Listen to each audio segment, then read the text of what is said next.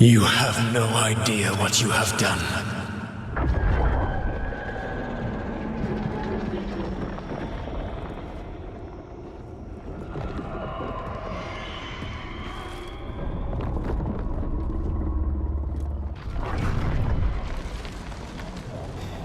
Here you stand, playing once more and critiquing media you cannot comprehend. And inevitably you have stepped too far.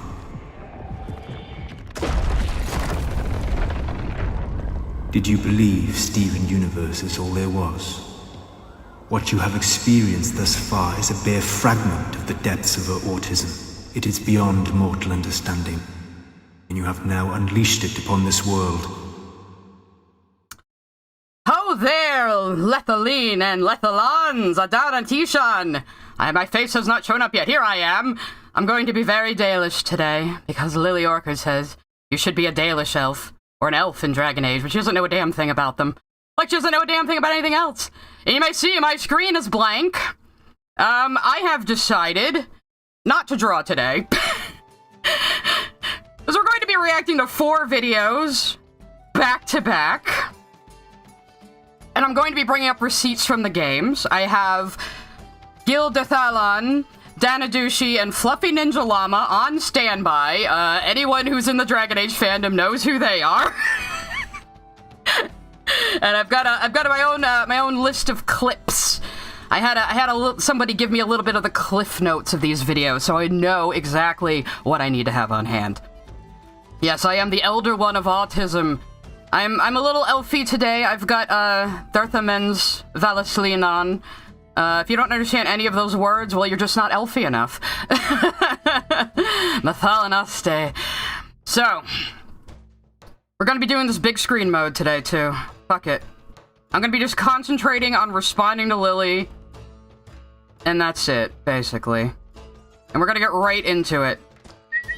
Anime Sniper 1 sent a super chat. How much was the VA commission?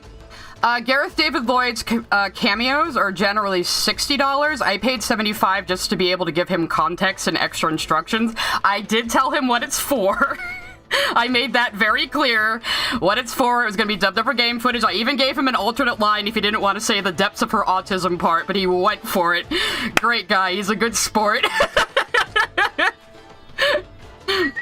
Chaos Kofi sent a super chat. Howdy, I came into my workplace on fire, so my day's already going interesting. Hope your day's going well.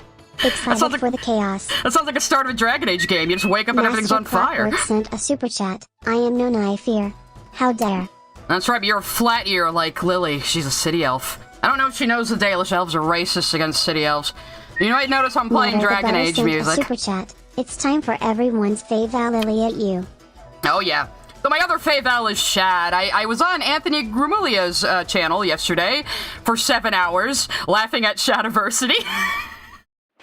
You wanna go check that out. Sorry, Kaiser, I'm not gonna be doing Wani comics today. I'm gonna try to get right into it, because this is going to be long. I promise you next time I will dub Wani for you. You can just send it to me, I'll dub it John off Williams screen. Sent a super chat. Sigh, call an ambulance, but not for me. Basically, so I have a sneaking suspicion that the reason Lily did videos on Dragon Age is because she found out it's my other major fandom. I have said from the beginning of my streams, if you think I am insane about Steven Universe lore, you have never heard me talk about Dragon Age. I'm also on the wrong video. I made sure to download all her videos for better streaming. I'm actually trying to be like a professional here for once. Of course, she opens it with fucking KOTOR. And this is also going to be a bit of a... You do me Shad fan art? Okay, Kaiser, well look at that. All you gotta do is pout and bat your eyelashes at me and, oh yes! Oh yes! I will definitely be using this, thank you! Thank you! Super chat. Place your bets. Let's see your bets. What dumb crap is Lily gonna spout? In betting she takes shots at Dungeon Mesh because she's still salty about her vid. Who knows? PQA Signboard sent a super chat. This is the perfect stream to listen to while playing Lego Batman on my DS. Hell yeah. Hell yeah. We have to get through all the super chats first, of course. Everyone's excited. But yeah, if you guys don't know the context... Rita Flute sent a super chat. If Sabine shows up, I'll give you a 20. That's a deal. I got Saucimus coming too. Saucimus sent a super chat. Can't wait for a stream longer than an FF game.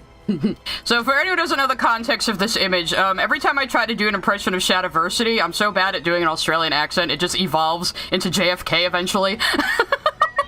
Agents Art and Gaming sent a super chat. I was RU/Ant stream.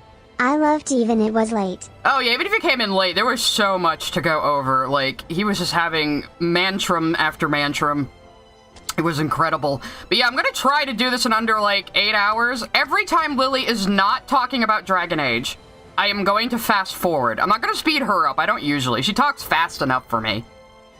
But I will be pressing on the screen and fast forwarding every single time she is not talking about Dragon Age. I was about to say, too, this is, I guess this could also be considered a bit of a retrospective and post-mortem on the Dragon Age franchise, because it's dead for good. I thought it was dead at the beginning of 2024. I'm glad we at least got something.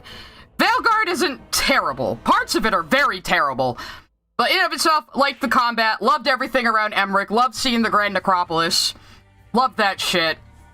Liked getting my lore answers, even though I guessed most of it. Liked learning the origin of the Blight. Didn't guess that, actually. But up to Veilguard, I streamed all 3 games, giving all my lore dumps. Coffee sent a super chat. Hi, Carl. It's me, Wilkins. I sent you a super chat. Aw, thank you, Wilkins. He calls me Carl because I wheeze all the time, like Carl Weezer, you know. Let's see, what was I saying?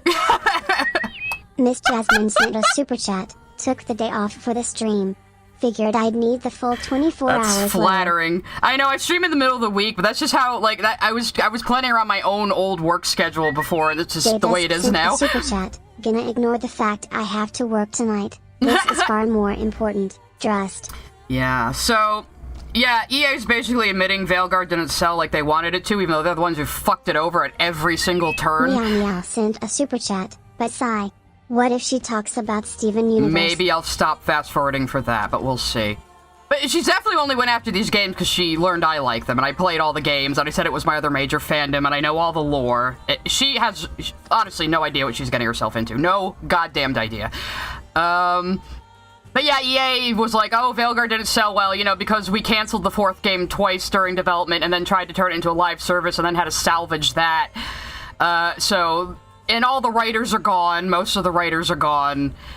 I think it's just Patrick Weeks left, basically, and we might not even get another Mass Effect at this rate. It was a death by 1,000 cuts over, like, 15 years, but EA finally fucking killed Bioware.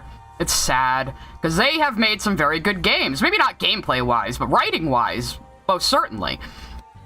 I love Bioware games. I will be playing Mass Effect on stream eventually as well. I would love to have another replay of that. But yeah, as far as I'm concerned, Dragon Age is probably dead, but I thought it was dead at the beginning of 2024 anyway, because I was always like, as long as Mary Kirby is still at the company, I'm not worried. Art and Gaming sent a super chat. We know how Lily is with retrospectives. If she ever does a retrospective of anything I'm into, cough and Metal Slug, I'll be there faster than sound. Oh, I highly doubt she could even get herself into those games, so I wouldn't worry. Those are pretty niche things, for the most part. We'll see if she mentions SU at all, because again, it's speculated that she did this just to get to me, because what other reason does she have to talk about Dragon Age? None. She wasn't even gonna do a video on Veilguard originally. So... Eldritch Lily sent a super chat. Meryl did nothing wrong. Had to at least once. Now, I romanced her on my first character, but I did rivalmance her, I'll say. But... Alright, I think we'll just get into it, guys, because like I said, this is going to be... Alkoff is King of Fighters. This is going to be 4 videos in a row. Usually a 20-minute Lily video takes me like 2 fucking hours, so we're gonna try not to pause Andy too much. As much as we're enjoying, the DA music, I'm going to turn it off now. I will be playing it again during breaks. And, here we go. We're just gonna start. And actually, I should start recording.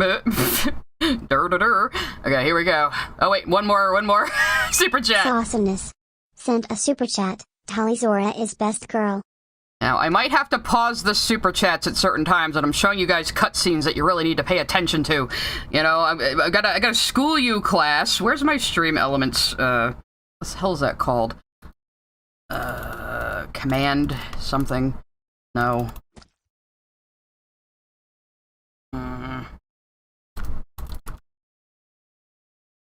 Stream Elements app here. Oh wait, no. That's for OBS. Oh, never mind. It's fine. Oh wait, I think I can pause them in, I can only delay the ads. Whatever! I'll just work around you guys like I always do. Okay, here we go. Around the planet, Bioware continues to be my favorite. They put out games that have given me more to think about than any other RPG on the planet. I've loved their games since I was a little egg playing Baldur's Gate for the first time. They were my respite in an unhappy childhood, and they were the reason I've been so enamored with character-based storytelling. I think to an extent Bioware is the reason I get so irritated by the story in most other video games, because most of Bioware's catalog is so good and defines so many of my tastes, that going from the emotionally fraught adventures of one woman's quest to defy what she is, like an Nobody cares about MON as much as you do, Lily. underrated Star Trek villain, and then moving from that into the world being eaten by Yggdrasil's aphid infection, always feels like a step down. Bioware... Yeah, I would say WoW's writing is a step down from Bioware, yeah. WXLF_MXX sent a super chat. Happy Lunar New Year, Sigh, China, red envelope, dragon. Thank you, Wolf. I don't trust that what you've written in Chinese there isn't offensive, but thank you for your money. Pioneered a particular form of character-based drama in RPGs that few developers have ever managed to really compete with, putting those characters front and center and then making them a core aspect of the main plot and larger-scale drama. I don't disagree in recent with years, any it's of been this. common to claim that they've fallen off because of Mass Effect Andromeda or Anthem, and I object to... Yeah. Pat12018 sent a super chat. Thanks for keeping me entertained at work. R.I.P. Bioware.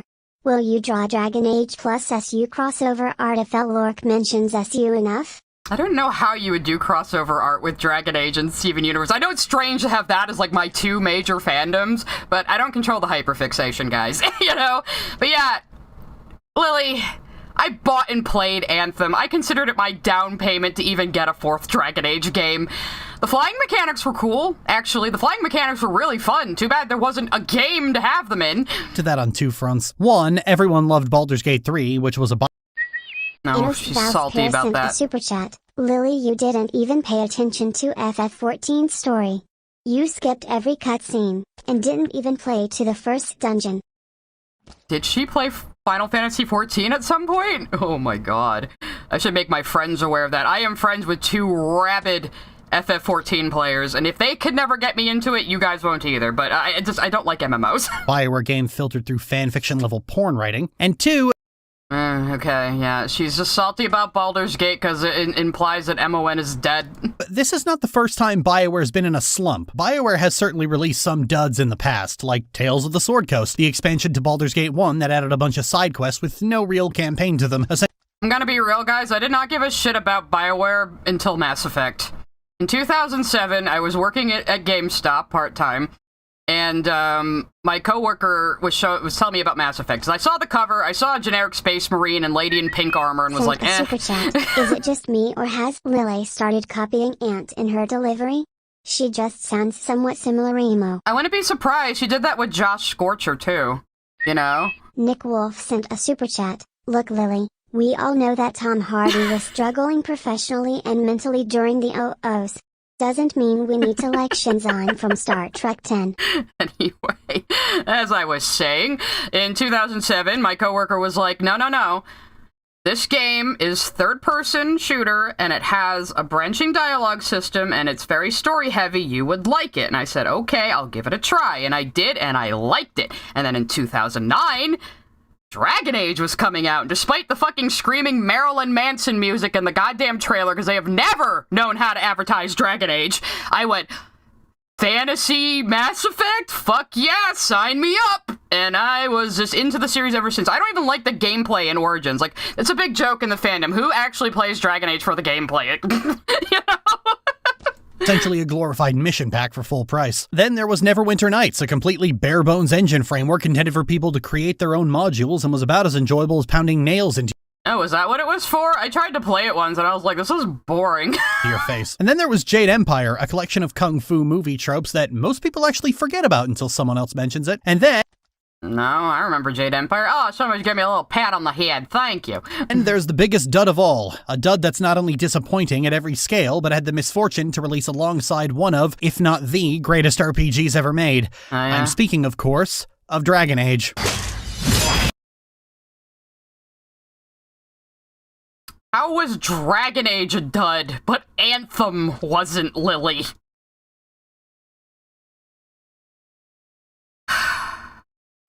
Okay, peace, calm, inner peace.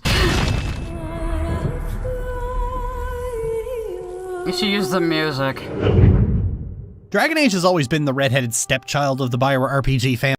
Well, okay, it has always been the redheaded stepchild of Bioware after EA bought them. Yes, it has. I know, I just maximized it by A friend accident. of Guinness sent a super chat. Pounding nails into your face is a Yahtzee quote.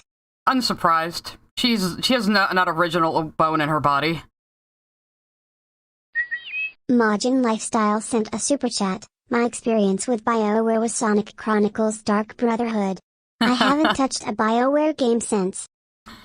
I'm a little disappointed that's your only BioWare game, but that's just me. Anyway, I'm agreeing with her. It's the redheaded stepchild of BioWare, but not for the same reason she thinks. Family, always hanging around and never really being as well regarded as all of its siblings. What with their massive critical acclaim and earned position as iconic moments in video games. You mean like the fucking Star Wars ones being based on an existing franchise, and Mass Effect appealing more to dude bros made them more popular? Yeah, wow. In history, Dragon Age is usually just met with a, oh yeah, that's right. Eldritch Lily sent a super chat. Solas and Steven kinda have the same character arc if you squint at it. Solas might have saved a lot of time if he ukuleled at the elf gods. You know, it's really funny that Solas is like the overarching antagonist of Dragon Age, and we all just dunk on him constantly. It's wonderful. I love this fandom. You're here. I feel it's probably because, unlike Bioware's other duds, Dragon Age has somehow managed to sell well enough to stick around. Nobody remembers. It's a dud, but it sold well enough to get sequels. So it's not a dud, Lily! Neverwinter Nights or Jade Empire, and Bioware would rather you didn't. But Dragon Age keeps sticking around, keeping up with Mass Effect like two weirdly enmeshed siblings. Dragon Age and Mass Effect 2 minutes in, and she's already saying weird incest shit, guys. Why does everyone think I'm into incest? When I just keep bringing it up every chance I get! Oh, I might have a little leftover from the Shad voice last night. I gotta get back into my Lily voice proper. Effect like two weirdly enmeshed siblings. Dragon Age and You know what else she hates?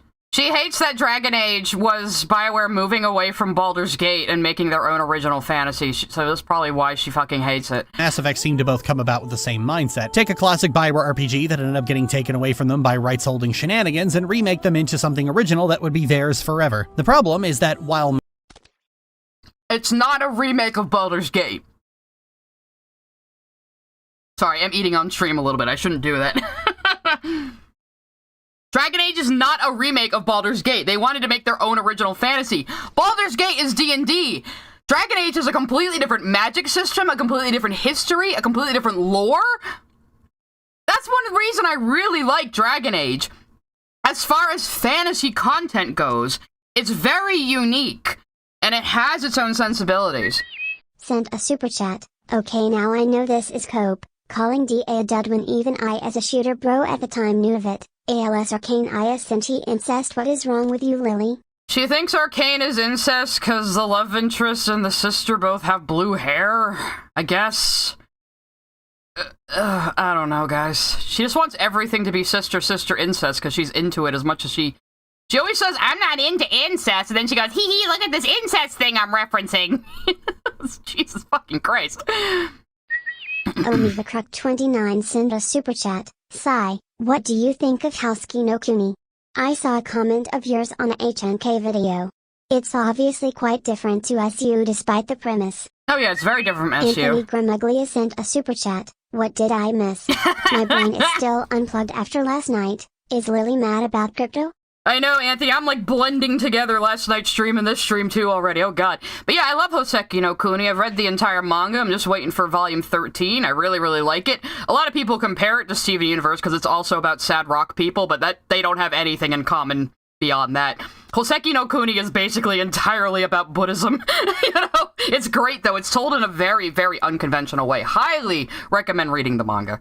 Mechanically and in presentation, Mass Effect was similar to Knights of the Old Republic. Narratively, it took a lot of inspiration from 70s-era paperback science fiction and 90s-era science fiction serials, in the same way the original Baldur's Gate heavily leaned on R.A. Salvatore, giving it a more unique and personal flair than just a D&D game. And it also had the benefit that you likely hadn't seen or read any of the things it was taking inspiration from. Dragon Age, on the other hand, while That's quite an assumption to make, Lily. Just because you haven't read any R.A. Salvatore doesn't mean anybody playing the game hasn't.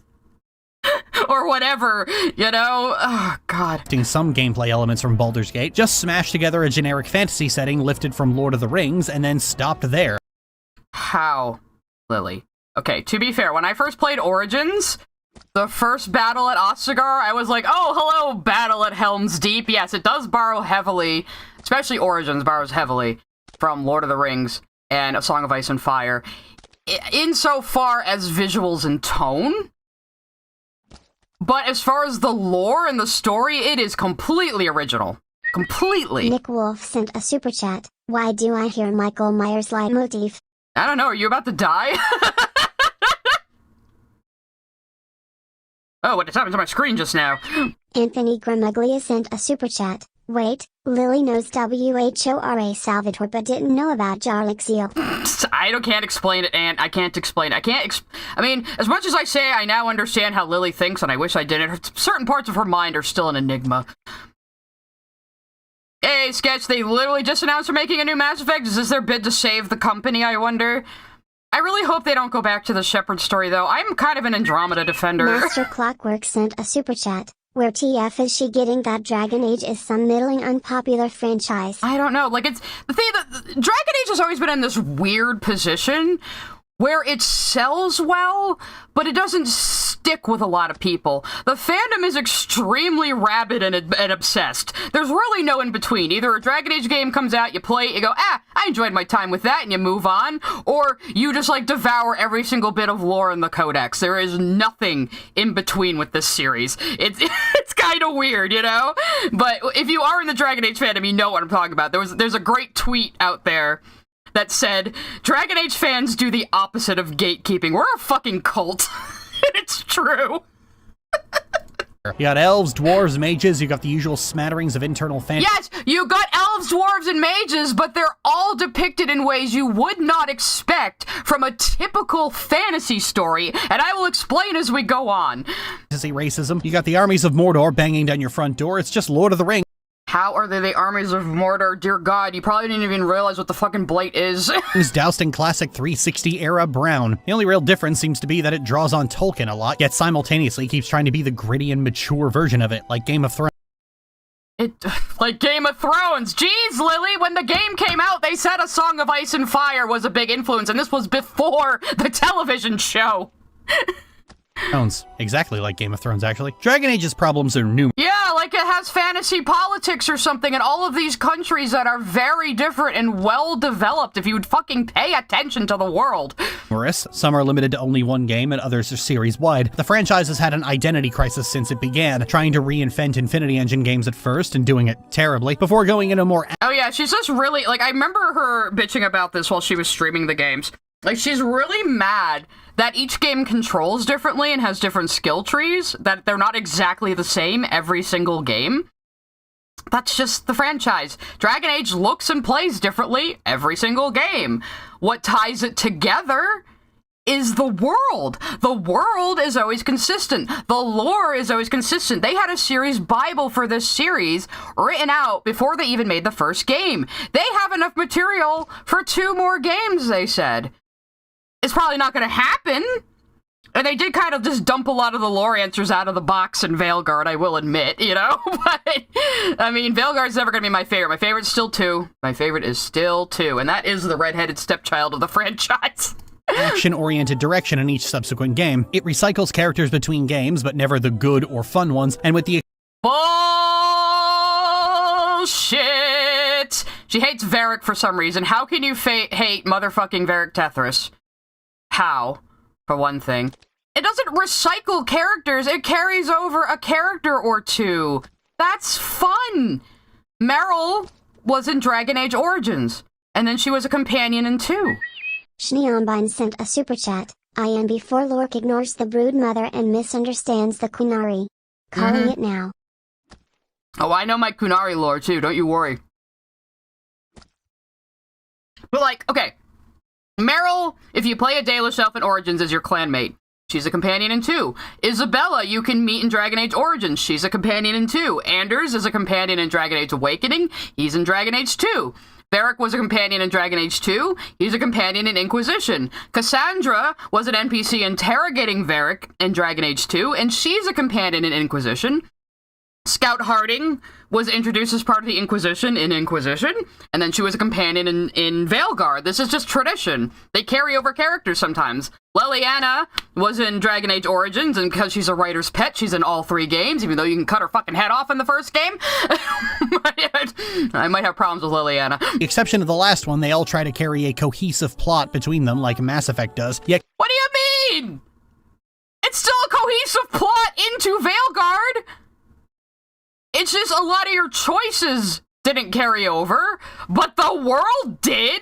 The world advances with each story! You just didn't pay attention to it! It constantly switch the lead character around, so you have to get reintroduced to Varric 3 times. Yeah, well, you know what happened? When Dragon Age 2 came out, EA had just bought Bioware, so people were already ringing the death knell for Bioware even back then in 2011. Oh, we got a super chat coming. Lily sent a super chat. Both LOTR and DA borrow shit from Norse myth. Some of the similarities Lily says are just her general ignorance. Oh, DA borrows from all sorts of real-world cultures as well. Dana_Brain sent a super chat. Ever since you looking at Lily's gay rap video, I can't stop hearing Lily go and then this happens. Then this, which lead to this. It gets annoying real fast. Yeah, it's because she doesn't edit her script. She writes them one draft, farts it out on a stream, records it as she goes. That's why her fucking videos are so incoherent. But anyway, Dragon Age 2 was coming out. EA had just bought Bioware.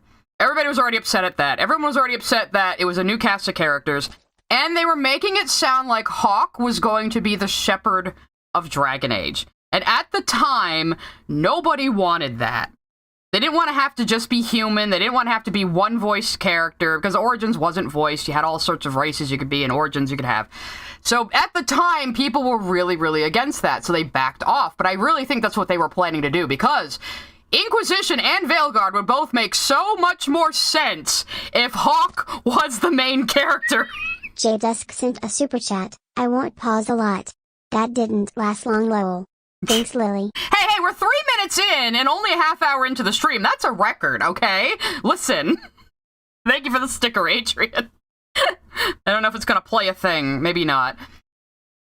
But Dragon Age's core problem, the problem that all the other problems spawn from, has always been that it's actually 2 different stories. The first one is a traditional save the world from the armies of Mordor plot with the evil Darkspawn, a bestial and feral army controlled by some nefarious archdemon, swarming the land to destroy the world, and only you and the Grey Wardens can stop them by raising a last alliance of men and elves to fight together on the slopes of Mount. No, retard. Nobody even thought it was a true blight at first. Duncan was recruiting Grey Wardens because he says, I think this is gonna be a blight, yo. People, even after Ostagar falls, people are arguing whether it's a true blight. And the blights are things that happen every few centuries in this world. This is the inciting incident of Dragon Age Origins. And then the focus is more on the fantasy politics. Anthony Gramuglia sent a super chat. It took us 90 minutes on Shad to get 3 men in. Yeah, see, we're doing good, guys. We're doing good. Mount Doom. The second involves systemic bigotry, racism, and genocide being committed by the human kingdom of Ferelden and its lead church, the Chantry, against the... Lily, the Chantry doesn't just exist in Ferelden. You don't know the lore. The Chantry is basically like the Catholic Church of medieval times. It is the major religion of the entire continent and wields both political and military power. It is what life in this world is structured around, for the most part. Oh, the only people who don't follow the Chantry are disparate tribes. The Dalish Elves, the Avar, what are the guys in the Kokiri Wilds called? I forget, but I'll look it up if I have to. But yeah, there's all sorts of, like, tribes that don't follow the Chantry, and the Chantry has less influence in the north than on a lot of the northern culture. Like, they've never been able to get Navarra to stop mummifying corpses and letting spirits possess them instead of cremating them. Pizza Flute sent a super chat. Lily gives me the same vibe as a history buff trying and failing to talk about fantasy even though she couldn't talk about history either. Yeah. The Chastened! Thank you, Hazaruki. If I don't know something, Hazaruki will. That's what it is. You're my support trophy. Chat. So is Sai-Chen now a L4 horn person? That's true. I have horns too, don't I? I'm just supposed to be elfy today because Lily insists that you have to play an elf in Dragon Age or you're an asshole. But she doesn't even know the first thing about elves. So this is our own little Vir de Thara here. Bigotry, racism, and genocide being committed by the human kingdom of Ferelden and its lead church, the Chantry, against the Elven people, the Dalish clans, and anyone with the misfortune to be born a mage. This part of the story... Most city elves are Andrastian, Lily. Most city elves are Andrastian, too. Elves live in ghettos. Okay, so here's the situation with elves in Dragon Age. Humans are not native to the continent of Thedas. When humans arrived on the continent, they enslaved the elves. And after a few centuries, they decided, okay, we won't enslave you anymore, except for Tevinter. It was after the fall of Tevinter. We'll get into that later, too. They said, okay, no more slavery, it's cool. Here, have some land in the Dales. And then, like, a couple centuries later, the Chantry went, you know what, actually, we want that land. So they did an exalted march against the Dales, which is basically a crusade. Took it over. Elves now either live in alienages in human cities, which are like ghettos, or they're wandering nomads called the Dalish, who try to piece together the fragments of elven history they can find and interpret it through whatever, lens they have. So basically, they don't really know their own history. They've kind of built their own culture around the fragments of their history they have, which is what makes them really interesting. So that's the situation with elves in Dragon Age, just TLDR. One with the misfortune to be born a mage. This part of the story could serve all kinds of different games on its own. The history of Thedas is racism on top of more racism. The Blights are a comparatively small piece of it. You go through the backstory and the Blight barely Yeah, it's almost like how the Blight is only a focus in the first game, huh, Lily? You know that? I mean, I guess with Corypheus and stuff, it does come up in 2, and then it is involved in Inquisition, but there isn't a Blight happening. But the Blight is involved, but it's not the main focus. We'll get to it. Gets a passing mention, while the sheer fuckery the human kingdoms inflicted upon the elves, destroying their culture, enslaving them, and then leaving them to rot in ghettos, while the Dalish are routinely hunted and whittled away in a frightening mirror to how North America treats its displaced and tribal indigenous people, takes up the majority of the world building. And sounds like she had to do a second take of that. She was running out of breath. Lily, hey, maybe if you actually played a Dalish elf origin, you would have gotten more of that lore. There is so much focus on how the elves are treated in every single game except Veilguard. In Veilguard, Davern will sit with you going, yeah, us elves sure are discriminated against, huh? But you never see it, even once. I even get called a knife ear once in Veilguard. Come on. In Origins, because I'm Dalish trash, I like to play a Dalish elf. In Origins, I run around being the most uppity Dalish elf you've ever met in your fucking life. There's a great scene in Ostagar when you're getting ready for the battle, where a quartermaster assumes you're a servant because you're an elf, and you can make him, like, sweat with Shem guilt. Shems are what elves call humans. He goes, "Oh, I didn't mean nothing by it. I'm just a working class man, you know." But there's so many instances where you get discriminated against for being an elf, and you can like make the humans sweat about it. It's great.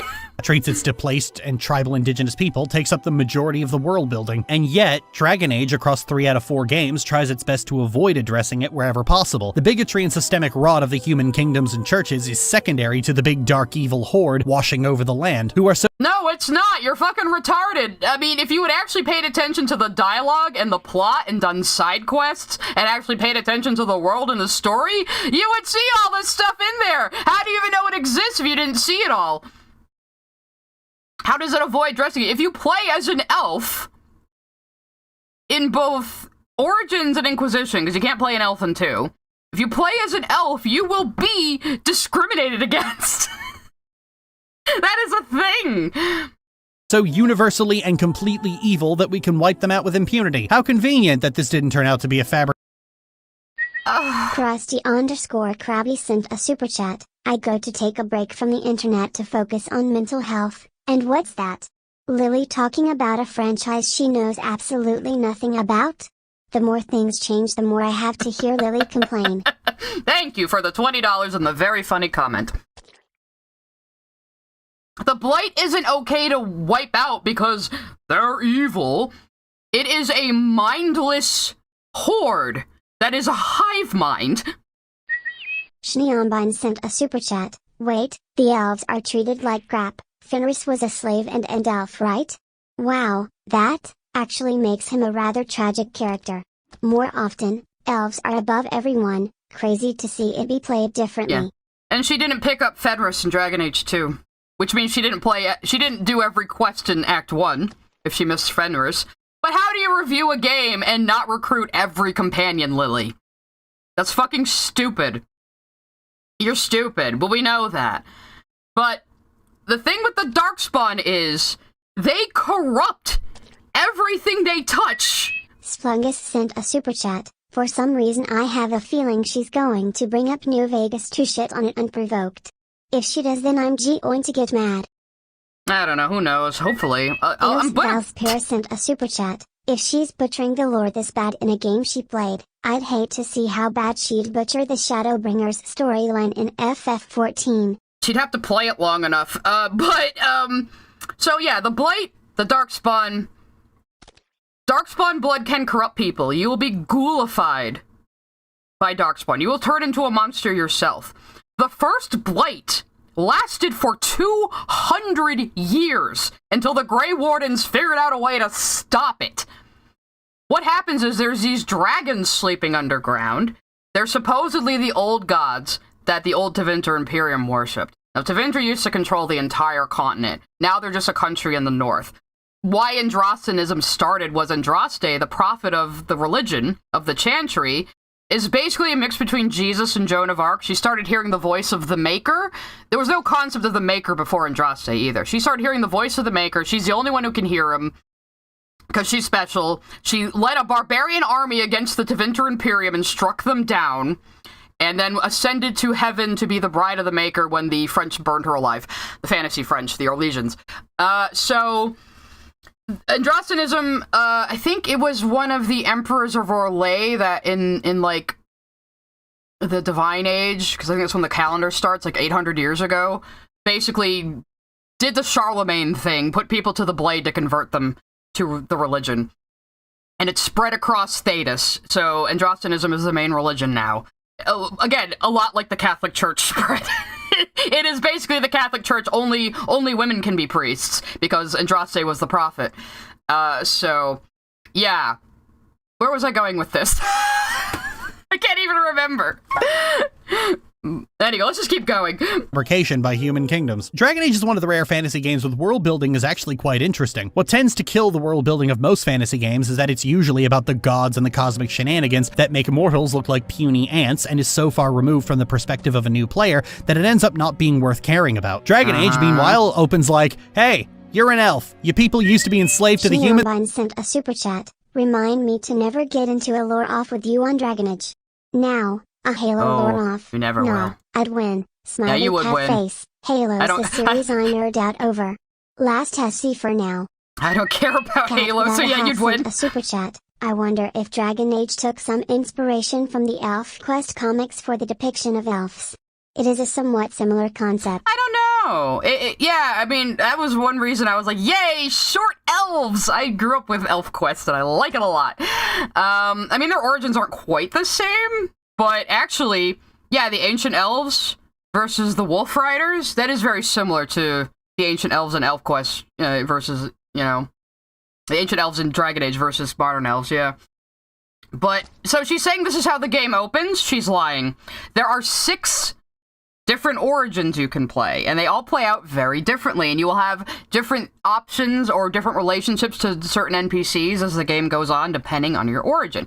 So you can either be a city elf, Dalish elf, a dwarven noble, a dwarven casteless, because the dwarves have a caste system, by the way, a human noble, or you can be in the Circle of Magi. So if you're a mage, you'll start out in the Circle of Magi. If you're human, you can be a mage Dalish elf, I'm pretty sure. Eldritch Lily sent a super chat. Not Lily taking a shot at Dark Souls and DR. Did she? I didn't even notice. So yeah, each origin is very different. City elf, you know, you get acclimated to the alienage and how modern elves live. Dalish elf, you start out in your tribe. You get corrupted by darkspawn and have to become a Grey Warden because that's basically the only cure. I haven't really played the dwarf origins, I'm not gonna lie, but dwarf, noble and casteless have a very similar conclusion, but very different openings, and I think you are related to one of the guys trying to become king later, if you're a dwarf noble. And then if you're a human noble, you start out with an idyllic life, and then Tim Curry gets your parents killed. And then if you start in the Circle of Magi, your stupid blood mage friend ruins everything for everyone.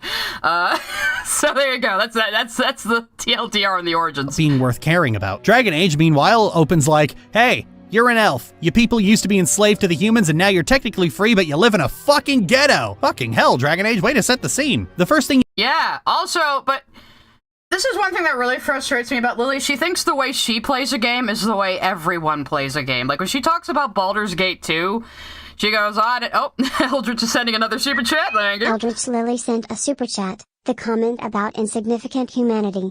Oh, okay. This is what right over my head there. When she talks about Baldur's Gate 2, she talks like everybody in the world cares as much about MON as she does. And she acts like the fucking MON incest romance mod improves the game by giving you more dreams about her being in danger.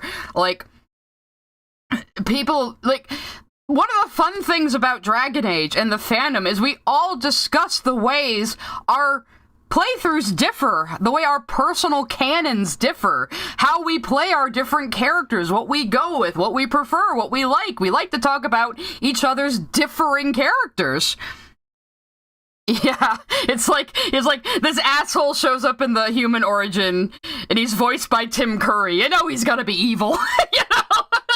you learn is the political and social situation of the kingdom you're living in. Namely, that you are at the very bottom of it. It's like several hours before you learn who the Sawesomeness sent a super chat. Wait, Tim Curry is in the games.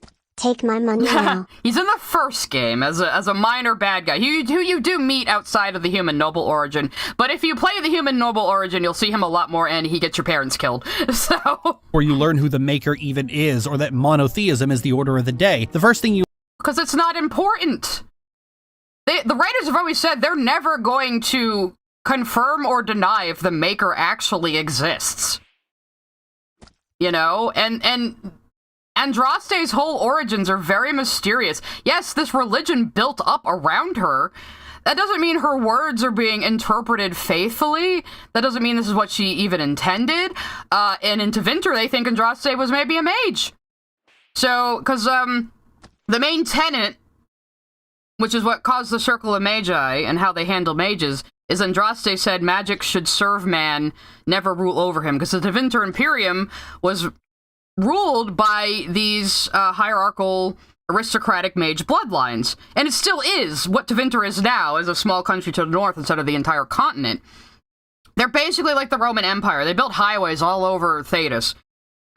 So all these very powerful, rich mages ruled everybody until Andraste struck down the Imperium.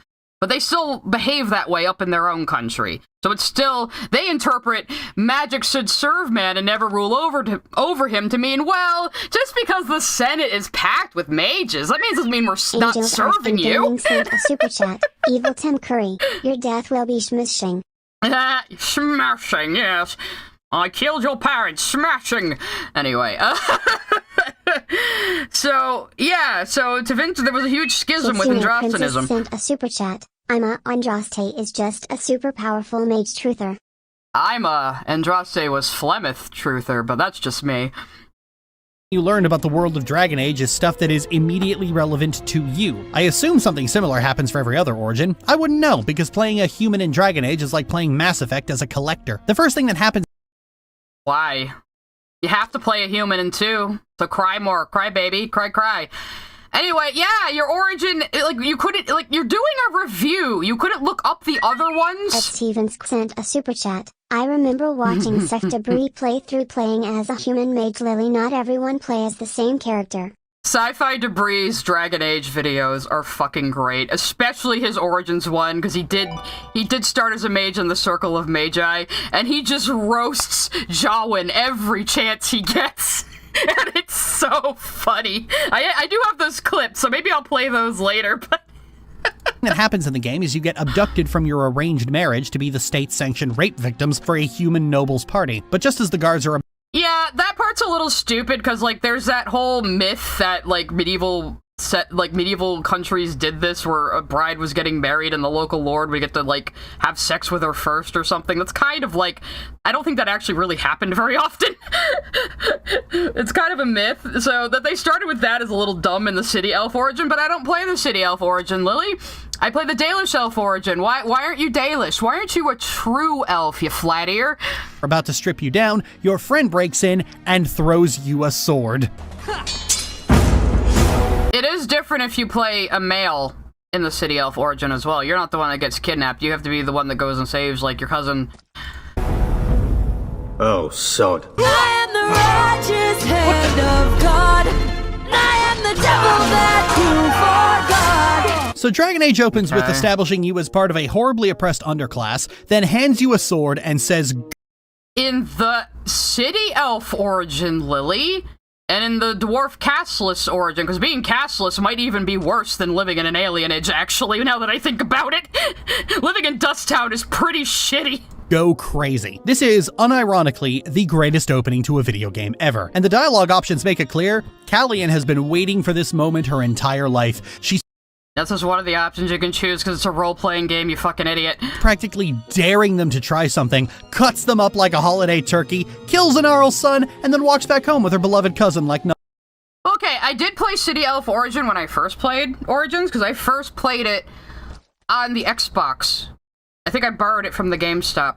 So I played it there, and then I was like, really wish I could just click on loot to get it. Maybe I'll give myself a little 5-finger discount to see what it's like on PC. LOL, collectors are unwilling lobotomized slaves of the Reapers. Why would playing humans be like them? You don't get Mass Effect either, Lily, you clod. Yeah, I don't fucking even know what she meant by that. I hope you do a Mass Effect video, Lily. I could replay the games and respond to that. But, what the fuck was I saying? Oh yeah, so I pirated it at first just to see what it played like on PC, liked how it played on PC, bought it on PC. Boopta Flute sent a super chat. I know that Myth and the Lord was tilted as an asshole that the people prayed to the gods to kill him but instead gave him a best friend that keeps him from being an ass. It was that? Anyway. Nothing happened. Goddamn, Dragon. Oh yeah, she did have a fucking, she did have a fucking post on Tumblr where she basically said her perfect Dragon Age game would be where it canonizes her preferred origin, and then you just get to genocide all the humans, and that's how you bring it back to its dark roots, because she's a child. But yeah, when I played the second time on PC, I played as a Dalish elf. That was the point I was trying to make. Turkey, kills an Arl's son, and then walks back home with her beloved cousin like nothing happened. Goddamn, Dragon Age, this is fucking wild. When do we rise up in revolution? Turns out never. The instant you get out of the Yeah, because you can't just reverse centuries of oppression overnight, Lily. I know that's how you want every story to go. You want conflict to be solved immediately and the world to just be a perfect slice of life coffee shop. But you know what? That's not interesting. I want to live in this world. I want to live in this immersive, believable world with all of the horrors it has in it that we have in the real world too. introduction, you're ferried onto the main plot, which is utterly disconnected from what you've just been doing. In fact, it's all disappointingly tame. We go from an admittedly... Well, yeah, Lily, because that's the point where all the origins converge and the game plays out the same way, because what the fuck, you thought the whole thing was gonna vary the entire goddamn time? Quite dark situation amidst a well-deserved elven uprising, to fighting against the forces of Mordor with the power of friendship, Ow! How is it not a dark situation to become a Grey Warden? No matter what, in every origin, you get conscripted into the Grey Wardens. It's like the only way out of your situation is to get conscripted into this order everyone kind of sees as a death cult, who people mistrust, even though they provably have been the only people who can stop a blight. And again, the blights are a regular occurrence that happen every couple of centuries. Against the forces of Mordor with the power of friendship, I mean legally mandated contracts. I can't help but feel a touch tonally confused. I was really liking that story, and now it's just over? Oh man, this isn't good. Yeah, it's your origin, it's your backstory, dumbass. Space Frog sent a super chat. Need to go teach. Disappointed face. If I was a psych professor, I'd be tempted to play this stream in class and study how the power of autism can be weaponized against the incest-obsessed narcissistic Dunning-Kruger world champ. I don't think I'm appropriate for a classroom setting, though, Space Frog, but I appreciate the sentiment. Have a good time, man. Also, look, it's Tim Curry! Or bad, it's just weird. I've always thought it was weird when a story changes gears so abruptly, but even more so when you spend the first hour doing something really interesting. Yeah, the appeal was you had 6 different backstories to choose from, Lily. That was the appeal of Origins. That's why it's called Dragon Age Origins. You were gonna become a Grey Warden no matter what. That's the fucking story. Space_Prince, son with face, sent a super chat. I cannot stay long, but I cannot wait for the VOD. Thank you. I hope you enjoy it later. Dang. I want to help my friends in the alienage and kill more Shem. They're living in a... Yeah, you get back to that later, dummy. There's a whole quest later where you go back to the alienage, stupid. Ghetto, why aren't I doing anything about that? When did anyone... How can you do anything about it? Can people living in the projects just do something about it overnight, Lily? Can the fucking Muslims in internment camps in China just do something about it? You're so stupid.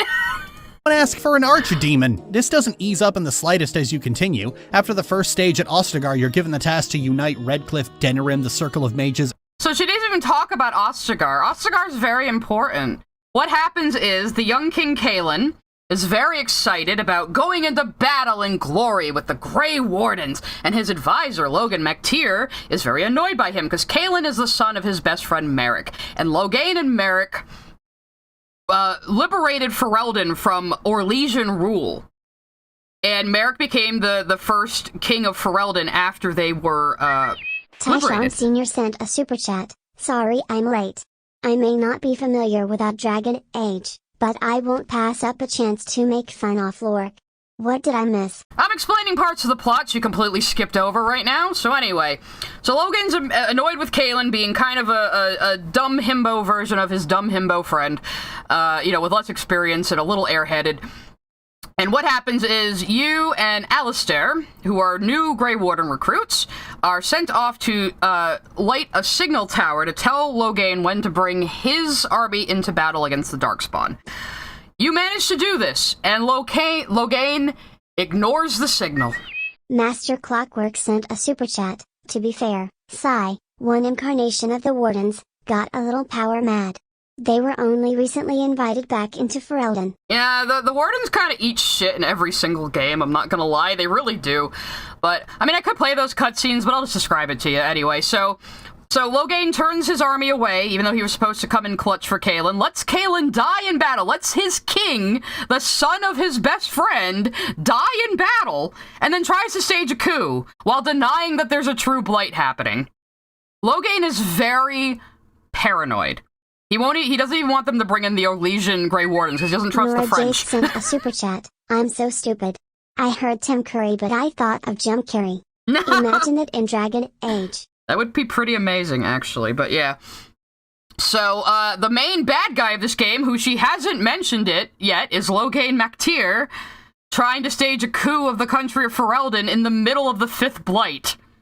So, yeah, that's kind of a big deal, Lily. And the Dalish elves to raise an army against the archdemon. I always start with the circle because there's free stat points there. Now, if you've never played Dragon Age before, you probably hear Circle of Mages and think of a very distinguished order of wizards working together to keep the world safe. Like Well, they kind of are at the same time, but yeah, she's gonna get ready. Lily's gonna compare this to like the Holocaust because she just really, really likes bringing up the Holocaust and Nazis for some reason. The wizards in Lord of the Rings or the Kirin Tor. When you get there, you see a big mage tower in the distance. Damn, look how. Yeah, almost like Dragon Age subverts a lot of fantasy tropes or something and has its own unique world building. Imagine. Palace Japantsu sent a super chat. Lily, why does there have to be a plot? Why does there have to be a plot? Why can't it just be an open world game where I can just imagine whatever I want to be the plot? And then don't play the game, Lily.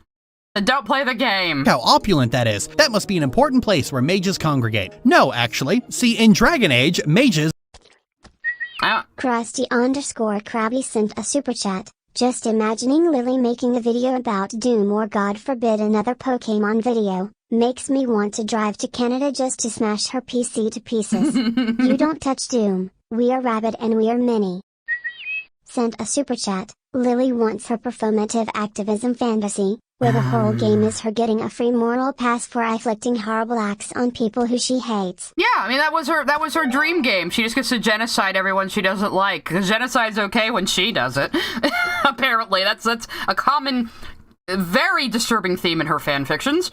No, actually. See, in Dragon Age, mages are an even underclass who are kept under permanent imprisonment by a very autocratic, violent organization of paladins, and when you get there, he had just given the order to wipe out every mage in the tower, which is completely within his legal right to do. Yeah.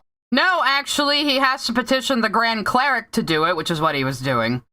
And why were they invoking the right of annulment, Lily? Because a fucking crazy blood mage was upstairs summoning demons and putting them in people. That's why. The right of annulment is a last resort if a tower gets out of control. The reason why mages are so mistrusted is it's very easy for mages to get possessed by demons. That is a real problem that they have. They could easily be possessed by demons. They need to be taught how to control their powers. There has to be some system in place to help mages learn to control their powers. Otherwise, you have little kids burning down their family homes by accident with, like, absolutely no help, you know? Yeah, Gregor didn't want to annul the tower. He was, like... I think finding Win is very key to this, because if you can... Wait, which one is the Templar? Gregor is the first enchanter, right? What's the Templar's name? In every circle, there's a first enchanter and a head Templar. And they can... Like, the first enchanter does have some power. The head Templar does need to ask the first enchanter permission for some things. So the two of them rule the circle together. So the Templar's like, find the first enchanter. If I can see he's safe and hear from him, I won't petition for the right of annulment. You know? So that's key here. Tashon Sr. sent a super chat. Is that really the mage's fault, though? No, but this is a brutal medieval world that has a religious superstition against magic. So that's just the way it is. It's not saying it's a good or a bad thing. It's just presenting you the world the way it is.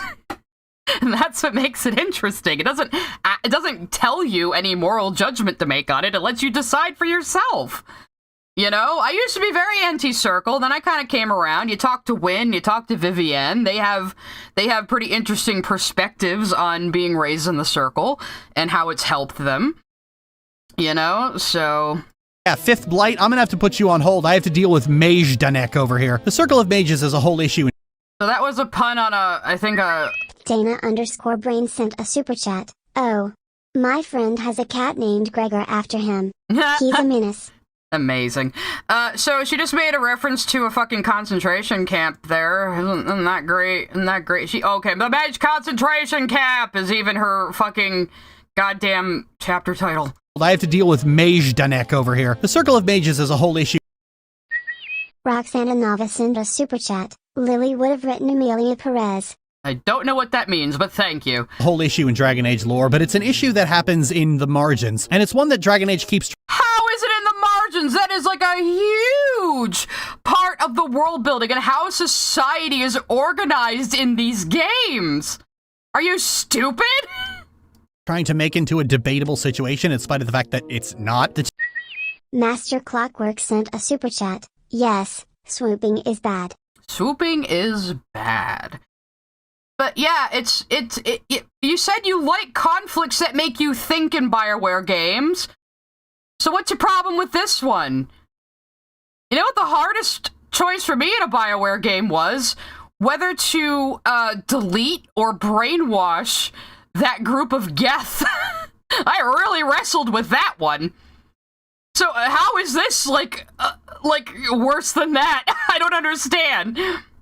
Situation, in spite of the fact that it's not. The Templars' reasoning for imprisoning mages is that magic left unchecked can be corrupted by demons. It's not just the Templars doing it, Lily. I think throughout all these videos and her playing the game, she has not fucking realized that the Templars are the military arm of the Chantry. Krusty_Krabby sent a super chat. Lily would find a way to play a Telltale game wrong, and then blame the game for her making the wrong choices. I would love to see her play Wolf Among Us and just do, like, all the wrong, like, quick time events. Just fuck them all up. That's another game I want to replay on stream. Anyway, so, no, the Templars are not an independent group, not till Inquisition, when they break off from the Chantry, but right now, they are the military arm of the Chantry, and a lot of Templars are recruited as children. Usually they're orphans. Sometimes they're given over to them. They're like almost monastic order. Children can be given over to them. They take them from orphans. Sometimes they take them from children born of mages. Bladed Fox 14 sent a super chat. You know Lily would jump the throat of anyone else for that joke. Yeah, of course she would. But it's okay when she makes Nazi jokes, and it's okay when she wants to commit genocide in a video game. So... from the Fade, turning mages into abominations, which is why apostates, as they call them, abominations, demons from the Fade, turning mages into a debatable situation in spite of the fact that it's not. The Templars' reasoning for imprisoning mages is that magic left unchecked can be corrupted by demons from the Fade, Tyler turning mages into a super chat. That's the exact same circle of mages you start if you play as a mage. So that adds more personal stakes for your player character. Oh yeah, that's true, Tyler. If you start as a mage, you will start in this circle of Magi and Ferelden. So when you come back here to find out there's this huge disaster happening, it is more personal, and you know a lot of the people in there already. Which is kind of interesting. She's explaining this poorly. Let's just try to get through this sentence. But the fact that it's not. The Templars' reasoning for imprisoning mages is that magic left unchecked can be corrupted by demons from the Fade. Stop sending super chats! Wolf Among Us 2 is taking forever. I need it, man. I don't need Wolf Among Us 2. It's a different team. I don't trust it. Sent a super chat. No, you see, no one will want to tackle 4 games to call out her lies, so she can say whatever she wants. Yeah, except I know all these games like the back of my hand. I just replayed them all recently. Schneonbein sent a super chat. As we all know, Sylvanas Windrunner did nothing wrong. Committing all that genocide. Okay, real last Tessie for now. Just wanted to point out the hypocrisy. You always say it's the last one, Zine. You always say it's the last one. Thank you very much. But no, yeah. But see, I guess Sylvanas Windrunner must have only killed 999 people. She says it's only genocide if you have a body count over 1,000. So, you know, she must have stopped just short of genocide, so it's okay. Situation in spite of the fact that it's not. The Templars' reasoning for imprisoning mages is that magic left unchecked can be corrupted by demons from the Fade, turning mages into abominations, which is why apostates, as they call them, can't be left unchecked. However, in the vast majority of cases in the series, all mages who end up becoming abominations are usually circle mages who have done so out of desperation to... Yeah. But they can get possessed by demons. It's not just that demons corrupt their magic. They get possessed by them, because mages have a more open channel to the Fade due to having magic. The Fade, okay, now I have to explain the Fade. The Fade is she hasn't really explained it well either. The Fade is where spirits and demons come from. It's also where people's minds go when they dream. There's something called the veil between the Fade and the waking world. So, mages have an inherent connection to the Fade that, you know, permeates the veil. But because of that, they are basically an avenue for which demons can enter the real world. A demon wouldn't need to find, like, a Fade rift or a tear in the Fade to come through. They can just go, hey, look at that person over there. They're a nice big doorway into the waking world. I'm gonna possess them and be there. You know, so yes, mages absolutely can get possessed by demons. That's not something the Chantry makes up. You're showing Dragon Age 2. We literally see mages turn into abominations like 3 or 4 times in that game. It happens a lot. Kirkwall's a shitty place. However, in the vast majority of cases in the series, all mages who end up becoming abominations are usually circle mages who have done so out of desperation to escape the magic slavery death camp. Even in the second game, when the Rite of Annulment is called, the only mages who become abominations are the ones trying to, like, not die, or the ones escaping. Okay, the Rite of Annulment is only called at the very end of the game. Also, the whole point in Dragon Age 2 is it's a shitty city. It's built on lakes of blood. Kirkwall may be the spot the Magisters breach the veil, which I haven't explained that yet. God damn it, there's so much lore, guys. TLDR, Kirkwall is a place that kind of drives people insane. And the situation just gets more and more tense until everything boils over at the end. So she's really taking this out of context. But the circles are not a death camp. Not really. Starvolt Nexus sent a super chat. Why do I feel like the government gets more mages possessed than they claim to be preventing? I mean, you could argue that. My point is, for the most part, day-to-day life in the Circle of Magi is basically like living in college dorms, surrounded by a bunch of other mages. That's what it is, basically. They're not allowed to leave. They can get permission to leave. They can go help the Grey Wardens. They can go help the armies. There's some mages who do work outside of the circles.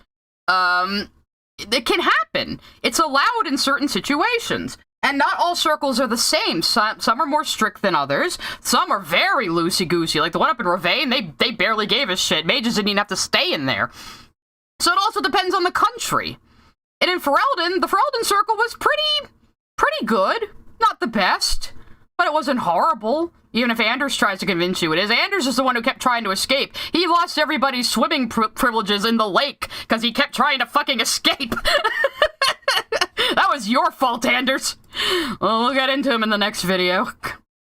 Let's see what other stupid bullshit she's gonna say about the Circle of Magi. Ethan Duke sent a super chat. NGL the Fate kinda sounds like the warp from Warhammer. I'll take your word for it, because I don't know a goddamn thing about Warhammer.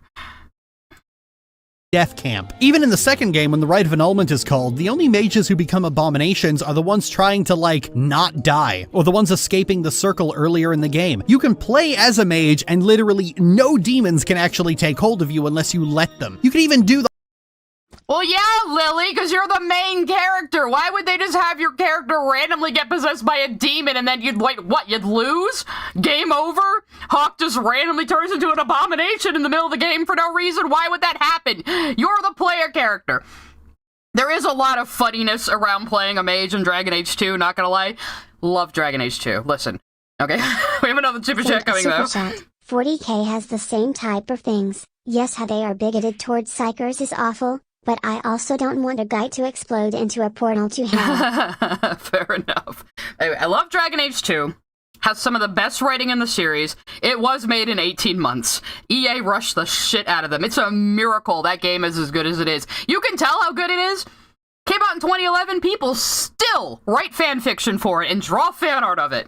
People love this game. It's almost like when I streamed it, I tried to pace the quests in a way that it would be like watching a television show for the audience, because it is almost like, it's almost like a mini-series. The story, it's almost like a mini-series when you play through it. It's great. I love it. I love the characters, love the writing. It's one of my favorite games of all time, and I went into Dragon Age 2 on the hate train. I went into it wanting to hate it, like, oh, they're gonna try to make this Hawk character the shepherd, and oh, it's gonna suck, and EA took over. It was made so fast. It won me over. I played the demo and was like, oh, okay, the gameplay's fun, I guess. I'll play it. Nexus sent a super chat. I need to know what unholy hell was unleashed to make blood lakes. Again, Kirkwall might be the spot where the Magister Sidril, breach the Fade to go to the Golden City. We'll probably get into that later if she talks more about the Chantry, okay? If I have to explain to Vinter lore and shit.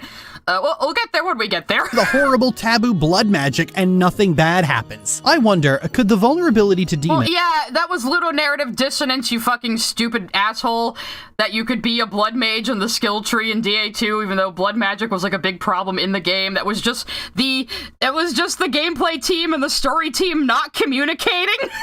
Because the game was made in 18 goddamn months. That's why. But yeah, it is really funny you play as a mage in this notoriously, like, mage-unfriendly city and, like, nobody fucking notices somehow that you're a mage. It's really, really fucking funny. For my own sanity, early in the game, I play my hawk with a staff that's disguised as a spear, just to be like, look, he's just running around like, no, I'm not a mage. See, I've just got this enchanted pole arm. You know, it's fine, guys. Unless you let them. You can even do the horrible taboo blood magic and nothing bad happens. I wonder, could the vulnerability to demons possibly be because the demons are offering them the power to escape the death camp? No, the vulnerability to demons is because of their connection to the Fade, Lily. And yes, demons will tell humans anything. Demons will offer humans anything. Or, I should say humans, mortals. Elves, too. Dwarves, not so much. Dwarves don't have any connection to the Fade. We'll get into that if we have to. Again, there's so much goddamn lore about this series. They will offer mortals anything they want in order to get a pathway into the real world. That's what they want. And the thing with demons and spirits is they all represent a single emotion or concept. Gabrielle Dickinson, Chatty Silent, sent a super chat. DA2 probably had the best character writing the series. Fenris, Anders and Varricar fan faves for a reason. It just needed more time to cook. It did, but I like it the way it is, too, you know?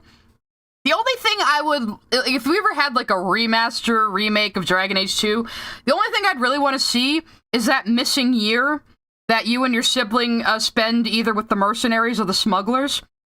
Because, like, they just skip over that, and then there's all these NPCs you supposedly know from that time period, you know? And it's like, okay, sure. I would love to have the missing year of my hawk and his little baby brother Carver running around with the smugglers. I would fucking love to have that.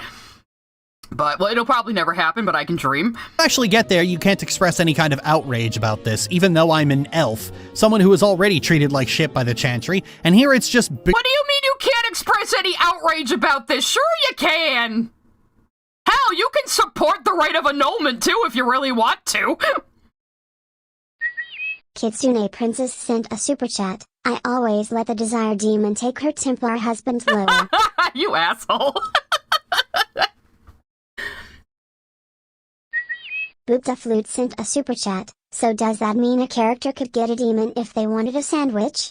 Yeah, technically. If you were that dumb to get possessed by a demon for a sandwich, yeah, you could. It'd be the demon eating the sandwich afterward. Scallard sent a super chat. Finally, the Actually stream. Oh, this is definitely gonna be an Actually stream. I am obsessed with this series. But you know what, though? I will tell you, Kitsune Princess. That fucking puzzle in the DLC where you get Shale. If I could skip that puzzle by letting the Desire Demon possess that little girl, I would. Vulnerability to demons possibly be because the demons are offering them the power to escape the death camp? When you actually get there, you can't express any kind of outrage about this, even though... Young girl Matt, I think you'd have to know a lot about Dragon Age, because this is a whole lot she's just omitting, is the problem. It's not just that she's misunderstanding it, she's omitting huge amounts of context.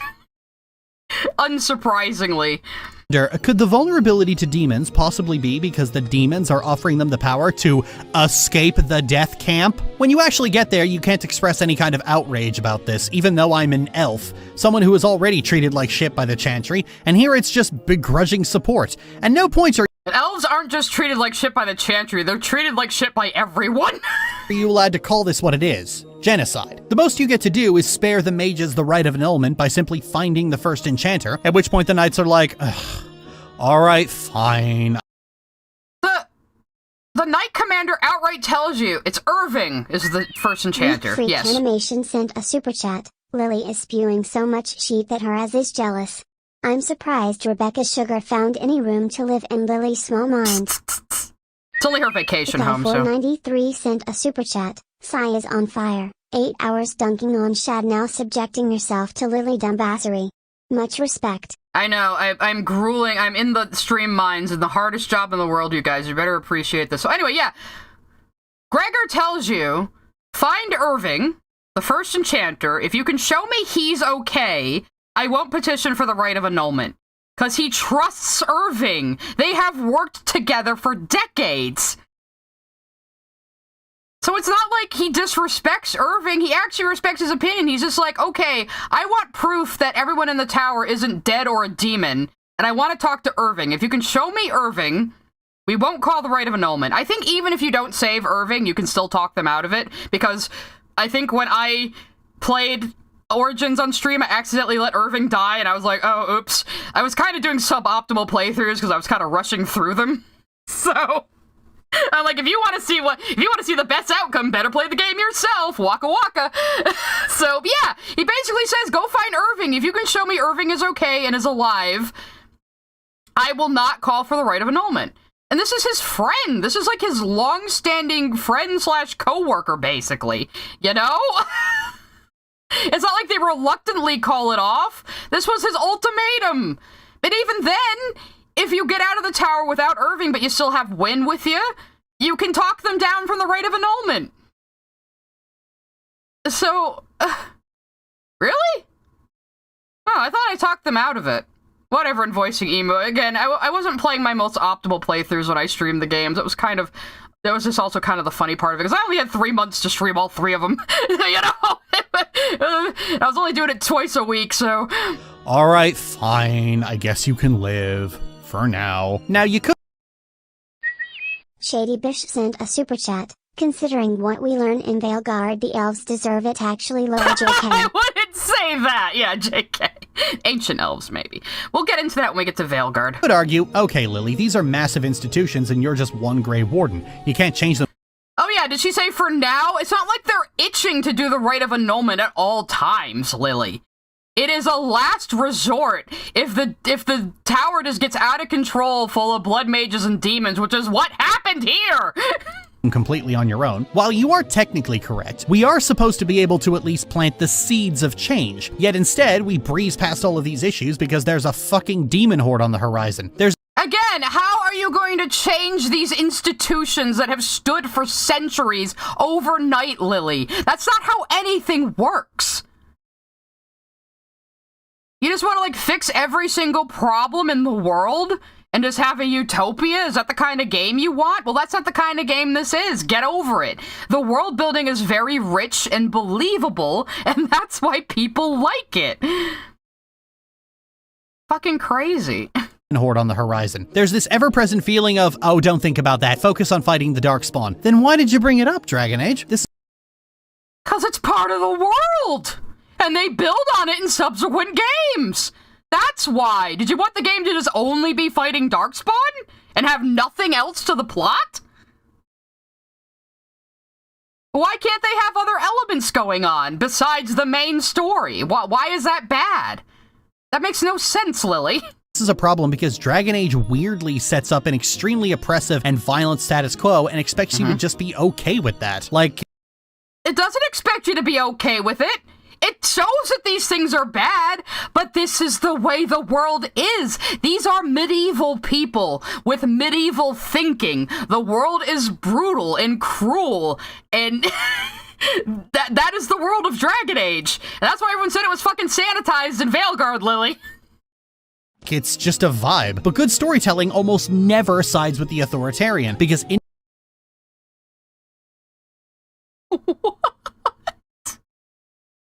I bet someone could write a good story that sides with the authoritarian view. I bet someone has. I bet people can come up with examples. I can't think of any examples right now. But, like, Lily, the point of storytelling is not to extol your fucking virtues. It's to tell stories. And they're telling stories about a fantastical world that doesn't exist, but reflects a lot of things in our real world. That's what fantasy generally is for. Yeah, you can side with the Templars. You can, in Origins, you can full-on support the right of annulment. You can side with the Templars in 2. You can side with the Templars in Inquisition. Boopta Flute sent a super chat. World building? Never heard of it. She's acting like this is a game that doesn't have player choice, too. That's the other fun part about it. You can choose how the story goes. Sent a super chat. I dread what her opinion on Ray Fantasio would be. Luckily, she'll probably never get into anything like that. But yeah, like part of the appeal of games like this, Lily, is role-playing! But you talk like everyone is gonna play the game exactly the same way you did. You don't even understand this fandom. Like I said, in the Dragon Age fandom, we all love discussing the differences between our gameplay and our characters and our stories. Signboard sent a super chat. This stream is weird for me because I know jack and shit about Dragon Age. You could say Dragon Age had a vehicle section and I'd believe you. I wish it did. Anthony Kart racing. Gramaglia sent a super chat. Lord of the Rings, Narnia, Shannara, Skyrim, Earthsea. Thank you, Anthony. I knew you'd come through for me. That's things that agree with the authoritarian position. Narnia, definitely, yeah. Lord of the Rings, kind of, yeah, actually, yes. Bloodline of Kings and all. But good storytelling almost never sides with the authoritarian, because independence and the sense to question authority are traditionally heroic qualities. If you think Not necessarily, Lily. That would depend on the time period and the culture. And, you know, Dragon Age, a lot of people think about glory and battle here, you know? Eldritch Lily sent a super chat. Intersectional socio-political conflict? In my Christian Dragon Age playthrough? Excuse me, your Andrastian Dragon Age playthrough? God.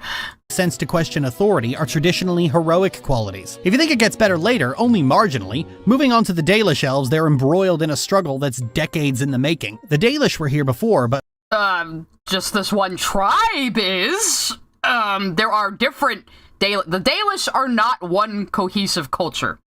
There are different tribes, and the tribes all meet up in Halam Shirel every 10 years. Sometimes they swap people, you know, for genetic diversity.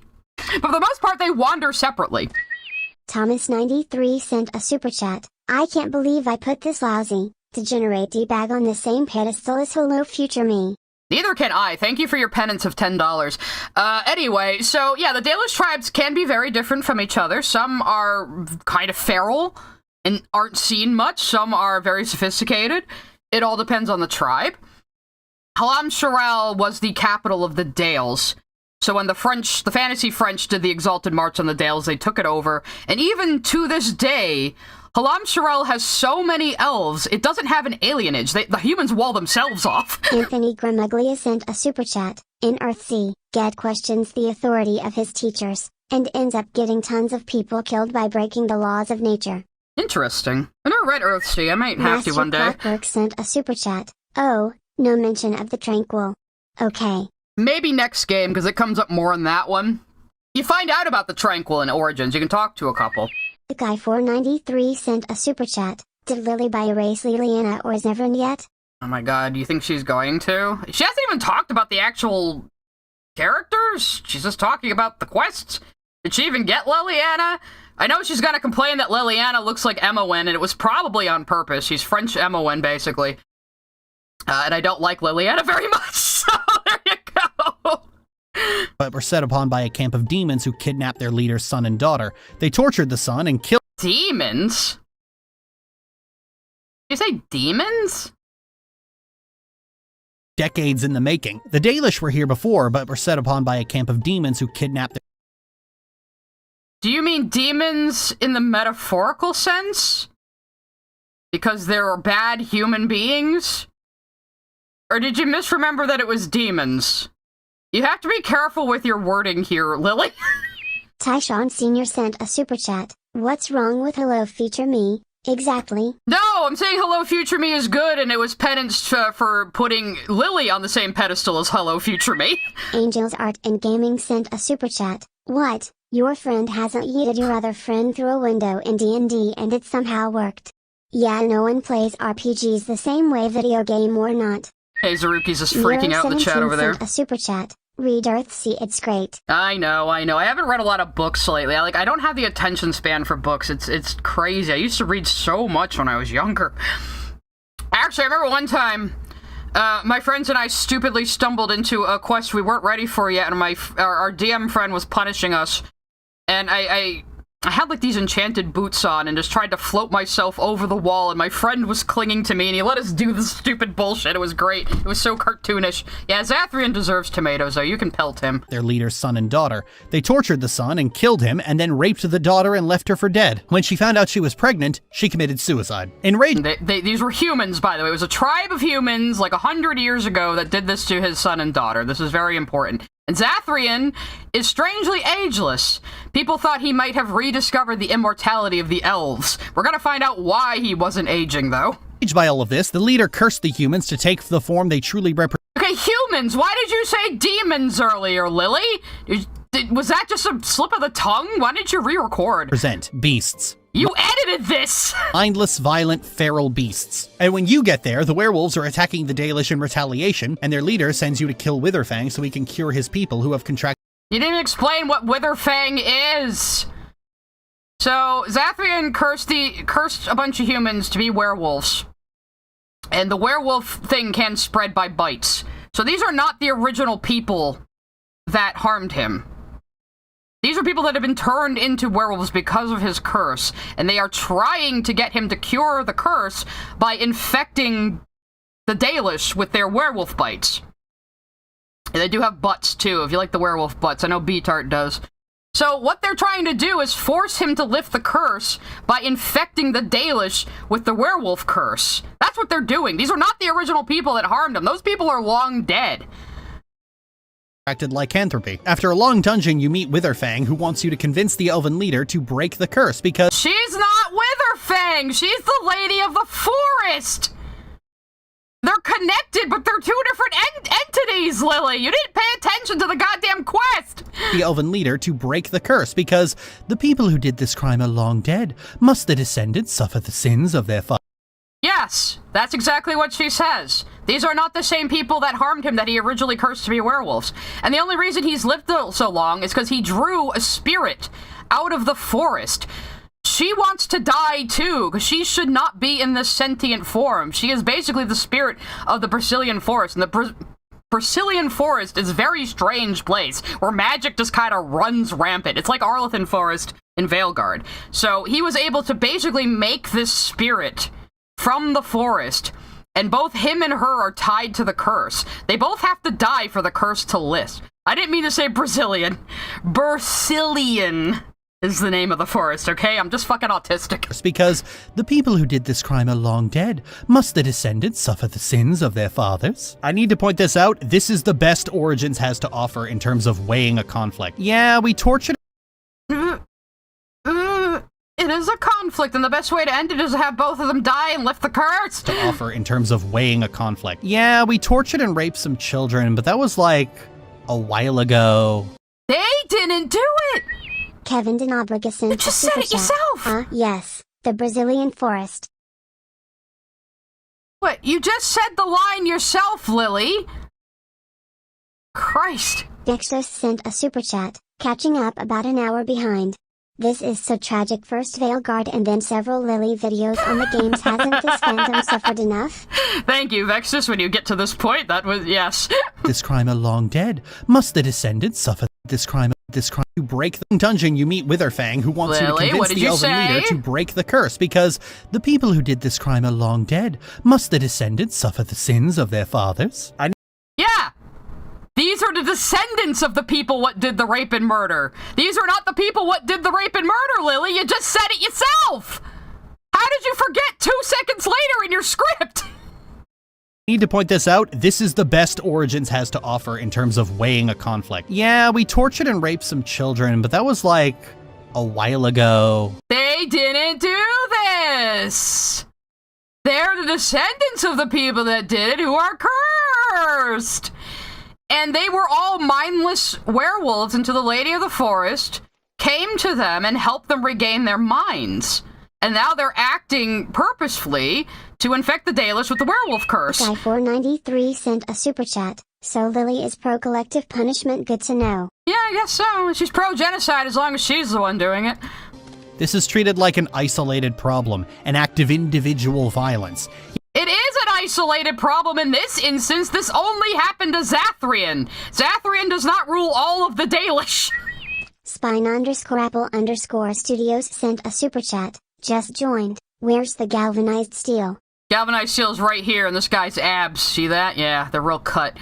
Yet the perpetrators of that violence lived in a system that encouraged them to behave this way. Okay, but these people had nothing to do with it, and now they're doomed to be cursed as werewolves for the rest of their lives. Is that fair? Dalish are always under the threat of violence from humans. Am I or them? Is she literally telling the werewolves to check their privilege right now?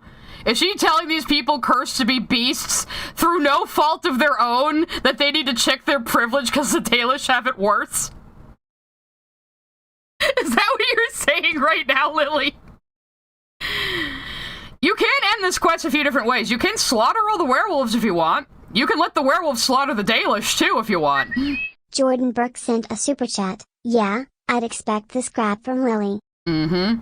But the best solution to the quest is to let Zathrian and the Lady of the Forest die and lift the curse. Once and for all, after a fucking century. I think a century is long enough to get over it, don't you? Behave this way. The Dalish are always under the threat of violence from humans. Am I or them expected to believe this time it'll be different because the Excalibur2343 sent a super chat. A good chunk of the human wolves probably aren't even a part of the original conflict. They're not. Are just people that were in the wrong place, wrong time. They are. Yeah, that's exactly it. None of these people that returned to the werewolves had anything to do with the original crime that caused the curse. And what do you mean what's going to be different? These people just fuck off after the curse is lifted. They just fuck off. They don't mess with the Dalish after that. They're just...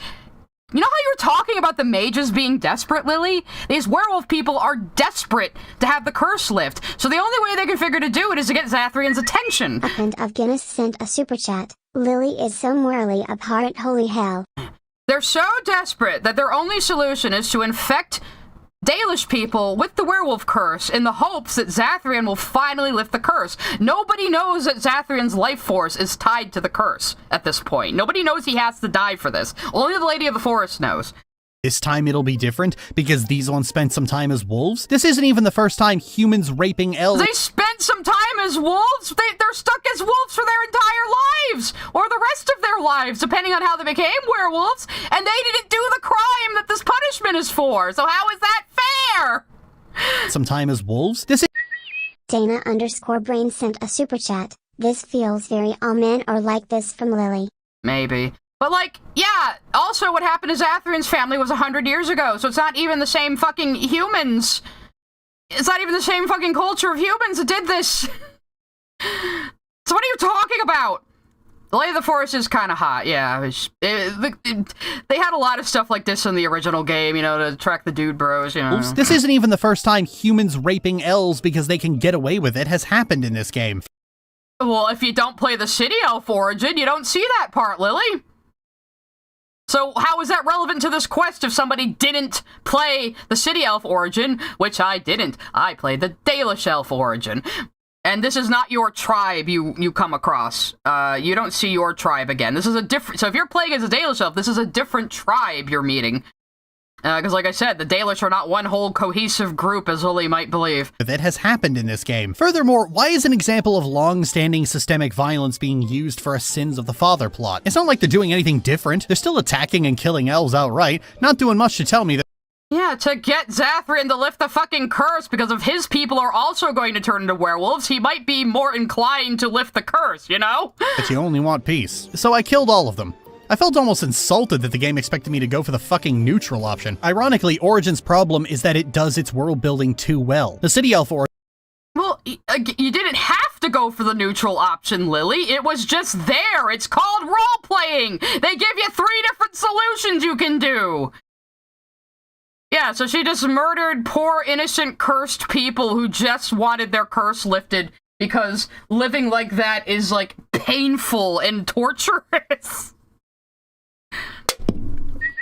Sent a super chat. Lily, you are saying because people of the same race committed a crime, these people should be assumed to be just evil by default. Actual racist thinking. Yeah, honestly is. I mean, I joke about saying, oh, those stupid shems and all, but come on, you're like doing actual racism, Lily. Christ. Khalej Japantsu sent a super chat. I wanna see Lily doing analysis of Mass Effect. Smiley face. At this point, I do too. And I want to replay Mass Effect sometime soon so I could prepare. Eldritch Lily sent a super chat. Werewolf equals AIDS plus they are violent horrible predators, so it really makes you think was a take J.K. Rowling made. Lily's making a very similar argument. She is, and that's not even like... The game gives you 3 different options. You can kill all the werewolves, you can let the werewolves kill the Dalish, or you can do the solution where Zathrian lifts the curse. So, it's not like... I mean, that is kind of the best ending, really, but the game is giving you a choice, Lily. Why are you mad that it gave you a choice? Ironically, Origin's problem is that it does its world building too well. The City Elf Origin... Kevin Denobriga sent a super chat. Damn, I should turn myself in because of my very old ancestors being Portuguese conquistadors. Yeah, exactly. You're guilty of that, I guess. But it does its world building too well. Yeah, Lily, that's why people like the game series. It has immaculate world building, which you refuse to engage with.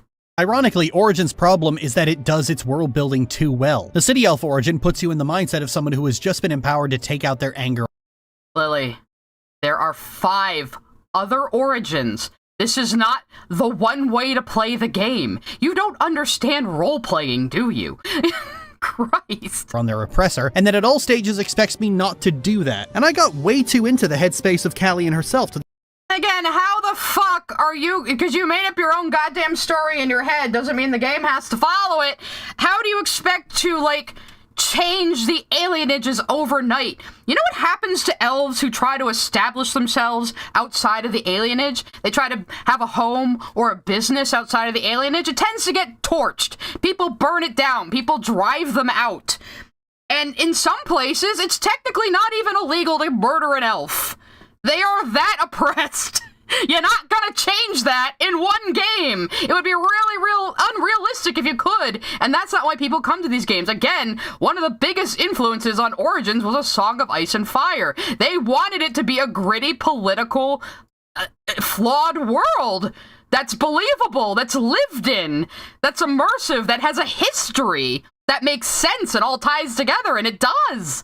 You're on their oppressor, and that at all stages expects me not to do that. And I got way too into the headspace of Callian herself to the point that outside of Morrigan, I was utterly disinterested in the troubles of my most... of Guinness sent a super chat. How does a story do world building too well, Lily? Because she made up her own story in her head of what she wanted the game to be, and then it wasn't that, and now she's mad. So write fan fiction, Lily. Actually, no, don't do that. We know what happens when you write fan fiction. You'll give your main character a sister to scissor with or something. I don't know. Outside of Morrigan, I was utterly disinterested in the troubles of my mostly human companions. No, I'm not listening to your fucking problems, Alistair. You exist to get stabbed in my place. Talk about the Chantry... Imagine saying that about Alistair. That's a great conversation you can have with him, too.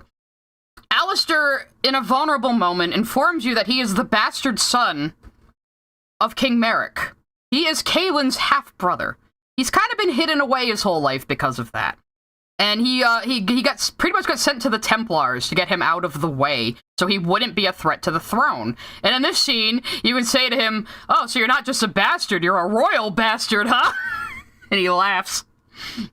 Alistair is your homie. He's a cool dude. To get stabbed in my place. Talk about the Chantry one more time, original character Do Not Steal, and I'm gonna pull you... Oh my god, they made a reference to Baldur's Gate in the original fantasy game. How dare they? I see you're having blast. I am having blast. Thank you, Skrill. We had some blast, is what my friend Celeste says. Modging Lifestyle sent a super chat. How dare this game make an amazing world that I can invest myself into and learn about its history and make my own story. This game sucks ass. Right? Also, I told you she was gonna complain that Liliana is a slight nod to Emma because fucking Bioware worked on Baldur's Gate 1 and 2. So she's gonna be super fucking salty about that now. Guess what? I don't like Liliana either. I'd probably hate Emma if I ever played Baldur's Gate 2, which I won't, because I don't like CRPGs. My place. Talk about the Chantry one more time, original character Do Not Steal, and I'm gonna... She's literally like a nun, bro. She became a cloistered... She became a cloistered cleric in the Chantry. Of course she's gonna fucking talk about it. She's very Andrastian. Liliana thinks she's been given a message from the Maker to join you. A friend of Guinness sent a super chat. How do you diss the golden Labrador companion? Yeah, right. We'll have to let's play the swooping is bad clip just to give us a little bit of a swooping is bad Dragon Age. Just give us a little bit of a break here. Bylonic sent a super chat. How can world building be too good? Guess Tolkien shouldn't have spent so much time talking about the history of Middle-earth cause no one wants that. Yeah, right. And now you disturb ashes none have touched for so long. Why is that? Don't answer Morrigan, her. by the She way. was chastened, and Claudia that means Bilek. others may be nearby. Oh, you fear barbarians will swoop down upon you. Yes, swooping is bad. This is why we love Alistair. Morrigan is hot because she's Claudia Black. I mean, anyway. Original character do not steal, and I'm gonna pull your tongue out through your nose. But with all of that, you can at least see the nucleus of an idea forming somewhere deep in the bowels of the plot. You know, I can understand if you responded to all of this with, you're just refusing to engage with the story on its terms. But Yeah, I did say that, basically. Yeah, I did. Jordan Burke sent a super chat. Lily. That is my brother in Fantasy Girl. Christ, you're talking bleep about. I am now obligated to mollywop an bleep out of you. Append of Guinness sent a super chat. Steve Valentine, my beloved. I'm gonna be real, I really don't like Liliana either. She's the character I coined the term writer's pet for, but, anyway. What other bullshit was Lily saying? Hang on, we were having fun a minute ago. But yeah, because the plot isn't focused on liberating the elves, she thinks the whole game is bad. Because it didn't focus on what you wanted to focus to, it didn't like completely change an aspect of the world we were just introduced to, like right away. Chipmanly93 sent a super chat. She's just mad the Quackulander girl isn't your sister somehow. Probably. tongue out through your nose. But with all of that, you can at least see the nucleus of an idea forming somewhere deep in the bowels of the plot. You know, I can understand if you responded to all of this with, you're just refusing to engage with the story on its terms. But I would argue that its terms are unreasonable. But it's the rest of the game that really tells. The guy 493 sent a super chat. Size equivalent of Ant's Pokemon Nom flashback. Kinda, yeah. Except she can't really damage this game series because she doesn't know a lot about it. Oh god. Excalibur 2343 sent a super chat. Let me be Liliana's pet smile. She would probably be into that, actually. Knowing Liliana.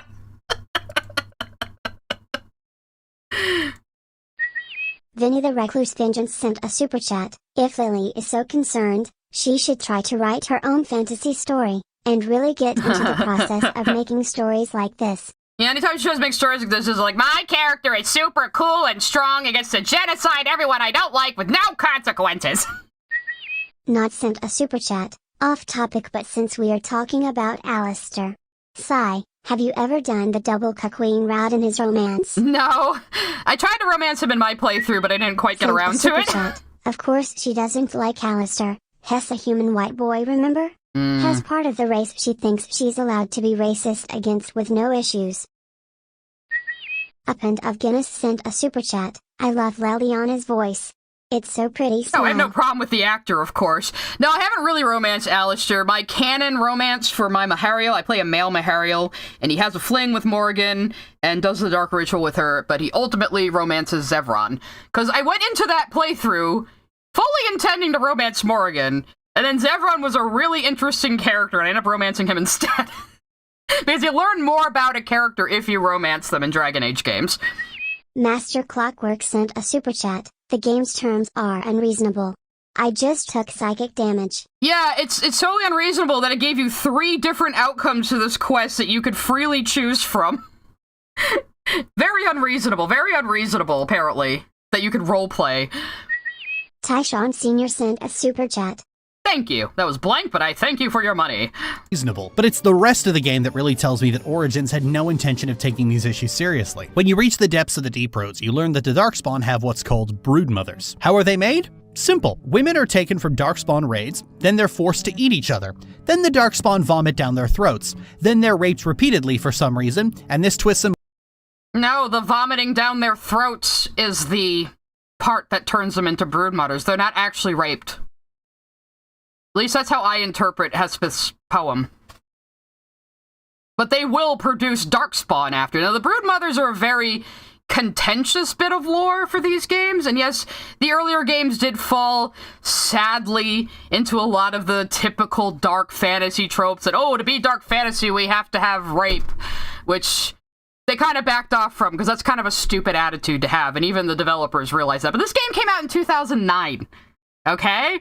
That was still a bit of a rote thing people would just do without thinking.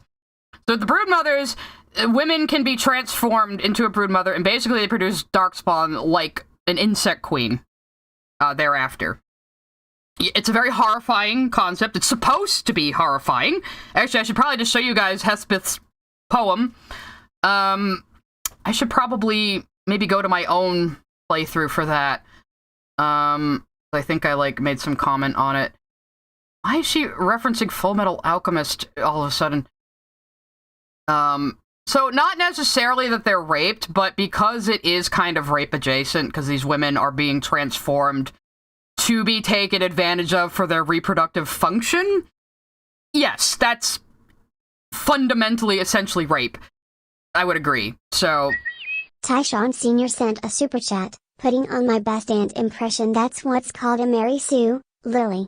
Just like swooping. That is bad. You can't just swoop. That's bad. So yeah, I don't mind that they backed off the Broodmother lore a bit. Like, I can see it from both sides. I can see it as, hey, this is a really unique, horrific concept that is treated as horrifically as it is. But also, do we really need something rape adjacent in our entertainment? I can see it from both sides. So that's one thing they backed off of that I really don't mind, you know, that I'm like, yeah, fair enough. You don't really need it. Especially with the way they explain the Blight and Veilguard. We really don't need it anymore. They're raped repeatedly for some reason, and this twists and morphs and corrupts Like, I don't think the fucking Darkspawn even have genitalia, you know? I don't think they do.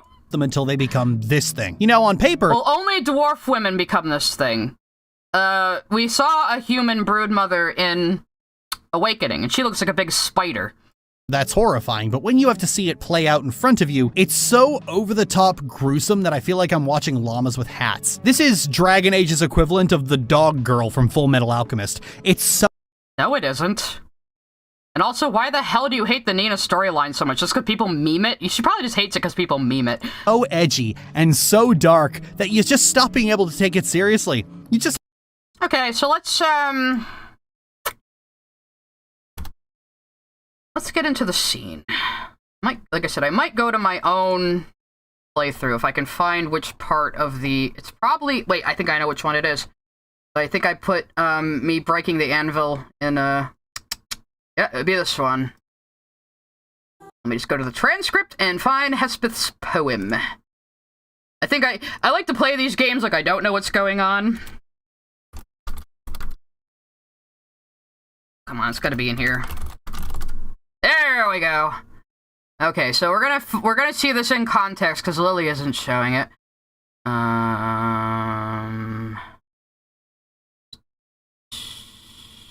Okay, here we go. We'll watch this real quick. We're gonna have Psy and Psyception, yes. I just have to double check I am going the correct direction, which I am not. I have no sense of direction, you guys. Sawesomeness. Sent a super chat. WTF? Lily hates llamas with hats. I think she thinks llamas with hats is edgy, because she's 5. Roxana Nava sent a super chat. Lily, compare llamas with hats to SA? Yeah, actually, when you put it that way, Roxana, that's pretty fucking retarded, isn't it? Anyway, let's see the scene she is calling way too edgy to take seriously.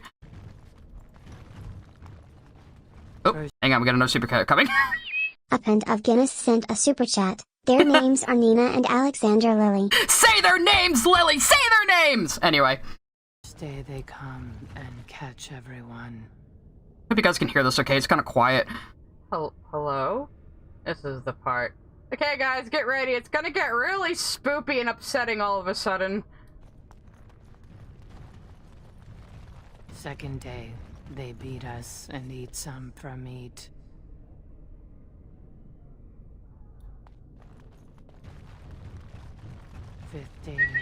Nextos sent a super chat. She starts talking about the knife years. Oh, I can already tell. She's going to completely butcher every single faction and race for her oppression kink. Probably. We're gonna listen to the rest of this spoopy poem real quick, though. 6th day, her scream. Ah! Being So I sent need a to pause super chats. Watching a Lily Orchard video is like trying to decipher symbols on a 1,000-year-old clay as it slowly crumbles to dust in my hands. That's quite a poetic analogy, Bean. Thank you.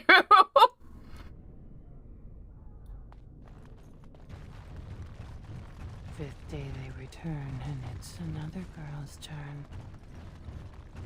6th day, her screams we hear in our dreams. 7th day, she grew as in her mouth they spew. 8th day, we hated as she is violated.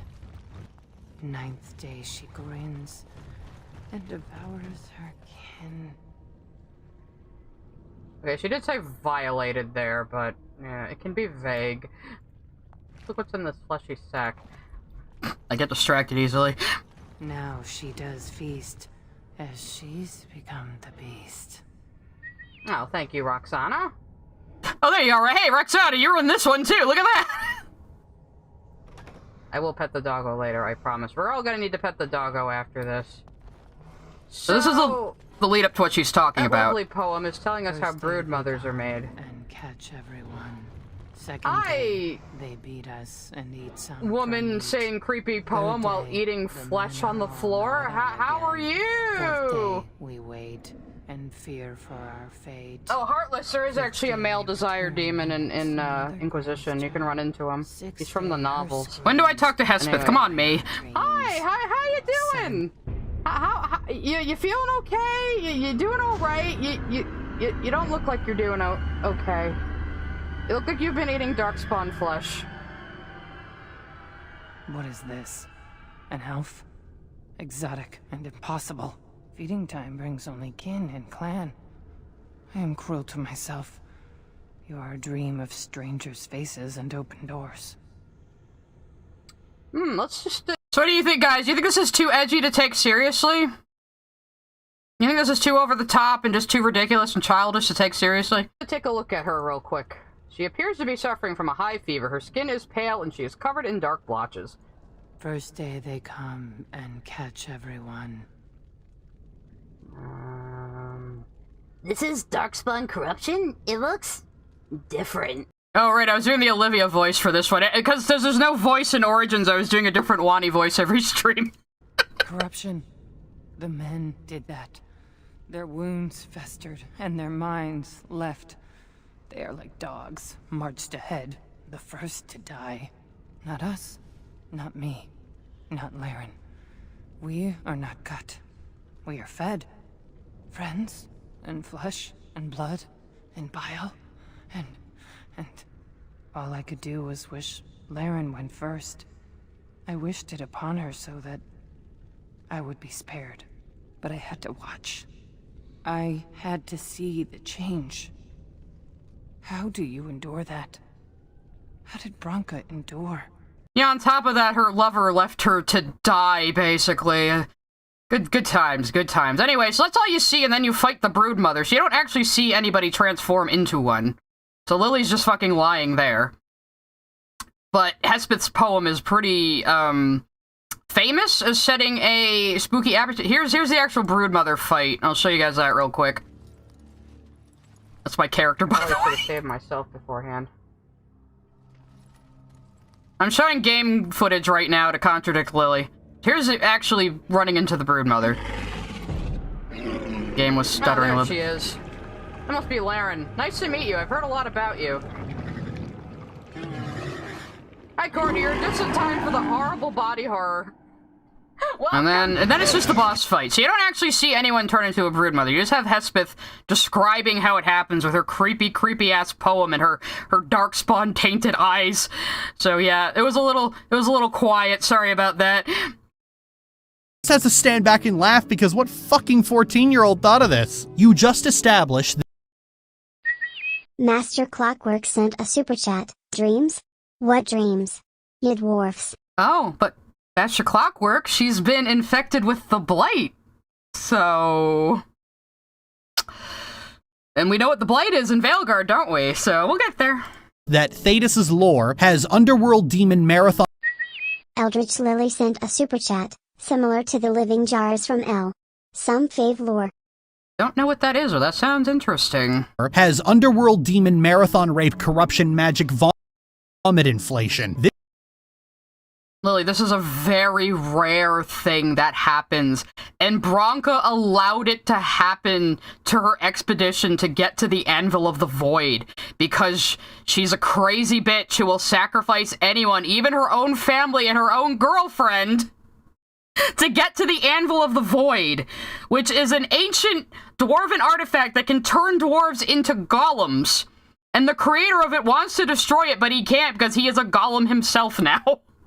This is just fucking silly. No, the actually horrifying thing happens afterward. These dwarves are only being subjected to this because their leader, Bronca, allowed it to happen to them, so she would Yeah, just what I fucking said. That is the true horror of it, Lily. have a limitless supply of test subjects. One of them is her wife, who she just abandons in there. That woman... Not her wife, her lover. She's married to Oghren. Bronca is married to Oghren. A lot of dwarven castes have arranged marriages. That's how they work. They have a caste system. So, Hespith was her lover on the side, because either she's a lesbian in a straight marriage she doesn't want to be in, or she's just bisexual and doesn't care. Either way, I mean, Bronca's kind of a hard-ass, cone-stoled bitch who deserves to die, so... One of them is her wife, who she just abandons in there. That woman's only crime was falling in love with the wrong person. You go there looking for Bronca to settle a royalty dispute, but when you get there, she's just vile. And the conclusion... Yeah, she's a villain, Lily! Imagine! we draw from all of this is that she went mad with ambition. This isn't good. Yeah, she's a living paragon. She's a stone-cold bitch, went mad with ambition, wants the Anvil of the Void, has, like, no qualms about sacrificing people for it. And to it.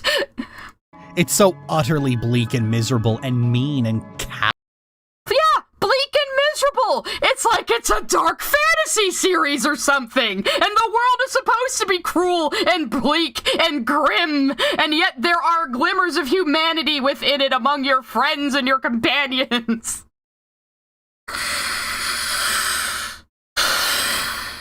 People like the games for this tone, Lily. Just because you don't doesn't mean it's objectively bad. First she's saying it's not dark fantasy, and now she's saying it's too bleak for her sensitive little mage flower ass. Utterly bleak and miserable and mean and callous, and with nothing to say. It's all edge and no point. It is needed the nothing to say! Bronca's mentality is fascinating, that she can be this callous toward people who trusted her just to get at this ancient artifact that will sacrifice more people if you use it.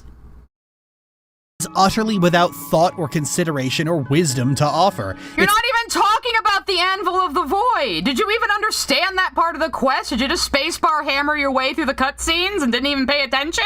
This is the creator of the Anvil of the Void. It's how golems are made.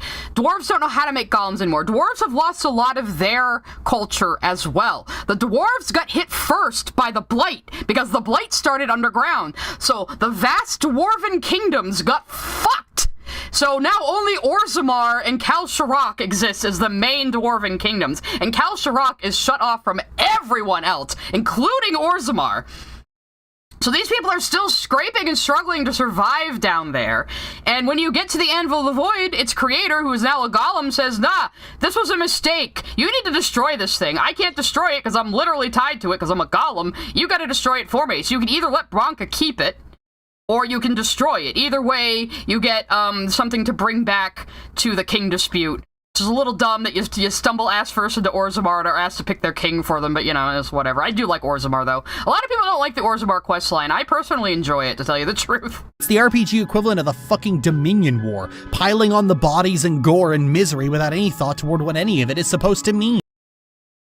Why does it have to mean anything, Lily? This is just the way the world is. It's a brutal fantasy world. That's the draw. That's what people want. That's why you could have conversations covered in blood in the first 3 games. People wanted a brutal fantasy world and the fantasy of being a stalwart hero in a brutal fantasy world. Yeah, okay. So you don't like dark fantasy. Who cares? Nobody cares about your opinion. You should stop giving it. Out of every main quest in the game, Orzammar is just completely and utterly unpleasant. It's a long, tedious, grueling slog, and the closer you get, Skill issue. almost died here. What are you, racist against dwarves? Because before recording for this video, I played this game to completion exactly once, and the thought of doing Orzammar again filled me with dread. At least But did you still do the fade section? You didn't skip the fade, but you hated Orzammar? Also, I wish you had just given up at that point, Lily. We wouldn't be here. Append of Guinness sent a super chat. DA is all legend, has nothing to say.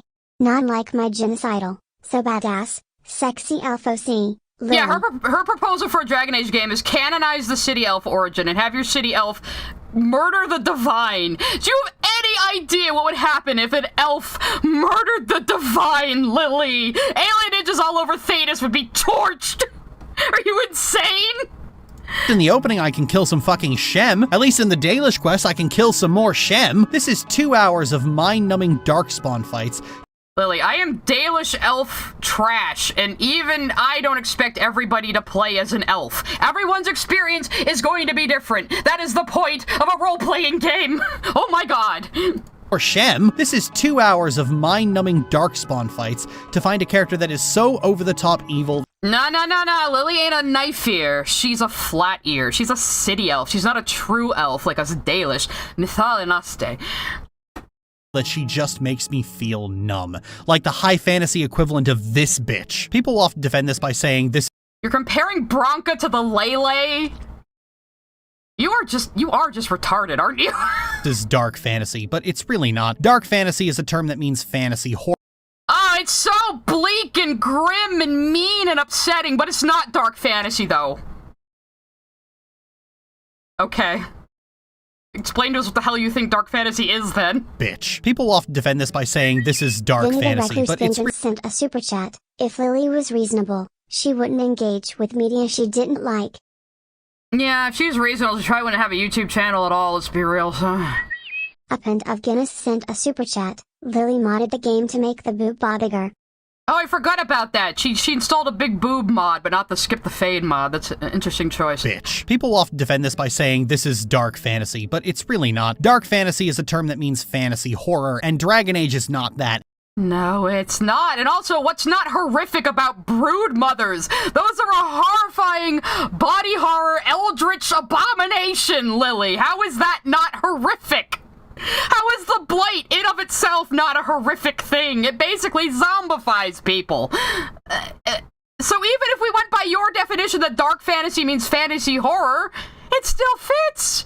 But that's also not what dark fantasy is. Dark fantasy just means the world is grim and brutal. Like it would have been in fucking medieval times. You know? Do you know anything about history? Do you know anything about the dark ages of medieval Europe? That's what most dark fantasy is based on.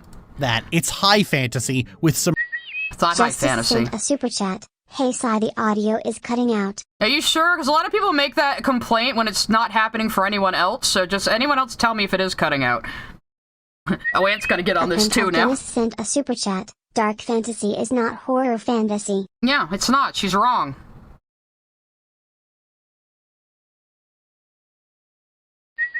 Anthony Gramaglia sent a super chat. That's also not what dark fantasy is. I'm sure Anthony's like pacing in the Angry Dome right now over that one. Sparkling Ego sent a super chat. God forbid if Lily talks about Elder Scrolls lore.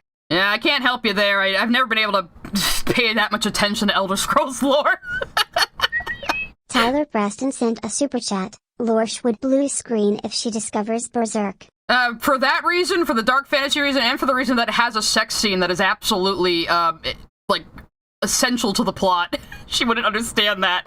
I mean, she's trying to say it's high fantasy, and then later I think she's gonna complain that the elves aren't like Lord of the Rings elves, which is high fantasy. So, you dumb. High fantasy with some racism and genocide tacked on. But You saying high fantasy doesn't usually have, like, racism in it? Even goddamn Dunmeshi has some, like, fantasy racism in it. Slowly sent a super chat. TL, Doctor, in Elden Ring women from a specific ethnic group into horrible undead body horror meatball PPL to achieve holiness. It's worse than it sounds. Oh, I know, like, the Elden Rings, like, Elden Ring and the Soul settings are all supposed to be, like, super bleak. Shion sent a super chat. I lied. One more. Brumaters are like something ripped, bleeding, and screaming out of something like Berserk. Yeah! I dare you to read Berserk lore. And again, the first game, I would say Origins is the most dark fantasy of the games. Gabe the GM sent a super chat. Hi Sai, sorry I missed this stream cause of college, but hope her having fun repping into more KTM. I'ma watch more Utenet tonight when I get home. Yay! I mean, when you get home, I might still be streaming. We're not even through the first video yet, you guys! Anthony Grimuglia sent a super chat. Dark fantasy is dark fantasy that compiles any amount of darker themes. Grimdark and horror fantasy both fall under dark fantasy, but so do works like The Black Company, which is just fantasy Vietnam. Yes, I agree, Anthony, and thank you for the 20. The thing about dark storytelling as a concept is that a dark story is more than just blood, gore, and rape. A dark story has something to say, and it says it in a way that is neither cathartic nor reassuring. Not necessarily. Scholar sent a super chat. If Lily plays Fallout 2, she agree with the Enclave. She might, or she'll just go, now they're basically Nazis! At the same time I was working on this video, I have been working on another video about Star Trek Voyager. Don't of the TNG care. era Trek series, Told Voyager you- is the told darkest you of I'm the gonna three. Most fast people forward wouldn't me, believe that don't because Voyager talk is very about hard to Dragon watch. But a lot of Age. episodes of Voyager deal with issues that are especially grim and difficult. And it I tackles don't ethical give a questions that shit the next generation of about DS9 would have never had the guts to Voyager. tackle. And more to that point, it often comes away with a non-reassuring answer. Take the episode 2 Vix, arguably the darkest episode. Taylor Wynn sent a super chat. Every time Lily talks about fantasy, she reveals her own ignorance, just like Yep. with every topic she talks about. We're skipping this. Anytime she's not talking about Dragon Age, we're skipping this. If you want to learn more about Voyager, go watch Sci-Fi Debris' videos. He's great. Anyway. Often don't line up with the priorities of a centrist, center-left viewer. This is what dark themes Lily, not everyone is worrying about fucking politics when they write a story. Sometimes people write stories to just appeal to people, or, you know, just give them something to think about that even the author doesn't know the answer to. It doesn't have to be, everything doesn't have to be your stupid-ass politics. This is your problem. This is the problem with other, like, wokey writers. They have to put in their fucking modern politics into everything. Like, really cram it in there front and center without thinking of the story first. looks like. Dark themes are not, this person went mad with ambition and let their lover get raped by zombies. Oh well. How is that not dark? That's pretty fucking dark, bro. Time to go to the lands meet. This is just edgy for the sake of edgy. I don't That's not the lands meet. That's the choosing of the kings in Orzammar. The lands meet is later through with the Ferelden Terns while Loghain tries to stage a coup. And you haven't even mentioned Loghain yet, Lily. You haven't even mentioned Terran Loghain yet. The main antagonist. Sawesomeness sent a super chat. I wonder what Lily thinks about A Clockwork Orange. She would never get through that movie. She can't watch I bet she doesn't watch any live action movies. I bet she doesn't. Taylor Wynn sent a super chat. Lily the type of person to play mouthwashing and claim Jimmy was unironically justified. The few things I've heard about that game, maybe she would, but I don't know. He's a rapist, so she would probably go, no, rape bad! I know that at least! I think she does anyway. blame anyone who, when Dragon Age came out, thought it was a dark and mature fantasy game that could be held above all the others. You were a teenager. Nobody said they were holding it above anything. It's just these types of dark fantasy stories appeal to people. Helena McNeil sent a super chat. Dragon Age has nothing to say? That was about how one man's nationalism nearly destroyed his country. It has so much to say, WTF. Except she's not talking about that. She hasn't even mentioned Loghain. She didn't describe what happened at Ostagar. She didn't mention King Kaelin. She wasn't paying attention to the story. She's just paying attention to individual quests in the main story. She doesn't even talk about any side quests. But obviously she skipped them. Okay, what is she saying? You probably thought the same thing about Postal 2. Ironically, the dark... How are you comparing this to Postal 2? And who out there said, oh yeah, Dragon Age is way more dark than any other fantasy series? No, Lily. People just like this kind of thing. Flute Flute sent a super chat. The more she talks, the more I'm realizing she wouldn't last against the Ghost COD comic. I already knew that. I'll take your word for it. But yeah, some people find it appealing to get immersed in a fantasy world that is based on the brutalities of the medieval age in a way where you can experience it in a safe and fun way. You know? Like, you wouldn't actually want to live in Thetis. I've said it before, I think in my Discord. Hang on. Master Clockwork sent a super chat. So her problem isn't that horrible things are happening, but that it's not happening the people she wants to see horribly killed? Yeah, kinda. She would vote for the leopards eating your face party, it sounds like. But, like, yeah, I wouldn't actually want to live in Thetis. If the Darkspawn don't get you, syphilis or a tooth infection probably would. You know? It wouldn't be a nice place to live, but it's a nice place to explore. It's an interesting concept. It has a lot of interesting original ideas in it. It's very atypical compared to other fantasy franchises. So what? Sent a super chat. Lily knows to say, great bad sigh. Yeah, I think she knows to. I don't know if she actually believes that.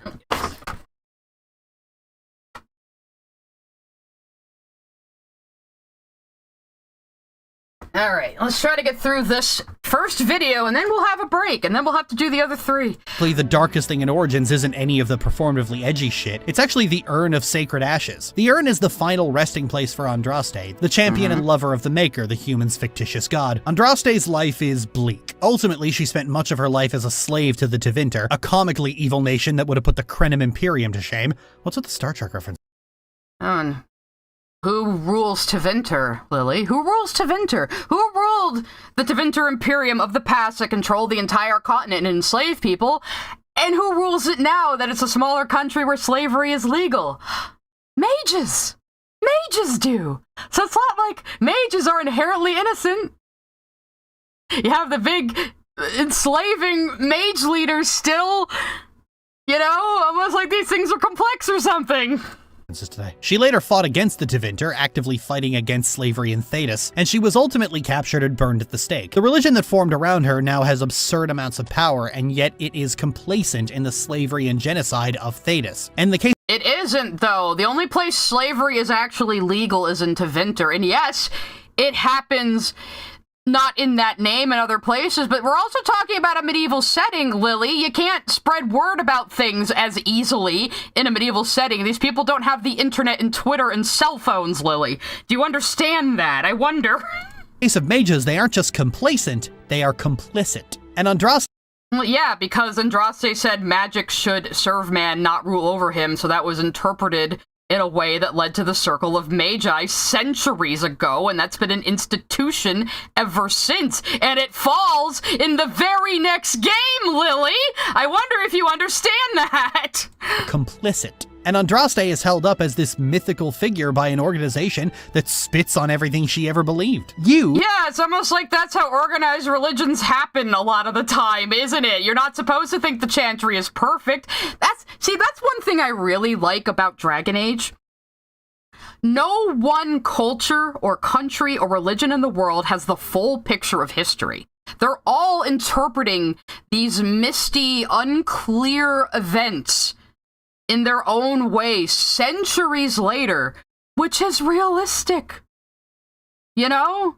That's cool. And you as a player kind of have to try to piece together what the truth actually was based on all of these different long-standing interpretations that have gotten so wildly different from each other over the last few centuries. And that's how fucking religions and cultures and traditions work in the real world. It's very immersive. That's why I like it. The player, find her urn to take a pinch of the ashes to help cure an Arl who you need to fight the Blight. You're assisted by a Chantry monk. Yeah, Arl Eamon, who you haven't talked about either, who raised Alistair knowing that he was the bastard son of the king. Lily. He's kind of important. She's not even talking about the companions at all. The companions are great. There's so many great characters in your party in Dragon Age Origins. Blight. You're assisted— Roxana Nava sent a super chat. Dragon Age religion reminds me of Dune. Yeah, little bit. I would say. Might have been an influence, even. Taylor Wynn sent a super chat. Does Lily actually like anything about Dragon Age? Or does she just like the mod where you can marry and romance your half-sister? Well, there's actually a mod to romance your actual sister for the second game, which I'm sure she installed secretly, privately. But what was I saying? I don't remember now. Let's just finish this goddamn video. We have 3 more after this. For an Arl who you need to fight the Blight. You're assisted by a Chantry monk, and after confirming the urn does indeed exist, he wants— He's not a Chantry monk! That's Brother Genetivi! He's a historian! He's a historian that has been researching the location of the ashes! Super chat. Speaking of dark fantasy, remember the anime Goblin Slayer and the outrage that caused despite it not even being that dark comparably. I think Goblin Slayer called a lot of outrage because, like, the opening was basically fucking softcore rape porn. Keep talking. I'm gonna be real. That didn't really need to happen, and it's so, like, clearly just gooner material. But anyway, so... Action Fan 19 sent a super chat. Some people are just blockheaded F-wads like that. Like that Facebook artist I mentioned before whom borderline is a groomer. That's fair. Yeah, there's plenty of blockheads in the world, and I'm going to make fun of them on my YouTube channel. So anyways, let's Brother Genetivi. He's researching the location of the ashes. The sacred ashes are basically the Holy Grail. Nobody knew where they were for a while, and it's like a pipe dream that you're gonna get a pinch of them to cure Arl Eamon. Because he was poisoned by an agent sent by Loghain to get him out of the way because he could challenge Loghain's coup of Ferelden. Again, Lily is not talking about the main fucking plot at all. So basically, this dude figured out the location of the Holy Grail because he's a fucking historian and a researcher and an archivist. He's not a monk.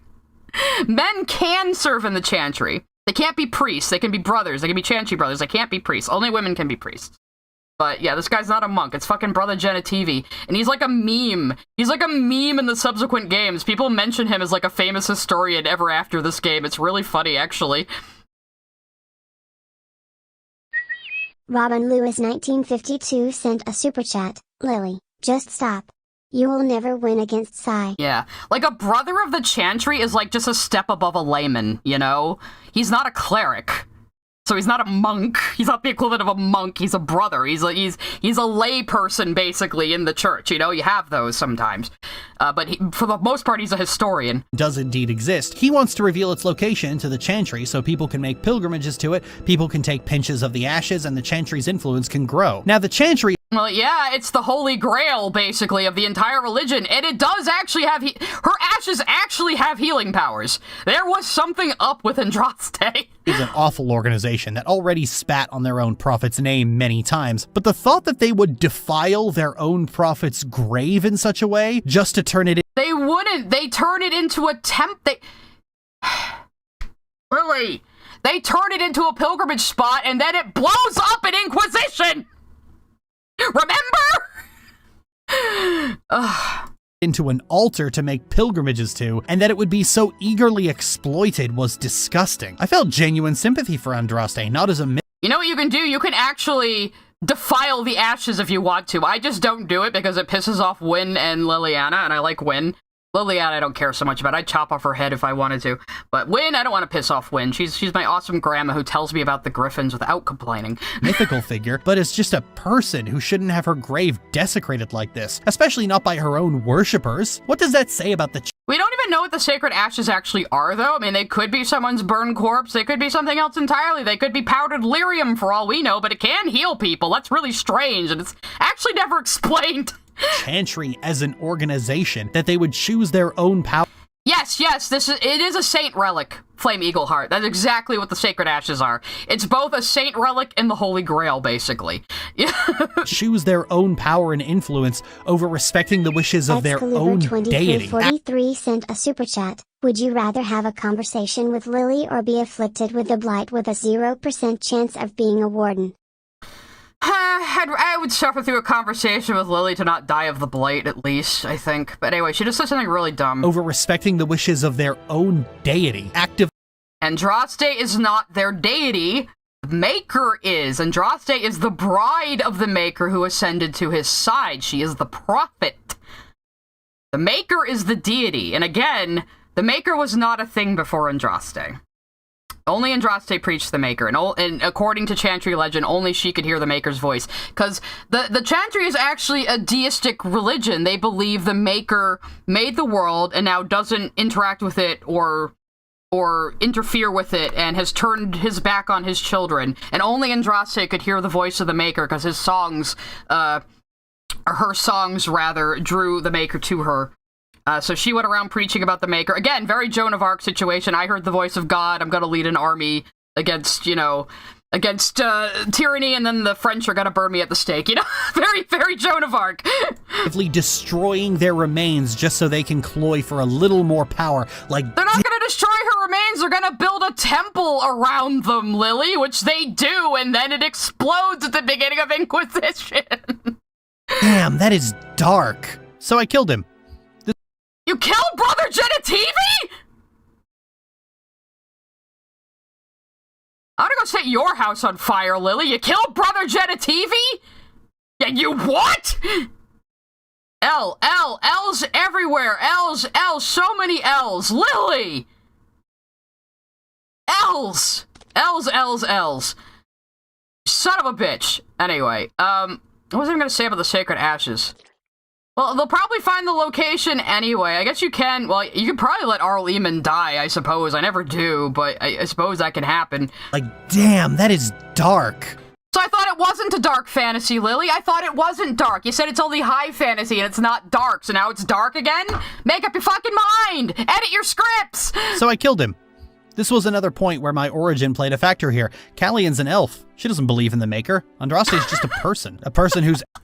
That's a pretty epic death for Genitivi, not gonna lie. I've never actually done that. I haven't seen this cutscene.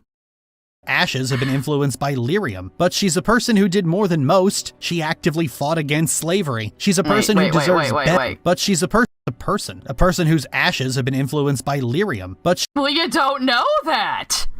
Well, maybe they have been, because there is red lyrium under the Temple of Sacred Ashes. We only find that out at the end of Inquisition.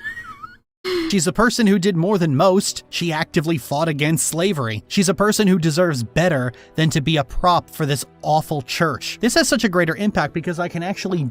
Dude, nobody actually knows the real history of Andraste. I mean, again, she doesn't realize that Andraste invented the Maker. If the Maker isn't real, Andraste invented the god that is now the main worshipped deity of the entire fucking world as we know it.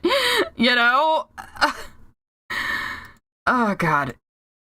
There's all sorts of theories on what Andraste was actually, what she could have actually been. Again, a lot of this is lost to history. A lot of it's lost to the mists of time, and people are just interpreting tradition hundreds of years later. Fox 14 sent a super chat. So because Lily misunderstood something, he has to suffer. I guess. Who the fuck kills Brother Genitivi? I wish Origins had stats now for how many people made a certain choice. I would be very interested to see. It's probably like 0.01% people killed Brother Genitivi. Awful church. This has such a greater impact because... Oh yeah, well, I don't think Andraste was Mythal, but she might have been Flemeth. She might have been Flemeth pre-Mythal. We'll have to get into Flemeth with the next game, though, because Lily didn't talk about her in this one. And settle the issue now. It's not much in the grand scheme of things, just keeping one grave from being defiled, but it's a decision with more But you can also defile it if you so choose. The game gives you that option. You can defile the Sacred Ashes if you want to. You can take a big old dump in them. That's not really what you do, but you corrupt them with dragon blood for a cult. Implications and consequences than anything else in the game. You are actively defying the Chantry, actively reducing their power. Dragon Age has a lot. I'm pretty sure they still, I'm pretty sure they still find the Sacred Ashes anyway, though, you dipshit. I mean, Genitivi had his fucking research written down, dummy, so you didn't even have to kill him. A lot of Dominion wars, a lot of violence and elves turning up dead. Oh look, Logan MacTier, the main villain of the game. You gonna say anything about him? At all? Lily? Wars, a lot of violence and elves turning up dead in gutters and state-sanctioned rape squads, and at every point the game does its best to divert your attention away to its... Why are you not giving any context for this duel at the Lands meet? Should I play my gameplay of the Lands meet, guys? Just to give you an idea of everything she's skipping over? Give me a second. I didn't even think to prepare that. But, we knew the stream was gonna go on for a while, so why not? Let me see here. Let me get my Origins gameplay up. Where would have I done the Lands meet? probably in the second to last. It's probably in the very last one, actually. Let me just buzz through my VOD here real quick. I got it on the other screen. Part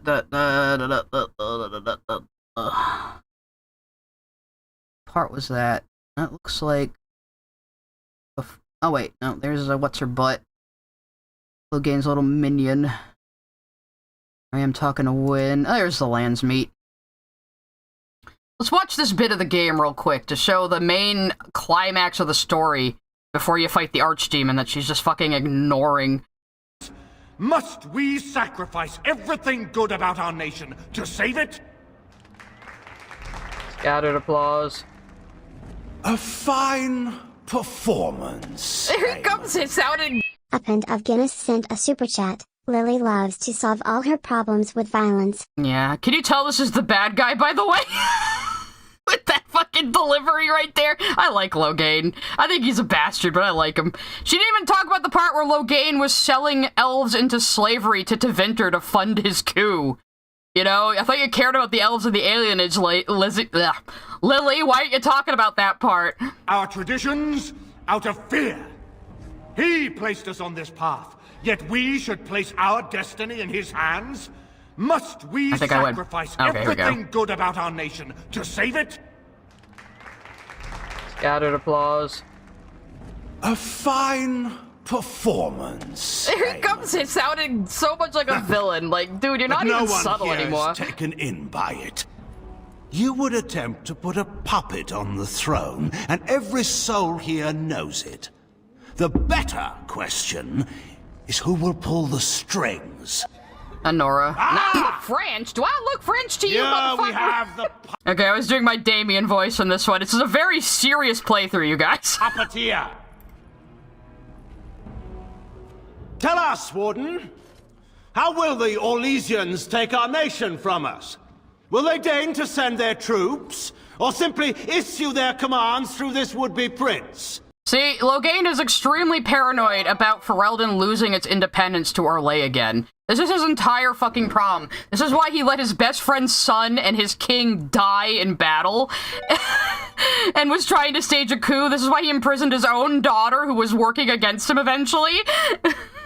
Alright, we got a super chat coming, I think. Here we go. Justice sent a super chat. Lily would hate the story I've been working on since my junior year. It has war, religious nuts, hatred of all types, child soldiers, and lots of trauma. How dare you explore those subjects? Guinness sent a super chat. Simon Templeman is such a great smarmy villain. Oh no, he's great as Logain. I love it. I love it. I love his performance. It's just he's so over the top sometimes. He's like chewing the scenery. It's like, dude. Your local cryptid sent a super chat. If I remember right, by the time Lily got to the Landsmeet, she had no idea who Logain or Nora were. So she really wasn't paying attention to the plot. She must have been skipping cutscenes or talking over them. How can you not know who Logain and Honora are? They're very key characters in this game. You're ignoring the main plot, Lily. How much Ferelden blood does Orlesian gold buy these days? I know, you tell me, motherfucker. You're the one selling people into slavery. I'll choose this instead. I'm not the one who betrayed Ferelden. Some of us are curious, Logain. My voice acting is also really good, guys. It's really, really good. About precisely what happened at Ostagar. So, one of Kaelin's killers would dare speak of betrayal. You led our king to his death with your grandiose tales of griffins flying into battle. Always comes back to the griffin. I never got to ask Win about the griffins. Before the final battle, I never got to ask Win about the griffins in this playthrough. I'm very disappointed in myself. I'm gonna have to ask Win about the griffins. If I can still. There's a whole conversation you have with Win where you... We'll never escape Damien. He just lives in my head now. You ask her to... Justice sent a super chat. Oh no, Lily hates my story. This is sad frown/J. No, if Lily hates your story, you know you're doing something right. Tell you the history of the Grey Wardens, and she starts telling you, and you can just keep saying... Jordan Burke sent a super chat. This bleep ignores or pathologizes everything that doesn't allow her to pat herself on the back for having the correct opinion. Yeah, basically. Tell you the history of the Grey Wardens, and she starts telling you, and you can just keep saying, but were there griffins? But were there griffins, Win? But griffins! What about the griffins, Win? And you just, like, annoy her? It's great. This is what my gameplay was like, by the way, if you want to watch these streams. Let's see, you were the one who fled the battle and left him. I think I went back and redid this and yelled at him about the slavery thing. Because again, you go back to the alienage and there's like a quarantine and they're telling elves, oh, you gotta be quarantined because there's a disease going around. But what's actually happening is they're being sold into slavery to Tevinter slavers. And Loghain is letting it happen to fund his coup of Ferelden in the middle of the 5th Blight. It's so shitty. Him to die. I saw it. It was a cutscene. The Landsmeet longs to hear a proper tactical analysis of Ostagar from an elf. Elf racism! Elf racism! You heard it here first! You goaded him into making that racial segregation. He believed the tales, Warden. He thought your handful of men would turn the tide for him. Yeah, well, your men going into the battle would have turned the tide, Loghain, you fucking bastard. Strategy and consequences be hanged. What would you have me do? Kaelin's was not the only life in my hands. Should I have sacrificed the entire army for his mistake? Do not imagine that you can shame me with Kaelin's death. He was Marik's son, my king. No one regrets his loss more than I do. You can't notice how he can't look you in the eye when he says that. Look me in the eye when you say that. Oh, should I already said that? I mean, he was your best friend's son and your stop king. pausing myself. His life was a little more important than other people's. I mean, let's be real. Anyway, I just want to give you guys a taste of all, like, the intrigue that Lily is skipping over. This is actually the main villain of the game, and she has not talked about him at all. Anyway, moving on, so I stopped repeating myself to myself over here like a fucking idiot. Version of the Dominion. The evil thing on the horizon. Look at the big fight. Look at the big ogre. Look at the explosion. But it has very few Tuviks. Very few occasions where the game makes a salient thematic point and forces you to sit there with it. Which is the whole reason. So, you know, Loghain tearing his country apart to save it is not a thematic point. Yeah, okay. Reason you put things like this in a game in the first place. To the game's credit, after you finish all the main quests, before you take your armies to fight the Darkspawn, you have to deal with the trouble in the alienage. Oh, she is bringing this up, but also, Lily, what you're telling us is you did all the main quests up till this point and only then just did this side. Actually, this might be a main quest, too. No, this has to be a main quest. So this is part of the main quest. I think. Can't quite remember, because I always do this one anyway. Tevinter mages have set up a hospice claiming the elves have a blight-borne disease. In reality, they're incarcerating people and sending them off to be enslaved. And here, at least, we get to mostly end the game the exact same way we started, killing. Do you know why that's happening, Lily? It's because Loghain MacTyr is allowing it to happen in order to fund his coup of Ferelden. But you didn't even pay attention to the main villain of the fucking game, Lily! Shem bastards. Okay, it is part of the main quest. I was gonna say it must be. Bastards who think they can walk into the neighborhood and hurt your family. Yeah, you know why they thought they could do that? Because the Terran of the land let them. That's why, Lily. Hand of God, I am the devil that you forgot. And I told you one day you will see that I'll be back, I guarantee. You know, Origins combat is really sluggish and boring, Lily. I'm surprised you didn't install the faster combat mod. I didn't when I did my playthrough because I wanted to show you guys just like how the game originally was. I don't suppose you would consider just letting me go. Justice sent a super chat. 010 no incest, grape, or pedophilia. Lily 2025. Oh, there's plenty of grape according to her, even in parts where it wasn't actually. I don't think she can use the original version of the song because she'd get copyright struck. Bioware wanted to make a spiritual successor to Baldur's Gate, but with swearing and racism and gore and rape and all that. Okay, was there no... Okay, hang on a second. Okay, 1, was there no swearing and racism in Baldur's Gate? And 2, Lily, you install a mod where part of the story is Emmowen gets raped in prison. Was that a necessary thing for your beloved mod to add? Like, that's part of the Emmowen romance incest mod, that she was raped while she was captured. Like, they just add that in unnecessarily. But you say that's, like, the best written romance you've ever read. That grown-up shit. The mage death camps and the elven ghettos and the slavery are just an aesthetic. They were never a part of the game's theme. They're a big part of the world building, Lily. It doesn't have to be part of the theme to be part of the world building. Again, it's an immersive, brutal, realistic world where not everything's gonna be a fucking liberal utopia because it's fucking like the 13th century up in here. It was just a traditional heroic fantasy set in a bleak, dark world where everything is horrible. A heroic fantasy set in a bleak, dark world. I wonder if there's a fucking term for that. You know, like dark fantasy or something. Wow. Horrible, and nothing gets better, and actively wanting it to get better was going to be an exercise in futility, because that made it more realistic, I guess. And at the very end, all you can really do is politely ask the new king to treat your people better. Lily, it sounds like...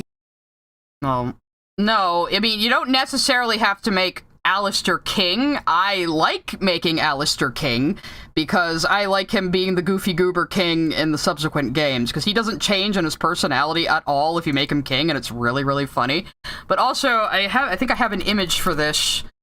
There it is. Oh, I don't have the whole comic up though, damn it. Actually, let me look it up on my Tumblr real quick. I gotta do a gag, guys. Bear with me. I gotta do a funny gag. So at the end of the game, one of the things you can ask of Alistair or Nora if she's queen, or Alistair and Nora if they're co-ruling, because you can set them up to co-rule, which is probably the best decision in my opinion. Let's see. There it is. I made this comic a while ago about how that whole Dalish land thing never fucking happens. Even if you ask him, that's just nice. Reminiscing about our Warden days. Yes. Like, remember that time I helped you secure your crown and slew the Archdemon, and you promised land to my people? That was 10 years ago, Alistair! I'm sure it didn't happen because of continuity reasons, but, you know, it's funny to think about. Like, Alistair, I've been waiting, Alistair! You promised me, buddy! I thought we were friends! You don't even want anything to think about. You wanted the game to be Django Unchained, but with elves. Well, I can't... No, Lily, elves are not the focus of the story, no matter how much you want them to be. Just because you think it should be the focus of everything, that's just not how the story went. Cry more. Can't deny that would have been fun, but in all I mean, you're not even talking about the main plot. You're just going, yeah, there's some kind of darkspawn thing, and I don't know. Sent a super chat. Imagining her playing Rogue Trader is giving me a heart attack. Yeah, right? But she's just like, now you start as an elf, and then there's like some big demon army, and then, you know, there's this guy whose name I don't really know. I don't think he was very important. Like, oh god, she didn't pay attention to the main fucking plot at all. Seriousness, I'll take either let's really think about the implications and systems at play in this kind of oppression, or I count two guns, fucker. But the problem with Dragon Age Origins is that it's neither. It's Lily, stop pretending you're not fucking racist, dude. That's embarrassing. Warhammer, a world filled with comically over-the-top racism, and it is nothing like Warhammer. It is not comically over-the-top racism. It's very normal racism. It's very expected racism. It's about the same level as racism as the real world, Lily. You know, imagine reflecting our real-life society in some way. And you're not actually supposed to engage with it beyond picking up a torch and cross and giddily joining the fray. And all that— No, you can make Shem sweat by going, how dare you talk to me like that, Shemlin? It's great. That misery was outclassed in not just how— Like, you can literally have a conversation with Liliana at the camp, and I don't think I got it on my playthrough either. I'm very sad. But she's just like, no, you see, in Orlais, elven servants get paid better than even most people, even though they can only be servants. It's fine, we treat them really well, we do. And you can just keep, like, pushing her on it, and she just gets more and more desperate, and it's really funny. Bleak Thetis is, but in emotional significance by simply not allowing a grave to be turned— Bodied Arm sent a super chat. The fact that Lily invested this much time and effort just to bash a series you like would be almost impressive if it wasn't so deranged. Yeah, right? And also, like, she didn't get attached to any of the companions of Seldry. She didn't talk to any of them. She didn't have conversations with any of them outside of what she had to. Like, she didn't make any bonds with anybody. She didn't, like, immerse herself in the world and the story. And it's because she was just blasting her way through these games just because I like them. Because when somebody pisses her off, she goes after the thing they like. Because I think she thinks when people say, I hope Lily Orchard talks about your favorite thing, she thinks they're being serious. She thinks people actually think she has some power to just ruin things by talking about them. I think she actually believes that, and that it's not just a joke on how she contributed to the right-wing chuddery around Steven Universe. Into a political prop, because it's a small act of kindness in an otherwise unfeeling world. And this is something we're going to revisit. Unfeeling world, you say, while you kill fucking Brother Genitivi, Lily? Jesus! In the next video, because I feel Dragon Age 2 pulls this part off masterfully. But we'll Do you now? Hopefully she'll praise Dragon Age 2, even though she, like, skipped half the characters or something, I think. discuss that next time. I'm Lily, and thank you for watching. And it is well with my soul. Alright guys, we're gonna have a break. I'm gonna pee, I'm gonna feed the animals, and then we will be back with the next video. We might be going off into the night though, because that was only the first one and we're 2.5 hours in. Jesus fucking Christ. Alright, I'm gonna BRB, I'll leave y'all with some Dragon Age music.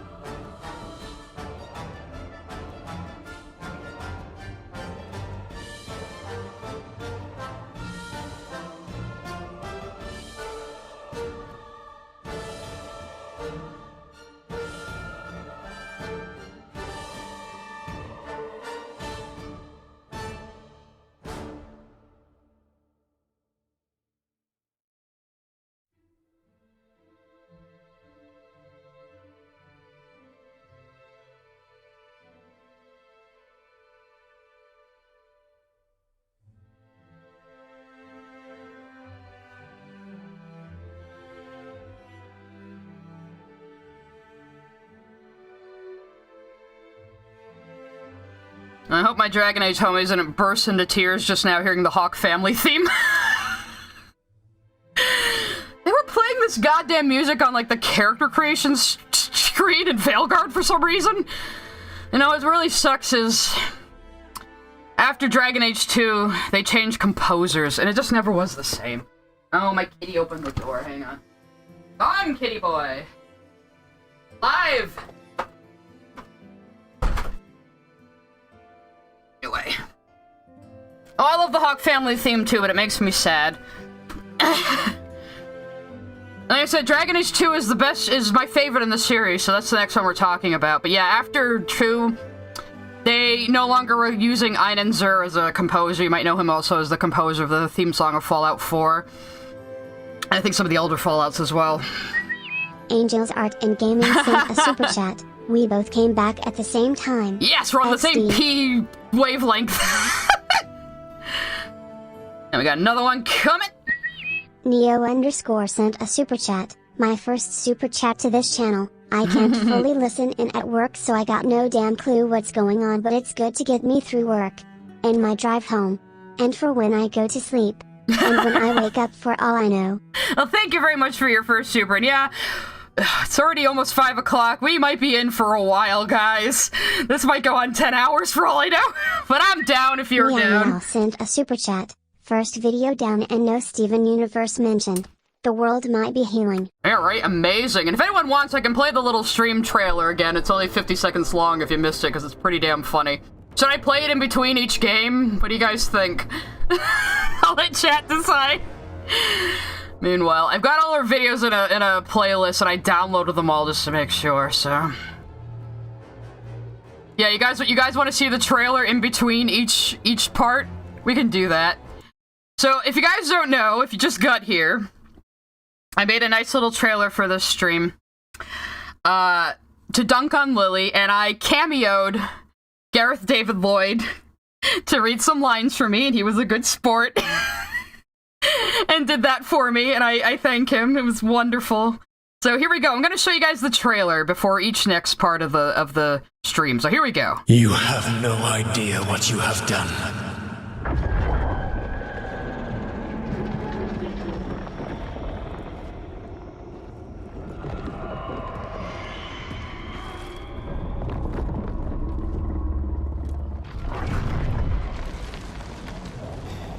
Here you stand, playing once more and critiquing media you cannot comprehend. And inevitably you have stepped too far.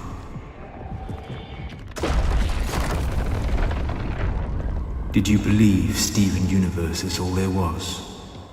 What you have experienced thus far is a bare fragment of the depths of her autism. It is beyond mortal understanding, and you have now unleashed it upon this world. Yes, the character he's talking to is supposed to be Lily. I literally made her in Veilguard and played up to that cutscene and recorded it with no dialogue and just the sound effects. And I cameoed Mr. Gareth David-Lloyd, who was a good sport. I even gave an alternate line for the autism part if he didn't want to say that, but he went for it. Great guy. Great for cameo. He's wonderful. He thought it was funny too. I can gloat a little bit about that. Anyway, I hope he sees it. I hope he sees the final result. I don't know if I can send it to him or not, but... Biohazard sent a super chat. Hi Sai, I just woke up. Sounds like Lily's becoming white noise because I'm only listening to you. It just sounds like they are picking and choosing fake negatives. Yeah, basically. Angel's Art and Gaming sent a super chat. No! Did you animate that? It's amazing. No, it's in-game footage, Angels. I just made Lily as Rook in Veilguard. It's just a game cutscene, I dubbed it over. 1556 sent a super chat. I'm finally out of work. So is Lily's takes on DA like listening to a blind person trying to describe a painting? A bit, because she completely ignored the main plot of Origins and just talked about a few quests. And seemed to think the whole thing should be focusing on the elves for some reason. Anyway, we're on to the second video, so you haven't really missed that much. And, of course, Dragon Age 2 is my favorite game in the series, and one of my favorite games of all time, so she really has no chance. I have played Dragon Age 2 about 9 or 10 times all the way through. I basically could recite it by heart if I really tried. I used to have a whole bunch of save files for like every single cutscene and conversation on my old hard drive that I fucking broke when I was building my new computer.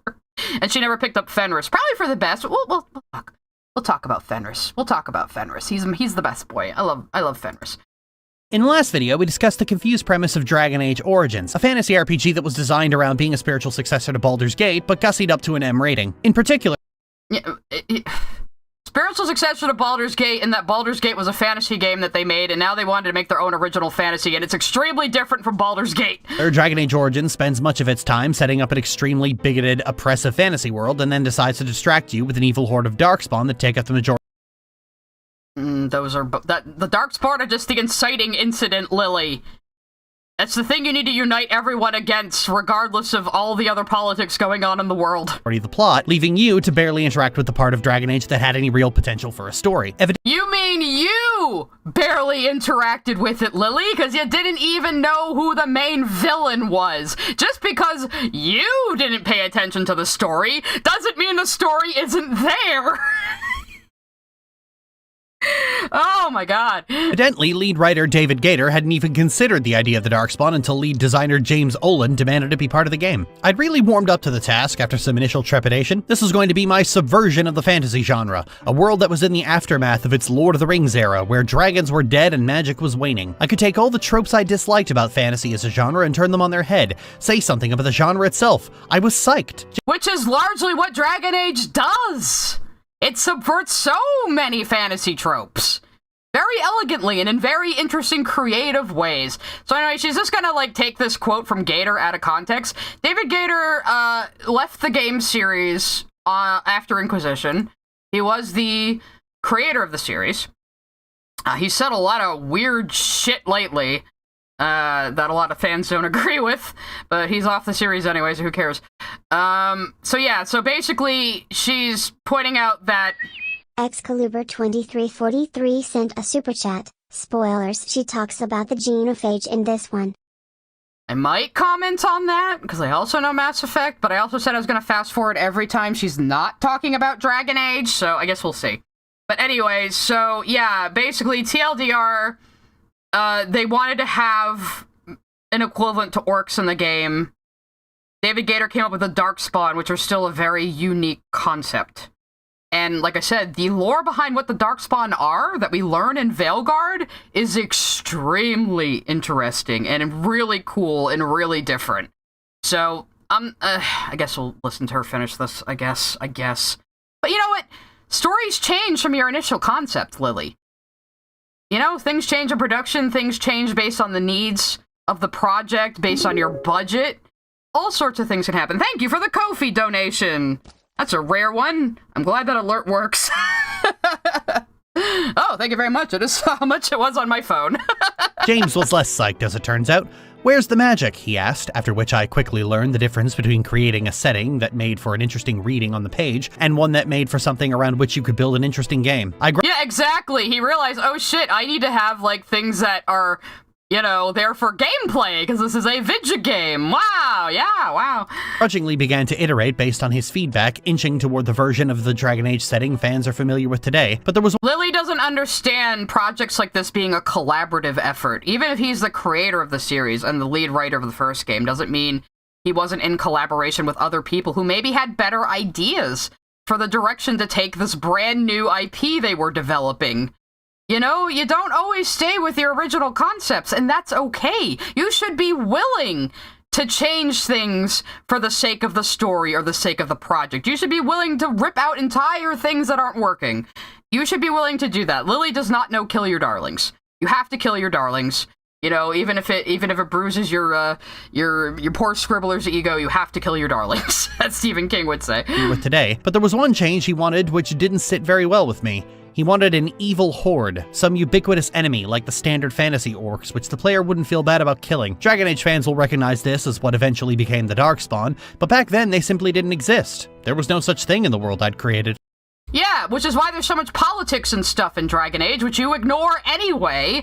But yeah, this is interesting. He was given a mandate, a creative mandate, that you need an evil horde. You need something like orcs. And because he didn't like the idea, he came up with something very unique instead, which is cool. Sometimes limitations make you more creative. That's Dragon Age 2 as well. The limitations of the time they had to make it and the limited resources they had made that come out as, like, the best written game in the series. And I will argue that up and down. I mean, I always say that I think Origins has the best plot progression. But I think 2 has the best character writing, and a lot of the best writing kind of in general, and 2 is really where Dragon Age started to find its own identity. It moved away from the kind of more stereotypical Song of Ice and Fire, Lord of the Rings style fantasy, and kind of became more of its own weird little swashbuckling adventure fantasy, you know? And I like that. I liked that change, personally. A lot of people didn't like the look of Dragon Age 2 when it first came out, and I was kind of there, but you know what? It grew on me over time, to the point that now I go back to Origins, I install a mod to make the elves look like they look in Dragon Age 2. You know?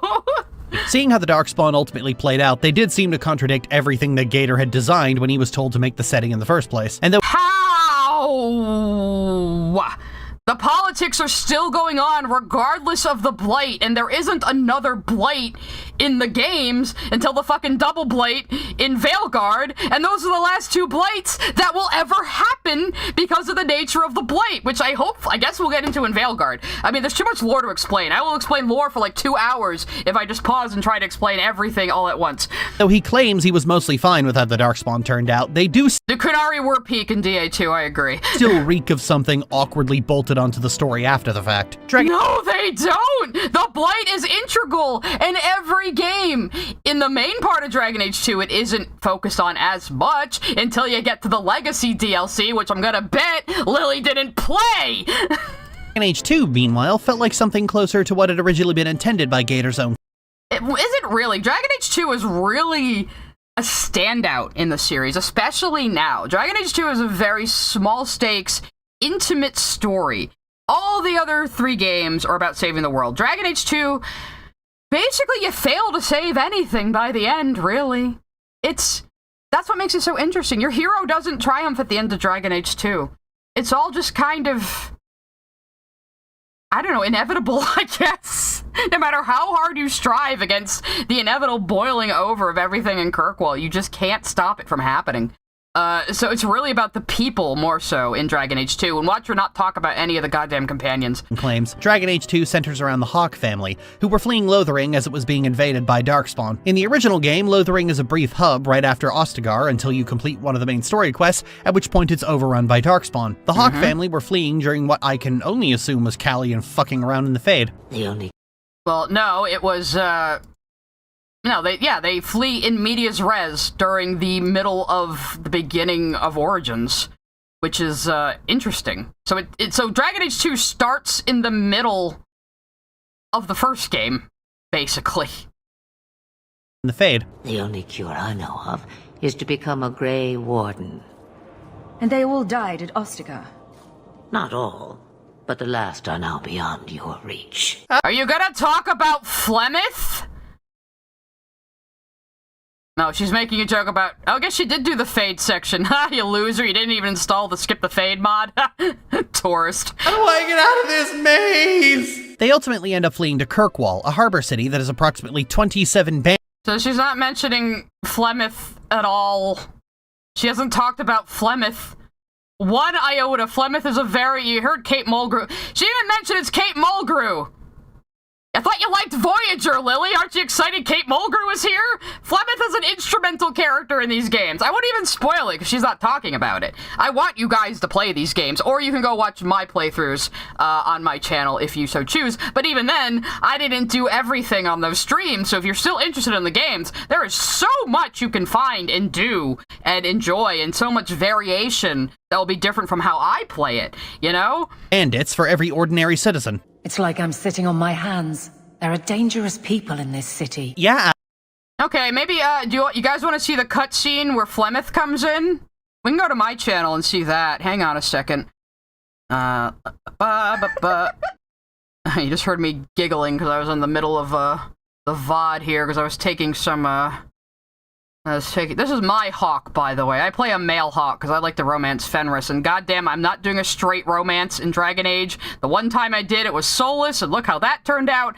Anyway, where's the part where you run into Flemeth? Oh, Flemmy. Oh, Flemma. Where is she? There she is. There she is. We're gonna see Kate Mulgrew being at her most fucking badass ever. Alright, here we go. And I'm sorry, this game is very quiet. I had it up as loud as it could go, and it's just quiet. So... Kate Mulgrew had a beautiful interview about playing the character, too. I don't think they'll ever give a definitive answer. There's a dragon in my Dragon Age! This was supposed to be the real version, Varric. So she can turn into a dragon. I was taking screenshots to mind that. My, who is this?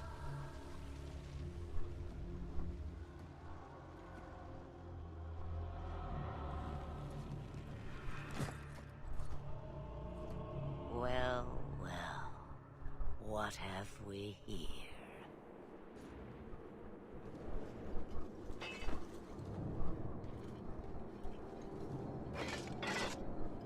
It used to be we never got visitors to the wilds, but now it seems they arrive in hordes. Impressive. Where'd you learn how to turn into a dragon? Perhaps I am a dragon. If so, count yourself lucky. The smell of burning darkspawn does nothing for the appetite. If you wish to flee the darkspawn, you should know you are heading in the wrong direction. So you're just going to leave us here? And why not? I spotted a most curious sight. A mighty ogre vanquished. Also, look at my son. Perform such a feat. But now my curiosity is sated, and you are safe for the moment. Is that not enough? You're correct. That is Captain Janeway. Yes, it is. It's Flemeth from the previous game. We only knew her as like a crazy swamp witch. What the fuck happened?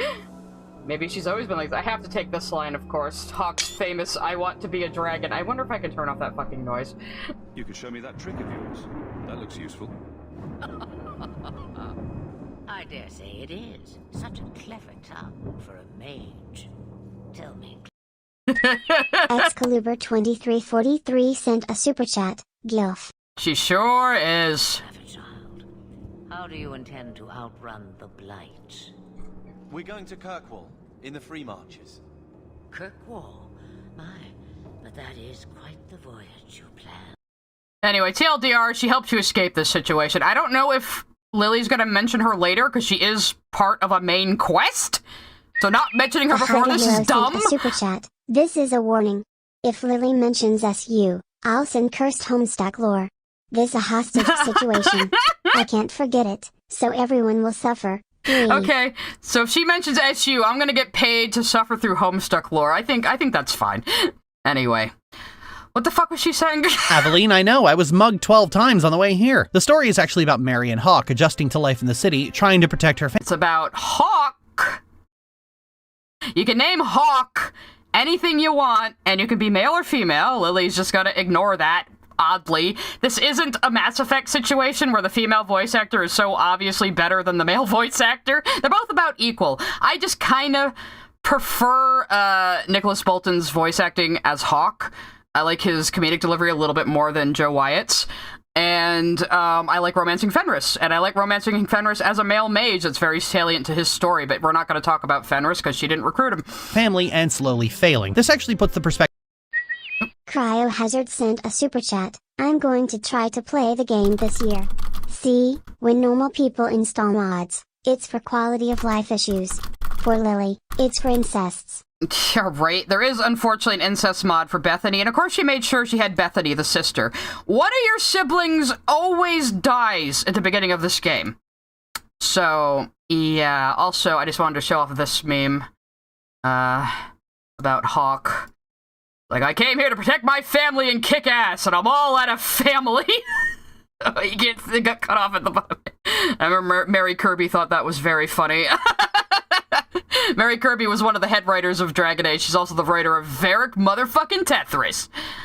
So she's the best. Slowly failing. This actually puts the perspective of the player down on the ground. After getting out of her origin, Callian largely deals with Arls, leaders, kings, and their armies. I like how she says the first name of her goddamn character as if it's like everybody's continuity. Lily, why do you always talk like your playthrough is everyone's continuity? Like, this is not a review of these games. Like, you didn't even recruit all the characters. You didn't even talk about the companions at all in Origins. Again, watch my playthroughs or go watch Sci-Fi Debris's videos on Dragon Age Origins and 2. I don't know if he ever did one in Inquisition. I should probably check that. He's dealing with the world on a macro scale and traveling between entire kingdoms. Hawke is down on the micro scale with individual people and traversing streets instead of nations. This gets Hawke down further into the weeds of a lot. Evie sent a super chat. No. I can't stand any more Homestuck lore after my best friend's obsession. Lily, don't you dare mention SU. Lily, I will blame you for my suffering. There you go. I love when you guys argue through super chats. But yeah, actually, that was another big problem people had when the game first came out. They're like, what? We're only going to be in one city? That's stupid. We're not going to have a whole world to traverse. But you know what? Every time I go back to Kirkwall now, it feels nostalgic. It feels like a place I used to live, you know? I am not normal about this game, guys.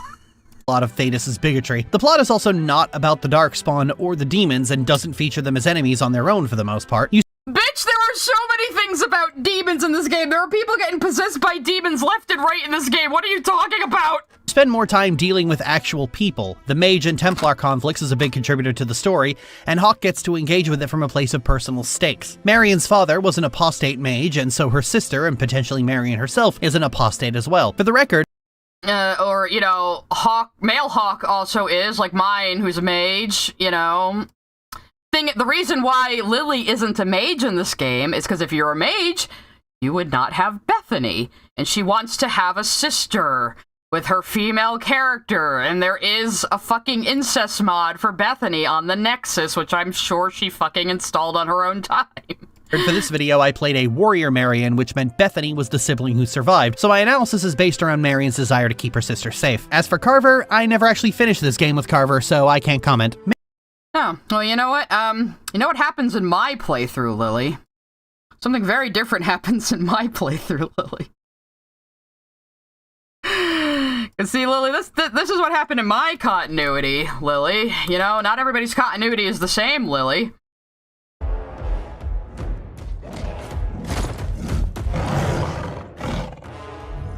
Make her give me strength. Sorry, Bethany. So one of your siblings always dies. Which one it is depends on your class. Bethany! If you're a warrior or a rogue, Carver will die. It's really like a party balance thing. And a cool way to introduce you to this story. There you go. So that's what happens if you're a mage. Bethany dies instead. So just put it out there. Marion rather notably starts with pre-existing opinions on the Templars. She hates them. She runs into a Templar while fleeing Ferelden who wants to kill Bethany for being an apostate, and Marion is having none of that shit. That woman is an apostate. The Order dictates. I am Aveline Valenne. This is my husband, Sir Wesley. Yeah, and Aveline immediately talks her husband down. Everyone's in a high-stress situation right now, stupid. We can hate each other when we're safe from the Horde. So long as you know I stand with Bethany, Templar. Keeping Bethany safe from the Templars has been Marion's primary duty for most of her life. I don't have proof she actually used the incest mod, but I just deeply suspect it. I like the dynamic between Marion and Bethany here. First of all, devotion continues to be my favorite character motivation for heroes and villains. Second of all, there's strikingly good parallels to Gorian's Warden Imoen. Bethany's presence. Oh my god, Lily, they are nothing like that. And also, to reiterate, Lily, I'm gonna keep showing this every time you act like Bethany is canon. To reiterate, Lily, you can play the entire fucking game without Bethany, and I do. So one of your I'm gonna play this every which one it is? I'm gonna play this every single time. I'm gonna play this every single time she acts like Bethany is canon, is hard canon, because she's not. Because I only play my male Hawke now. I did play my first game as a female Hawke rogue. Second playthrough, I said, well, I'll roll a male character this time, and I'll play mage, because I want to romance Fenris to learn more about him. And romancing Fenris as a mage would be so funny, you guys! And then I caught all the feels, and they're my OTP. You know, as happens, as happens. Always a personal stake for Hawke as the fight between mages and Templars starts heating up, especially after returning for the Deep Rose to find that Bethany has been taken by the Templars. This is the worst gut punch. That also doesn't necessarily happen, Lily. There are 3 outcomes for the surviving sibling. If you take the surviving sibling on the Deep Roads expedition without Anders, sibling will die. Take the sibling on the Deep Roads expedition with Anders, sibling will become a Grey Warden. If you don't take the sibling on the Deep Roads expedition, Bethany will turn herself into the Circle, and Carver will become a Templar. Templar is the worst outcome for Carver. He is better off as a Grey Warden. Going to the Circle is the best outcome for Bethany. She's kind of bitter and miserable as a Warden. She actually kind of likes being in the Circle.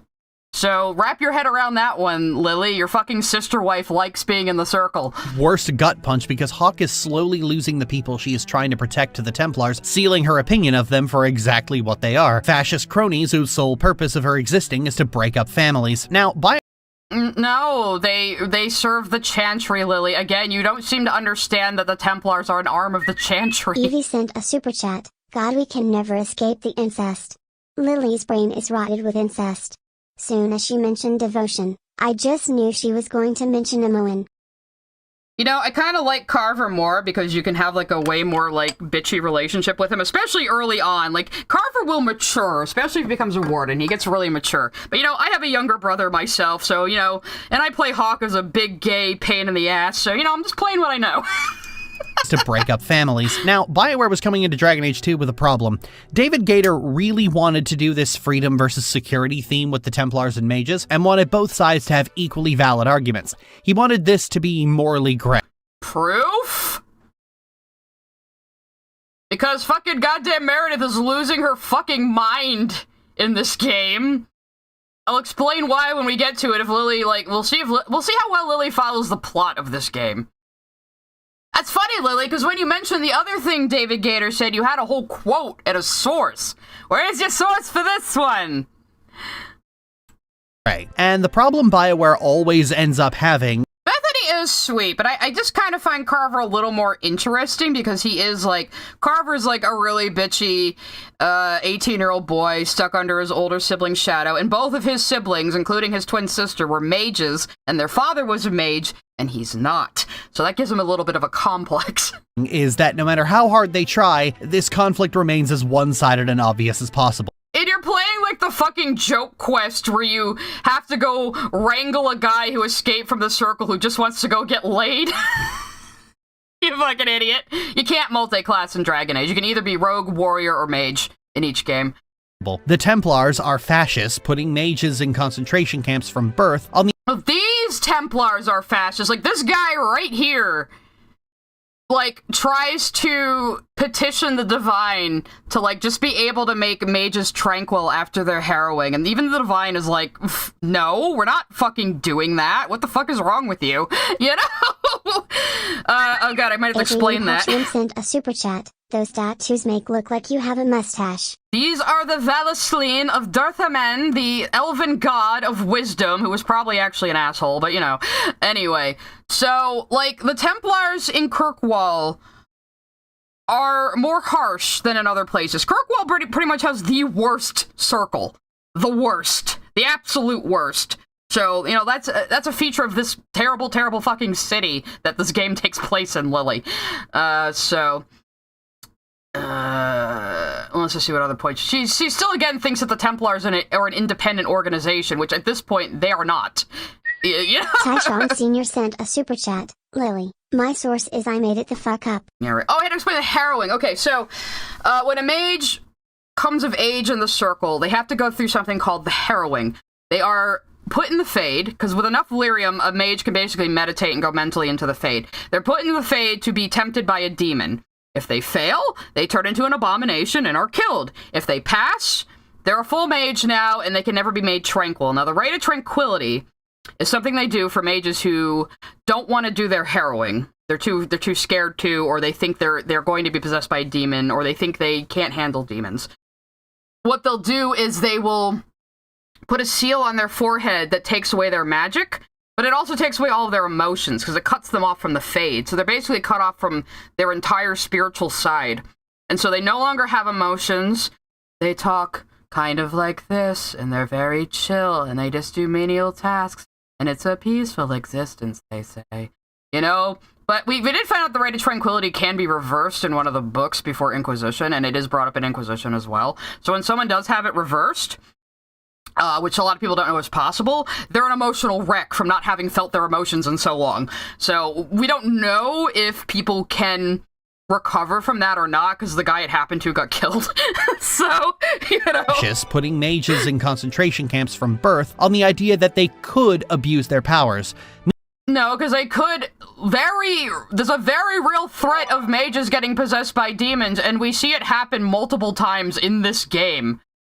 Like, there are mages turning into abominations all over Kirkwall, because Kirkwall, again, is a city that is slowly boiling over with conflict, and might be the place where one of the biggest evil magic rituals in the world took place, so it makes people a little nutso, you know?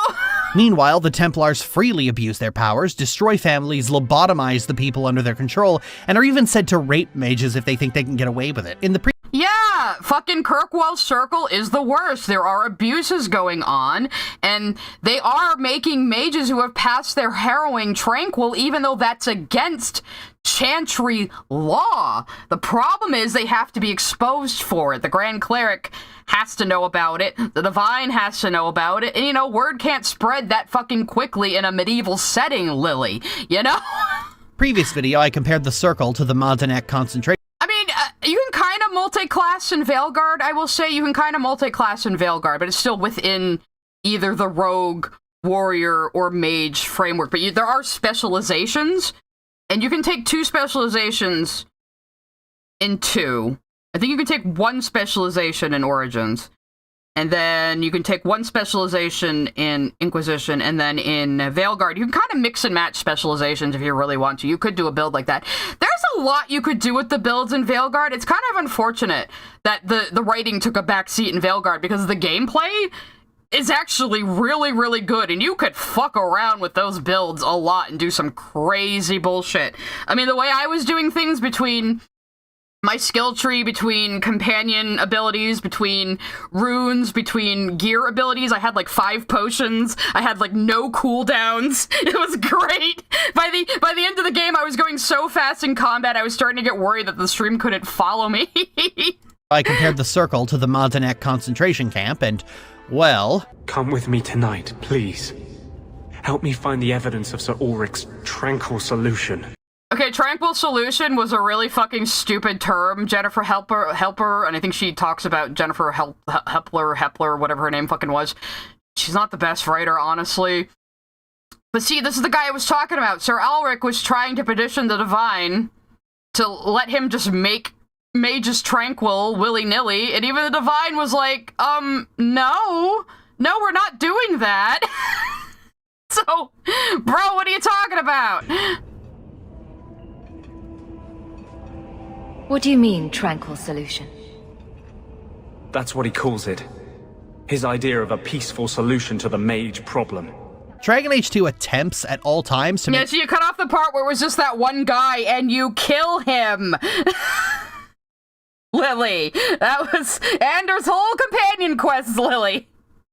This morally gray by showing you mages who have turned to blood magic and become abominations. Most of the quests and storylines in this game circle back to either the Circle or blood. Master Clockwork sent a super chat. You could call Kirkwall an open-air prison. Oh god, I hope she doesn't. But... circle back to either the Circle or blood magic, but... Yeah, blood magic is still bad no matter what. No matter what the Chantry thinks, no matter if there was a circle or not, blood magic is still pretty bad. It kind of requires, you know, the life force of other people to fuel. And when I did the quest with Connor in Origins, I basically got lazy and just let Jawin sacrifice his soul and use all the blood in her body to open a way to the Fade. Blood magic is not good, Lily. Circle or blood magic, but at every possible opportunity, they show it predominantly being Circle mages who turn to blood magic in their efforts to escape. Okay, Lily, most people agree that fucking Doug Dimmadome over here, and yes, it is Doug Dimmadome's voice actor doing, what's his face's name? But everyone agrees that it's stupid that he does that. Like, even if you side with the mages. I would fucking chug the brain off juice. Okay, so this character, even if you side with the mages, he will use blood magic and turn into an abomination toward the end of the game anyway, just because they wanted another mini-boss. And they kind of make a joke about this in Inquisition, where you can tell Varric that Orsino's fate in his book didn't make any sense, and he gives you, like, negative approval. Yes, Orsino's voice actor, I hope we hear his voice in this, I'll play it for you somewhere, is the same voice actor of Doug Dimmadome, owner of the Dimsdale Dimmadome. And fight back against the Templars. This rubbed me the wrong way back in 2010, but in the same way that Elven Ghettos directly draws comparison to the ghettoization of ethnic minorities in America. Yeah, almost like that's intentional, Lily. Almost like that's fucking intentional, Lily. You fucking... Ugh. Nazi Germany. This aspect of the Mage Templar Nazi Germany board sent a super chat. Fun fact, Josh Scorcher considers the ending to this game to be one of the worst endings in gaming. Okay, I'm gonna have to fight Josh Scorcher now, I guess. No, I don't care if people... There's a lot of reasons to criticize Dragon Age 2. There is, but I like it. I like it a lot. Our conflict draws dangerously close to things like 9/11 being used as a pretext. Okay, yes, I know Jennifer Hepler wrote a lot of, like, she said tranquil solutions. She was doing Nazi illusions. She didn't need to, just like you, Lily. And yes, there is an act of terrorism at the end of this game. So, I mean, it was the time. It was 2011. That was on a lot of people's minds. Yeah, okay, but it still makes sense within the plot. Like 9/11 being used as a pretext for the War on Terror, which killed millions of people at the hands of the US. Or October 7th. No, that's not even what she was fucking saying, okay. Being used as the pretext for Israel's inhuman barbarism against the people of Gaza and every other nation that looks to them. Lily, stop trying to sound fucking smart about world politics. You're a fucking moron with the mentality of an 8-year-old child. Funny. And in these cases, the large powers in question were the ones who created the situation that led to the scapegoat in the first place. It's hard not to look at desperate mages turning into abominations after being threatened by Templars, and not ask, what the fuck did you think would happen? Just to put the shit cherry on the whole thing, when tasked to help rescue Anders' friend from the Circle, we find that he's been made tranquil, which is the Chantry's version of a lobotomy. His friend makes... No, it isn't. Not really. It cuts them off from the Fade, Lily. It is far more than a lobotomy. What it does to people is haunting. To clear exactly what the hell he's in during a brief period of lucidity, where he asks Anders to kill him. That's how bad... Why was he lucid? It's because Anders has justice in him. He's possessed by a spirit of justice. Anders. And so when that power comes through, it touches his friend's mind. It makes him come back for a little bit. So tranquility is reversible, but nobody knew it at this point. So Anders does kill him, you know, because he thinks it's hopeless. It's kind of sad in retrospect, actually. Bad being made... Yes, this is his lover, Carl. You only find out Carl was his lover if you flirt with him as a male hawk, though. So... that's something a lot of people can miss. That's how bad being made tranquil is. If a mage briefly regains their sanity, they will literally beg for death. About the closest thing to a justification that the Templars actually have is Quentin, a necromancer who's been committing a series of grisly murders to Frankenstein's monster his wife back together, even killing Marion and Bethany's mother in the process. See, you might say, mages are dangerous. But what does this say about the Templars? There's blood magic is dangerous. I think somebody told me about this part, and this is going to be a super retarded argument, and I think I took some clips for it, but I think I forgot to put them on my document, so I might have to go dig for those. There's a mage serial killer running rampant through the streets, butchering women, and the Templars aren't on that? They dismiss it completely. Marion investigates, solves, and brings justice to this murderer on her own. There's only one... Okay, let me let her finish her explanation of this, I guess, and then I will tell her why she's wrong. Streets, butchering women, and the Templars aren't on that? They dismiss it completely. Marion investigates, solves, and brings justice to this murderer on her own. There's only one Templar even investigating it, and he ends up dead. Knight Commander Meredith just dismisses this concern. There's a mage serial killer on the loose. This is literally your one job. Meredith then turns around... Okay, so what happens in this storyline is these medieval people don't have a concept of serial killers. So it's only this one guy who thinks the murders are connected. Everyone's like, oh, well, people get murdered all the time. There's no proof that it's connected or it's the same person doing it. Why would they? Senior sent a super chat. Lily does have a point, though. Tranquility also takes away your emotions like you said. Well, that's true. I guess you could compare it to lobotomy, but it's like, it's a lot more complicated than that. Let's see. I think I took a couple of clips of this. I thought I did anyway. Maybe I didn't, or I'll just explain it. Oh yeah, I did take a couple of clips of this, or I took one. Let's see what this clip actually is then. And I suspect foul. No, don't play yet. I don't have you on the right screen. I'm a professional streamer. Stuck in my my shad voice now again. Oh wait, no, I need to keep this one up so I can keep replaying it every time she mentions Bethany. Master Clockwork sent a super chat. I hope all tranquil dreams become an angry plague. That's a good point, Master Clockwork. I wonder what happens to the dreams of the tranquil. Huh. Considering what we know the blight is. We'll get there, guys. I know what Master Clockwork's talking about, though. And I suspect foul play is involved. Really? I mean, what would you even call that? Like, a series of killings?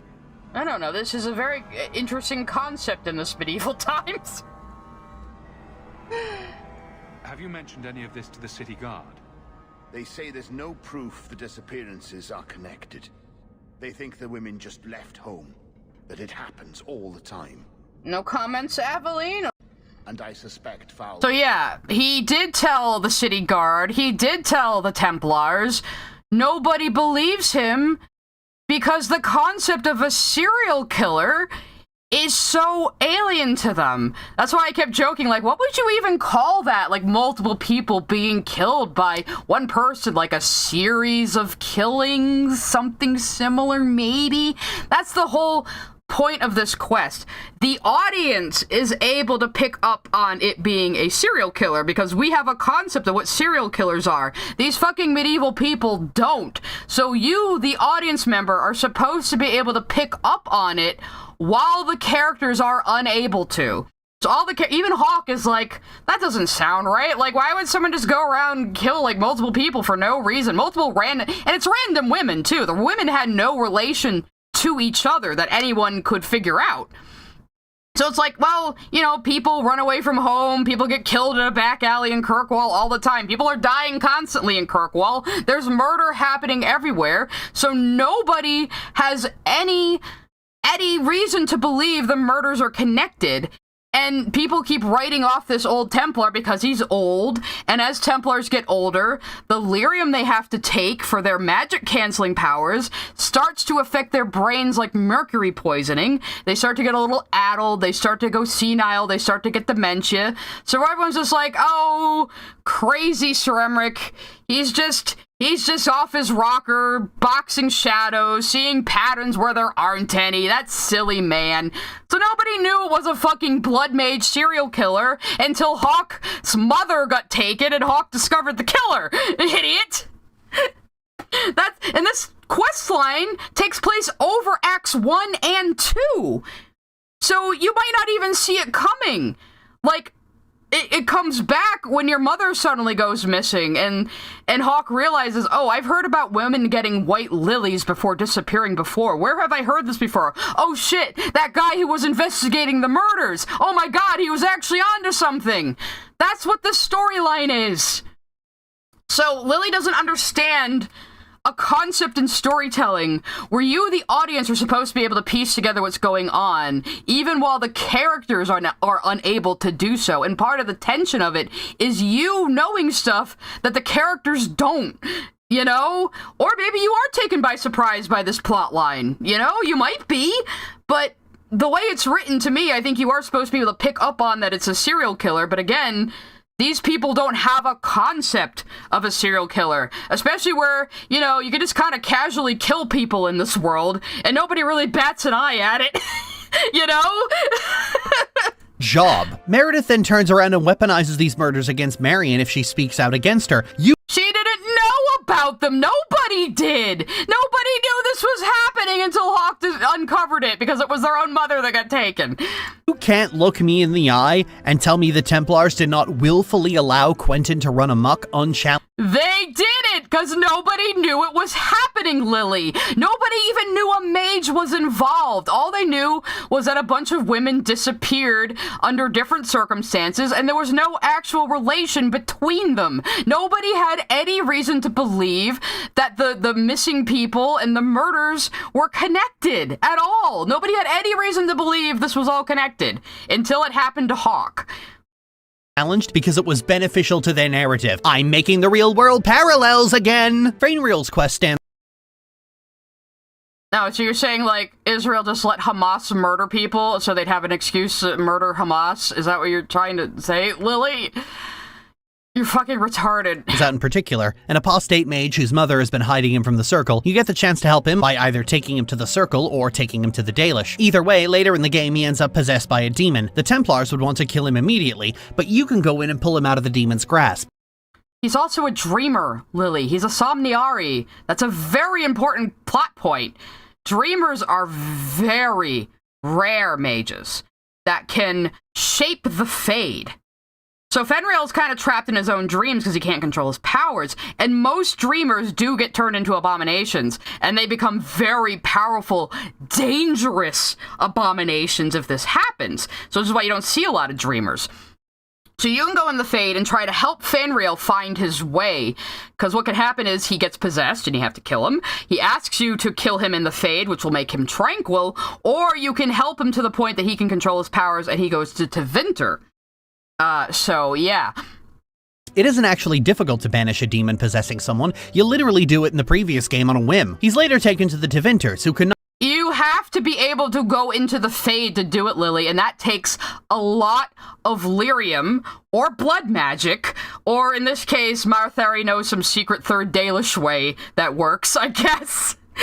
So you'd either need a pile of lyrium, like the entire blood mass of a single person, or you'd need to know some Dalish. So it's not something you can just do on a whim. No, it is not. Banish a demon possessing someone. You literally do it in the previous game on a whim. He's later taken to the Tevinters, who can not only reverse demonic possession, they can actually train him in a way that's useful. No, Lily, that's not what reverses demonic him getting control of his Somniari powers is what makes him not get possessed, and then he chooses to go to Tevinter to get magic training, because they're about the only people that could handle him, and I wish he came back in the other games, because how Tevinter may have corrupted this kid could have been very interesting. No, it wasn't, his possession wasn't reversed in Tevinter. You reverse it by helping him navigate his own mind and not get possessed by demons. And then he leaves for Tevinter. You didn't fucking pay attention. Now, the Tevinter Imperium is fucking evil, but, so is every other major power in this game. Much of the... No, the Tevinter Imperium is where slavery is legal, Lily, so shouldn't you dislike them? I do have some clips lined up about Tevinter, but I'll see if she says anything more about them. In this game, much of the storytelling and simply the reality of how these systems actually work really work against Gator's idea of a morally grey conflict. Oftentimes, the best Dragon Age 2 can really offer is just mages going crazy seemingly at random. In a lot of...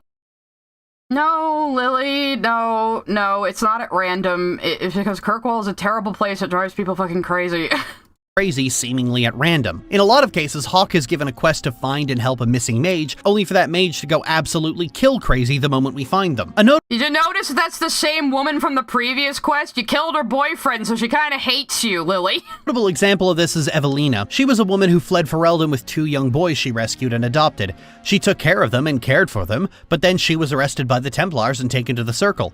This is such a small quest. This quest lasts a total of 5 fucking minutes. She escapes, she finds her brothers again, but this time she's gone completely insane, turns into a demon and attacks. This is meant to be a, look how dangerous this mage is, attacking her loved ones. Yeah, Lily, see, it's not a lie that mages can get possessed by demons. They absolutely can. That is a real danger in this world that exists and provably exists. You're seeing it right in front of you.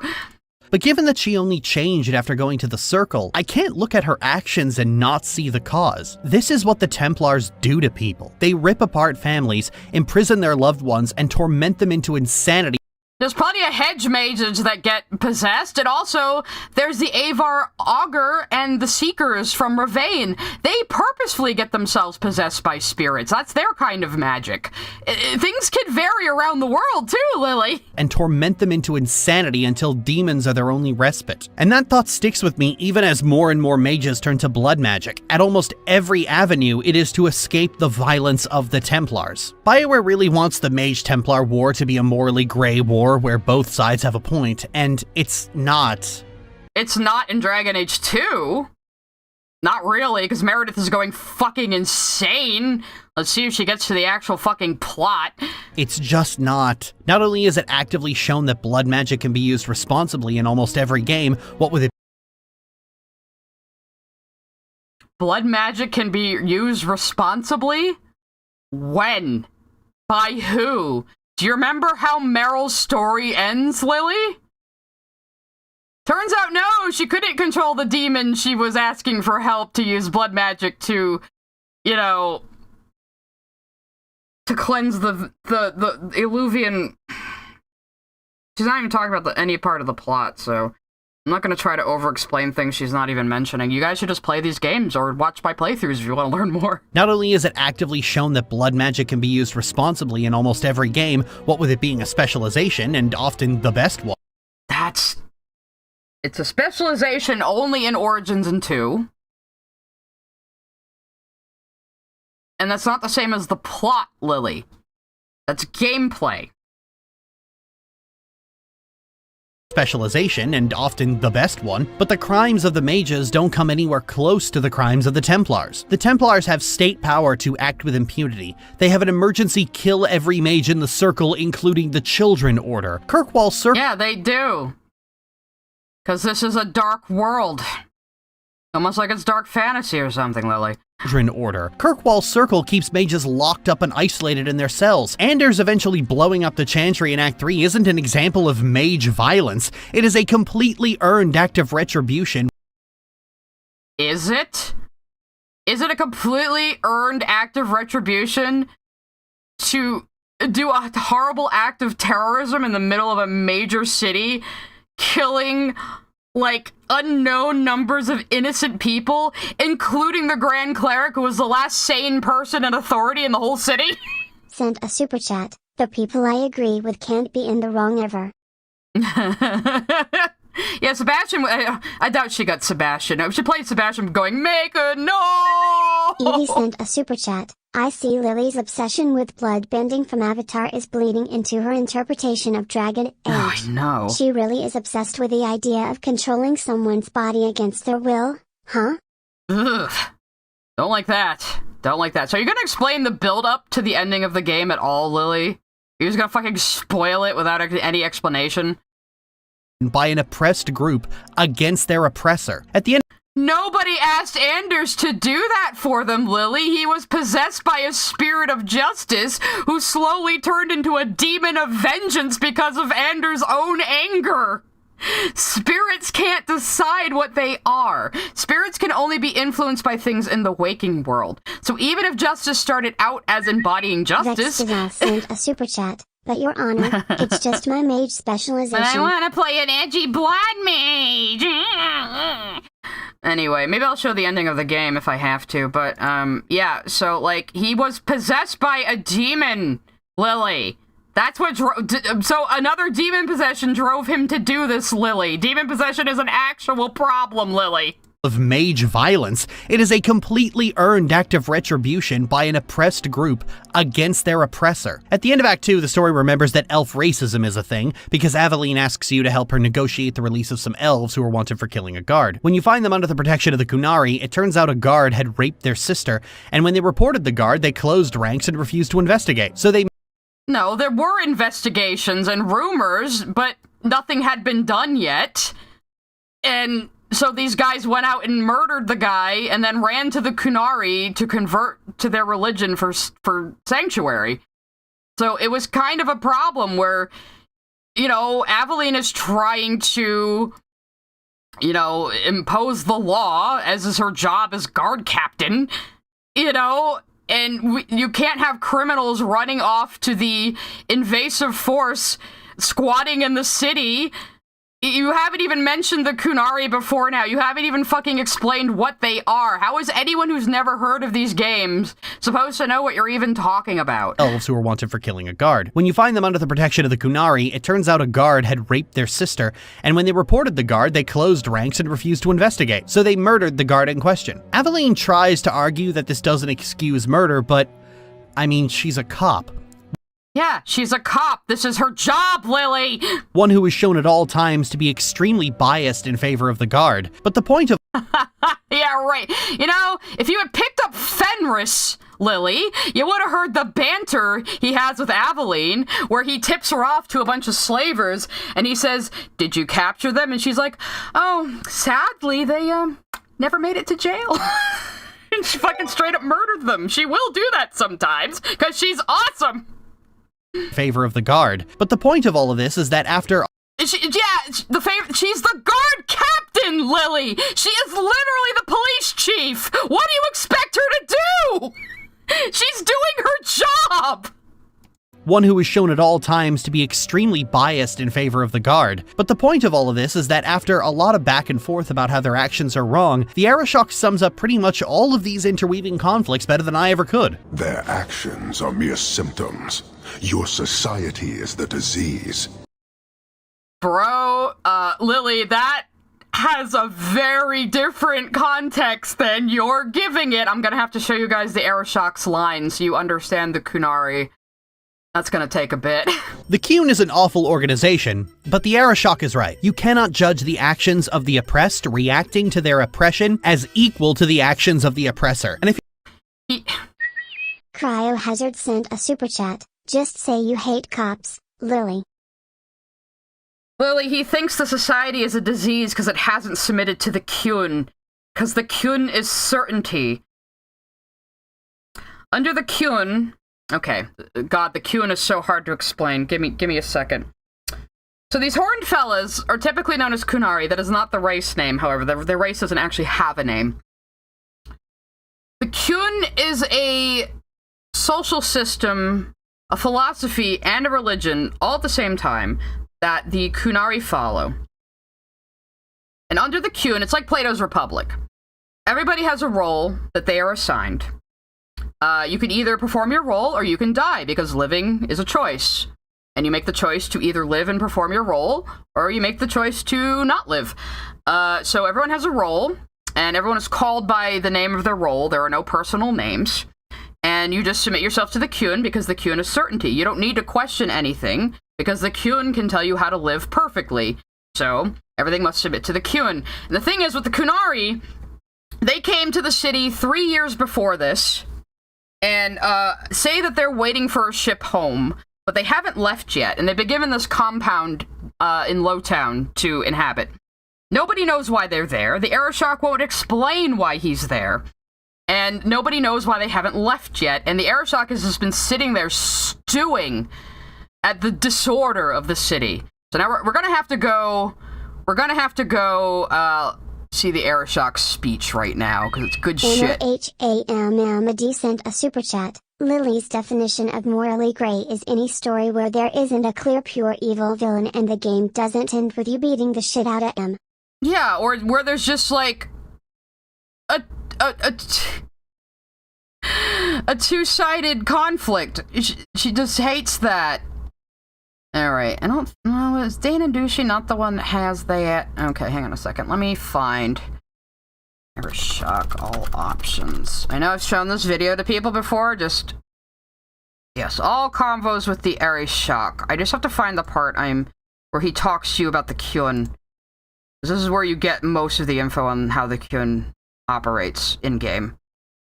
I mean, there's codex entries and shit, but, let me find it.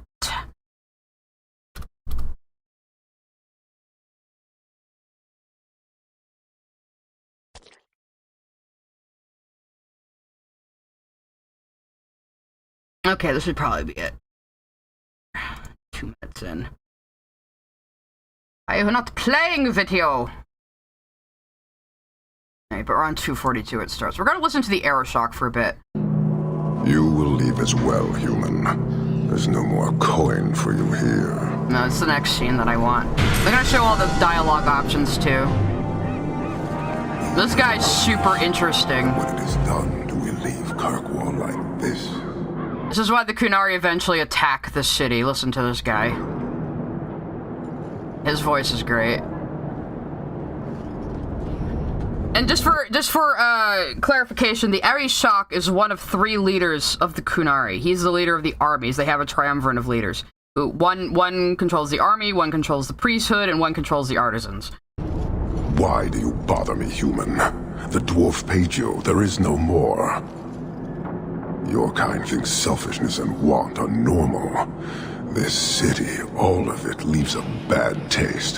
So you're about to find out what he meant when he said your society is the problem. His solution isn't great either. You don't want to talk? We won't talk. That's default male hawk, by the way. Since we arrived, I have seen nothing but greed and weakness. Dwarves, humans, elves, just festering. No order, no goal. You are one of the few I have met with any ability, and yet this too was random, a result of selfishness. I cannot fathom how a mire like this can be justified. You turned from me. Do you turn as easily from all this chaos?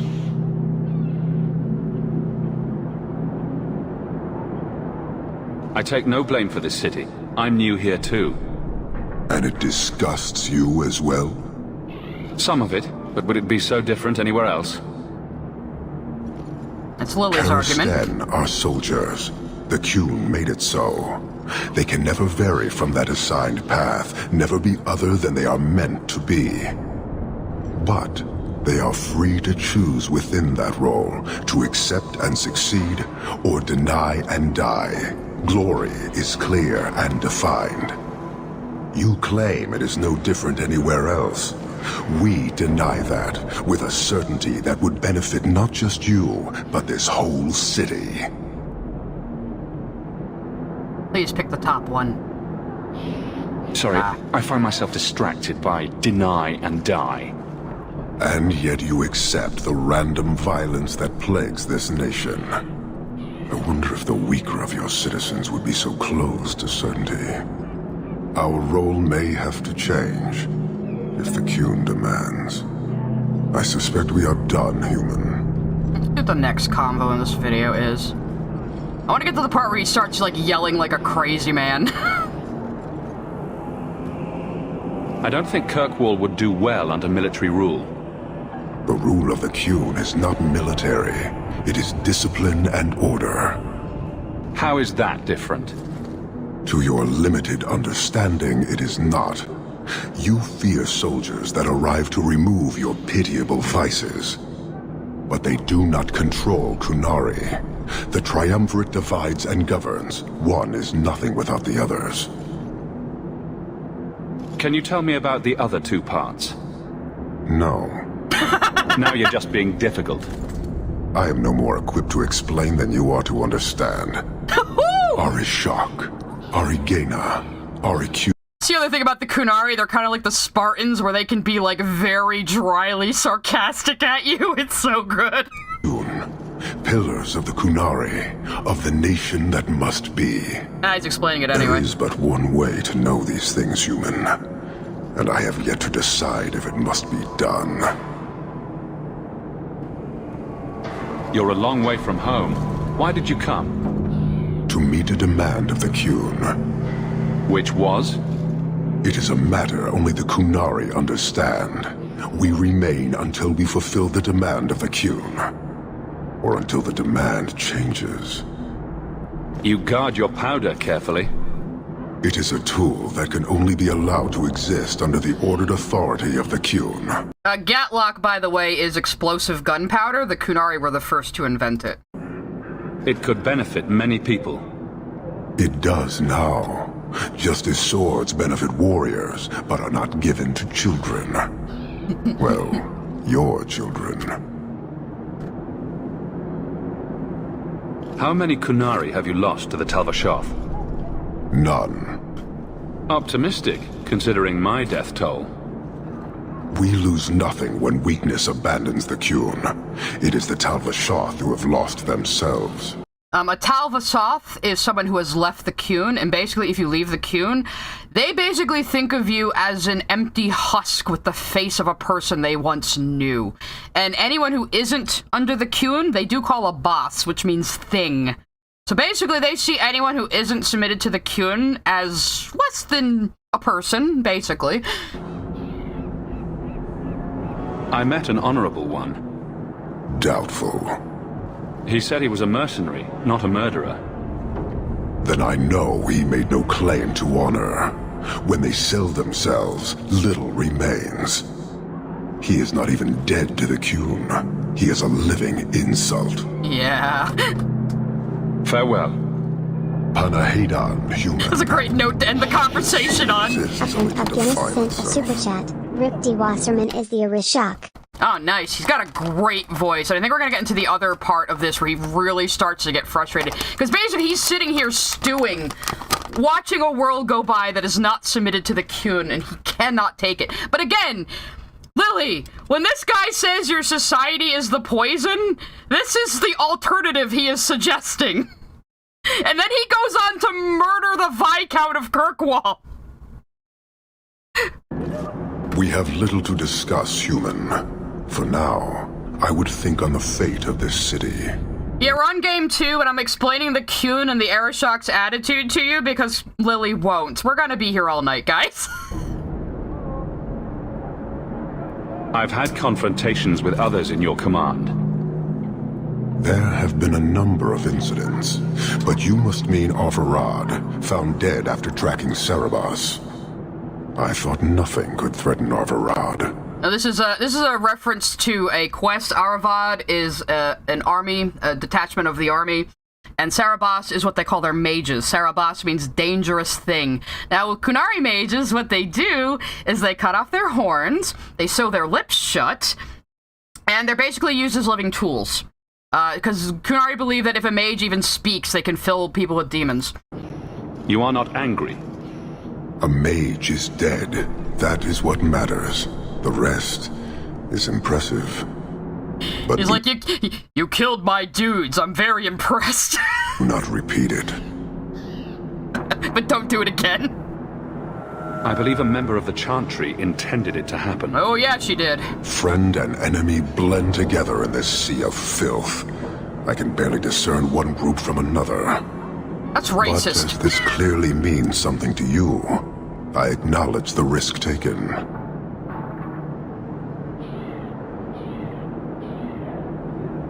Cerebos chose death over leaving the Qun. We are still in video 2, but I'm explaining the lore with cutscenes from the game. That is good to hear. That is all you have to say. Okay, this is not the part I wanted, though. I need the part where he starts ranting and raving. This is great. I think this is just the follow-up to the Patrice quest. Okay, he's standing up here. This is probably where he starts pacing and ranting like a crazy man. Okay. Okay, yeah. Okay, here we go. Was determined to lay blame at our feet. This is another quest he's referring to. Ignore that. Conviction with a focus, but your kind are truly committed to weakness. They have been converting a lot of elves. They will convert people to the Qun, and someone converted to the Qun is called a Vidathari. Why aren't you more concerned about her supporters? Our enemies strike from shadow because they cannot stand before us. This is not a revelation. He's so sarcastic. And it doesn't matter. I am not here to fight. I am here to satisfy a demand you cannot understand. It's alright if you're late. We're only on the second video, and I'm going through Dragon Age 2 cutscenes right now to contradict Lily. Taking long enough. It will take as long as needed. No ship is coming. There is no rescue from duty to the Qun. I am stuck here. And this is built up to this all builds up to the cutscene Lily was just showing us. This all happens before that. You have all these conversations with the Arishok, and this is the first time she's fucking mentioned him. Okay, Fenris is here because he speaks Kunlat, obviously. Look, if you guys are gonna play any of these games, please play Dragon Age 2. It actually stands alone very well, and it's told so differently than the other games. It really can stand on its own as its own thing. Honestly, I recommend it. It's had a bit of a renaissance ever since it was, like, hated when it first came out.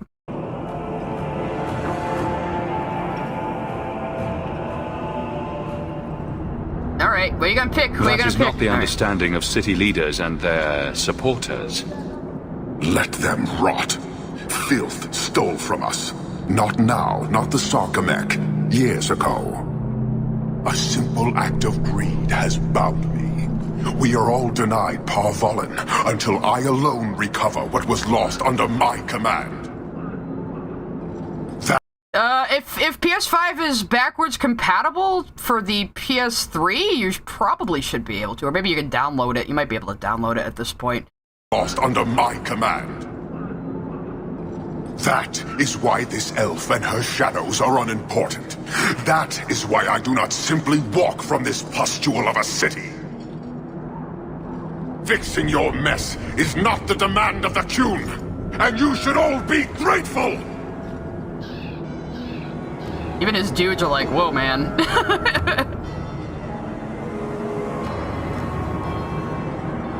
Thank you, human, for your service.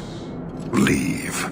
Okay. I just want to give you some context for the Arishok and where he's coming from, where he says your society is the poison.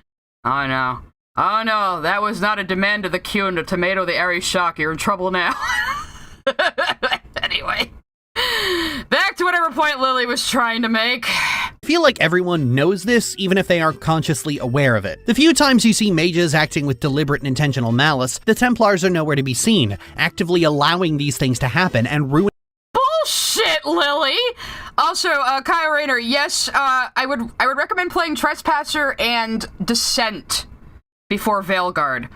I remember when Veilguard's trailer first came out, and I saw something in that trailer that made me go, oh shit, we have to play Descent. Descent is very important to some things that develop in Veilguard, so I would recommend playing both those. You don't need to play Hacken, really. Hacken's interesting. Jaws of Hacken is an interesting DLC that focuses on one of the mountain tribes in Thedas. So it's interesting for that little bit of crunchy lore, but it's not really relevant to Veilguard at all. Allowing these things to happen and ruining people's lives, so— I would say Veilguard is worth it just for the gameplay. The writing has definitely taken a step back. Emmerich is the best new character, and everything around him is great. The Mornwatch is great. The Grand Necropolis is great. His fucking mad scientist necromancer rival Hezenkos is great. I love Sylvia Fideba's writing. I can't pronounce her last name, but— will make them angry at mages. There's a large group of people who are sympathetic to mages in Kirkwall, and Knight Commander Meredith would very much like those people to pivot. Bioware— Yeah, well, are you going to mention why Knight Commander Meredith is slowly going off her rocker over, like, the 9 years the game takes place over? Or ultimately gets so desperate that if you side with the mages at the end of the game, you have to kill both the Templars and most of the mages because they keep turning into abominations, effectively trying to use tedium to get people on the Templar side. All of this is the case because Dragon Age players overwhelmingly side with mages. Very few players are pro-Templar, and they tend to be the kind of players who play humans and got angry they couldn't call people Knife-Ear and Veilguard, and No, Lily, we were angry that we didn't get called a Knife-Ear. Your main character can't call people Knife-Ear in any of the games. I was mad that I was playing an elf and nobody was racist at me. That's what I was upset about. And what is this? If you start as a mage in DAO, you will face information about magic lobotomy in like the first 5 minutes. In fact, you start to choose. The start you choose will greatly influence your views in the game. My friend started as a human, and she seriously didn't understand why, playing as an elf mage. Hated the church. Noticed it in many places. But yeah. Your perspective changes if you're in a position of privilege. I mean, your perspective changes based on your origin, which is why you shouldn't have talked about only one origin, Lily, if you're going to review the game. You fucking idiot. And no, I didn't want to say knife ear. I wanted people to call me a knife ear so that I could go, how dare you, bitch, and be really, really, except I didn't play as a Dalish elf in Veilguard. I was really dumb. Because I looked at all the factions, and I saw the Veil Jumpers, and I assumed they were Briala's group. And I was like, well, I can't see a Dalish elf, like, joining any of these groups with the Grey Warden, so I'll play as a city elf this time. And then the game acted like I was a Dalish elf anyway. God damn it. Nobody even said Shem in Veilguard, did they? I couldn't even call people Shems. Come on, Lily, you should be mad about that, too. In Veilguard, and honestly thought that the human noble had a valuable perspective in the last video. Some others... They do. You have an even more reason to hate Loghain and Arl Howe because they get your parents killed, you idiot. But you didn't talk about Loghain, the main villain of Origins, because you didn't pay any attention to him. The last video. Some others even heard that the conflict was supposed to be morally gray and just accepted it unquestioningly. And Bioware, out of a desire to have that morally gray conflict, keeps trying to tilt the scales and ultimately failing. This makes me think of a very similar issue in the Mass Effect series that is ultimately handled better, namely the genophage. The genophage is a genocidal sterility plague inflicted on the Krogans in the aftermath of the Krogan Rebellion. People try to argue that the genophage was justified on the basis that the Krogan were invading Council territory. But here's the problem with that. If you can't maintain your existence without sterilizing gray. Anyway, so... Espionata sent a super chat. The only game that I've played that's similar to Dragon Age plot-wise is Final Fantasy XVI, only that magic users are slaves with the ones with summons being nukes giving them power. Yeah, because 16 was more of a traditional high fantasy, right? It was more like FF12, I think. Yeah. So anyway, my opinions on the genophage, I keep Malin's research. Because even though it was done unethically, it was already done, and we shouldn't let those women's deaths be in vain. Namely, you can't. It's not possible. In order for this situation to exist, one side needs to have state power, and it's in exercising that state power that creates the violence of the minority being oppressed. Well, yeah, Lily, just like in real life, almost like it's fucking realistic or something. The one with the power of the state will always be the one in the wrong, because mass incarceration and genocide is always wrong, no matter how many terrorists you point to and demand the... Except when you do it, Lily, because you said your ideal Dragon Age game would be your particular origin in DOA being canonized and you getting to just genocide all the humans. So why is it okay when you do it, Lily? You point to and demand the condemnation of. The mages are vilified for what they might. Yeah, Lily, you killed the werewolves! That's genocide, Lily! Lily, that's you! We had to get one Lily, that's you in there. What they might do if they abuse their powers. The Templars are actively abusing their powers and committing atrocities against the mages, including imprisonment, physical abuse, and rape. You can't side with the Templars without turning a blind eye to their crimes. Yeah, people within an institution abuse their power. That doesn't mean every single person in it is doing it. Sent a super chat. The human noble is the canon warden, Lily. Muhaha. Technically, yes. I think so. And I think, like, it's like female elf is the canon inquisitor or something. I think Lavellan is the canon inquisitor. Like, she's the automatic one in Veilguard anyway. You'll get the... I was really surprised, actually, because when I streamed Veilguard, I missed the window that let me customize my fucking inquisitor. But it was like a redhead Lavellan anyway, which is the most typical goddamn thing, isn't it? Even mine was a redhead. Even though she wasn't quite the same as the straight ladies make Lavellan, but you know. Crimes. What do you mean, tranquil solution? But the error shock is right. You cannot judge the actions of the oppressed. Teenagers were often taught that there are... I clicked the fucking scrub by accident. But yeah, tranquil solution, Lily. Remember how this quest ended? Where you found a letter from the Divine telling Ulrich, no, we're not gonna fucking do your stupid tranquil solution. That's a terrible idea. You missed that part? Can't remember if it was Divine or the Grand Cleric, but one of them was just like, no, you fucking moron. We're not doing that. What do you mean, tranquil solution? The QA signboard sent a super chat. Do I have to play Dragon's Age 2 to play Inquisition? That's the one I have on my wish list. Not really, because I'm bored. Like, Hawk will make a cameo in Inquisition, but you don't really need to entirely know who Hawk is. for that. It's fan service, but I appreciate it. You can play Inquisition as your first one. A lot of people did. I would say play Inquisition, see if you like it. If you like the world and the lore, play the other games. Inquisition does have very good gameplay, and honestly, I don't mind the open world as much these days. Open world doesn't really fit Dragon Age, but those environments can be nice to just go around doing quests in, a little mindlessly, kind of. It can be good for that.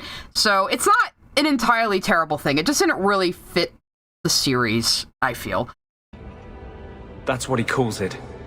His idea of a peaceful solution to the mage problem. Yes, Lily, we know it was a final solution thing, and that was a really retarded plot point, and the Chantry was never gonna go with it anyway. It was just that one extremist dude doing it. The Mage-Templar conflict being morally gray was just dead on arrival, simply by making the Templars the enforcement agents of a church that has state power among multiple kingdoms. If the Templars... All of them, actually. Except, the church in Tevinter is different because there was a schism. Had simply been a radical group that broke off from the Chantry to hunt mages, it would have been slightly better, but it still faltered. No! Okay, so you finally do know the Templars aren't arm of the Chantry. And guess what, Lily? They do break off from the Chantry in the very next game! Oh my god!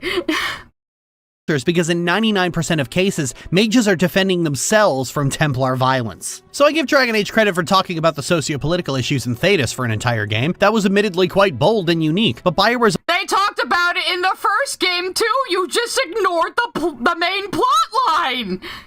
You didn't even talk about Loghain Mektir at all!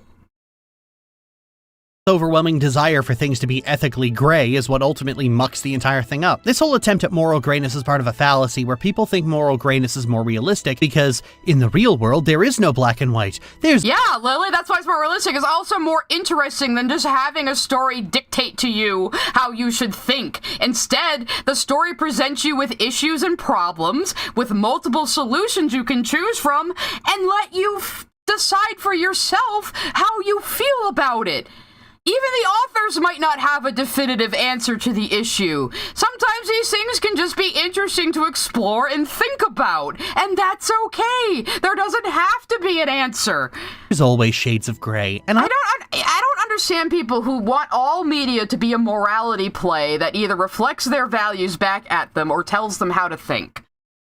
Is that really how you enjoy things, Lily? You just want things to just, parrot what you already think back at you? Well, yeah, probably, because you're a fucking brainlet. I just don't believe that's true. As teenagers, we're often taught that there are complicated things in the world that can't be solved in a day. We're given the both sides of pretty much any conflict you can imagine. But as adults, you realize you were taught that for a reason, and it... No, you realize that it's true. The older you get, the grayer everything gets. And of course, she has to oh, these are things after high school I learned were more complicated than I was taught. Oh my god! And again, she's just trying to look fucking smart by bringing up random political bullshit. You know what though? You know what we're gonna do? We're gonna go look at Kate Mulgrew's interview about Flemeth, because she says some interesting things. Sofagrams about sent grayness. a super chat. I feel like she didn't play these games earnestly. No! Only to find bad things about them. Yes! She ignored story elements because she does this for content. She did it to get at me, is what she did. Anthony Grimuglia sent a super chat. Lily would probably hate morally gray books like Shadow of the Conqueror. Lily, you should review this little-known fantasy series called Shadow of the Conqueror. You go ahead, Lily. Anyway, it's a short interview, I promise, but she actually says some very interesting things about grayness as you get older. And this is Captain Janeway talking, so maybe you'll listen to her, Lily. Yeah, it's about 2 minutes long. It's a great interview. I don't know why videos aren't loading. You can also tell she was on Orange is the New Black when she gave this interview because of her hair. It's funny.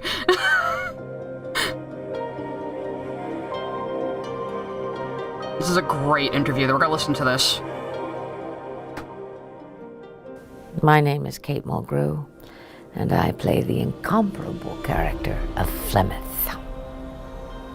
I see her as absolutely transcendent, which means that whatever she is, she can transcend. And she has that power on other people as well. in any given line, she can be playing 3 different emotions with equal importance. She can throw away something as easily as she can throw away a life, and she can reclaim it just as quickly. She's a kind of universal mystical witch.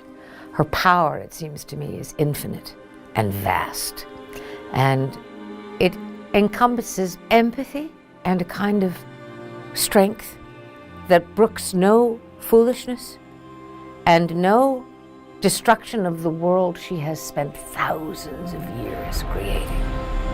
I find her a very compelling character. You can go anywhere vocally. She can go very deep. She can go high.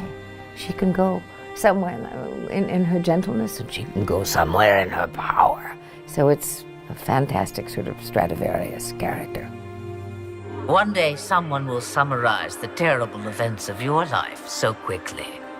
But yes, I was that woman. That is how my tale began. Life is gray. You know that. The more experienced a person is, the deeper they go into life, the less black and white it is, and that incredibly interesting shade of gray gets to be played. But within that shade, there are infinite varieties, right? So I think that's just her. The black is the bad guy and white is the good guy, but we all know that the true parameters of life lie in between those two. And Flemeth is the absolute exploration thereof. You were never in danger from me.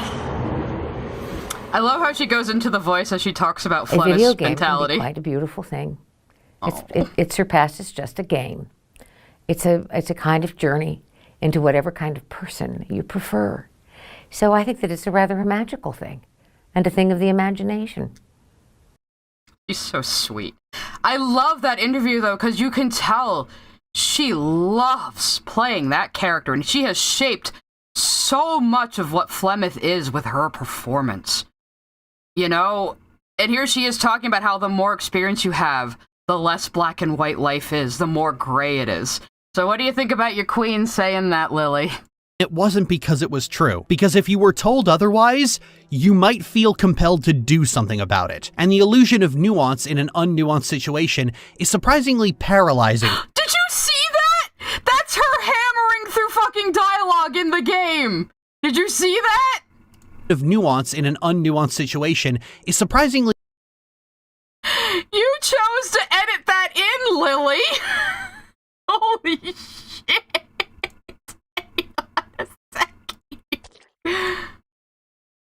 An unnuanced situation. Gotta dip out. You'll watch the VOD later for an all. I don't know why I'm constantly surprised Lily's lack of basic morality, but I am. Crazy as hell. It's a mistake to hold her to the same standards as any other normal functioning adult, unfortunately. But look at this. An unnuanced situation. There she is hammering her way through dialogue. She edited that into her fucking video. Wow. Amazing. Is surprisingly paralyzing for a lot of people. Sure, not Aveline Rivalry +5, fuck you. Everything is black and white. On the long road! On the long road! Master Clockwork sent a super chat. I highly recommend anyone wanting to play Inquisition to go to the Keep so they can customize and import their world state. I'm not sure the Keep works anymore. I think they took the Keep down and now we can't get our fucking golden nugs anymore for our New Game Plus shit. But... Buddha Flute sent a super chat. Can we stop using real-world problems for fiction? That'd be nice. Well, Boop the Flute, what the fuck else are we gonna take inspiration from except the real world around us? We don't have any other worlds to compare it to. The Long Road is Aveline's companion quest, and it's the funniest companion quest ever. It's you trying to hook her up with a guy she likes. She was married, her husband died, she's been in Kirkwall for like 4 or 5 years now, and there's a strapping young guardsman who has a thing for her, but she's really, really bad at flirting. And it's so funny. You better not have fucked Aveline over on her fucking personal quest. She needs to marry that hot little himbo. Some things are.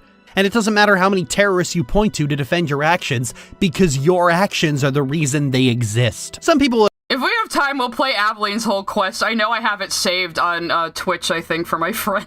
would argue I should treat the conflict as morally gray, given that it's the clear and obvious intention from the developer. But intention or not, the execution doesn't work, and it doesn't work specifically because it's written by people who fundamentally do not understand how oppression and systemic bigotry works. This isn't a case of individual. You're saying David Gator, a gay man, doesn't know how systemic bigotry and oppression works, Lily. The creator of the Dragon Age franchise and the lead writer on this game.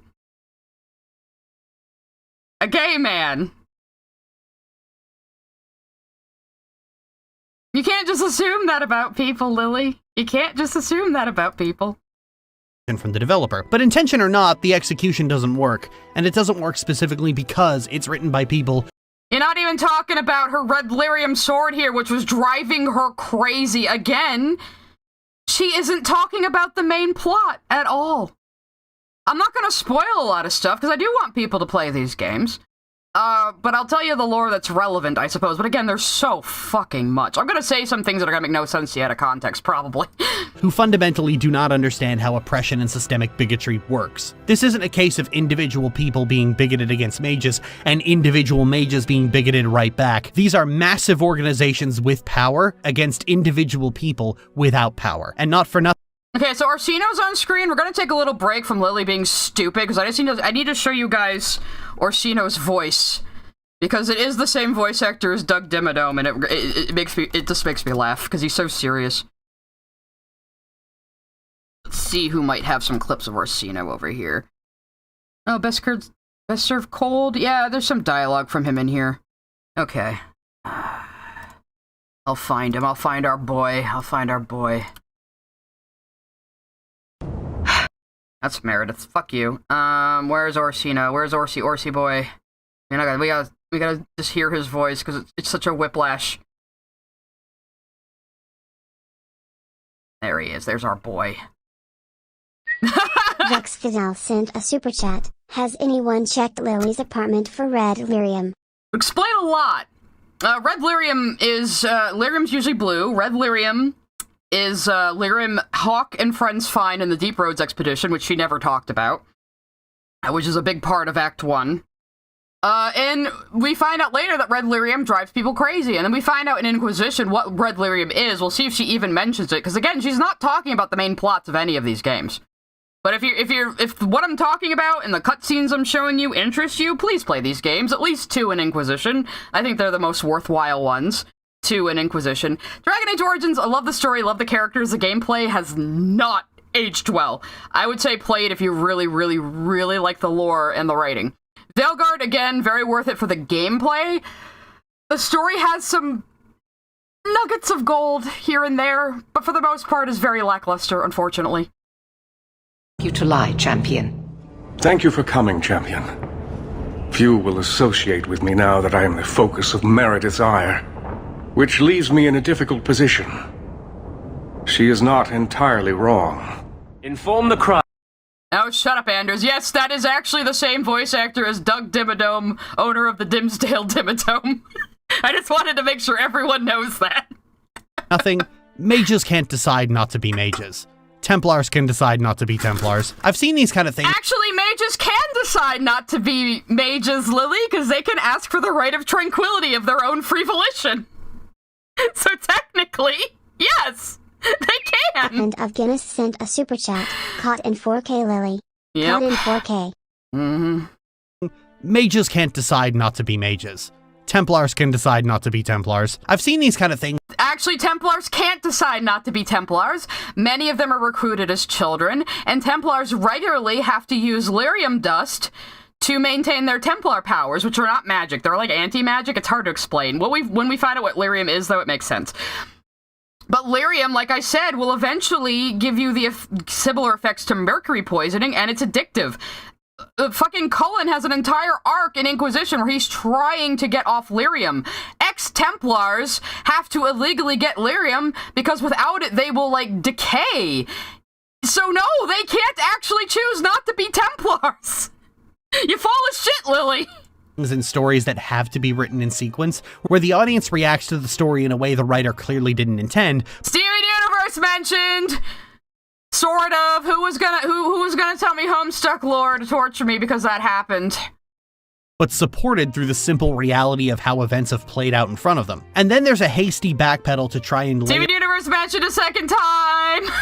enough things onto the story to shift them back to the conclusion the author wanted them to draw. This Lyrium is magic crack, basically, yes. Maybe we'll get into it in Veilguard if she mentions anything about the main fucking plot. Overcorrection is often wildly misplaced, and often sabotages the Why is Andy and Lele there? Because Lily's brain is full of incest. things about the art in question that were actually interesting. Oftentimes it's a warning to the creator that what they're trying to do is just a bad idea, and David Gator very clearly didn't like that most players were pro-mage, and he once accused How? Lily, again, you're doing this thing you always do, where you attribute things you don't like in a franchise to the creator of it.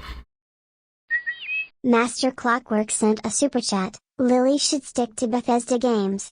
She can ignore the plot and fuck around all she wants. I mean, that's what I tend to do in Bethesda games, because their main plots usually aren't very good. But watch her blame David Gator at Inquisition, even though Patrick Weeks was the lead writer. Just watch. Just watch. But why do you pick it on David Gator? He hasn't even been part of the games for over 10 fucking years, Lily. accuse him of taking the mage side by default entirely on the basis of freedom good. But everything about the way Gator writes and sets up the world naturally supports that conclusion, and he tried. He's not the only writer, Lily! There were many, many writers on this game! And again, she hasn't even talked about the fucking characters. The Haida Hero sent a super chat. Did you know in Homestuck canon the girl fuses with her dog, uses her male dog genitalia to make a baby, and names it Iffy? Now you do. Suffer. 3. That does hurt my soul, and I don't know enough about Homestuck to know if that's actually true or not, so I'm just going to believe that it is. Yeah, she hasn't mentioned Mary Kirby at all. You know, the lore keeper of the Kunaria, the writer of Varric motherfucking Tethris. Gator writes and sets up the world naturally. I'll have to show you guys Varric later, the guy that Lily hates so much. Supports that conclusion, and he tried in every subsequent game to force people to. In every subsequent game, Lily, he was not the lead writer on Inquisition, and he was not involved at all on Veilguard. You're fucking stupid, Lily.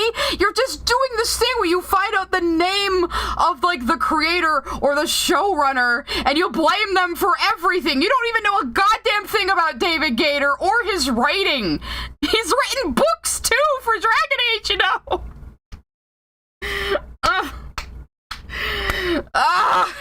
To have a middle ground position. But in my experience, people can tell when you're doing that, and they will often resist you on. You know, Lily, you're just fucking making this up in your own head and blaming an imaginary person. Principle. It is immediately obvious, and nobody likes it because they liked the story they had before the author started fucking with it. The perfect version of Dragon Age is a story where the Chantry, the Human Kingdoms, the Tevinter, and the Templars all crumble under the resistance of those they oppress. As I said in the previous video, why? You just the perfect version of Dragon Age would be where we just throw out all of the world building. Is what she's saying. You should throw out all the world building because I don't like you talking about complex subjects. Miss Jasmine sent a super chat. Low, stop talking about incest challenge. Impossible. At least she didn't talk about Bethany as much as I thought she was going to. The fucking thumbnail for this video, she has, like, Hawk hugging her sister Bethany and Meryl looking jealous about it. So, under the resistance of those they oppress. As I said in the previous video, good storytelling never sides with the authoritarians. Good storytelling makes a believable world, Lily, which this did. Dana_Brain sent a super chat. In my experience, Gus, I'm the only person I know. Oh, here comes another one. Here comes another Homestuck unfun fact. The Haida Hero sent a super chat. Google Yeffington Longstocking Lalonde Harley. I don't want the kid's to. Full name. It's hauntingly true. The mothers are Rose Lalonde and Jade Harley. I'm glad that Homestuck is, like, impossible to get into at this point, because I am never, ever, ever going to. Furthermore, a lot of people really aren't good at handling nuance in the first place, even if you do write it. Lily, that's you! You can't handle nuance! You said your solution to this game series would be to throw out all of the very precise world building that's extremely interesting and what makes people love this fucking series. Furthermore, a lot of people really aren't good at handling nuance in the first place, even if you do write it correctly. There was a problem over the last 10 years where all types of media were really into the idea of victims of abuse becoming bad people, often citing an inflated... And here we are again. I don't like that victims of abuse can become bad people because I became a bad person, and I don't like that. Okay, we're skipping all this bullshit where you're not talking about Dragon Age. They equate victimhood with being abusive. In reality, they equate victimhood with innocence and refuse... Lily, that's you! Lily, you're the one who said Zuko couldn't have a redemption arc because he couldn't be a villain because he was an abuse victim. Anime Sniper 1 sent a super chat. I thought if he was a tube baby. Are you guys talking through super chats again? Oh, my chat. I love you guys.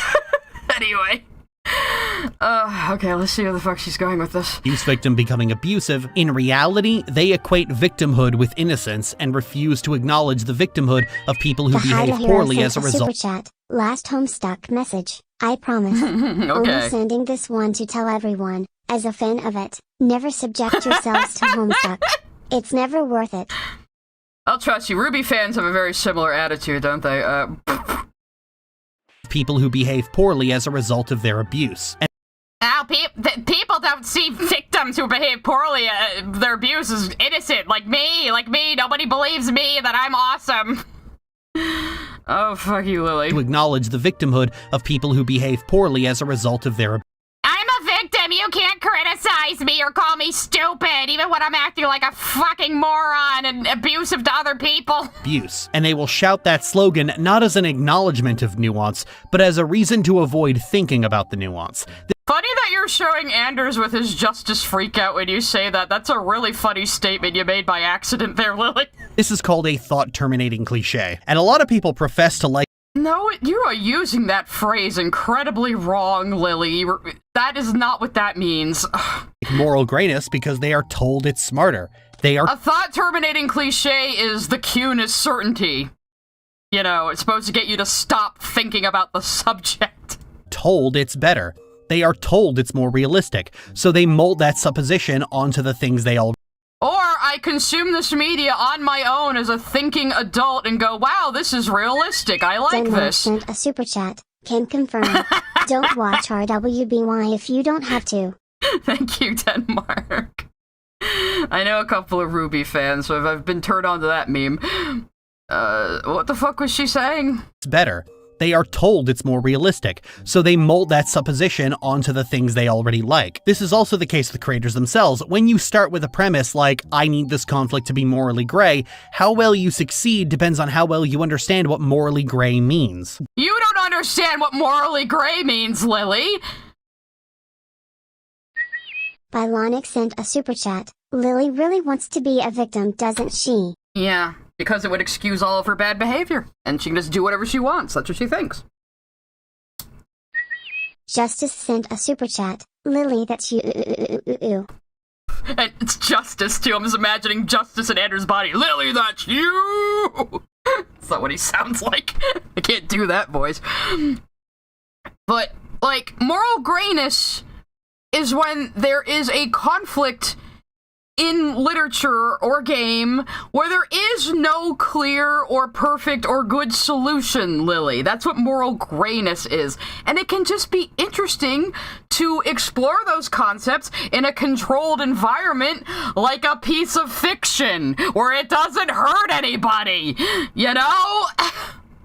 Gray does not mean justifiable. It does not mean... No, it doesn't! Nobody says any of this is justifiable. They let you make your own decisions. That's why there's multiple outcomes that you can role-play, Lily. So you can, you know, think about these things and how you feel about them, and maybe you'll come to a different conclusion than other people. That's moral grayness. Balanced. If a character is morally gray, you do not know where they stand ethically. They are confusing. Their actions seemingly without consistency. That sense of unease, of unknown, of uncertainty. Wait a minute. I thought she was gonna... They are confusing. Their actions seemingly without consistency. No, moral grayness doesn't mean you're inconsistent. What the fuck do you even think moral grayness is? Wait a minute.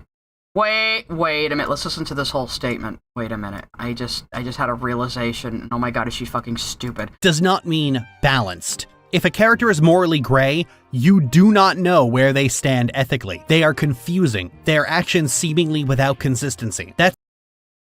She thinks morally gray is the same thing as chaotic neutral, doesn't she? Yeah, she is that retarded.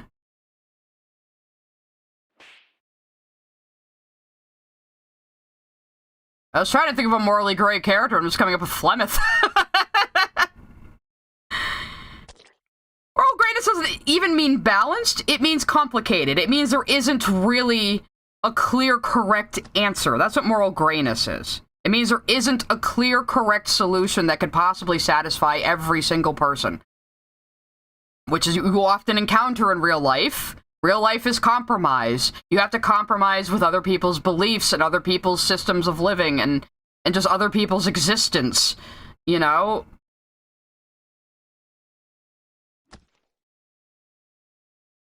Justice voice line of Lily saying that's you? That would be funny. Chat. Honest Duck, RWBY, and Danganronpa Pet all shaking hands, and please don't join our fandom culture.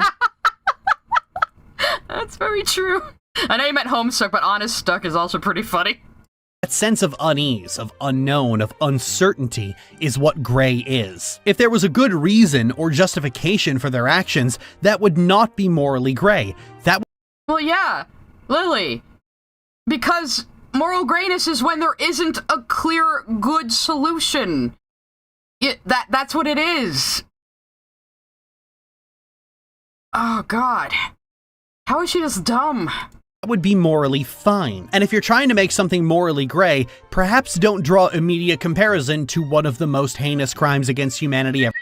Yeah, that's why people hated Jennifer Hepler's writing. Lork would absolutely play a murder hobo and claim she was playing a morally gray character. Well, that's what she wants out of a Dragon Age game. She wants to be a murder hobo. She just wants to genocide all the humans. Because genocide's okay when she does it. Bladed Fox 14 sent a super chat. I can't even come up with an insult. What Lily said was so dumb I'm left baffled. Yeah, it's like one of those situations where it's like, you're too stupid to even know why you're wrong. You can't explain things to people like this. And also, yeah, the Tranquil Solution was a stupid fucking name, but also, Lily, it was only Sir Ulrich who was pushing for it. The Grand Cleric and the Divine told him no. Ever committed, and certainly don't draw comparison to two of them. A lot of this comes down to simple understanding. The alienages are not slavery, draw comparison Lily. To two. They were enslaved. You know, Lily, do you know slavery existed beyond the transatlantic slave trade? You know, slavery in our real world was more than just Americans enslaving black people. You know, like, the Chinese enslaved their own people. The Egyptians enslaved their own people. Slavery still exists today. Look up Dubai, Lily, if you want to look up politics. Two of them. A lot of this comes down to simple understanding of oppression. It doesn't really surprise me that 2011 And again, she's blaming David Gator for all of this while insisting a gay man doesn't understand oppression. Wow, Lily. Amazing. David Gator thought that there was an equivocacy between street crime and police brutality. That's how a lot of people with privilege see the world. So no, the gay man is privileged, everyone. The gay man is privileged, says Lily Orchard. Yeah, okay. But also, no, they're not equivocating these things. They're just presenting these situations to you with multiple solutions you can choose from to just make you think. That's moral grayness. It doesn't have a clear, definite solution.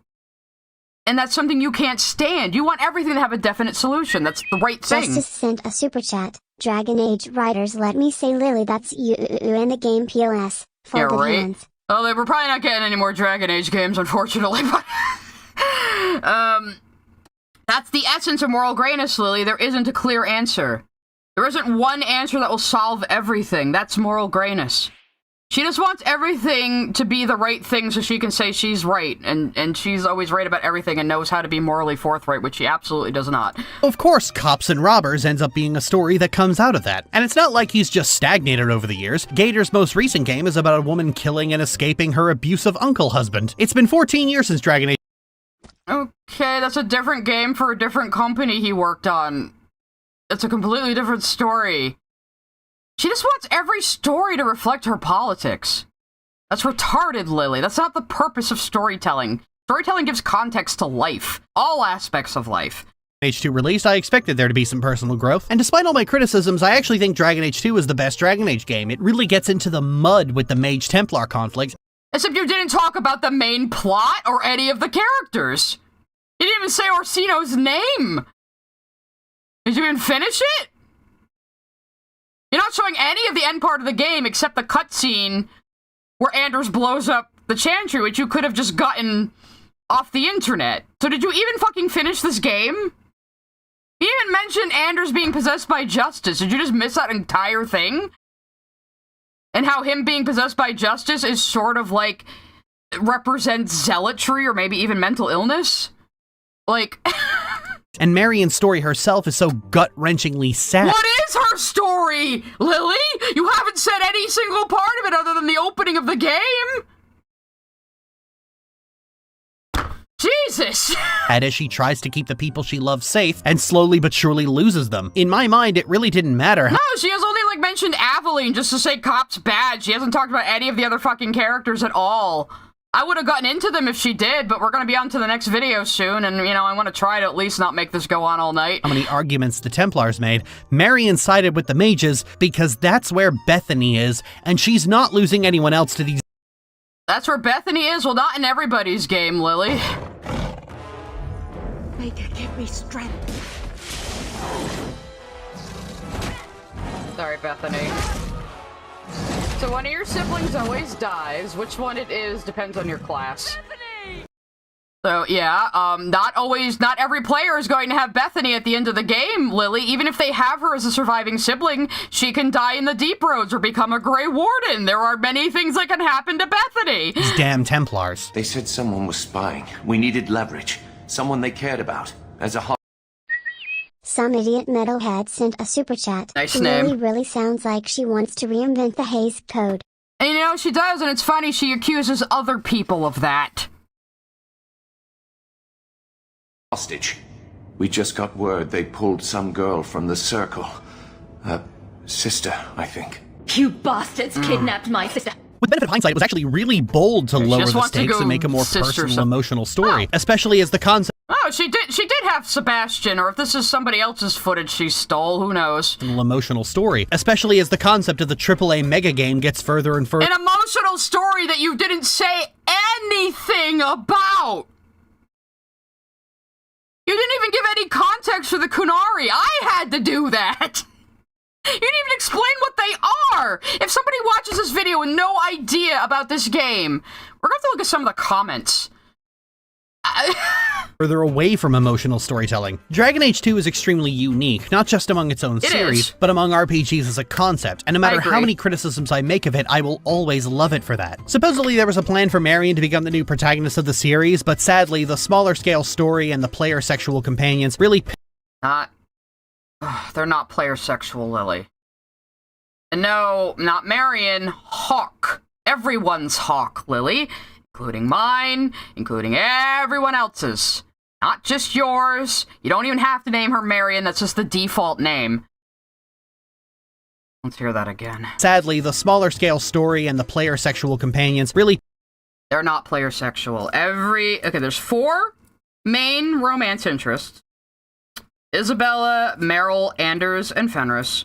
And all of them at various points express their bisexuality outside of Hawk. If you don't flirt with Fenris first, he will flirt with you. He will flirt with both a male and female Hawk, and you can choose to follow him up on that. Oversleep sent a super chat, referring to MC by the name she gave them Izuk.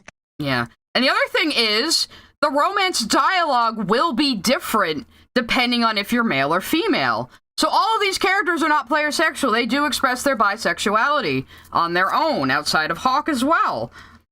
So... The fuck, Lily? This is like the one game where you can't make that. Sebastian, he's DLC, so people don't often count him, but Sebastian is only romanceable by a female Hawk. And Aveline is also straight, but she marries Donick. Even if you try to flirt with her, she knows better. She's way too good for Hawk. Pissed off the gamers TM at the time, and they made it their business to hunt down and terrorize one of the women on the... Jennifer Hepburn! grappler, Lily. You know what she wrote, Lily? She wrote that tranquil solution bullshit you hated, Lily. She wrote the part you complained about the most, Lily. That's why people didn't like her. Writing team for supposedly gaying up their dark fantasy. The visceral proto-Gamergate backlash. Lily. On the writing team for supposedly gaying up their dark fantasy. Lily, there were gay romances and origins! Sent a super chat. I feel Lily wouldn't understand Nier Replicant or Automata, let alone play through endings AE for both. It's very morally gray, empathetic, and neither side can defeat the other entirely. I agree. I love Nier Automata. My friend and I went into it expecting it to be a dumb anime game, and we were like sobbing by the end of it, and we were like changed people. It was so well told, and took so much advantage of being a video game and its storytelling. The Hydra Hero sent a super chat. Lily deserves a long swig from the IHOP bucket. 33. Do I want to know what that is? Probably not. But I regret to inform you, Maddie Kitten, that the only thing Lily has said about Nier Automata was to call 2B a French-made fetish bot in her first Dungeon Meshi video, so have fun with that. The visceral proto-Gamergate backlash caused Bioware to pivot and return to a blank slate. It wasn't fucking Gamergate. I think she did get harassment. I think she might have exaggerated it, though. Protagonist for Inquisition and get right back to the monster invasions. Yes, people were very resistant to the idea of Hawk being the main protagonist of Dragon Age going forward, so they didn't do that. In retrospect, I kind of wish they did, though I'm very biased toward Hawk, so... But we'll talk about Inquisition next time. I'm Lily, and thanks for watching. Okay, we got through that. I think I had Varric's introduction as a clip. Just to piss off Lily. Also, she said she didn't recruit Fenris, my favorite boy. I think I will, actually, we have a moment of sibling solidarity Lily will appreciate in this clip. So we're gonna do a little Fenhawk right now as a palate cleanser. Watch me flirt with the elf. My goofy son will flirt with here because I want to get friendship points with him. Yes. So in this game, you can get either friendship or rivalry points with your companions. And it will change the mood of the romance depending on which way you're going. I prefer the friendship romance, so I'm gonna try to get friendship points. Let's see. I'm just trying to get by. Yet I have seen many crimes done in the name of survival. Adrian Parchman sent a super chat. Even Robot would say enough with saying Nazi. By the way, Fenris is voiced by Gideon Emery, who many of you may know as Balthier the Sky Pirate from Final Fantasy XII. If you have a problem with my brother, you have a problem with me. I imagine I appear ungrateful. If so, I apologize. Shh, Carver, I'm trying to riz him up. See, there's your sibling devotion, Lily. Carver has it too. Anyway, let's go to the second clip of that I took. I'm subjecting you all to my OTP and my sunboy right now. Your old master must want something more than just a runaway slave. He doesn't want me at all, just the markings on my skin. They are lyrium, burned into my flesh to provide the power that Daenerys required of his pet.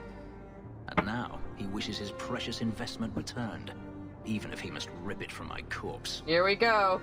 I'm gonna get rivalry points for this, but I'm going to do it because it's really funny. Seems like a waste of a perfectly handsome elf. Your old man. Fenris, I love you. Actually, I have a couple of, this is why she missed recruiting Fenris, because she didn't do every quest in Act 1. What is this totally just unassuming quest that is definitely a side quest, everyone. It's definitely not going to be one of the key characters. We're not going to the bone pit yet. Jesus Christ. We're going to go to the bone pit with Fenris. Aha! Anyway, I had a couple of others. I'll give you Fenris explaining to Vinter. I took this clip as well from my gameplay. You said the Chantry used to watch the Magisters. Why did they stop? You must remember that the attitude towards magic is different in Tevinter. Magisters came from wealthy families, bloodlines that had nurtured magical talent for countless generations. The Chantry was not trying to control poor peasants, but the scions of the greatest houses in the Imperium.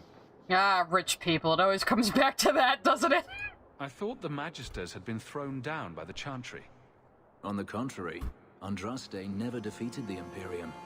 A great army conquered the south, but not the north. The Magisters eventually surrendered to the Chantry, but they did so on their terms. They kept their influence. Thus, they reclaimed what they lost over the centuries. Some battles are lost by inches. I look more at my favorite character. I also have a clip for Lily from Fenris. I think she won't appreciate. All I am saying is the Imperium offers no answer. All that Andraste did long ago to end the tyranny of magic has been undone. She ended the tyranny of magic and replaced it with an entirely new one. Considering all that magic has done to my homeland and my race, I weep for your predicament. Talking to you, Lily. It's talking to you. Anyway, did I have anything else that I needed from DA2? I'm not entirely sure. I don't think I need to cover anything else yet. She's gonna get more wrong in Inquisition. So, now that we're done with this video, I'm gonna take another break. We're gonna play the trailer again, and then we're gonna go into the next one. I hope some of you stick around. This is gonna be a long fucking stream, everybody. BRB.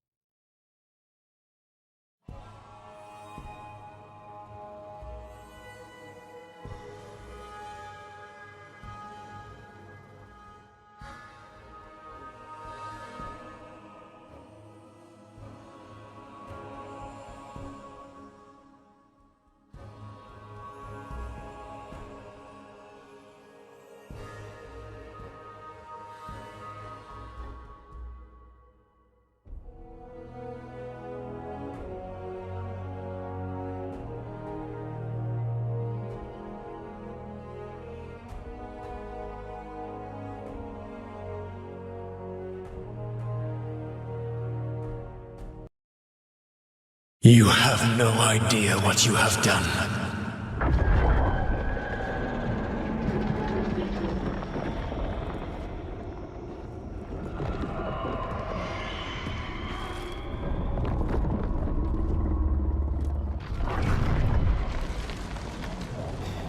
Here you stand, playing once more and critiquing media you cannot comprehend.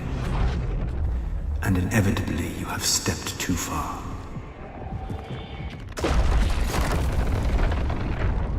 Did you believe Steven Universe is all there was? What you have experienced thus far is a bare fragment of the depths of her autism. It is beyond mortal understanding, and you have now unleashed it upon this world. Lol.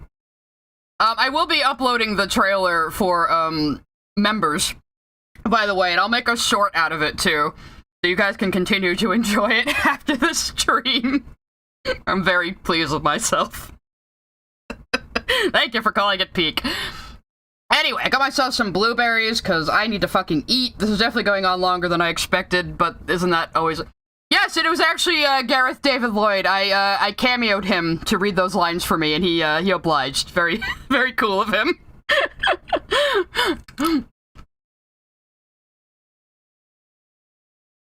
I think it was a good idea to keep playing the trailer before every video so more people can catch it.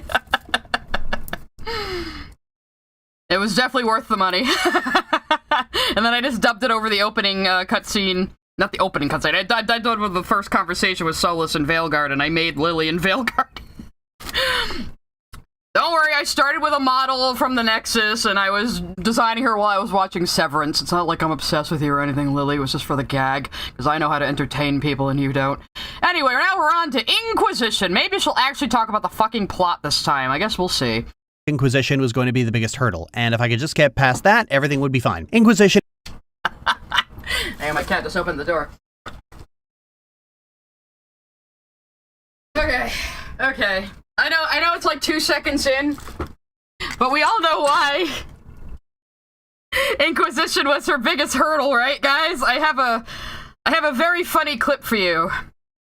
Actually, instead of going to my blog, I can probably just open it in the browser. Just give me a second. I wonder why Inquisition was her biggest hurdle, you guys. I wonder why. Let's watch this interesting video I happen to have on hand. Like, I understand I'm under level, but I'm only under level by like 4 fucking levels. That should not be this fucking significant. Especially with... I give up. I fucking give up. I'm done. Where's that fucking save editor?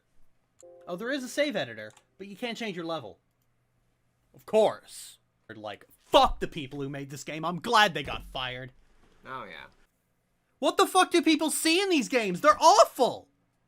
Like, yeah, sure, Dragon Age 2 is fine. You know what's better than Dragon Age 2, though? Mass Effect, Baldur's Gate, KOTOR, the fucking Old Republic. Oh, yeah. Jesus, like, God, how many fucking people... She's DSP levels of bad at games. Fucking met over the years who are like, have listened to me say that the Old Republic is one of the best fucking RPGs ever made. It's not. And then it's like, well... Played it, it's not. And it's like, oh, I should play that one day. Do it now. Play the Old Republic. It's free right now. Like, if you're somebody still trying to suffer through Baldur's Gate 3, play the Old Republic. It's really fucking good. I don't know why some people are sitting on that for no goddamn reason. Oh, it gets better, guys. I used to get people asking me all the fucking time, like, these random weird questions about the Old Republic. And it's just like, play the fucking game, you dumb fuck. It's free. Just don't bother me about it. Either play it or shut the fuck up. Yeah. Yeah. Which, given the fact that I get shit for telling people to fuck off and stop recommending things, when they just recommend things until, like, they'll just keep doing it until there's no oxygen left in the goddamn universe. And when I say no, stop, it's like, you're so rude. Baldur's Gate 1 is a level cap of fucking 7.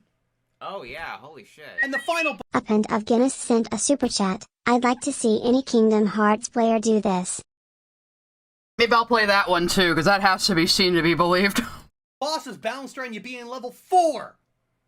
Fucking the Old Republic is less grindy than this, and it's an actual MMO. What? It's stuck and burned to the bottom of the pan. I asked you to stir this. I did stir it. It wasn't sticky when I stirred it. Yeah, it's just half the fucking water's gone. We'll give them...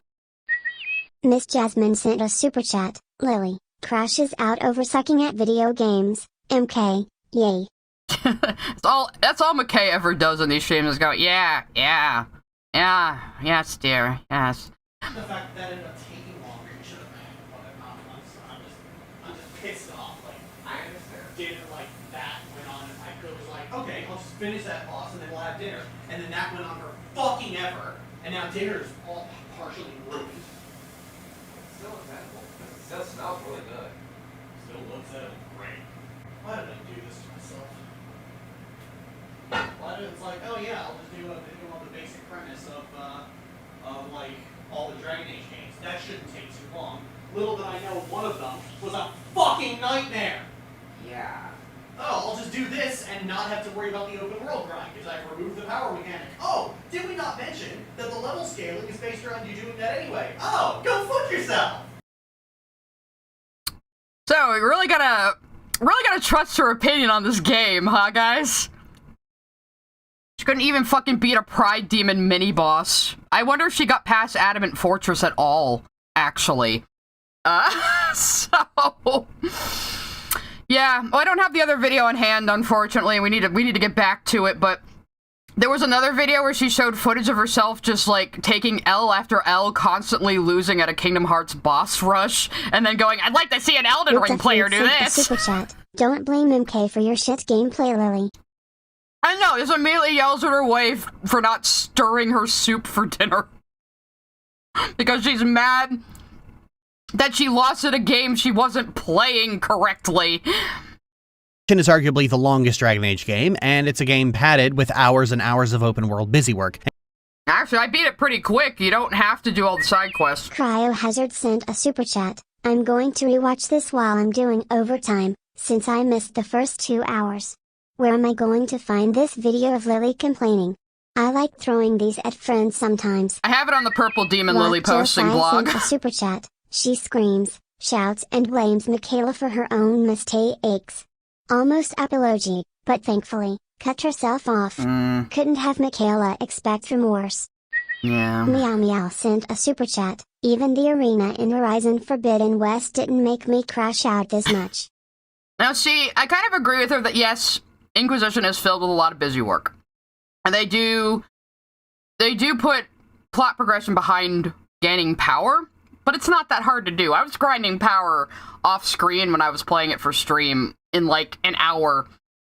Like it took me an hour or two to amass like 50 power. It's not hard, you know? And the levels are very pretty. The worlds are very pretty. They're very nice to traverse. But there isn't a whole lot going on in them. Like, you know, the side quests are fine. It's serviceable. But another thing Inquisition misses, you don't get a lot of that cinematography you get in the other dialogue cutscenes in other games. Sent a super chat. Lily was the journalist that played Cuphead FR. Or she was Yandere Dev playing Cuphead. So, you know how like in Origins and 2, you get like that nice shot, reverse shot, camera angles, almost like a television show going on in the dialogue scenes? Inquisition doesn't have that. It's just characters standing around talking to each other like an MMO, because I think they did try to make this an MMO, and then they tried to make Veilguard an MMO. I don't know why they kept trying to do this to Dragon Age. It's part of why the series has struggled so much. But Inquisition came out fine overall, I would say. And where there's open world busy work, there's a slow level curve to coerce you into actually doing it. So in doing a project where I talk about the big picture version of the story, all of that grinding was going to You haven't said anything about the main plot of the first 2 games or the overall story of these games, Lily. When did you ever say anything about the main fucking story? Master Clockwork sent a super chat. I had OCD brain with Inquisition. Oh, the misery. Master Clockwork, get out of the hinterlands! seriously wear on my patience. But I knew if I made it past Inquisition, it was going to be smooth sailing, because Veilguard is a mission-based Kingdom Hearts-style action game, which is more my jam than That's not Kingdom Hearts style, Lily. Kingdom Hearts is barely an action RPG. Veilguard's combat is way more sophisticated. Just because you're bad at it like you're bad at Kingdom Hearts doesn't mean it's the same. homemade preserves. Anyway, after Dragon Age 2 ended up being controversial and sparking a wave of reactionary harassment campaigns that would cascade into retake Mass Effect and later Gamergate like a set of misogynistic dominoes, Bioware Had nothing to do with Gamergate. Everyone was worried because EA had just bought Bioware, and then they made the second game in 18 months. got frightened and decided to head back to the drawing board with Inquisition. Now, granted, this wasn't entirely Dragon Age 2's fault. The game was meant to be a side story and not a direct sequel, but after the Old Republic was delayed, EA rushed it out the door so they'd have something to release that quarter. So they had about 8 to 9 months to develop the game and get it out the door, leading to a lot of corners. 8 to 9 months? No, Lily, it was 18 months. You can't make a fucking game like this in 8 to 9 months, are you stupid? Being cut and assets being That's like how she doesn't know how long animation takes, you know? Cycled. Honestly, it's a miracle it turned out as well as it did, and people did start to appreciate it after the shrieking gamer brats started obsessing over the false claims of Zoe Quinn's abusive ex. However, even before Inquisition was a glint in Gator's eye, the game was already starting at a disadvantage. First of all, Lily? David Gator was not the lead writer on Inquisition, Patrick Weeks was, and Patrick Weeks wrote The Masked Empire, which ties most heavily into Inquisition. Well, the development team was so demoralized after the cold reception to Dragon Age 2, and so they were second-guessing everything they did. Furthermore, because of the intense harassment and threats to her family, Jennifer Hepler ended up leaving the company, and her work on Dragon Age 2 was what made Marion such a strong character, and made her— She didn't write Hawk. She wrote Anders. She wrote the Tranquil Solution bullshit you're complaining about. motivations around protecting her sister so compelling. Sure, Dragon Age 2 has been motivations around protecting your sister. I guess I have to play it again, guys. Your sister isn't always canon in Dragon Age 2, Lily. Make her give me strength. Sorry, Bethany. So one of your siblings always dies. Which one did... Okay, yeah, we've been through that a few times. Indicated by history, but the problem is that it doesn't really matter if a game is appreciated later if its entire existence as a current-gen game is flooded with gamers being morons. So a lot of the really interesting— Yeah, well, Inquisition had the highest first 2-week sales Bioware has ever had. And then they fucking benched the series for a decade. I still will never understand that decision. Interesting aspects of Dragon Age 2 were walked back for Inquisition, namely the idea— Wait, what was... Hang on, let me let her finish her sentence again. What the fuck do you think was walked back? A lot of the really interesting aspects of Dragon Age 2 were walked back for Inquisition, namely the idea of having a single cohesive character. As you know, I find humans to be You do. The Inquisition... Well, no, Hawk isn't a single cohesive character. You can play Hawk very differently. So, Dragon Age 2 is especially good at this. So, Dragon Age 2 is also way more dynamic than people give it credit for. So in 2, you usually have flavors of dialogue Seaman options. sent a super we'll get this chat. first. As a Dark Souls / Elden Ring player, watching Lily in the KH clip going, I'd like to see a Dark Souls player do this. While roll dodging the most simple missile attack with side-splitting. I know. Well, she dodge rolled into an attack as well, and then just stood still and let herself get hit by lightning, and she's like, I'd like to see a Dark Souls player do this! What? Lose catastrophically at a children's game? Sofagrams sent a super chat. Low theme song is Tim and Eric's. My sister is cute. God. Anyway, so you have 3 different flavors of dialogue in Dragon Age 2. You can be diplomatic, humorous, or a hard-ass. And you can mix and match these, but Hawk will have the personality of whatever one you tend to choose the most. So when people say, I play a red Hawk, they mean they play a hard-ass Hawk. Or they say, I play a primarily purple Hawk, they mean they play a primarily comedic Hawk. Hawk's personality can be very different depending on which of the 3 personality flavors you tend to lean toward the most. So no, Hawk is not one cohesive character just because you played the default female version, Lily. And the Inquisitor as well is the same person no matter what race you pick, but you can have lots of different varieties on who they are as a person. It's almost like it's a role-playing game. You know, I find humans to be utterly dull in fantasy games, but Marion was at least an interesting character as she— Well, that's funny because you can't play an elf in Dragon Age 2. You think she'd fucking complain about that, but she didn't. And that was one of the reasons people were so resistant to having Hawk be the shepherd of Dragon Age, because you'd never get to choose to be an elf or a dwarf again. Existed outside of the privilege of human nobility. Having an apostate father and an apostate— What? Okay, you're saying it's unique to Hawk that she exists outside of the privilege of human nobility? Not every human is a noble, Lily. There's plenty of people in Dragon Age who are human who are dirt-scraping peasants. Are you fucking stupid? Yeah, Hawk was an apostate and a refugee. or the child of an apostate and a refugee, depending on how you play. Was at least an interesting character, as she existed outside of the privilege of human nobility. Having an apostate father and an apostate sister meant she was often creating friction with oppressive power structures of Thetis, and none of them were really on her side. They lived in ass-backwards Lothering until they came to Kirkwall, which was like the worst place for a mage to go, honestly. Hence why she actually makes a decent connection with the Dalish of all people. It also means that the story is tailor-made. What are you fucking talking about? Flemeth sends you to the Dalish. The only reason why the Dalish trust you is because you bring Asha Belinar, who has... Flemeth has the soul of Mythal, one of the elven gods in her, and some of the Dalish are vaguely aware of this, and they call her Asha Belinar, which means woman of many years. So they know she's at least important in some way, and they know she's powerful. So like, you haven't talked about Flemeth once. You haven't talked about the main plot of these games at all.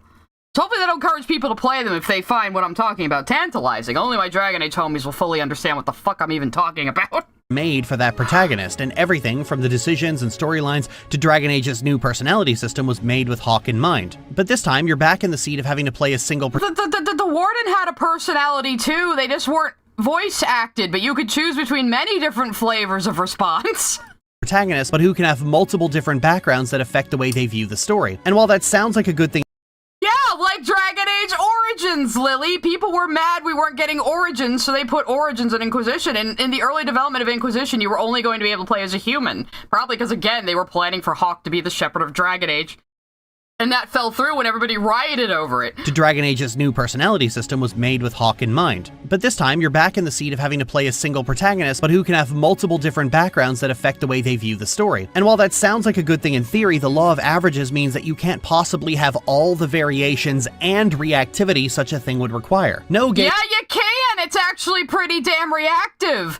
I had many, like, when I played Dalish Elf first. Had a lot of interesting conversations based on that, like, Cassandra talking about, you know, oh, can't you add one more god to your pantheon and believe in the Maker, you know, the thing Christians say to people sometimes. But then, when I played as a circle mage, a pro-circle mage, my experience was very different. Solas didn't like me at all, because I kept questioning him about the Fade. And then when I played as a human, noble rogue, I played him as, like, a snooty nobleman, and I had a conversation with Josephine I had never seen before because of the dialogue choices I was picking, where they both, like, talk about Haven being such a quaint place you can't even get your groceries delivered. Oh. I had never seen that conversation. That was, like, my 4th time playing the game. Game is ever truly 100% reactive, and the games that claim they are big fat liars. See, one of the reasons Origin's plot is about the Darkspawn and the Blight, despite both being a footnote in the lore of... Oh, Jesus Christ. Okay, you're showing Flemeth on screen while not talking about her. Both being a footnote in the lore of Thetis is because... The Blights are not a footnote, Lily. They happen every few centuries. They shape how society is. It was Marketh's glory in battle during the second Blight, I think, that really spread the power of Androstanism. He was the one who was like Charlemagne, putting people to the blade to convert them. So, it was that one Frenchman who had really good battles during the second Blight that really spread the Chantry. So no, the Blight's not a fucking footnote, and especially not in Veilguard. It's instrumental to Veilguard. So, watch her, like, forget that by the next video. The lore of Thetis is because in addition to the 4 interesting origins of the Dalish Hunter, Mage, Dwarf Commoner, and Dwarf Noble, and the Goddess of Vengeance that is the city... Why are you now just mentioning the other origins in your fucking Inquisition video? Why didn't you mention these in the Origins video? God, her videos are so poorly made. It's because she just writes a script first draft, doesn't edit it, records it as she goes, doesn't even check to see if her points are fucking coherent. City Elf, you could also choose to play as a human noble if you're the kind of person who eats dry toast and room temperature water for every meal. Dude, human noble origin is like one of the most tragic ones. Fucking Tim Curry kills your parents. And the human noble is so utterly divorced from every other origin. The dwarves get to- How? How? You have, like, you want to get revenge on Arl Howe, who was like the second-hand man of Terran Loghain, who again you didn't talk about because you didn't even talk about the main fucking plot of Origins, you fucking dipshit. Every other. Kuzland is the human noble. That's Kuzland. Most people, when they talk about the Origins, they use the names of the surnames you're given. Like when I say my Mahariel, I mean my Dalish elf origin. And the human noble is so utterly divorced from every other origin. The dwarves get to deal with the nightmarish political situation in Orzammar, as well as the ever-present issue of the Darkspawn. The mage is directly connected to the Mage-Templar conflict. The Dalish gives context on elf-human relations, and the city elf puts you right in the middle of Thetis' racism and gives you a gun. But the human noble is completely divorced from all of that. It's arguably the... So you didn't pay any attention to Arl Howe and Terran Loghain. And how Arl Howe is helping Loghain in his coup, and he is the one who had your parents murdered in the human origin. What does the matter with you? The most squeaky clean bad guy plot of mean old Arl Howe killed your family and you're the only survivor and now you're out for vengeance. How is that squeaky clean? He is the second-hand man of the main villain. That gives you motivation other origins don't have. Super chat. Tim Curry killed my grandma, okay? Yeah, you sure did. I think he kills your little brother, too. So how does that not give you stakes when he's like the second-hand man of the main villain who you haven't ever talked about in any of these videos? Oh, killed your family and you're the only survivor and now you're out for vengeance. Even worse, How does the same thing to the alienage after Callian leaves, so the city elf gets the human noble origin as an aside later in the game. No, it's just Howe is involved in the main plot because he's the second-hand man of the main villain, Lily, who again you haven't even said the name of. Darkspawn plot is pretty much the only string to the human noble's bow. They don't really have any— No, you have nothing to do with the Darkspawn until you get recruited into the Grey Wardens. The human noble has like the least reason to actually join the Wardens, believe it or not. Perspective that makes for interesting role-playing because they're utterly deafened by privilege. You don't care about interesting role-playing. You have made that clear in all of these videos. As much as Origins can be a missed opportunity, role-playing a bitter city— Oh, we're probably gonna be more than 5 hours, guys. Buckle up. Elf now empowered to exact pain on her— It's probably gonna be a normal stream next week, because Jesus Christ. Oppressors is actually quite amusing and makes some of the more tortured contrivances fun to completely disregard. The crimes committed against— What contrivances? How are the werewolves contrived? You dumb. Zathrian's children were grave. Yeah, she did install a mod to make the boobs bigger. You fucking gooner, Lily. They don't even look right. That is like the worst looking boob armor I've ever seen in my life. That is not in the original game. Such a fucking gooner, Lily. They were committed centuries ago by those who are long dead. I've no more fucks to give. Yeah, committed centuries ago by those who are long dead, so you're just murdering people for what their ancestors did and killing off their entire race. That's called a genocide, Lily! My fucks have runneth dry. I've tried to go fuck shopping, but there's no fucks left to buy. I've no more fucks to give, no more fucks I try to get. How long has this been? I'm now in fucking debt. And what the fuck are you supposed to do as a human noble? Get shot by the Dalish for being racist? Perpetuate the— You don't... Oh, are you gonna say some shit about my girl Honora? You gonna say some shit about my girl Honora? I will throw hands, Lily. Shot by the Dalish for being racist? Perpetuate the delusion that nobility has some divine right to rule? Get stabbed? In Ferelden, they do. Actually, you say that when you show Honora on screen, the whole thing, people are resistant to her taking over the throne from her dead husband, is because she doesn't have the Theron bloodline. That's why it's advantageous to have her marry Alistair, Merrick's bastard son, who at least has the Theron bloodline. I'm sorry, bloodlines are important to people with a medieval attitude. That's just the kind of world this is. You can't blame people for being a product of their environment. Illusion that nobility has some divine right to rule? Get stabbed by Shiani the moment you show your Shem ass at the alienage? How about the only place— Why would she fucking do that? They're used to humans. They live in a human city. You show your Shem ass at the alienage? How about the only place a human noble works is the Landsmeet, where you can marry into the royal family, but And we don't even have to fucking do that to be... to win the Landsmeet. Why is she talking more about Origins in her fucking Inquisition video?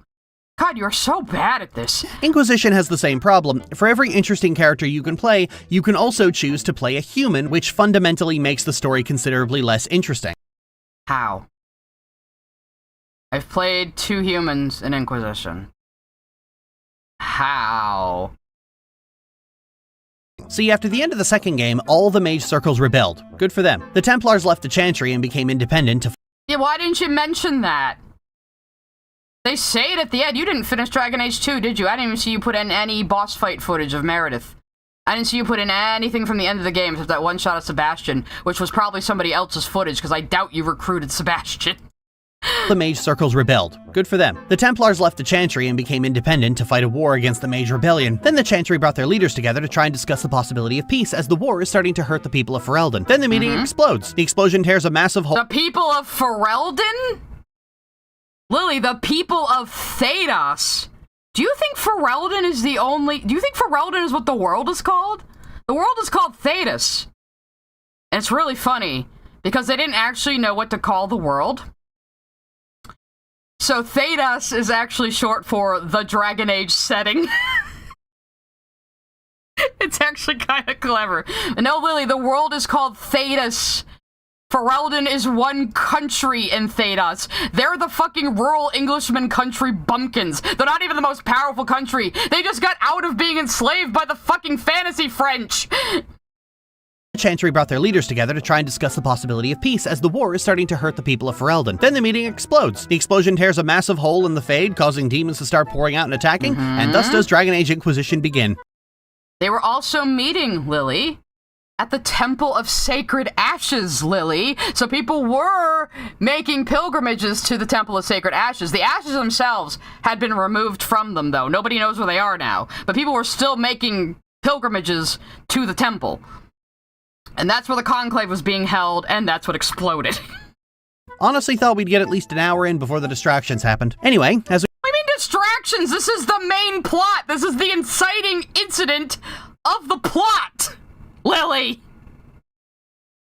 She doesn't seem to realize that plot and story and theme are 3 different things, too.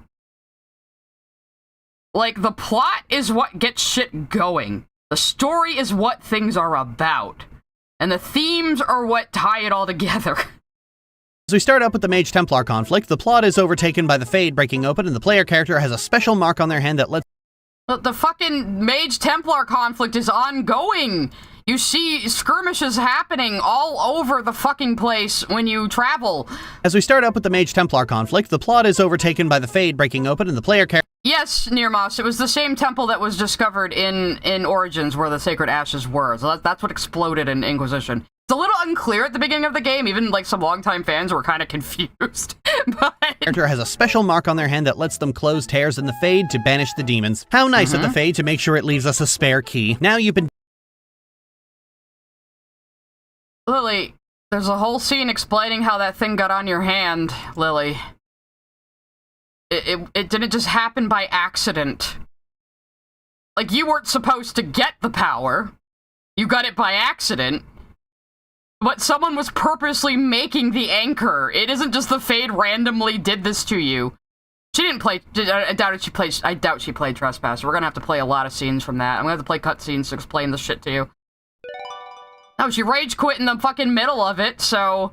She doesn't even understand the anchor. We're off to a great start. Key. Now you've been deputized the leader of the Inquisition, an army created by the Chantry. You just skipped so much story! Okay, hang on. We're gonna... Let me go to one of my sources here. Where's the first cutscene with Solas?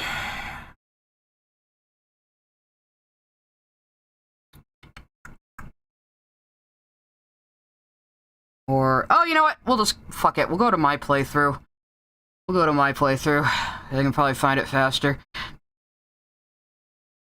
Let's see here. I mean, we know the stream's gonna go on until midnight probably now, so whatever. I am recording, though. I can cut this one down at least, unless something happens to my recording that's catastrophic. Maybe I should start and stop for a second, actually. Stop. And start again. So I won't have like a 12-hour long video. Alright, let me get to my Inquisition playthrough with my goofy-ass Kunari. I mean, he's not technically Kunari, he's Vasath, but that would take too long to explain.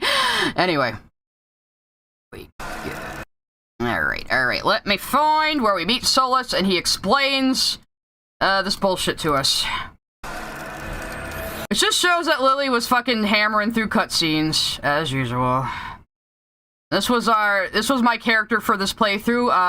Chat made me name him Stephen Wani Utena III. We started calling him Stewatena for short. So I wanted to play a Vasath mage who romances Cassandra because I thought it'd be really funny. And be very, very Andrastian because I thought it'd be very funny. Here we go. So we're gonna have the anchor explained to us.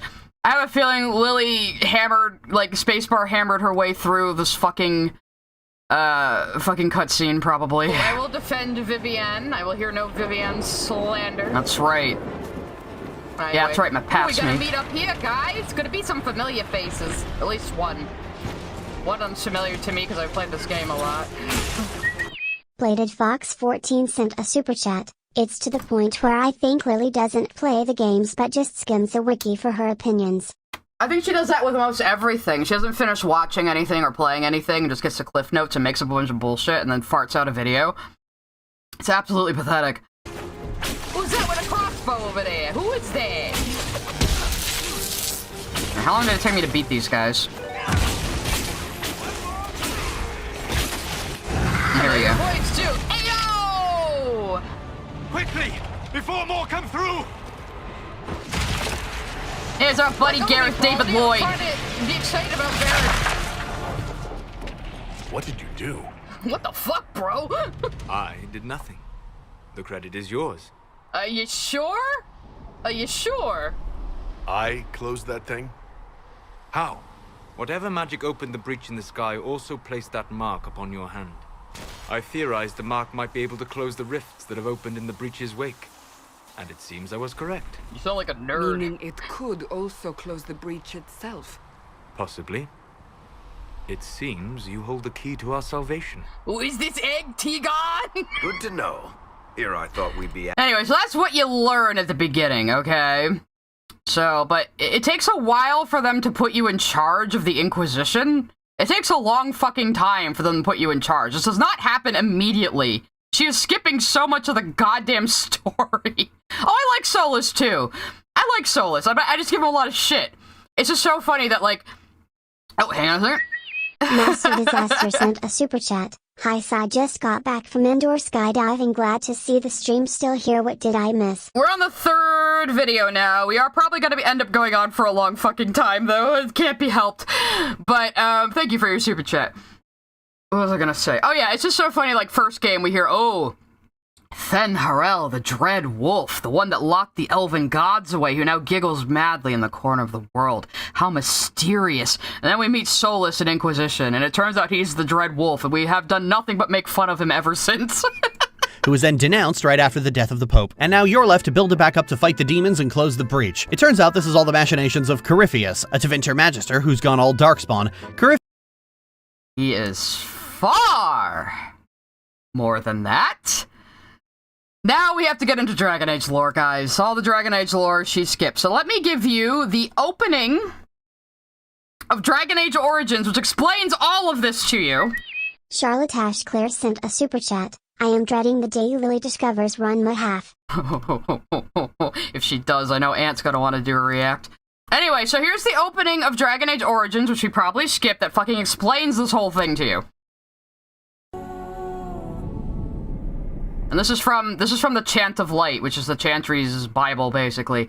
And so is the golden city blackened with each step you take in my hall. Marvel at perfection, for it is fleeting. You have brought sin to heaven and doom upon all the world.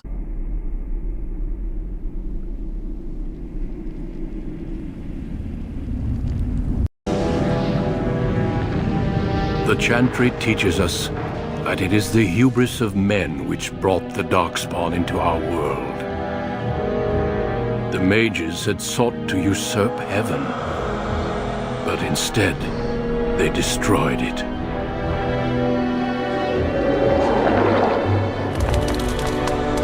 They were cast out twisted and cursed by their own corruption.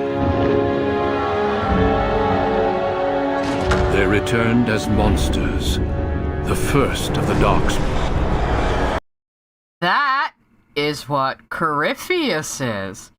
He's one of the Magisters Sidril, who in ancient times heard the whispers of the old gods from across the veil.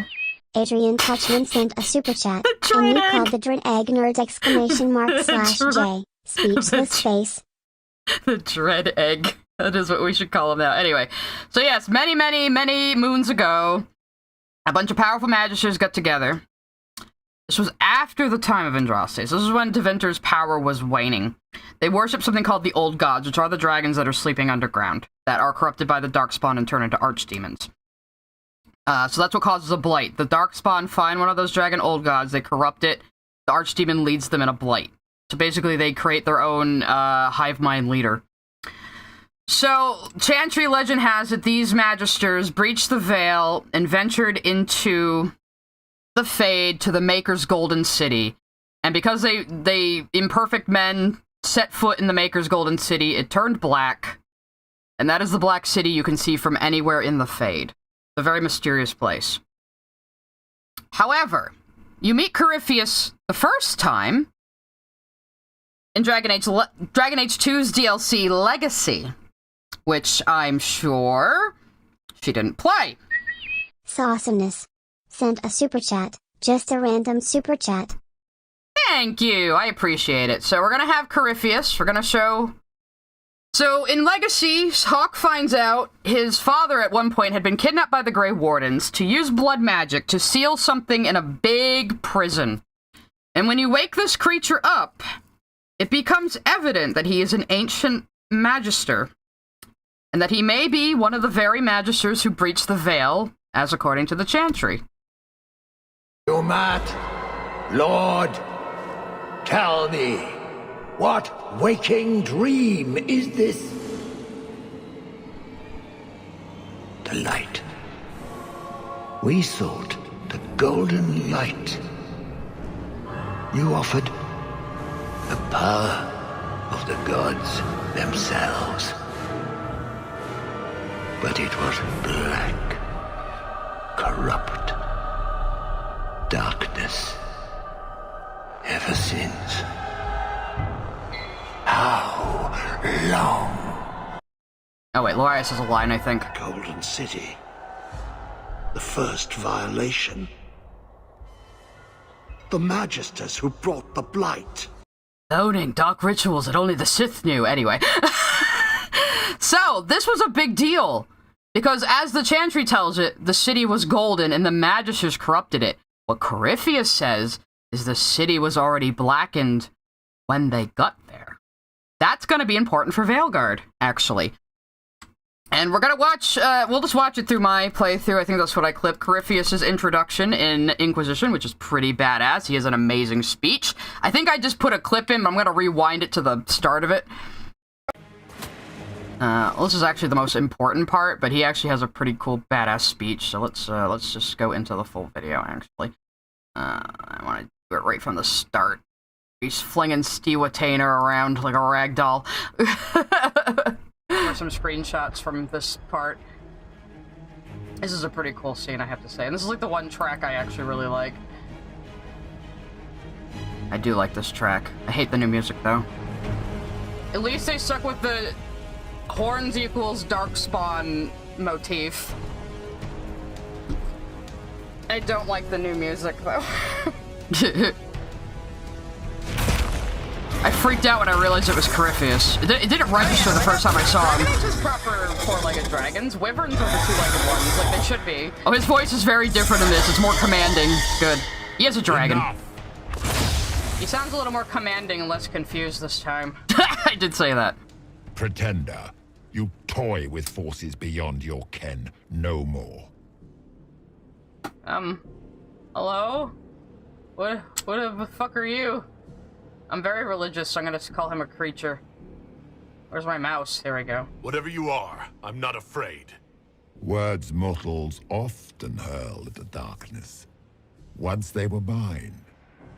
They are always lies. Know me. Know what you have pretended to be. Exalt the Elder One. The will that is Corypheus. You will kneel. Don't think so, pal.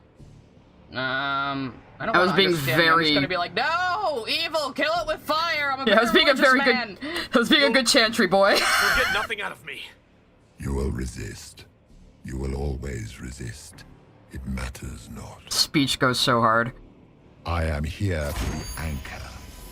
The process of removing it begins now. What? Ah, I have no idea what's going on. Explain to me. It is your fault, Herald. You interrupted a ritual years in the My name's not Harold. Instead of dying, you stole its purpose. Not on purpose. Ah! I do not know how you survived, but what marks you as touched, what you flail at rifts, I crafted to assault the very heavens. Owie. Get your dragon away from me. You used the anchor to undo my work. The gore. Dude, I don't even fucking remember what happened, man. This was granted by Andraste. Yeah, I'm gonna cling to my religious delusions. It's a boon from Andraste. Zeta Ridge 7 sent a super chat. Lore for the lore gods. Basically, yeah. We're about to get into like the super awesome part of the speech of his too. I was waiting for the super chat to go away. Yes. Saved my life. Then your lady wished me to kill you, for her boon is a beacon I cannot let escape.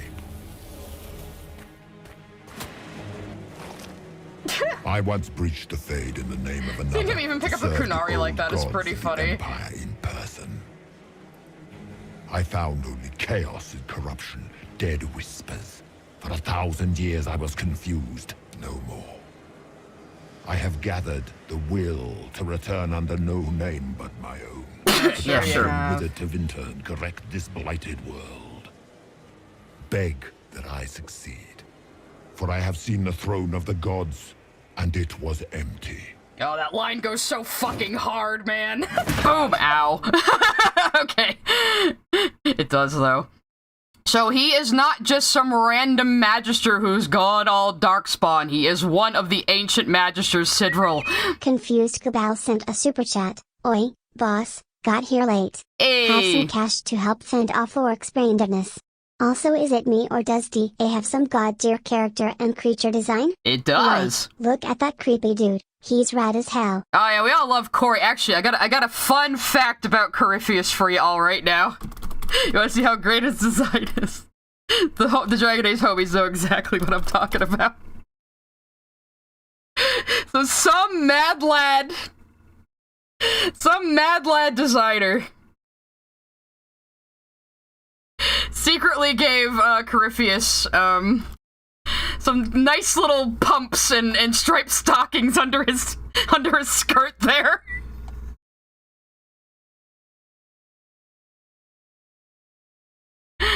This is real. Here's a good screenshot of it in game. So under that skirt of his, he's got on striped witch socks and little kitten heels. It's amazing.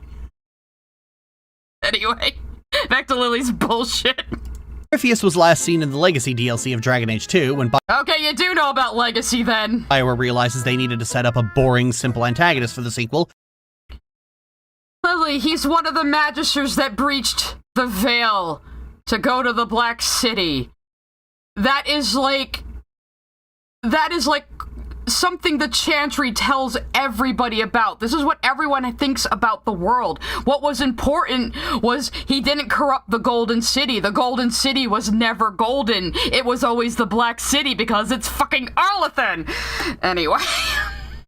And all they had was systemic bigotry, and they'd already penciled Human Noble in as a player character, so they couldn't.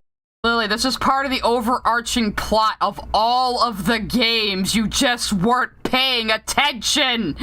Make that the villain. Corypheus has unleashed a new blight, a new archdemon, and an army of demons. And it's not a blight. It's not a blight. He can control tainted people and darkspawn, like an archdemon, but this is not a blight. Shneonbine sent a super chat. Oh lord, the lorchening is still going? Yep! Holy shit. Dudes, we knew this was gonna be a long one. I hyped up this stream for a reason. It's not a fucking blight, Lily. That's not an archdemon. People think it might be. No, it's just a dragon. He's bound to him. He's doing the thing the Evanurus could do. It's not an archdemon. This is not a blight. But he is a particular unique kind of darkspawn.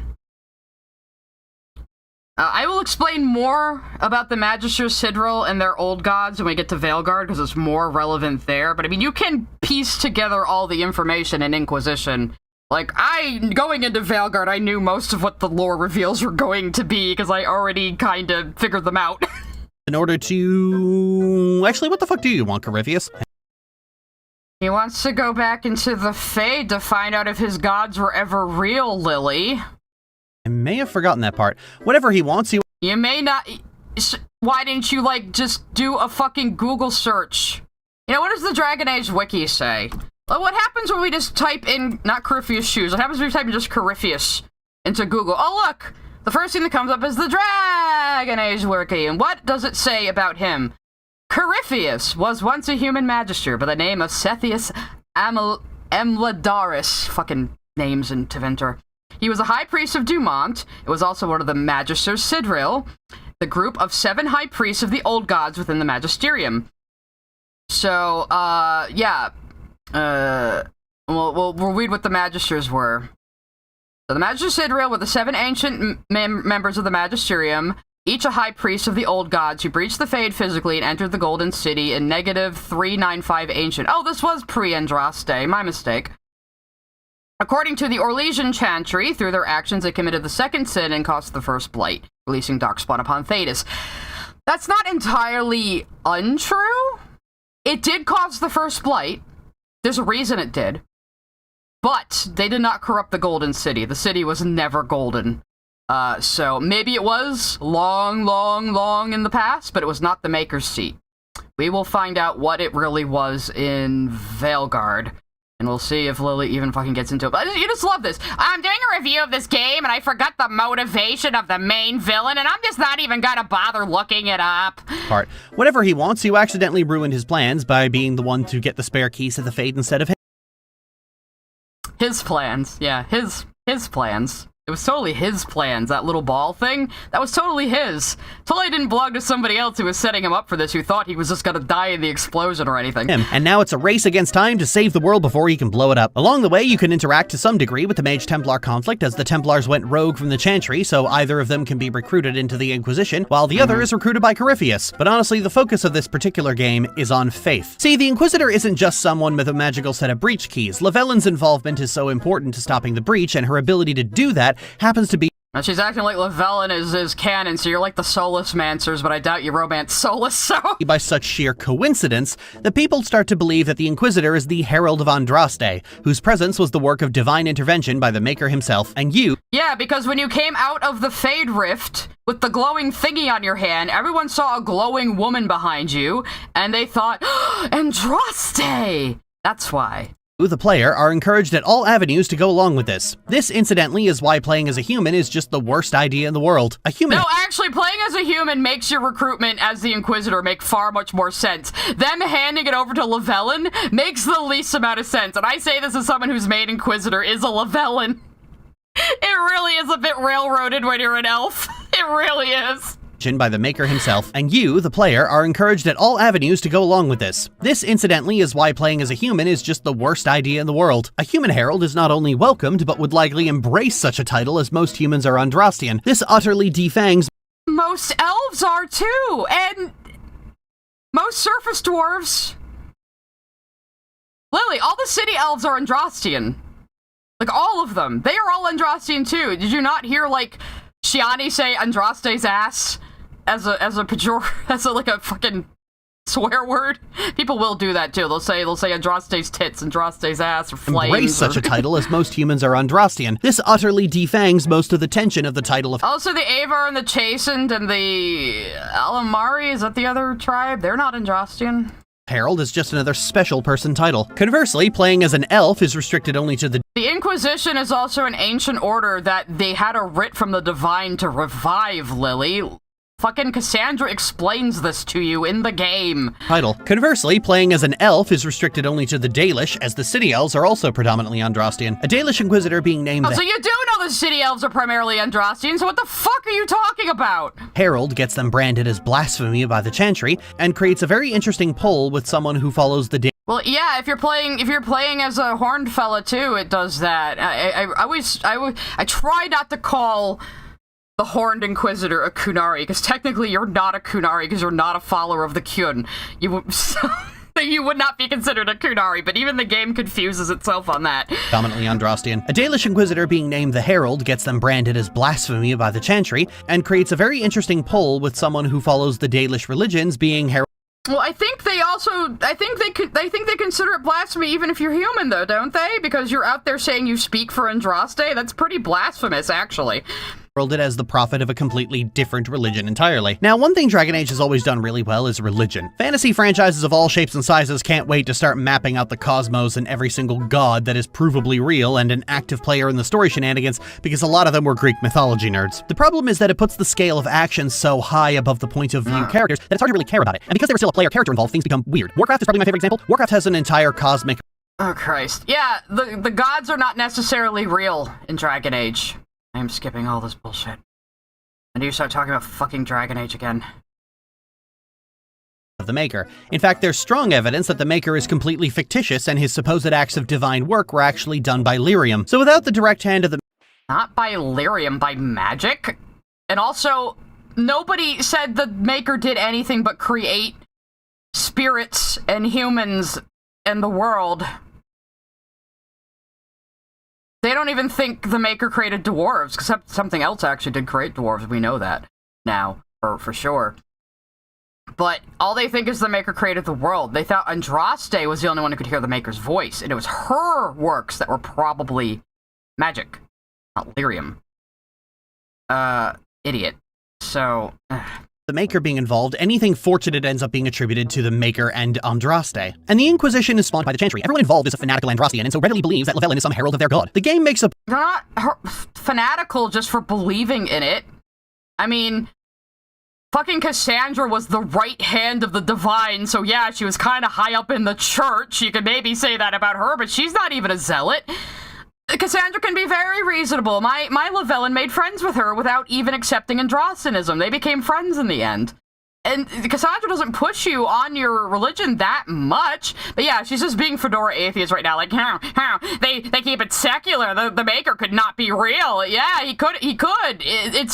It's kind of realistic like that, Lily. Nobody knows what the truth of the past events of this world were. The point about how faith can give people courage and the drive to keep going in bleak circumstances. But as is often the case with Dragon Age, the story overlooks the actual reality of the organizations it writes. There is a fine line between inspiring the faithful and exploiting the fanatical. And you can absolutely go that way in this game if you so choose, however. Again, she does not understand the point of role-playing. Positioning yourself as a divine figure goes right over to exploiting the fanatical. That's what cult leaders do. The thing... You know, I did my Dalish Elf playthrough. I did, you know, I'm not the Messiah. I did that the whole time. My Kunari horned guy, Stiwatina playthrough, I was very Andrastian, and that was a fun new perspective on the game. I wanted to play it differently than I've done before, just for fun. It's right over to exploiting the fanatical. That's what cult leaders do. The thing is, this happens regardless of your origin. So sure, a human character raised to follow the Andrastian religion would probably see this as divine service. But if you're playing an elf, the proper way to play a fantasy game, she ends up being roped into all of this against her will and pushed to... Yeah. It's an interesting conflict, Lily. Go along with being a herald by the Chantry people all around her. What about if you're playing as a dwarf or Kunari, Lily? What about it? Intra3New5 sent a super chat. Are we sure Lily isn't just Brian Griffin in a human suit at this point? I mean, we know that's her persona. Do I have my memes on the screen? Well, now that you mentioned it, you know, she is something of a writer herself. We had had so much joy playing as our boy Stephen Wani Utena III. I mean, just Lily, just look at him. Let's let him get his one-liner in here, actually. Look at our boy. You're telling me this isn't pure joy? Look at him. I have to do a cool one-liner here. Alright, let's just be really sassy. You expect me to fight, but that's not why I kept you talking. Enjoy your victory. Here's your prize! Yeah, we're so cool. He's so fucking corny. Roxana Nava sent a super chat. Thank God she never has touched Doom. Alright. There's another. We gotta see his funny run cycle. Hang on a second. Oh god, run!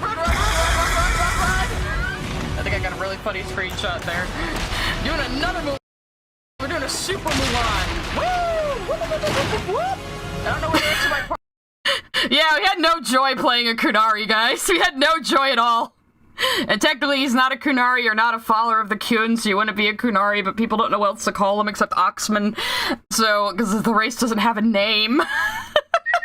Wonko Bonko sent a super chat. You can literally romance Cassandra and not be religious, like WTF is she even talking about these people being fanatics? Yeah, Cassandra is a woman of faith, but she is also very pragmatic. And very just like, I see the solution right in front of me, we're just gonna do it. Why are we wasting time? What the fuck? I love Cassandra. The characters that are most in your circle are Cassandra, a Chantry Seeker, Leliana, a Chantry Sister from the previous game. Evie sent a super chat. What is up her butt about humans? Like, okay, you're obsessed with elves. We get it. Chill out, girl. Maybe she's otherkin. Liliana's not just a Chantry Sister, she was the left hand of the Divine. So she was basically the spy master for the Pope, Lily. She was the spy master of the Pope. She's definitely moved up from Chantry Sister. Game, and Cullen, a Templar. All of them are big simps for the maker, and so push the idea. So you don't remember Cullen from the last two games, do you? I mean, I know he looks different in this one. They gave him a glow up because he's romanceable now, but he was in the previous two games, Lily. You just weren't paying attention. Of faith as a uniting force. But amidst their words is the reality that, denounced or not, you are making the Chantry more powerful with each action you take. Now, when it comes— You're not part of the Chantry. The Inquisition is not the Chantry. You are actually actively going against the Chantry as the Inquisition. It's only later that they want to poach either Cassandra or Leliana as the Divine, and you can turn things around on them and make Vivienne the Divine, which is the hardest to do, but I like doing it. I love Vivienne, my girl. Each action you take. Now, when it comes to faith, I've never been particularly kind. I'm the kind of atheist who's actually read religious texts and come to the conclusion that Yahweh— Yeah, Lily, you're not fucking you're gonna call him Yahweh, aren't you fucking edgy, you fucking Reddit atheist idiot. Yahweh is a deranged sociopath who fucks with people's lives for yucks. But you know, I say that here. I wouldn't go into a church or a synagogue or a mosque and say that. I keep that shit to my own spaces. So the idea of impersonating a religious figure skeeves me the fuck out. The idea of— Again, you can actually full-on believe you are the Herald of Andraste, chosen by Andraste herself. That's how I played it when I played my Oxman Stiwatena. Manipulating people who have been indoctrinated by an organization as cruel and unforgiving as the Chantry. The Chantry is basically the Catholic Church of medieval times. It is just such an intrinsic part of life, people don't even think about it. That doesn't mean it's indoctrination, Lily. I mean, it's just organized like a medieval time period. That's interesting. We are exploring these ideas, Lily. The game isn't telling you to agree or disagree with any of it. It is just presenting the ways of this world to you. And you can decide whatever you think about it, which you decided to be retarded about it, but you're acting like the game is trying to force you into thinking the Chantry is a good thing when it never ever does a single thing. It shows both the good side and the completely brutal, unforgivable side of the Chantry. Vex Fidel sent a super chat. Lily, reads one text, all religion bad actually.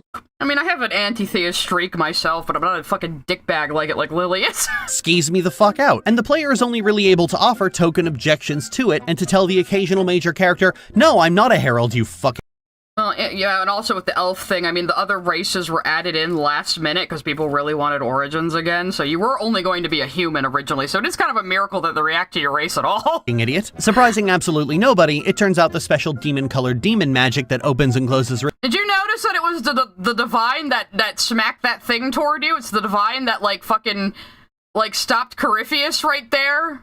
I mean, you're laughing that she died, but she did something heroic. Idiot. Surprising absolutely nobody, it turns out the special demon-colored demon magic that opens and closes rifts to the demon realm... That's not a demon thing, Lily. Did you finish the game? That orb, that foci, is not a demon thing, Lily. Were you writing this as you played the game? Actually, I think she was. So that would explain a lot. I need to play the whole damn thing and then comment on it. Elman can summon and banish demons at will, did not in fact come from... No, you don't summon and banish demons. You open or close rifts, and demons happen to go through or get sucked back in. You're not summoning them. Summoning a demon is different. And yeah, and also the Fade is not the demon realm. It's the Fade. It's where spirits, demons come from, and where people have dreams, and where magic comes from. And we're gonna learn more about it in the next game. But spirits and demons are also the same thing. It just depends what in the real world they're being affected by. Demons and spirits can only embody one trait at a time. So a spirit of wisdom can be corrupted into a demon of pride. You know? A spirit of compassion can be corrupted into a demon of fear. It all depends on what they're being influenced by. We'll see if she talks about fucking Cole, because he has an interesting story. God, who could have fucking guessed that? It was actually a demon artifact that Corypheus closes rifts to the demon realm and can summon and banish demons at will, did not in fact come from God, who could have fucking guessed that? It was actually a demon artifact that Corypheus was going to use for... A demon artifact. Lily? Who gave it to him, Lily? Lily, who gave him that thing? Lily? Who gave it to him? You wrote this as you went along, didn't you? Actually a demon artifact that Corypheus was going to use for... Dear Madam Artist sent a super chat. I thought I'd check in when I have a little time at work. What insane thing has Lily said this time? She's just been insanely wrong the entire time, really. Or... Actually, what the fuck do you want to do, Corypheus? You could have looked it up while you're writing your script, Lily. He wants to breach the Fade again. Basically to find out if his gods were real. He's been asleep for thousands of years and woke up to a completely different world in confusion. Kind of like someone else in this game. But can you tell everyone this? No. You could tell a few people, but if you suggest telling everyone the truth, other characters just say, let them keep believing you're a divine figure. Well, no, you find this out later in the game. Also, that's Hawk, you fucking idiot. You're showing Hawk. That's cult behavior, Marion. That's evil. I can't see Lavellin going along with this shit willingly. Now, Callie and... I don't care about your Blorbo from the first game, Lily. She absolutely would. She would tell those idiot Shem, yes, I'm the herald of your god. Throw yourselves upon the demons like a wave crashing against the mountain. All of you may die, but that is a sacrifice I am eager to make. It's another instance where you just aren't able to engage with the interesting part of the game. You're shunted into being a cult. What's the interesting part of the game? What? If it's not the main plot, then what? Cult leader and are not allowed to say or opinion on that because... Yeah, Solas also tells you the foci is an elven artifact. Actually, let's find that fucking conversation.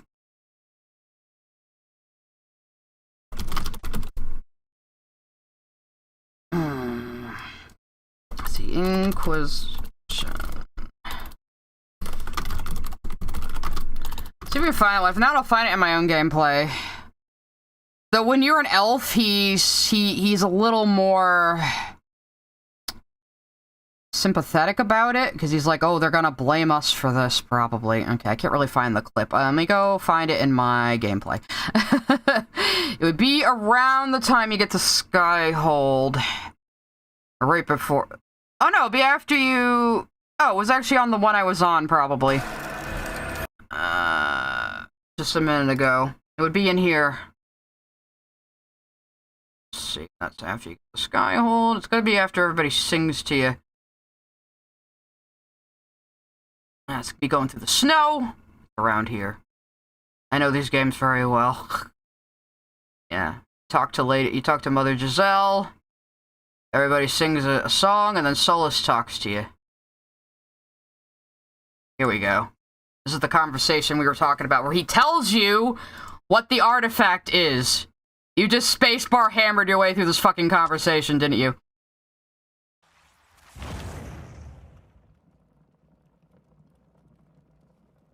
A wise woman, worth heeding. Her kind understand the moments that unify a cause. Or fracture it. The orb Corypheus carried, the power he used against you, it is Elven. It is Elven! Wow! Oh, thank you for throwing a bunch of eggs at me, because we have the egg on screen, yes. It's Elven! So it's not a demon-powered demon artifact, Lily. It is Elven, as the egg has told us. Corypheus used the orb to open the breach. Unlocking it must have caused the explosion that destroyed the Conclave. Must have, yeah. This is just speculation on your part, right, Solas? You totally didn't lead this situation happening or anything, right? I do not yet know how Corypheus survived. Nor am I certain how people will react when they learn of the orb's origin. So you know it's you're gonna tell me you saw it in the Fade, right, Solas? I mean, it's not a spoiler to say Solas is like one of the big bads of the next game, right? I mean, it's been 10 fucking years and it's in all the trailers. Alright. What is it and how do you know about it? They were foci, used to channel ancient magics. I have seen such things in the Fade, old memories of older magic. Corypheus may think it Tevinter. His empire's magic was built on the bones of my people. Knowing or not, he Roxana Navasindra Super Chat, Egg Elf. Yes, that's what the end of the cutscene anyway. That was a thing in Origins as well, especially if you play the Daily Shelf Origin. A lot of people assume ancient elven things are Tevinter made, because Tevinter basically plundered the ancient elven empire after it fell, which, again, we will learn how it fell at the end of Inquisition if she played Trespasser, and if she didn't, I have the clips on hand for receipts. Because it's another thing the series doesn't really think too much about, and doesn't... She wasn't paying attention. It is Elven. It is a foci for powerful magics. There you go, Lily. He fucking tells you what it is. You didn't listen to any of the fucking dialogue and you weren't paying attention to the fucking story. Like you think about either. The same thing happens with the Grey Wardens. They're so utterly fanatical and duty-bound toward preserving the Blight that they're made absolute rubes by Corypheus, who sends his minions to say, hey, do blood magic and summon an army of demons. It'll totally stop the Blight permanently, I swear. Where the fuck is Callian where all of this is going on? Actually, okay, bro. The Wardens were hearing a false calling in their head, and it was caused by Corypheus. And I'm about to play some clips from the game that tell you this.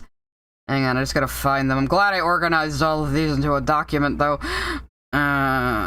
Here we go. The asshole you just saw whispering in Chlorel's ear there. This guy, Aramond. Wardens, hands up. Hands down. Yeah, that seems like blood magic. Corypheus has taken their minds. They did this to themselves.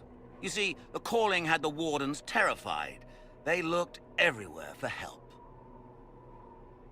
Even Tevinter. Yes, and since it was my master who put the calling into their little heads, we in the Venatori were prepared. I went to Chlorel full of sympathy, and together we came up with a plan. Raise a demon army, march into the deep roads, and kill the old gods before they wake. That sounds like a stupid plan. So they're telling the Grey Wardens this is what they're planning to do. But the Grey Wardens are also compromised by Corypheus's influence, because to become a Grey Warden, you drink a mixture of Archdemon blood, Darkspawn blood, and lyrium, and it basically gives you the Darkspawn Blight corruption, but it takes like 30 years to kill you, and it lets you sense Darkspawn. But the downside to that is Corypheus also has some control over anybody with the Blight in them, which includes the Grey Wardens, and if you bring Anders to the Legacy DLC, he starts hearing Corypheus whisper in his head, even when Corypheus is still sealed in his prison. Stop. Just make him stop talking. Make him stop. The abomination's hearing voices. How unexpected. Lovely. A mage gone mad is all we need right now. This is a little quiet, sorry, but I just want to demonstrate that this is a known thing that can happen to wardens with Corypheus around. Because of the blight in them. What's wrong? I can't. The voices. Wardens. They're joining. I have too much taint in my blood. I can't shut him out. I had too much taint. Oh. I will not be controlled. Now, the thing is, fucking Justice gets him out of that. But all the wardens in Legacy are being subtly influenced by Corypheus because his prison is weakening, and that's why they needed Hawk. So at the very end, you saw Larius in that previous clip. He's a Grey Warden who is really far gone with the blight, but he hasn't died yet. Corypheus can also jump to the body of anyone who has the blight in them. So when you kill him in Legacy, this happens at the very end. Hi, Larius. You did well, Hawk. More than the Grey Wardens of old were able to accomplish. You sound different. I will tell the Warden Commander of your service here. I'd be careful. We don't usually come back from the calling. I must try. You've gained an ally today. I just said that. You sound different. Why are you talking like that? My head is clear now. Without Corypheus's call, I can think again. I thank you for my freedom. What an interesting way of saying that. And here I thought I'd just gained a headache. I will never forget what you did here. The prison stands no more. My gratitude you have for my freedom. That's Corypheus in his body. Dun, dun. Hi, Cassandra. And we see this actually happen in Inquisition. We see him swap to the body of a blighted Grey Warden.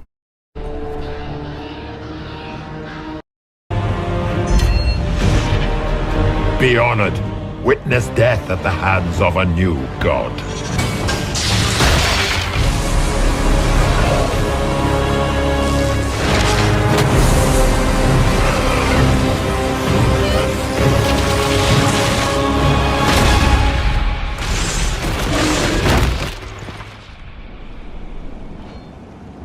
Yep, looks like Corypheus is dead. Totally dead.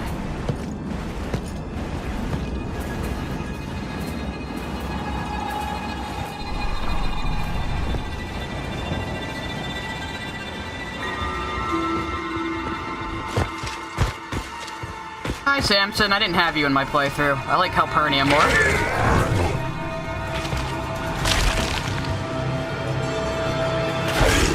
What's happening to this guy?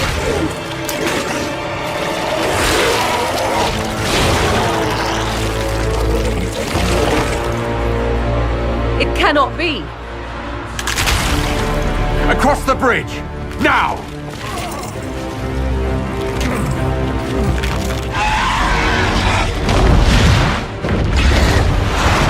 So as long as there is anything with the blight in it near him, he can't die. But that's also because he has that dragon. And we see more of that in Veilguard. What else did I need to cover here? Oh yeah, I had a few clips of what happens with Chlorel. Let's see how much she explains Adamant Fortress. This was the spot she rage quit at, by the way, in that clip.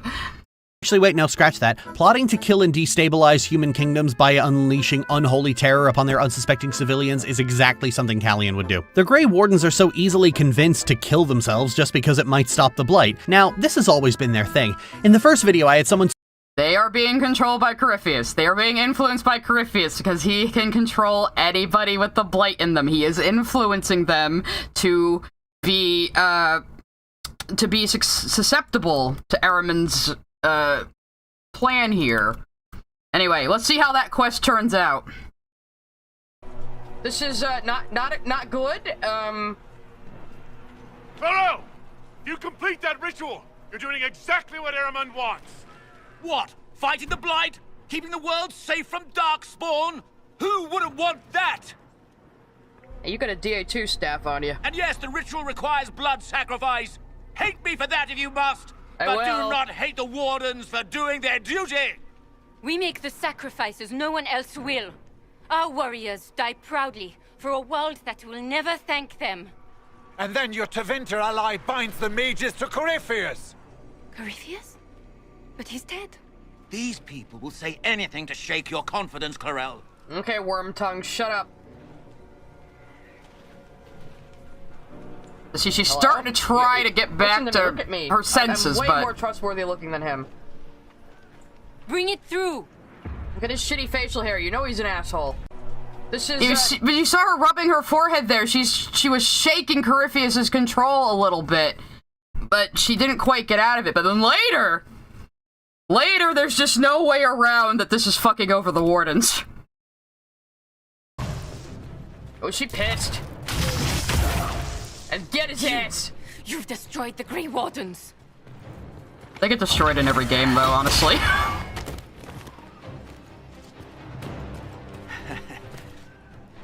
You did that to yourself, you stupid bitch.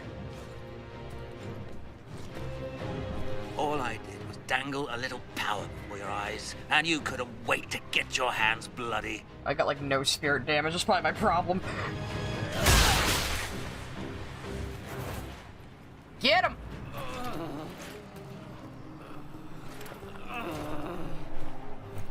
You could have served a new god. I will never serve the Blight. Hey, what's going on in here? I just bumble in my stupid looking face. Suggests that it never occurred to them to use the reality of systemic bigotry to side against the werewolves, because they always saw the Grey Wardens as bringers of peace and unity. No, Lily. In the first game, we're playing as a Grey Warden, so of course the Grey Wardens are gonna tell us, we're the last stand against the Blight, we will do whatever it takes. But in the subsequent games, you see the Grey Wardens from the outside perspective of the rest of Thedas. A lot of fans complain about that, like, oh, all these people, like, distrust the Wardens, like, we knew that in the first game, but you were playing from the perspective of one, and now you're not. That's interesting. You get to see how these institutions are viewed by other people in the world in the other games. An inherently good figure. No, they are not. The Grey... Nobody ever said the Grey Wardens are inherently good. The rest of the world distrusts them a lot, and then they get wiped out in, like, every single game. Wardens will recruit knights, templars, apostates, criminals, serial killers, blood mages, Yes, they will literally take anyone, because their only purpose is to stop the Blights, and they're the only ones who can. You know how Corypheus body hopped? The reason why no one could stop the Blights before is because every time the Archdemon was killed, it body hopped into another Darkspawn and came back to life. So what a Grey Warden could do, since they have the Blight in them, when they kill the Archdemon, it hops into them, and its soul is obliterated, but so is the Grey Warden. But that's the reason only the Wardens can stop the Blight. necromancers, Tevinter magisters, and pretty much anything that will fight a Darkspawn. Callian is conscripted into the Grey Wardens for killing the fantasy equivalent of 25 cops and Eric Trump. Sure, that's a good deed for the land, but not something that an organization declaring itself a bringer of peace would go along with. The Grey Wardens have no principles outside of Darkspawn must die. They are utterly and completely... Lily, the first Blight lasted for 200 years before the founding of the Grey Wardens, when they figured out how to kill a fucking Archdemon for good. Without a moral compass. Now, I've always found there's something interesting about characters fuck's sake. who have no principles of their own, who mold their principles onto whoever's giving them a treat in that moment, and could end up on both ends of a class war, depending on who happens to be in their immediate vicinity. And that's exactly what the Grey Wardens are. They are utterly without ethics and fixated so They are being controlled by Corypheus's influence. You just weren't paying attention to the fucking plot. These things are said out loud in main story quests. You just spacebar hammered your way through the dialogue and we're talking over it. Completely on a single goal, that they can be easily duped into anything if you tell them it will kill the Darkspawn slightly faster. So you're saying people who were being secretly brainwashed by a power higher than them are at fault for what happened to them? Huh? Look at, the flashback where there was Corypheus. It's almost like they're being controlled or something, because he can control the Darkspawn hive mind. The ones who murdered the Pope and started the plot in the first place. They're like a guard dog. They bark loudly, but are easily pacified by a burglar coming in with begging. She missed that entire context of why they were involved with the Divine being the sacrifice to open the foci, which exploded the Conclave. Strips. But again, it's something the game presents to you, but never really does anything beyond, do you want to recruit the Grey Wardens or not? Do you want to execute this one Warden or not? There isn't really time to sit down and... How about Solas' really interesting comment where he's super pissed off that the Grey Wardens are going around killing those dragons? That's what got me on the old gods or the Evanurus bullshit. Examine what the Wardens are and what they actually do with their authority, because they just aren't very well characterized. They're not the focus of this game. They were only the focus of the first game. Otherwise, they're just a faction in the world. They're not the focus of this one. And the plot is on an urgency timer. The Grey Wardens... Yeah, Inquisition is pretty goddamn straightforward, and people new to the series were able to follow it fine. How is Lily fucking it up this bad? Heralding a demon invasion because they're that fixated on ending the Blight could serve as the plot for an entire game, but here it's thrown into 2 missions as an aside. It's the same problem that Origins... Because there's still 2 more Blights left, Lily, and they wouldn't have happened for hundreds of years without the events of Veilguard. Had. At every moment, there's an interesting thing to think about and discuss, and the game hurriedly shoos you away from it because it would rather you focus on demons and the Fade, as if those things are in any way interesting. Oh no, I'm sorry. The Fade is incredibly interesting. It's such a cool concept. And it's gonna be instrumental in the next game, so cry more! Anyway, interesting. Oh no, I'm sorry, I'm mistaken. Inquisition does do something quite new, and that's the Winter Palace. It's a 2-hour-long mission where you have to balance between schmoozing with nobles and hunting for blackmail on the Lily, this is a lot like the Landsmeet. It's not new to the series at all, and it ties into the book The Masked Empire. Orlesian nobility to play a game of political backstabbing. It even has a new resource of court approval, which you need to both sacrifice to... Meow Meow sent a super chat. I love the exasperated sighs immediately followed up by speeding her up a bunch now. Can't help myself. Lily, this wasn't like a new game mechanic for no reason. They were teaching us about Orlesian culture. We had not been to Orlais before in the games. So we're learning about how the Orlesian aristocracy behaves, and it's actually very interesting. Everyone wears masks. All the nobles wear masks. And basically, all social interaction amongst the nobles of Orlais is a passive-aggressive game they're all playing with each other. It's all about out-socializing everyone. In fact, let Vivienne demonstrate that for us, because she is a master of the game. Let me see. I'll use my girl as an example. So, when you get invited to a salon, this is how you meet Vivienne. You get invited to a salon. Use such language in my house. No, not yet. So you get confronted by this idiotic Frenchman who's gonna challenge you to a duel because he's an idiot, and then Vivienne just games him. So, like I said, the game is everybody...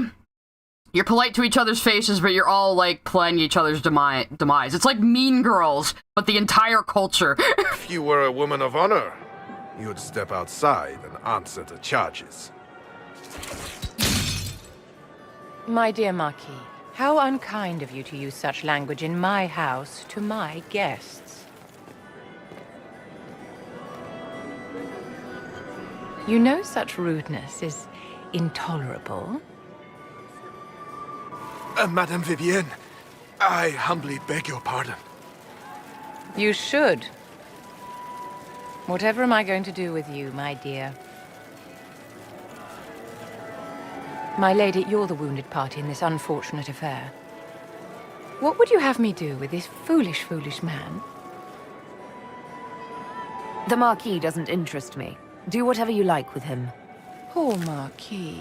Issuing challenges and hurling insults like some Ferelden doglord.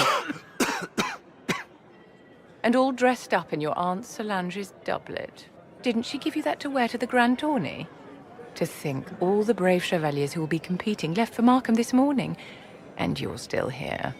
Were you hoping to... She just fucking murdered him with words. That is the game. And Mary Kirby wrote her, and Mary Kirby was like the lore keeper of Orlais, so she knew exactly how the game works. You know? So that's the game. Like so much as stumbling in a dance or having a tear in your clothes could be social fucking suicide in this environment.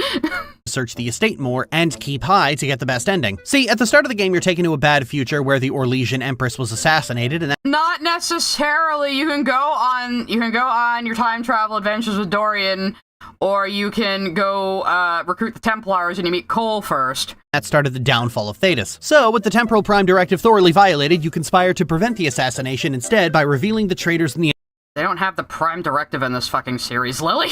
Empress's court. Except in true Dragon Age fashion, it ends up going, well, I mean, for the sake of player choice, we could just, let the Empress get assassinated and back one of the usurpers, because it turns out the real mastermind was everyone. A Duchess, a Duke, You're gonna let the lesbian die, then? and an ambassador are all plotting their own coups, with only the Duchess being the one serving as the main villain. And in the end, well, okay, yeah, it is a little annoying that a lot of this does tie into the book, The Masked Empire, to really get the backstory between Gaspard, Celine, and Brialla. But let's see how wrong she gets this. And you can decide which between the Duke, Ambassador, and Empress you want to support. And it's one of those Obsidian-style moral choices where each choice is deliberately horrible. Empress, Celine, and Duke Yeah, because Orlais is horrible. But Empress Celine is the only person who's been keeping the country together for the last 20 years. Each choice is deliberately horrible. Empress Celine and Duke Gasgard are both horrible racists. Gasgard has been writing books about how elves are more akin to animals than humans, and Celine's backstory involved purging an elven alienage after they became too inconvenient. She's the Empress. She kind of had to.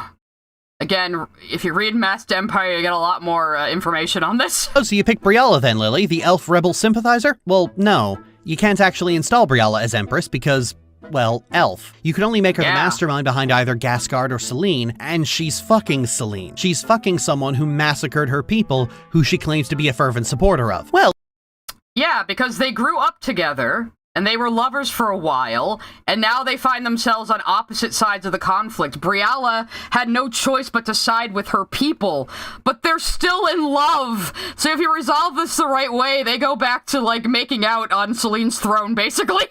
Well, isn't this a lovely group of absolute bastards? Hey, Brialla, you should join my party. I have a mage who thinks the Mage Rebellion is selfish, and an elf who hates anyone who embraces elf culture. You could all have a self-loathing party together right in front of this conveniently placed Wow, it's like people are complicated or something. Canon. Oftentimes, these kinds of everyone sucks here choices are meant to paralyze the player, make them seriously stop and think about their actions rather than picking the obviously good option. But I'm not that kind of player. Decisions in a game... Yeah, we know. You want everything to be, obviously good or obviously bad so you can feel smug about picking the obviously good part. You don't like moral grayness. We know, Lily. To be more interesting than just which of these groups of people do you want to hurt slightly less. And when I'm presented with those choices, I tend to But see, Lily, sometimes that's the only choice you have in life. An entire fucking country is a pretty complex thing. So yeah, sometimes you just have to go with the option that's going to cause the least damage. You know, sometimes there is no good solution. Just take whichever one is less effort to take. So I ended up saving Celine and letting her rule alone, because to reconcile Celine and Brialla, you have to pick dialogue options in a certain order, and I got the order wrong. And at that point, it had been 2 hours, and I was getting completely exhausted with wandering around this fucking palace, talking to dukes and duchesses, while the radar function refused to actually work half the time. I had certainly liked— But see, if you actually gather all the evidence, you get to have, this Perry Mason speech about who done it at the end, and it's hilarious. It's definitely worth it. The quest at the start, and though the whole subterfuge in a nobility party was interesting, having to placate the nobles to keep my approval high while I rifled through their stuff, but then it went on too long and involved too many variables, and I was getting exhausted with it, which is kind of a microcosm for the series as a whole. Now, you should probably just break up the quest into a couple of sessions then. It is kind of long, but it's fun, it's different. Let me think about it. But that whole, here's your goal, oops, I've spilled kudzu all over it aspect of this quest only gets worse. So you know how Origins set up a pretty cut and dry system of humans are oppressing elves, it's pretty bad. And humans are putting mages in death camps, it's pretty bad. Remember how— I mean, yeah, but it's just the way things are, Lily. You know, there's no, the game isn't putting any sort of moral thing on it. Dragon Age 2 spent most of its runtime trying to argue the Templars have a point. Well, you are not gonna believe what happened. Who fucking argued the Templars have a point in Dragon Age 2? Meredith is going increasingly insane during the game, and that's because she has a sword made out of red lyrium, and you only find that out in Act 3. Happens in Inquisition. So this game really hates elves. You only get 2 elven companions whose entire shtick is, I'm not like other elves. Solas has a dim view of elves in general, believing that city elves and slaves allow themselves to be oppressed, and compares— Because who is he, Lily? Who is he? That's pretty important to his attitude. Who is he? the Dalish to animals. He's an ancient elf and views the ancient elves as a wholly different level of being to the elves. He's not just an ancient elf. He's Sven Harel, the dread wolf who sealed away the other elven gods, and he's the creator of the veil between the fade and the waking world. He's pretty fucking important! Elves of today. Turns out at the end of the game that he's actually one of the elven gods who trapped every other elven god. Oh, yeah, we've heard about— see, if you paid attention to the fucking codex entries, you'd have heard about Fen Harel already. In the Fade, and cut the elves off from their magic, leading to their destruction. And Sarah is an assimilationist who sneers at any elf who dares speak their own language, engaging to their— at the end of the game that he's actually elf and views the ancient elves as a wholly different level of being to the elves of today. Turns out at the end of the game that he's actually one of the elven gods who— they like literally modern elves post-Veil are different from the ancient elves, just like on a fundamental level. Elves of today. Turns out at the end of the game that he's actually one of the elven gods who trapped every other elven god in the Fade and cut the elves off from their magic, leading— that's not what cut— well, I guess it kinda did also cut the elves off from their magic, considering he made the Veil to trap the other gods who aren't actually gods. We'll get into that in Veilguard, though. To their destruction. And Sarah is an assimilationist who sneers at any elf who dares speak their own language. Not an assimilationist, she was raised by a human. And she has internalized racism about being an elf. And yeah, if you're Dalish, well, I guess you can only be Dalish in this game. You can't be a city elf. So yeah, she's really racist against the Dalish, which is why I couldn't romance her. Also, she's kind of annoying, and I find her writing really try-hard. So, unfortunately, the first lesbian companion I did not romance. I went with Solas instead, because I was like, well, I'm a female elf anyway. Might as well just romance Solas. And then, well, it turns out he's the fucking trickster god who destroyed the world. Engages with their own culture or do anything elfy. Vir sumil. I've never heard that phrase. Can anyone translate? Way of something. Can you talk like us? She likes to consider herself as a fighter for the common folk. Yeah, she's a fucking cockney idiot. That's her character. And believes the things against the common folk are the nobility, elves who act too elfy, and mages. So the rich and too oppressed minorities. You could— she basically just doesn't like elitism is what she doesn't like, but she also does have internalized racism.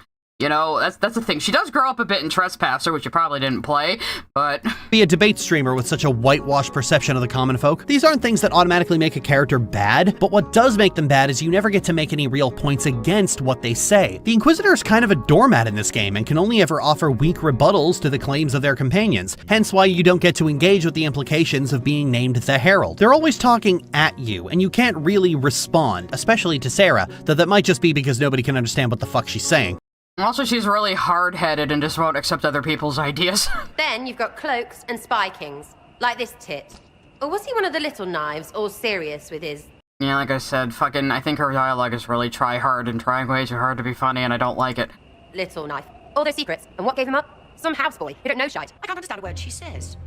She's all noise and ignorance. To think that this is a character who complains about the— she is all noise and ignorance, though you're not wrong. Elven language not meaning anything. The ability to actually engage with the characters— you don't think people like this exist, Lily? There do exist people with internalized racism. Why can't they not be depicted on screen?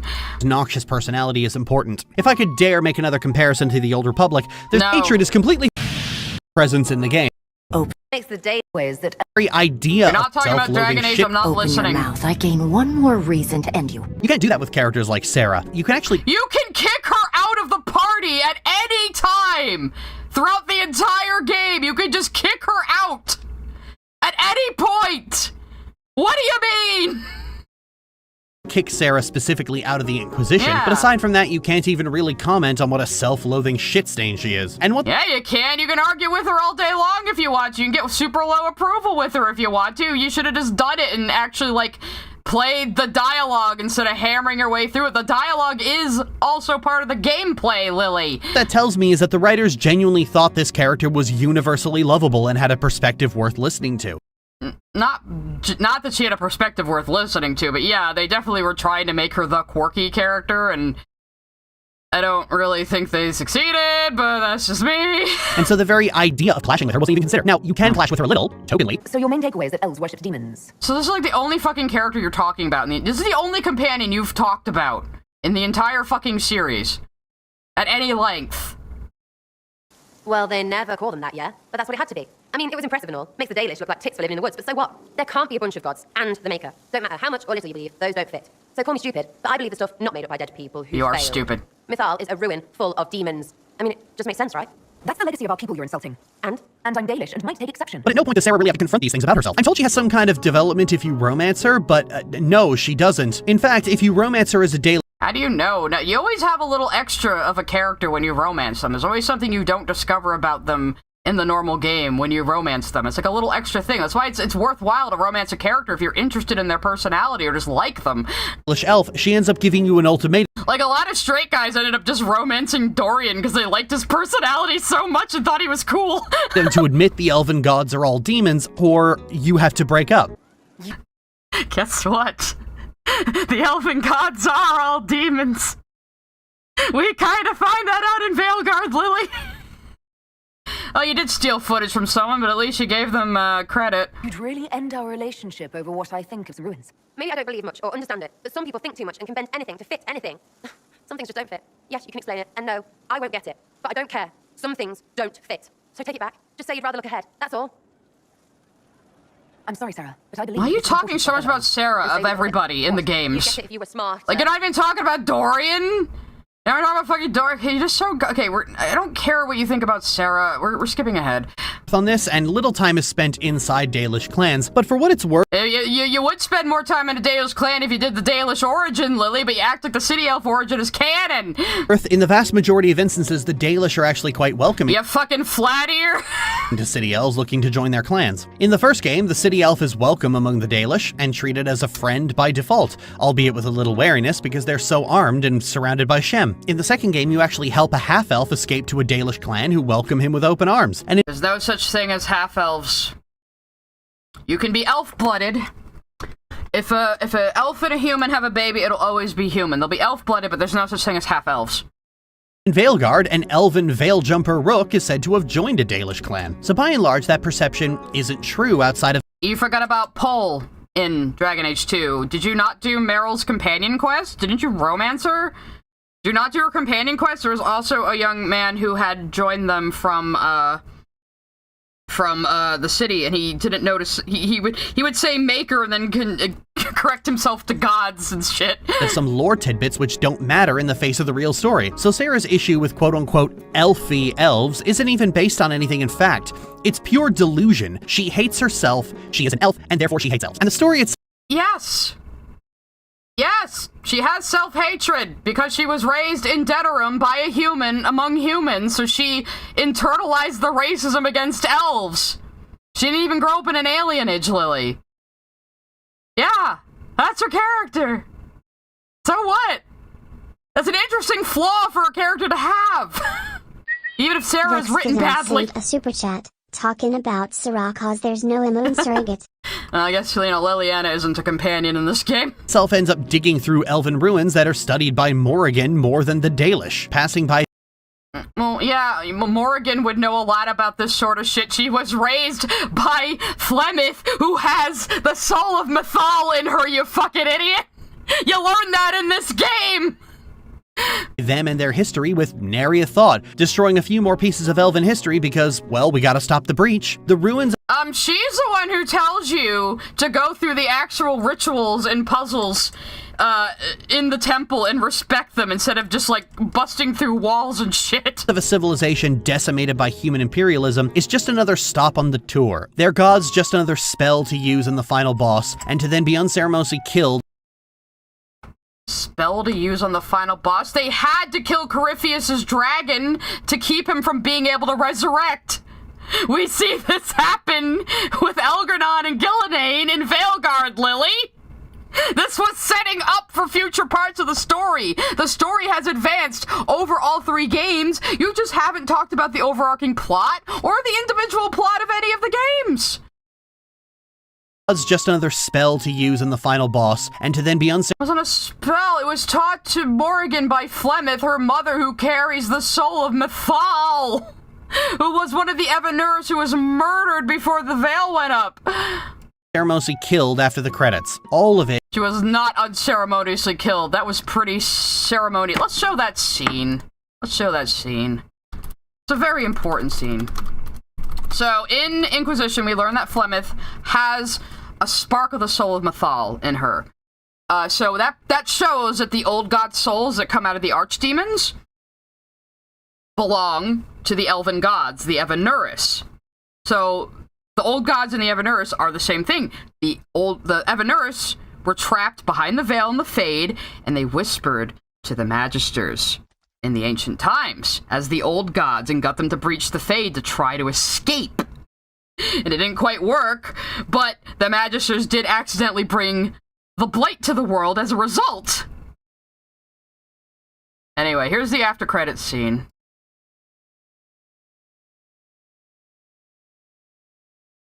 Explanation needed. This must be old.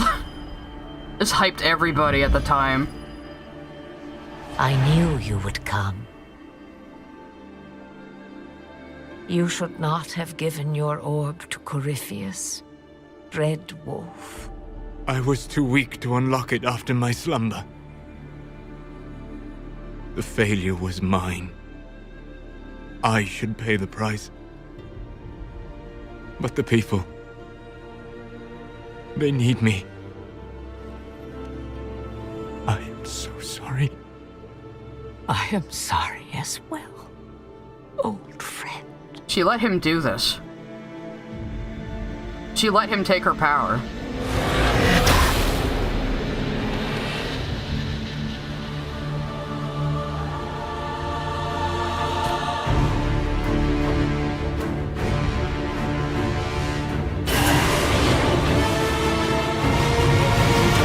Now, see, before Trespasser, because Trespasser came out a year after Inquisition, we had no idea who absorbed who there. It could have been Flemeth taking over Solas, it could have been Solas taking Flemeth's power. We weren't sure at this time. It laid in ruins at the feet of the Chantry. Even worse, Inquisition rubs a little more shit. That was the Dread Wolf that did that to her. It had nothing to do with the Chantry. Feet of the Chantry. Even worse, Inquisition rubs a little more shit in the eyes of the elves by presenting their old kingdom as having already collapsed before the Tevinters even got there. Yes. When the veil went up, Lily. Did you play Trespasser, Lily? Why does this happen? Trespasser should be in the Game of the Year edition, and this has been canon the entire time, Lily. You can piece this together from the first game. From the first game, I was like, okay, there was some kind of catastrophe in ancient times that both the Elven religion and the Chantry are talking about, but we don't know exactly what happened. And guess what? We slowly learned that over the course of all 4 games. This was always canon. This was not a retcon. This was always there. You just didn't pay attention to the fucking plot. The elves by presenting their old kingdom as having already collapsed before the Tevinters even got there. Why does this happen? Why are not only elves treated like worse than garbage in these games, but their ancient kingdom is retconned into some corrupt Tevinter on baths? It wasn't a retcon. This is always what had happened, Lily. The thing is, you don't understand the world building because you think what something tells you is the definitive truth. Jordan Burke sent a super chat. My god. She's still going? We got one more video after this, guys. This is gonna be a long one. But yeah, this is always what happened in the story, Lily. This was not a retcon. You just weren't fucking paying attention. Well, the reason is Tolkien. Tolkien established the elves as objectively better than humans. They're stronger, they're faster, they're smarter, they live longer, their magic is more powerful, and their steel is unbreakable. The Age of Men didn't come around until Rune, Azeroth, wherever. Denial about our own. You read the quote from Gator saying he wanted to subvert fantasy tropes. So yes, making the elves not all-powerful immortals was subverting the fantasy tropes. Moving on. Rune, Azeroth, wherever Magic the Gathering is set. In all of them, humans are the most populous, the most dominant, they can be the most classes, and they have no downside in terms of themselves. This is why some people seriously suggested the human noble had a worthwhile perspective, because anything interesting to do. Aw, did your grandpappy do a bit? You're not even talking about the plot of Inquisition anymore! Have to just be demons, because apparently, We Wait, can't what? have them and the elven gods have to just be demons, because apparently we can't have them and the Maker. The Andrastian religion. Oh boy, you gonna have egg on your face when we get the Veilguard, Lily.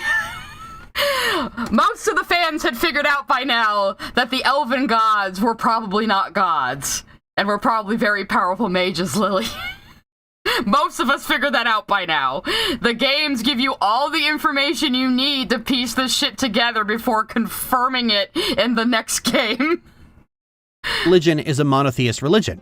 There's no room for other gods to exist, because the entire purpose of it is to say there is only one god. But Mithil is real, Fenharel is real, Elgernarn is real, Dillinane is real. These are all characters you spend a— And they're not gods. They're not gods, they're ancient elves.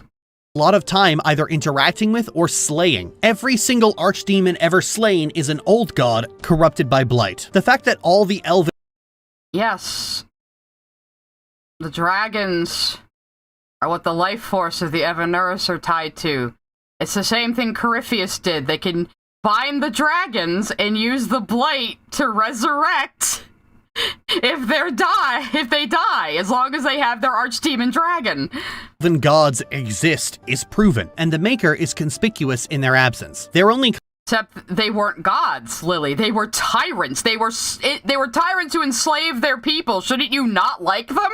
claim to divine power is the Urn of Sacred Ashes, and if you bring Oghren with you to find it, he says he can sense the mountain is filled with lyrium. It's— Carissa sent a super chat. Did Lily just say she just simped for this drone?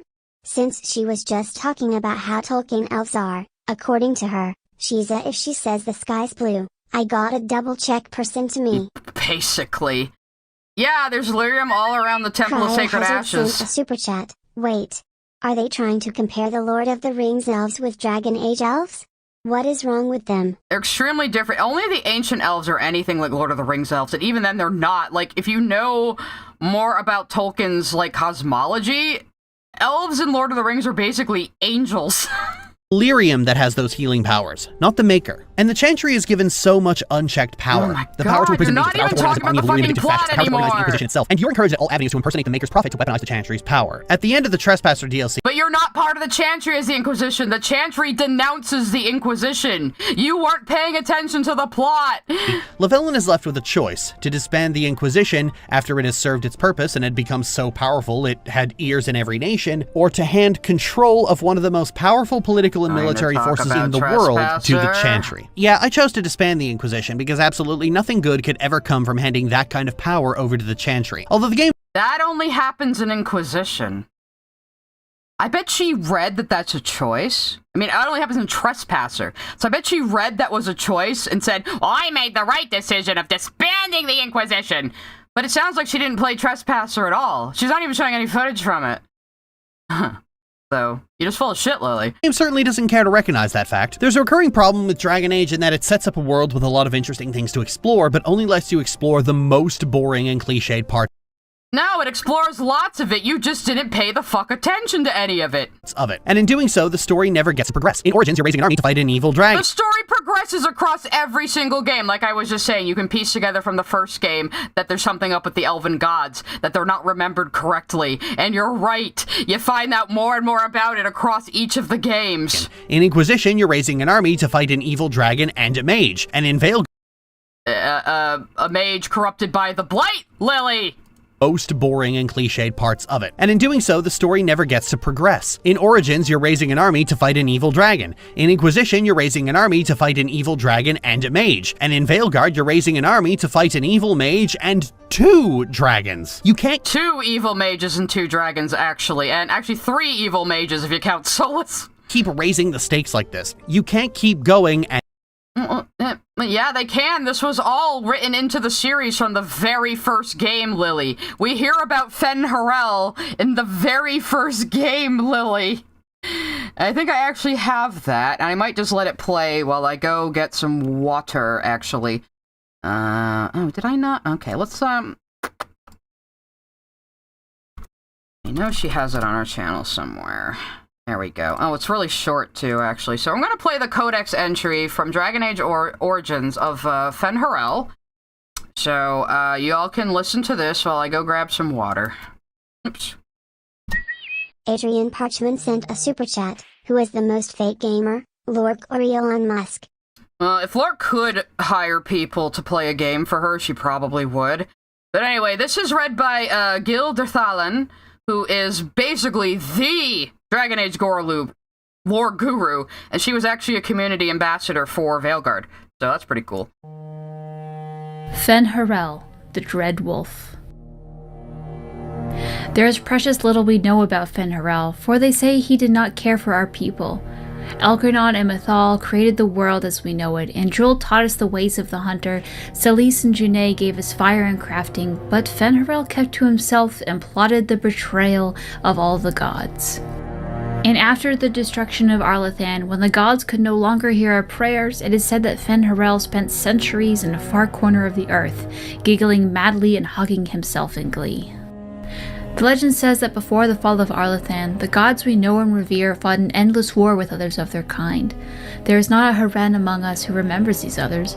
Only in dreams do we hear whisper the names of Gelderon and Darenthal and Inaris, for they are the Forgotten Ones, the gods of terror and malice, spite and pestilence. In ancient times, only Fen Harel could walk without fear among both our gods and the Forgotten Ones, for although he is kin to the gods of the people, the Forgotten Ones knew of his cunning ways and saw him as one of their own. And that is how Fen Harel tricked them. Our gods saw him as a brother, and they trusted him when he said that they must keep to the heavens while he arranged a truce. And the Forgotten Ones trusted him also when he said he would arrange for the defeat of our gods, if only the Forgotten Ones would return to the abyss for a time. They trusted Fen Harel, and they were all of them betrayed. And Fen Harel sealed them away so they could never again walk among the people. From the tale of Fen Harel's triumph, as told by Gisheril, keeper of the Rotharian clan of the Dalish Elves. So that is how Solas is remembered by history, and by the Dalish, who again know very little of their own history because the Elven Empire was basically destroyed twice. Once when the Veil went up, and again when the humans enslaved them. And then a bigger world-ending threat was waiting just around the corner. These stakes can't keep... Yeah, they were sealed in the Fade the entire time, Lily. If you paid attention to the fucking story, you would have been able to figure that out like all the fans did.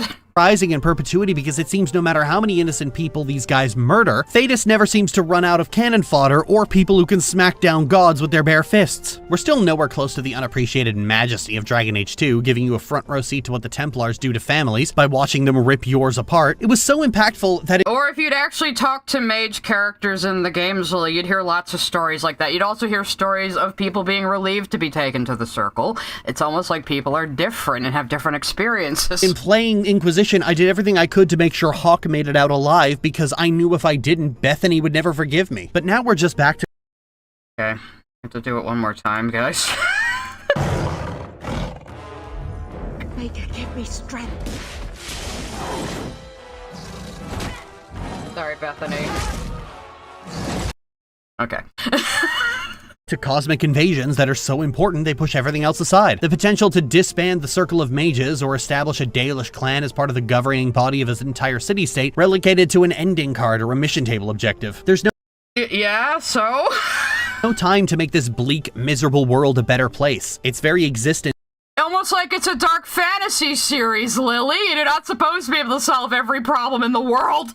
Is constantly under threat, and it will be again and again and again. Dragon Age needs, above all else, to shit or get off the pot. It can't keep doing this in perpetuity, setting up a story with heavy socio-political elements and then throwing them aside in favor of, and then the armies of hell attacked again. Either just eject all the bigotry and political intrigue and focus on being a shonen anime for D&D nerds.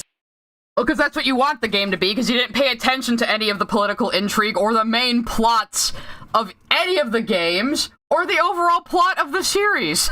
Or find whichever writer keeps writing and then another dragon attacked and give him some yarn to play with. The fundamental problem is that Dragon Age isn't about anything, even though it pretends to be. A game with a specific theme. It's about Thedas. It's about the world of Thedas. That's what it's about. In mind has to narrow its focus. Mass Effect doesn't give you a whole lot of freedom in your decisions, just the ones immediately within Shepard's orbit, because its theme would have been severely negatively impacted. The consistent theme is difficult to maintain. clan. The hell do you think Dalish the theme of clan Mass is a Effect is, book I or wonder? by any means necessary approach to stopping the Reapers. Dragon Age has to account for an environment where you can come from a Dalish clan, support the Dalish clan, or exterminate the Dalish clan. The variance with which it approaches its bigger story elements means a consistent theme is difficult to maintain because the game always gives you the option to disregard the theme and be a complete psychopath for good or ill. Later games with more direction. What the hell do you think the theme is, Lily? It's about the world of Thetis and everything happening within it. That is what the games are about. And it's very interesting, and lots of things are interconnected, and there's lots of complex different cultures and countries and peoples and ideas and things going on. It's a living, breathing, immersive world. That is what draws people to these games. Do put more restrictions on player characterization. Player choice always rubs up against keeping a story tonally consistent. Tyshawn Sr. sent a super chat. Lily hates the shonen genre. Sigh. She wouldn't want that. But she loves Kingdom Hearts, which is the most shonen fucking thing ever. Carissa sent a super chat. The world can't be on the brink of destruction over and over in perpetuity, and people care? I guess Dark Souls never existed. I mean, even in Inquisition and Trespasser, Cullen has a little lamp shading line like, oh, could the world stop falling apart every 10 years? And manageable, which was why Baldur's Gate 3 was really open in the first half and then narrowly railroaded you after that point. Any game that has advertised itself with total freedom has always ended up being a liar, because such a thing is impossible. And letting a player be an evil psychotic bastard is likely going to be going against whatever story creators wanted to tell, which is why in most games you just can't. And I don't really consider this a problem. She seems to think player choice means she gets to do whatever the fuck she wants and be the big hero who solves all the systemic racism in the world ever, which would make the world boring. Super chat. Lily should just play Diablo 2. Its plot and characters are paper thin, morality is black and white, and all you can do is kill everything. You're right, she should just stick to dungeon crawlers. I like having the ability to make decisions in an RPG, but I prefer those decisions to be in service to different viewpoints toward a game's theme. Dragon Age 2. They are, but since you can't appreciate that, maybe you shouldn't have even bothered with these games then, Lily. you only went after them because you learned it was my other big fandom. Who does this, and it does it by placing you in the middle of one very specific issue and making you play a specific character with previous attachments and motivations and whose personalities follow the same logical through line. But Inquisition goes back to simply giving you too many variables the game can't account for and sacrificing whatever theme might have been in the game on the altar of player freedom. And I don't— You said the theme was faith earlier in this video, Lily, which it is. Know why this continues to be a thing in a game with constant changing protagonists. The Inquisitor is not the hero for Elden. Yeah, it changes protagonists because the focus is the world. The Flute sent a super chat. Damn, Lily is fluent in Japanese. Yeah, she's like, I just want to be the same ultra-powered character every single game.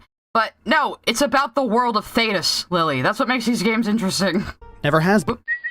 Tyshawn Sr. sent a super chat. This stream is gonna end up being longer than Ant's stream last night. It might. I mean, Jesus, this one's 30 minutes long. I hope the next one's short. Personally, I think the Inquisitor should have always been a Dalish elf. No human, dwarf, or Kunari options at all. Okay, for one thing, the Dalish elf makes the least sense in Inquisition.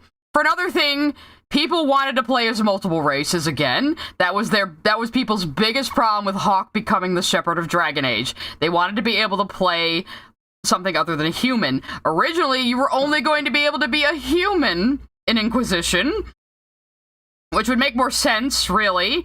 But people complained that they wanted origins again, so they added them in late in development, in like the last year of development.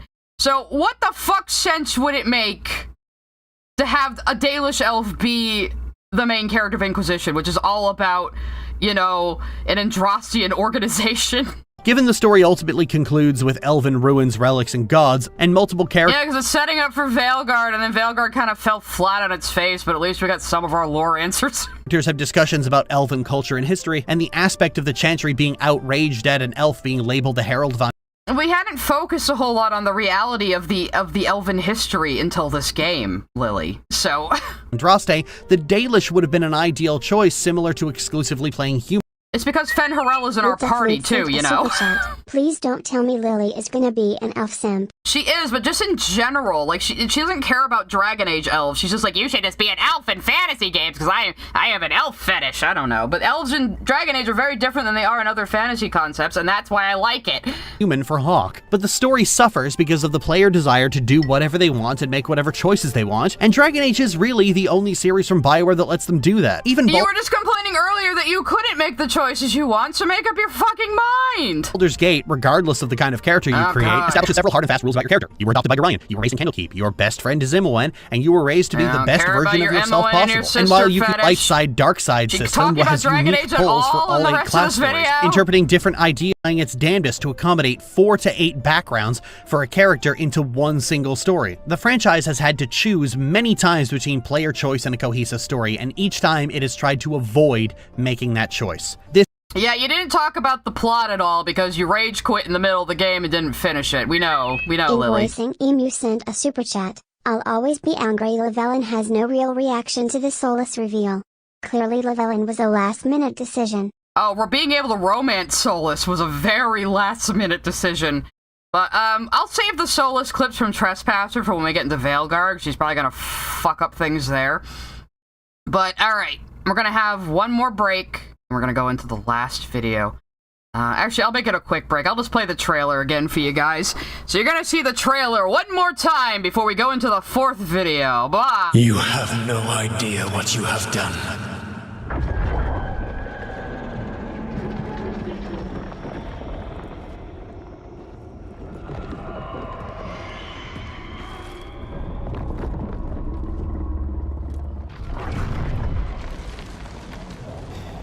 Here you stand, playing once more and critiquing media you cannot comprehend. And inevitably you have stepped too far.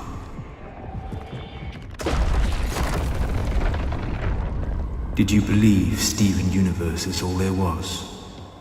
What you have experienced thus far is a bare fragment of the depths of her autism. It is beyond mortal understanding, and you have now unleashed it upon this world. Okay. One more video. This one's also half an hour, but hopefully we'll get through this one faster. I heard she gets off topic a lot in this one. It's used in a franchise that typically— No! I don't want to talk about Tosh yet. I'm gonna have a big bitch fit about Tosh. I'm gonna see.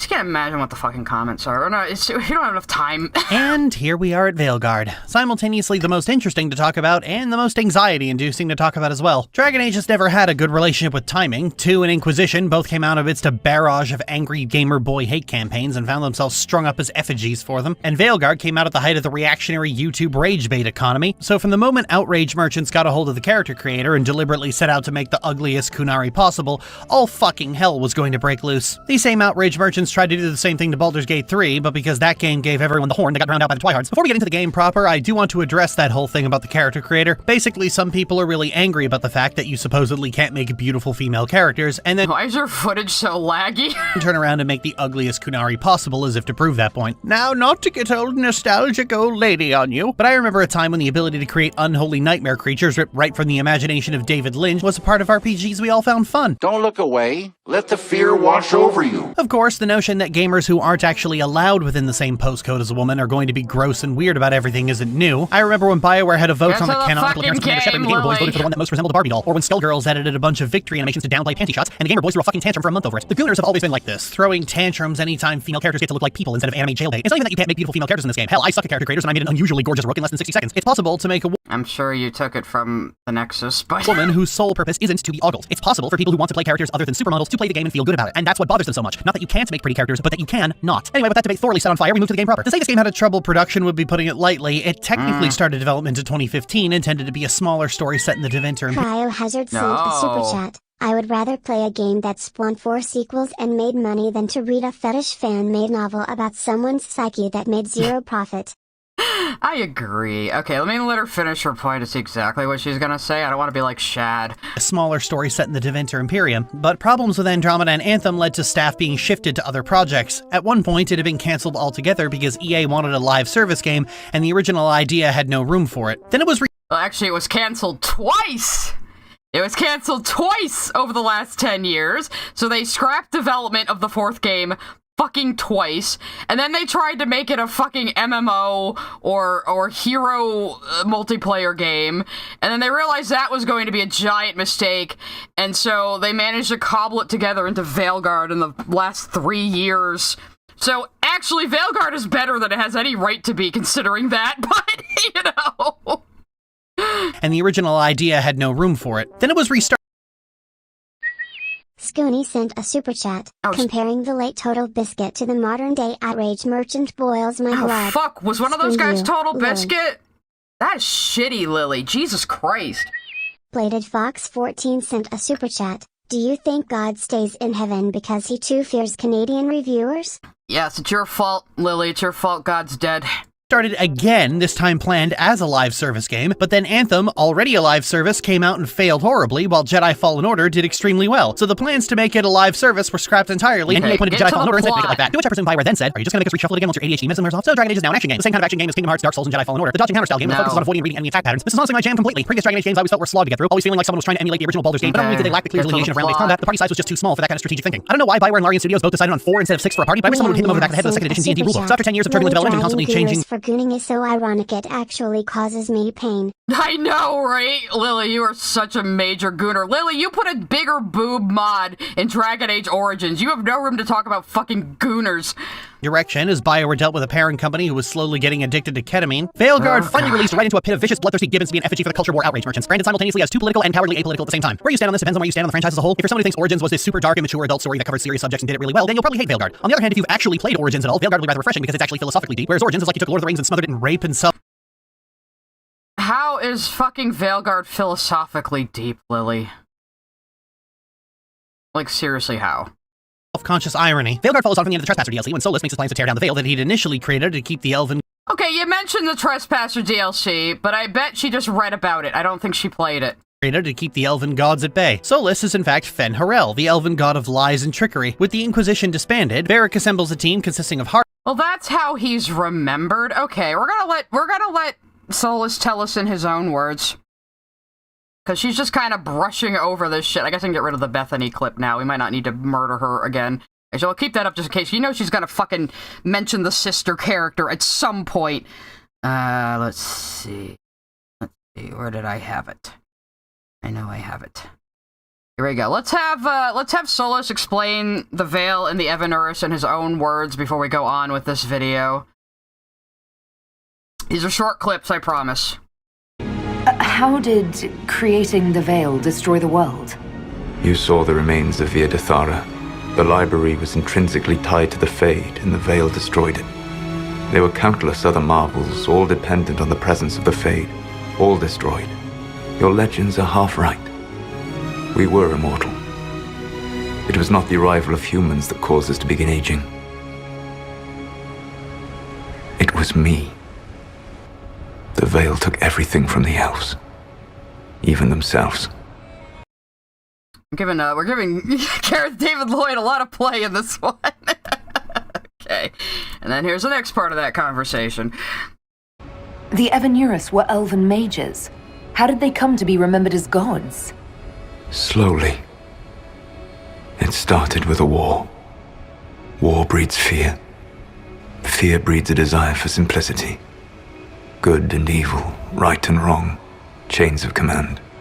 After the war ended, generals became respected elders, then kings, finally gods. The Evanuris. So, yeah. What they were warring against? Well, we'll find that out in Veilguard, if Lily actually fucking explains it. Anyway, at the very beginning of the game, too, Solas basically speedruns the whole concept for you. The Evanuris, or as you would call them, the Elven Gods, the creatures that escaped. In ancient times, they ruled the elves, but that was not enough. They sought not just to be obeyed, but to be worshipped. When I rebelled, they drew on the horrific magic of the Blight, corrupting all they saw until I trapped them. Thanks to you, though, I am now trapped, and the blighted elven gods walk free. So, okay, that's all you need to know about the Veil and the Evanurus, basically. Solas, thank you for explaining to us very, very briefly. Starting an Inquisition scout from the previous game, Nev Gallus, a Tevinter mage who has information on where Solas is performing. Okay, she's actually talking about the characters this time. You didn't talk about the characters in any of the previous games except for Sarah. Why? Performing his ritual, and Rook, a loose cannon from one of Thetis' independent organizations, whose special talent is being able to do this.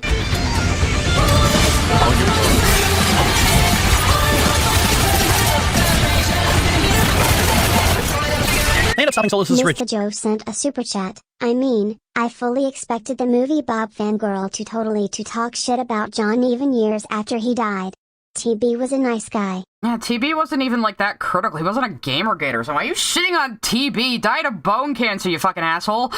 They end up stopping Solas' ritual, but in the process free the last two remaining elven gods, Elginarn and Gillinane, who immediately set out trying to burn down the world to rebuild it in their image and be gods all over again, starting the worst and last blight Thetis will ever see. In the process of that, Varric is killed and Rook is named the leader of the Veilguard with the intent to stop the elven gods and Solas once and for all. How do they do that? They gather as many experts on the Fade, elven history, killing Darkspawn, assassinating big things, and the fuck did you make Emmerich a lich? You son of a bitch! Lily, I'm gonna come to your house and fight you. Playing bigger things they can and hope they bring their friends to the final battle with them. Look, it's not the best plan, but also, yeah, Rook isn't exactly the leader of the Veilguard. They don't even call themselves the Veilguard at any point in the game. It's so weird. The thing Veilguard never fucking explained. Veilguard never really justified why it has to be this group of people saving the world, really. It never really justified it at all, or why anyone's listening to Rook at all, honestly. Things and slaying bigger things they can and hope they bring their friends to the final battle with them. Look, it's not the best plan, but Rook's last job was as a lackey for the Underground Railroad. This is a little outside of her depth. She's doing her fucking best, okay? The thing is, the idea of elven gods coming back to take over the world is just a little too far-fetched for some people, so Rook has to do the difficult grunt work of making alliances and currying yeah, it's like just like Origins, where you had trouble convincing people it was an actual blight coming. People are arguing that like up to like the very last moment at the lands meet. Favors to get people to listen to her. She doesn't have Josephine doing it all for her like Llewellyn did. Can't say I didn't try. We all punched This means Nicholas going around to Bolton. all the independent nations in Northern Thetis and helping out the people there. Not just their individual companions, but the organizations they come from, helping them become strong and entrenched enough to be able to stand against two literal gods, their archdemons, and them specifically. Oh, and they can only be killed with this really special one-of-a-kind dagger, so I sure hope none of you has unfinished business that might make you... Yeah. Well, first you gotta kill their archdemon dragons, or else they'll just be able to resurrect via anything that has the blight in it, just like Corypheus and Inquisition. You didn't pay attention to any of the world building or the plot. Yeah, that dagger is made out of pure lyrium. That is the fucking red lyrium that came out of the Deep Roads in Dragon Age 2, which, again, you didn't talk about that whole part of the plot at all. Miss! It's not looking good. After the previous games where I shat on Origins and Inquisition for glossing over Thetis' socio-political issues in favor of the big bad evil guy like a D&D campaign run by the most unoriginal dungeon master on the planet, you'd probably think I hate Veilguard even more for going even bigger with its stakes. Not true, actually. Veilguard is a lot better at trying to blend the socio-political issues of the big bad evil god destroys everything story. The conflict— How? They sanitize all of the socio-political stuff, and then the bad guys are the biggest boo-ha-ha, pure evil, black and white bad guys that have ever been in the series. I like Elgi and Gilly, I do. And there's a good reason why they're like that. Because the original elves were spirits who took on physical form. So it makes sense they basically only embody a single emotion still. You know? It makes sense they're kind of childish. I like that, actually. But they completely gloss over all the socio-political stuff in this game to make it more marketable. They do. You can't even you don't even get covered in blood after battle anymore. You're not standing around having conversations covered in blood in Veilguard. There's actually no option for that. That evil god destroys everything story. The conflict is so big and so massive that everyone needs to be at their best. Any unfinished business that might distract from the mission, or people being less than completely loyal to Rook, means that shit's going to go sideways really fucking fast. That's why you like it, because Rook has to command everyone's loyalty to save the world, and it's a very black and white situation. That's why you like it. This is rather shamelessly copied from Mass Effect 2 and 3, where the majority of the story is taking your crew on little therapy missions so they can be at their best when they fly into the Galactic Core, along with having to keep up the strength of the different factions that are coming to your aid against the gods. I don't mind, honestly, if you're going to copy anything, copy Mass Effect 2. Narratively, it was no satisfying. So this time, you can't actually leave well enough alone. You have to go through Thetis, ripping up the old establishment and laying something new in its... Lily, it's a good idea to do the companion quests of all your companions in every game. In every game, a companion can die, or something else negative can happen to them if you don't do their quest. That's been a thing. place, or you simply won't succeed. People need to have a world they can actually fight for. In particular are the Veil Jumpers. After the discovery of how to make the Illuvian work in the previous game, and what's actually beyond them, the Dalish clans came together and formed an organization to— Lily, this is the first time in these 4 videos that you have mentioned Illuvians. M3 sent a super chat. I hate the Charmin Bears. I hate the Charmin Bears. Thank you. This is the first time she's mentioned Illuvians. How is anyone who hasn't played these games supposed to know what the fuck you're even talking about here? Edit your scripts! Clans came together and formed an organization to delve into the ruins of Arlathan and recover their history, ancient elven technology, and their culture. The Veil Jumpers are the most relevant to the main— Well, the primary ruins of Arlathan are on the Fade side. This is Arlathan Forest. Plot, as the revelation that the elven gods were tyrants who used the elven people as keenly as the Tevinter did is something of a shock for the Dalish in general. We found this out in the previous game, though. If you talk to fucking Solas, you'd find this out. I heard rumblings from the fandom that this made the ancient elves evil, which I always thought that was a weird conclusion to draw. In the Dragon Age 2 video, I had— What do you mean it's a weird conclusion to draw? The Evanurs were absolutely fucking evil, and we see that here. Look at him. He's wearing a wig. He's so vain. He's wearing a giant wig. That's Elgernon. Ancient elves, after they reach the age of 1,000, they all go bald. Male, female, they all go bald. So he is wearing a giant wig because he's that fucking vain.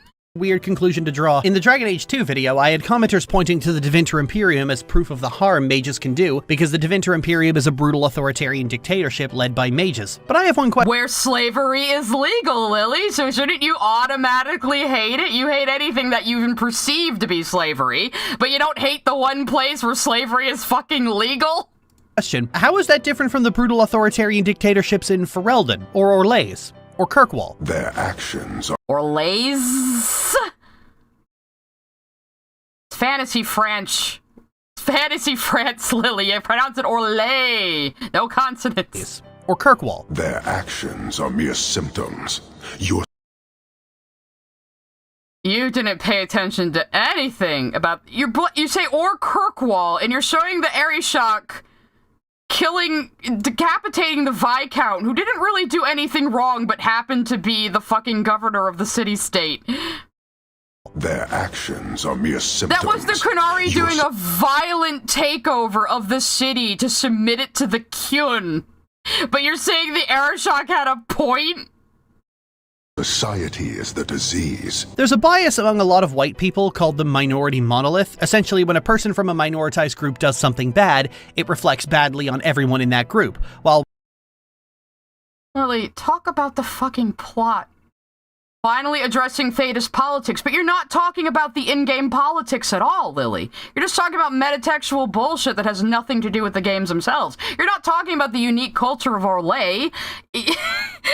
You've never mentioned the Dwarven kingdoms and how they operate on their caste system. You didn't pay attention to any of this shit. You just read about it on Wikipedia later after bashing through the cutscenes, didn't you? When a privileged person does something bad— Mostly white? Lily is white. She's a fucking liar. They're a lone wolf. In real life, Muslims get constantly harassed over the actions of extremist groups thousands of miles away, but few white people ever get harassed for the actions of white extremist groups like Rednecks, Klansmen, the Catholic Church, the United States federal government, the IDF, Republicans, Tories, MAGA. I could keep going, but we'd be here all day. If a cis white man assaults a child, that's a crime. If an LGBT person does it, it's supposed proof of our complete— You're showing Patrice while you say this. Patrice, who tried to start a holy war between the Chantry and the Kunari in Kirkwall. And who gets murdered by the Kunari for it, and Elthina doesn't give a fuck because she had it coming. Elthina was amazing. In total degeneracy. Actually, we don't even have to do it. People just have to think we do. Dragon Age discourse goes the same way. People blame mages and elves the actions of the Tevinter and the People we do. just have Dragon to Age think we do, Lily. You groom people and you write weird incest shit and you've written pedo shit, Lily. So, you are not included in the group of LGBT people who are falsely maligned because nothing is false about the accusations against you. Discourse goes the same way. People blame mages and elves for the actions of the Tevinter and the Except the Venatori start worshipping Elgernon because he is the old god Lucasen that the ancient Tevinter used to worship. The old gods and the Evanurus are the exact same things, Lily. Venuris, but nobody's trying to chain up all the humans for the actions of Loghain. In fact, there's an entire... First time you mentioned Loghain. You didn't even mention him in the Origins video. You didn't talk about Loghain, his motivations, or his actions as a villain at all, but you name drop him in the 4th video about fucking Veilguard. Edit your scripts. You should have played all the games first, taken notes, went back and looked up shit you need to, written your scripts, done multiple drafts, edited them, and then recorded your fucking videos like a normal goddamn person. But nobody's trying to chain up all the humans for the actions of Loghain. In fact, there's an entire quest in Origins that is specifically about this and how you shouldn't judge an entire people based on the actions of a few. So now you're on the side of the werewolves. Lily, I swear she doesn't remember what she says from video to video. Do you not remember that you genocided the werewolves because of crimes their ancestors committed, Lily? You know how you proudly did that in Origins? You know how you made a whole music video about you doing that? Now you're saying the werewolves shouldn't be held responsible for the actions of their ancestors? After you genocided them, happily, and said that was the only good solution to that quest? This is why I wanted to do all 4 at once, because I knew she would contradict herself. People based on the actions of a few. That usually comes immediately after going through one of the Origins where that is done without criticism, but they're human, so it's different apparently. This double... Like, a character doesn't have to openly criticize something in a story for you to know the thing being depicted is bad, Lily. You honestly need characters to walk on screen and tell you what their motivation is, what their demographic is, and what their role in the story is, or you just cannot follow it. Standard actually forms the plotline for the Veiljumpers. Balara, your Veiljumper companion, actually feels guilt over how tyrannical the Elven gods were, in spite of the fact that the elves were the Evanurus' first victim. All the Dalish in the game accept that the Elven gods were all just evil way too easily. There should be at least some of them that are resistant to that idea. There should have been some that were willing to follow them. That would have been much more interesting. But again, this game had all the edge sanded off. It had all the nuance stripped out of the world, and it was sanitized for a more mainstream audience. Because EA is the worst. Victims. Balara is actually a city elf who later joined a Dalish clan, so she and— No! Balara was born Dalish! Davrin is a city elf who joined the Dalish. Strife is a city elf who joined the Dalish. Balara was born a Dalish elf. Where did you get this idea in your head? You cannot pay attention. Is it because she has an American accent? She doesn't quite, does she? Look, Dalish elves had American accents in the first game, just like city elves. And then in 2 and 3, they had Welsh accents. And now in Veilguard, their accents don't seem to fucking matter at all. Fucking Strife sounds like he's from Texas. Where the hell is Fantasy Texas and Thetis? and her family have been directly subjected to human racism. Combined with losing her brother, this has given Balara an extreme guilt complex, so she ends up apologizing to others unnecessarily for the actions of the Evanurus. Getting Balara over this, and by extension helping the Veiljumpers accept that their gods being tyrants means nothing for them as a people, forms the backbone of both Balara's quest and most of the quest for the Veiljumpers themselves. It comes together— Except you run into a Naris on her quest, one of the forgotten ones!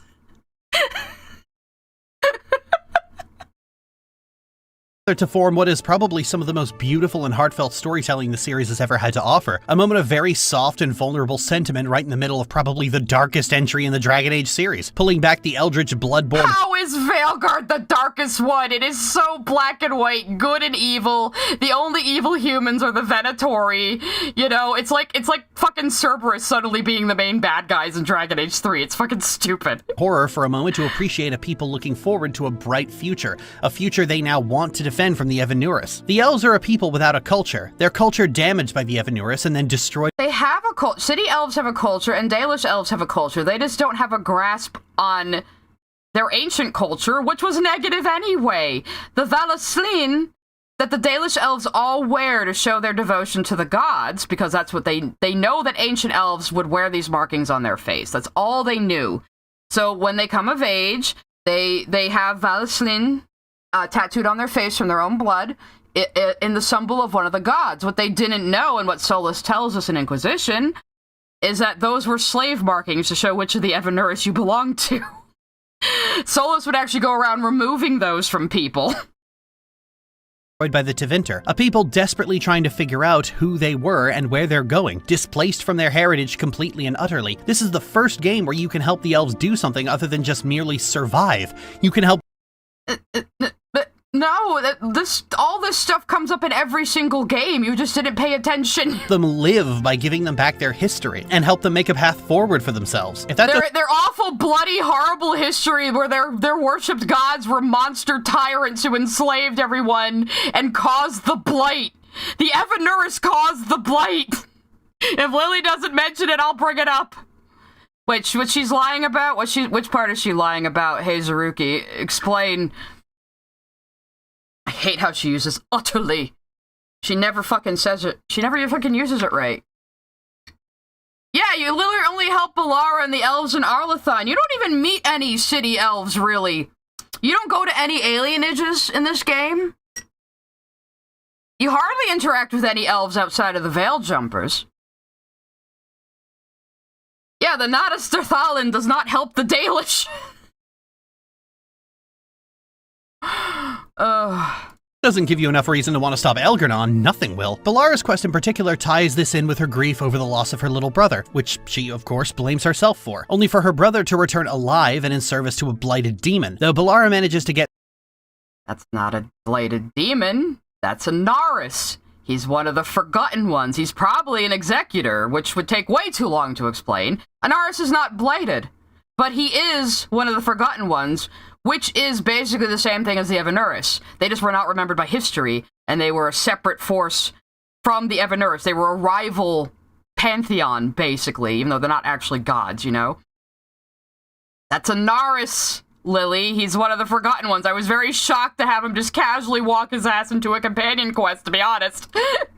Only for her brother to return alive and in service to a blighted demon. Though Balara manages to get through to him so they can stop her, it's not soon enough to keep him alive, and she loses him a second time. Everything between Balara and Syrian had me crying my fucking eyes out. From the grief and regret... Of course, she zeroes in on, like, the one pair of siblings in the game, because she's fucking disgusting.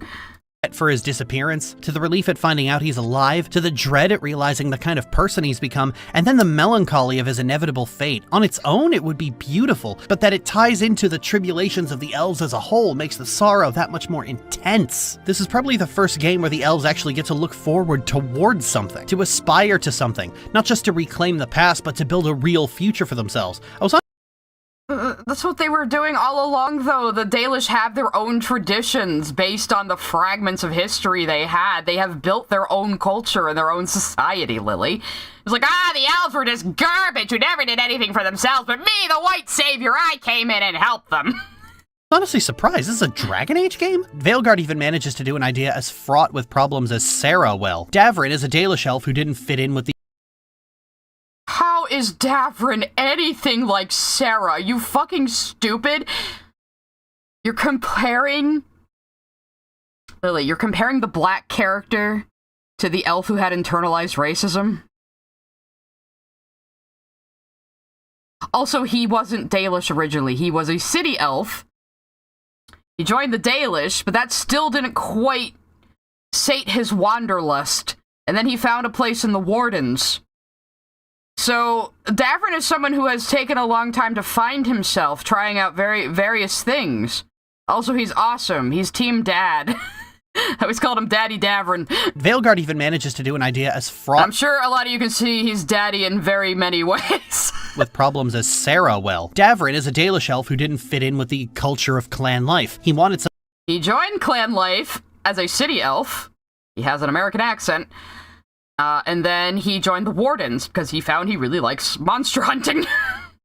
Something different, to hunt big monsters and do something important. So he left his clan and joined the Grey Wardens. Davrin is displaced from the Dalish by his own design, but at the same time doesn't disparage the Dalish to make up for it. He he wasn't, like, wholly part of them to begin with.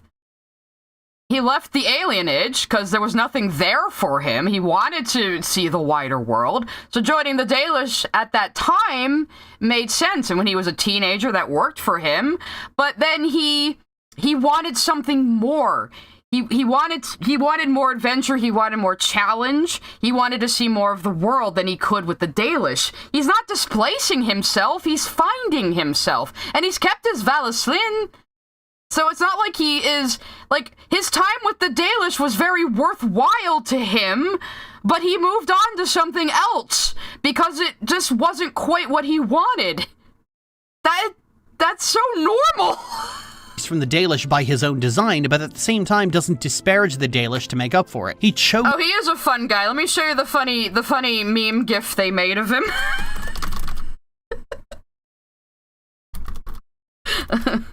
I gotta play the Davrin and Asan gif, man. And he has a little baby griffin with him, which is awesome.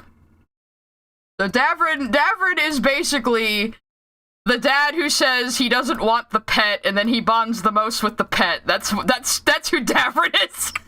He's team dad.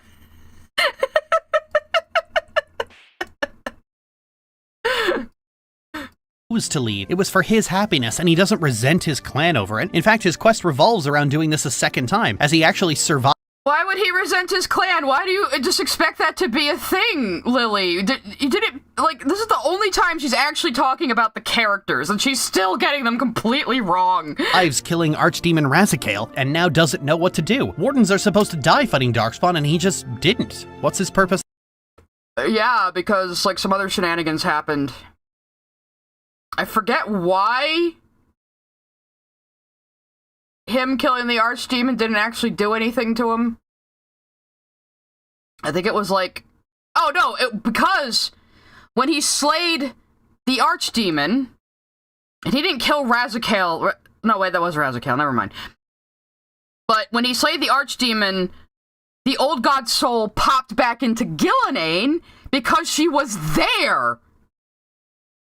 The reason why the Old God's soul pops into anything nearby that's a Darkspawn or a Grey Warden is because the Evanurs were behind the veil. It had nowhere else to go.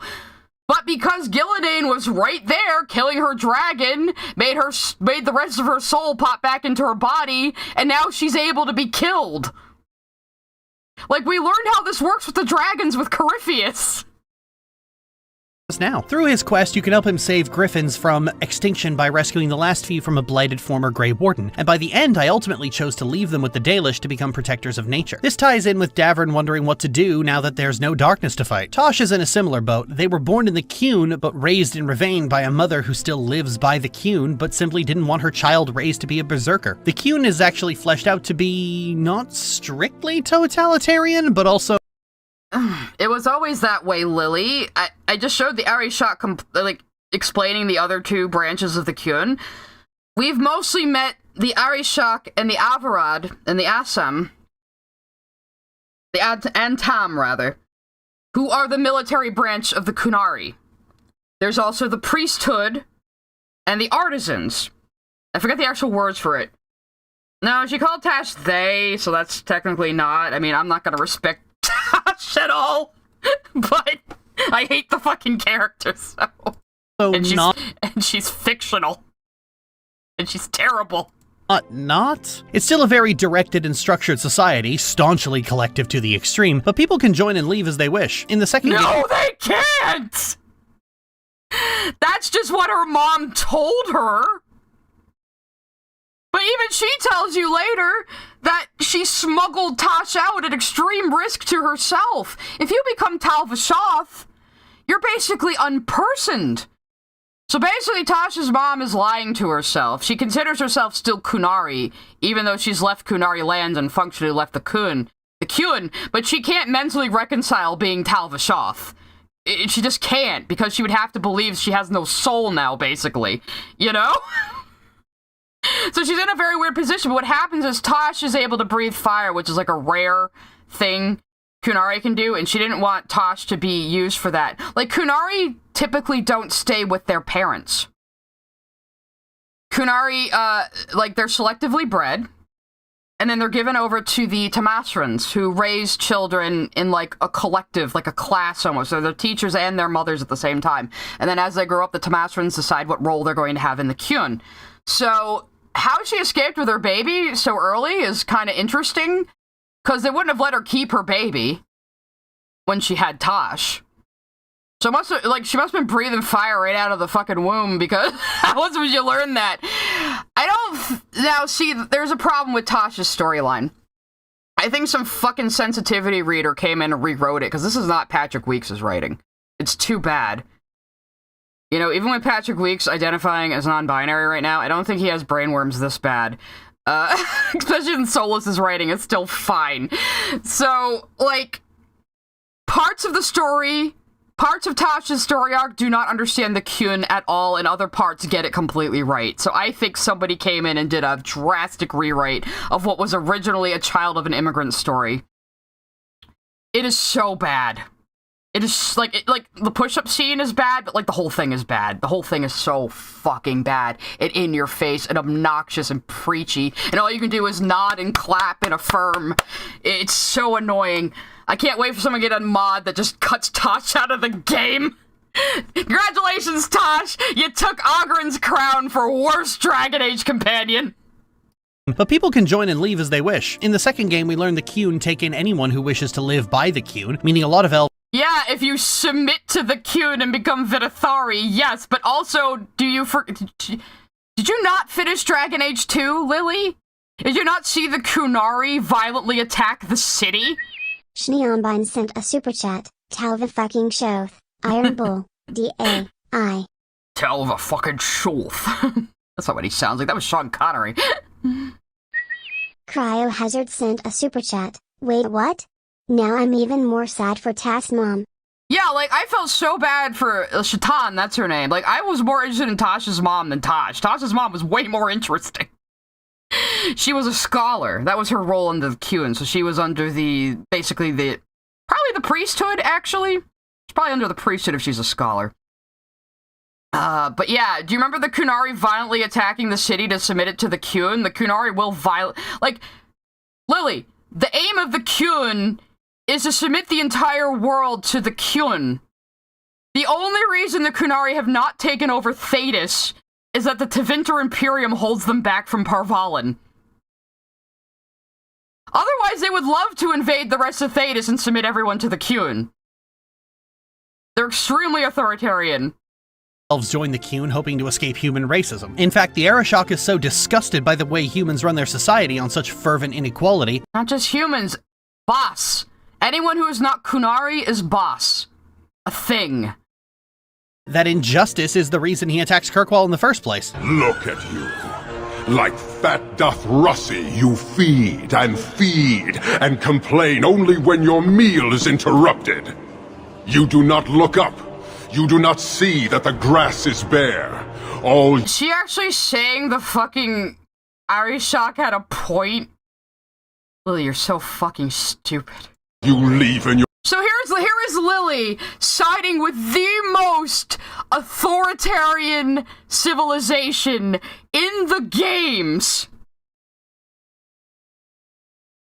What did he say in the cutscene I showed? They're allowed to follow their role or die. You choose to live and submit to the Kyun and the certainty of the Kyun and do your role, or you die. It's very simple. And they don't consider people who've left the Kyun to even be people. They consider them even worse than boss. If you're Talvashoth, you're basically a demon with a friend's face. You are basically an empty shell. You are a horrific thing to them. Your wake is misery. You are blind. I will make you see.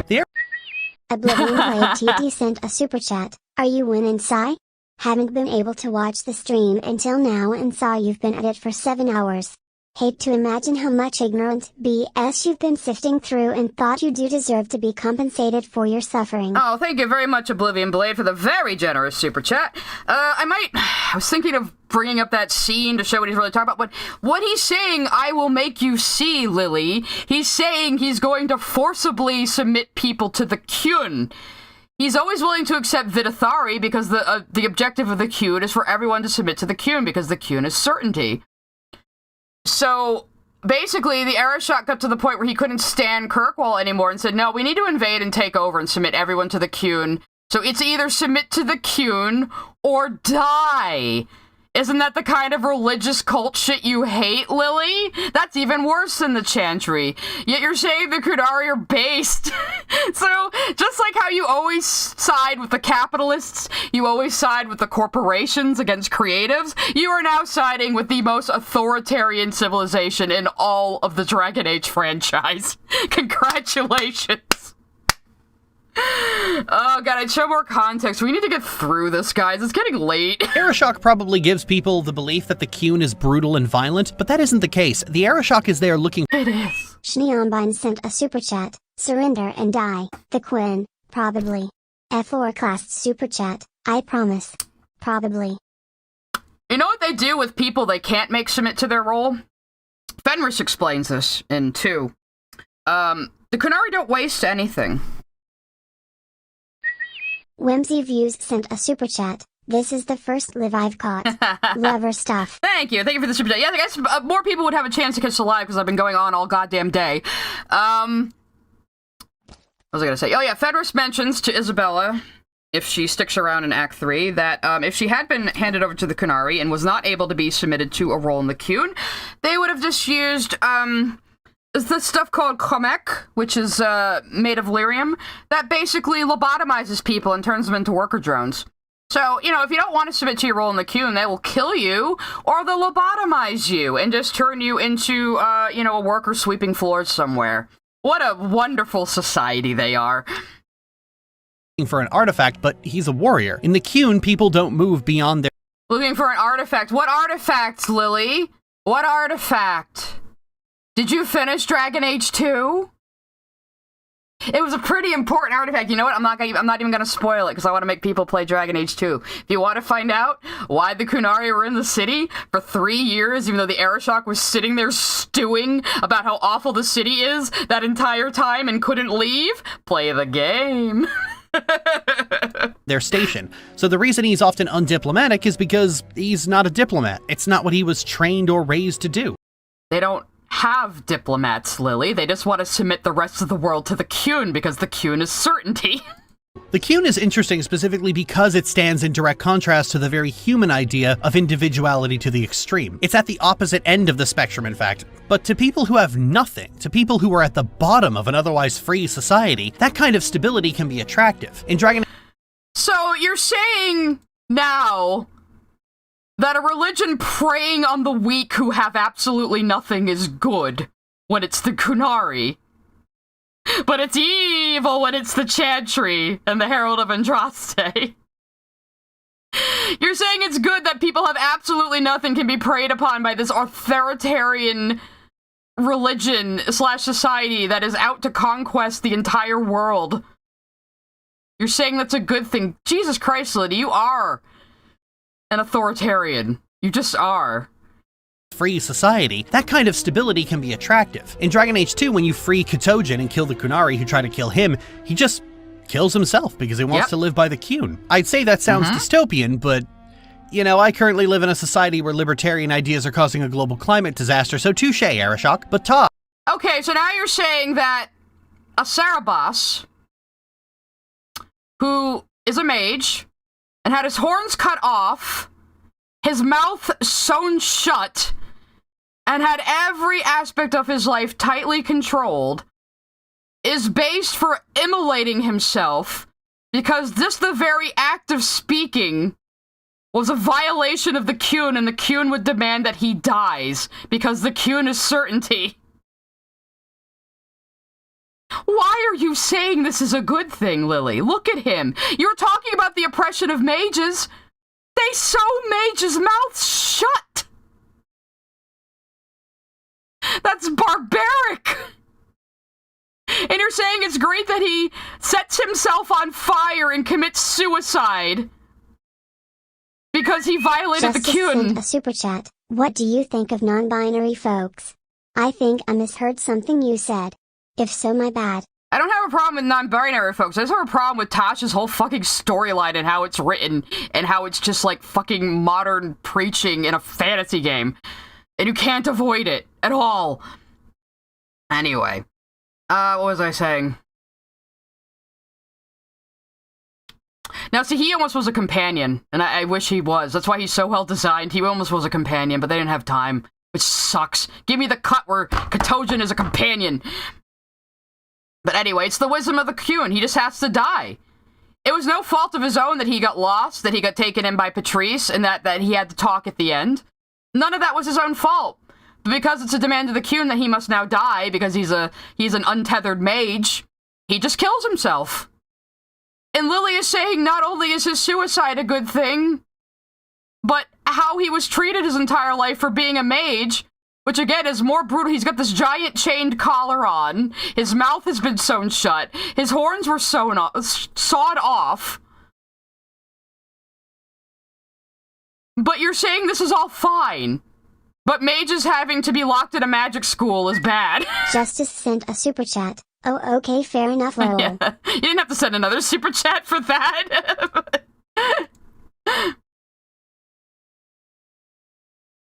Bottom of an otherwise free society, that kind of stability can be attractive. In Dragon Age 2, when you free Katojin and kill the Qunari who try to kill him, he just kills himself because he wants to live. Yeah, they wanted to kill him to also live by the Qun, Lily. It was a demand of the Qun that he die. And then they try to kill you anyway because a mage spoke to you, which means he put demons in you. Or if they find out you're a mage, they're gonna kill you anyway. By the Qun. I'd say that sounds dystopian, but you know, I currently live in a society where libertarian ideas are causing a global climate disaster, so touche, Arishok. But Tosh... Climate change, therefore the Qunari are based. What the fuck? Why do you always come down on the side of corporations and authoritarianism, Lily? Like, you pretend to be a leftist, you're not even good at it. Tosh being born with the ability to breathe fire meant they would have been made into a berserker, and their mother didn't want that for them, and so she left the Qun for Rivain to work with the Lords of Fortune. Tosh, as a result, has been wedged between the Qunari and Rivaini culture, trying to find out who they are. And they barely explore that part of Tosh's character, and it's just like, it's such a fucking waste of a character. Like, the voice acting is bad, the writing is bad, the message is bad, everything is bad. Everything about Tosh's identity is in turmoil. Their culture, their desires, even their gender, all of them are in a state of flux. So their story is about determining these. So what happens is, Tasha's mom is like, you don't act enough like a woman for a woman. And Tasha's like, I hate being a woman. And then Nev says, hey, I have some non-binary friends in Tevinter, why don't you go talk to them? And then Tasha's like, I want to be non-binary now. And then that's all she ever talks about. And then that's her entire personality. Or there, or whatever. Again, it's very poorly written, so I don't fucking care. These things. Most of it is in relation to their mother, who keeps trying to relate all of Tasha's experience back to the Qun in some way, clearly wanting Tosh to— No kidding, because she still considers herself a Qunari, even though she ran away from the Qun for the sake of her child, and cannot bring herself to call herself Talvashoth. Embrace their Qunari heritage, and in a moment of delightfully dark irony, Tasha's mother understands them better than they realize, as Tosh has been completely failing to understand that their mother has been looking for the answers they seek since Tosh was born. The moment that sticks out to me in particular is when Tosh comes out as non— Yeah, Tasha's really fucking, unappreciative. You know, the mom just gets treated like shit and then dies. And that's it. And she has far more interesting lore she's sitting on top of, the mom. The answers they seek since Tosh was born. The moment that sticks— Oh, this isn't slavery land. They're in Rivain, Paragon Shift, which is in the main part of Thetis, so— out to me in particular is when Tosh comes out as non-binary to their mother, who has absolutely no idea what that word means. She tries to relate— Yeah, and then Tosh just yells at her and stomps off like a fucking angry teenager, and it's so annoying. Giggling on the go send a super chat. I've been watching this all day. Thank you for the entertainment. You're welcome. I'm glad you're entertained. back to a term in the Kunari language that refers to trans people in general, but Tosh lashes out at having language dictated to them. I've heard people claim that Tosh's story shouldn't use the word non-binary as it's not fantasy enough, putting aside the fact that this is a very weak argument to make, as the series' linguistics have always been somewhere between Carlin and Cartman. Rat shit, bat shit, dirty old twat! That is untrue. There's not a lot of swearing in the game. And nobody ever complained then. We can say fuck. No, that's not it, Lily. Dorian is gay. Dorian never says, I'm gay. He says, I prefer the company of men. Sarah is a lesbian. She never calls herself a lesbian, because that would make no fucking sense, because there's no Isle of Lesbos in Thetis. Balara has ADHD. They managed to express to us that she has ADHD without calling it ADHD. Emmerich has panic attacks. They managed to communicate to us that they're panic attacks without calling them panic attacks. So why the fuck am I hearing the word non-binary in my fantasy game? Why couldn't you call them androgynine or something? You know, something that would suit the fucking setting. It just takes you right out of the game, and plenty of trans and non-binary people complained about this too! Hazuruki complained that they made a trans character who just says the word trans outright instead of something else that's more fitting to the setting. This feels like the work of some sort of, like, sensitivity reader consulting company going, no, you have to say the progress words or it doesn't count, which is exactly how Lily thinks. Fuck, but saying gay is off the menu despite those words being the same age. It's always just the worst kind of people trying really hard to rules lawyer LGBT people out of existence. But no, I'm gay, Lily. There's so many LGBT players of Dragon Age. We just want the games to be immersive. Which they generally are, which is why this was so irritating. I would have been just as annoyed if Dorian had called himself gay.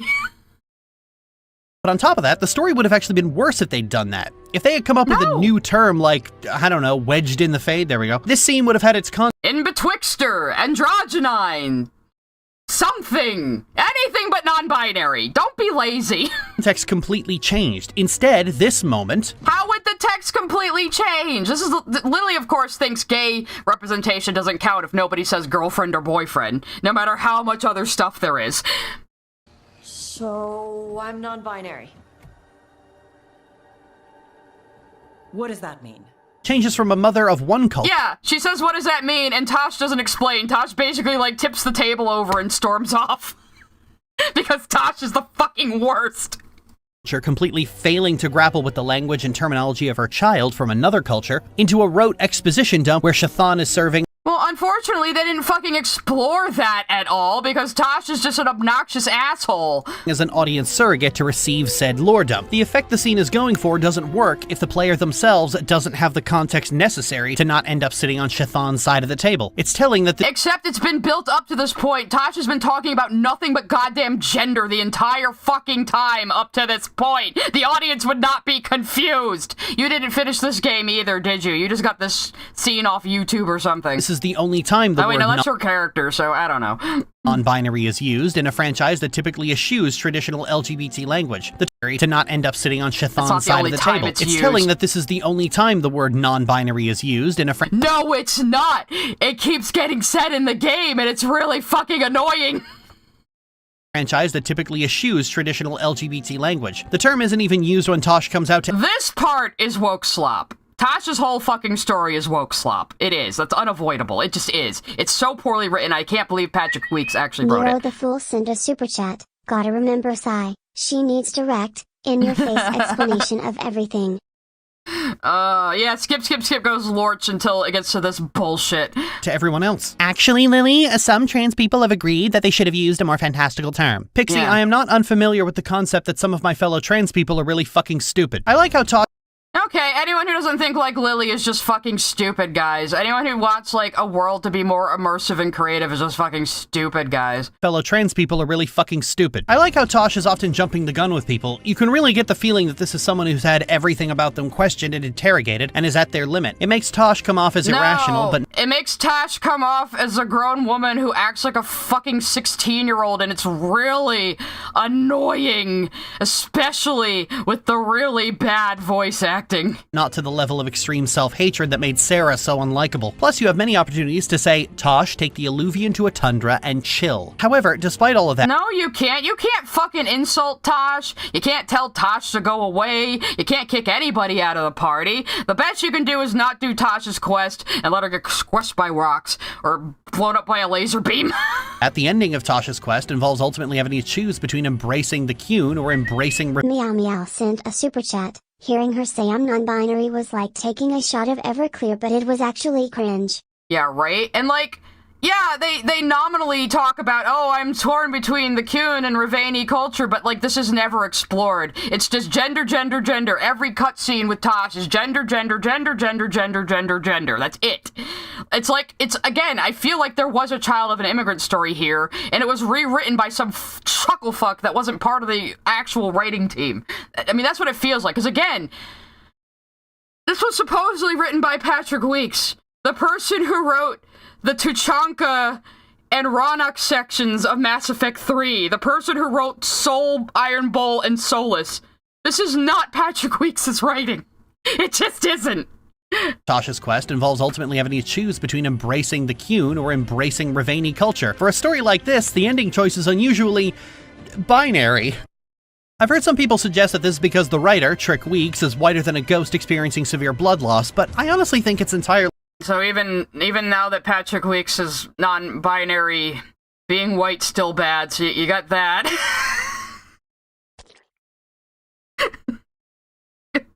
Lily, you're so fucking predictable. At least you know David Gator wasn't the head writer on this game then. Really because of the Hero of the Veilguard mechanic. The entire point is that characters get a choice between two sets of armor and two abilities, and that choice is fundamental to their story. Belara's choice is about preserving elven history. Davrin's is about choosing a future for the Griffins. Scholard sent a super chat. I'm noticing a pattern with Tash and Lily. You mean Lily likes a character who's an obnoxious bitch to everyone, and then just all you can do is clap and affirm?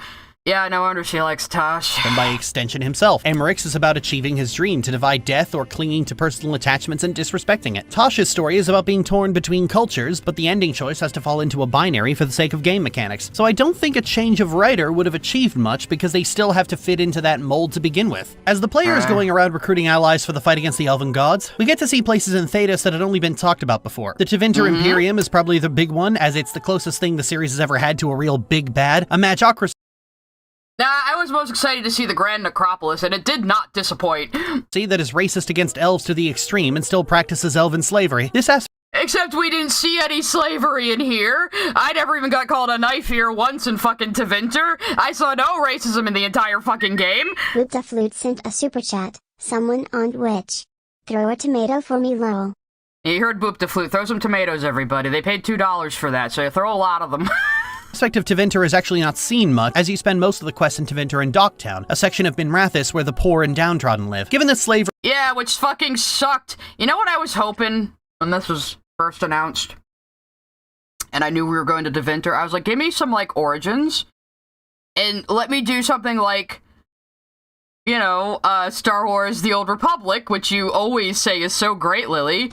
I was like, give me, like, a Sith path where I could start as an Altus who was going to be a Magister and just be a complete bastard.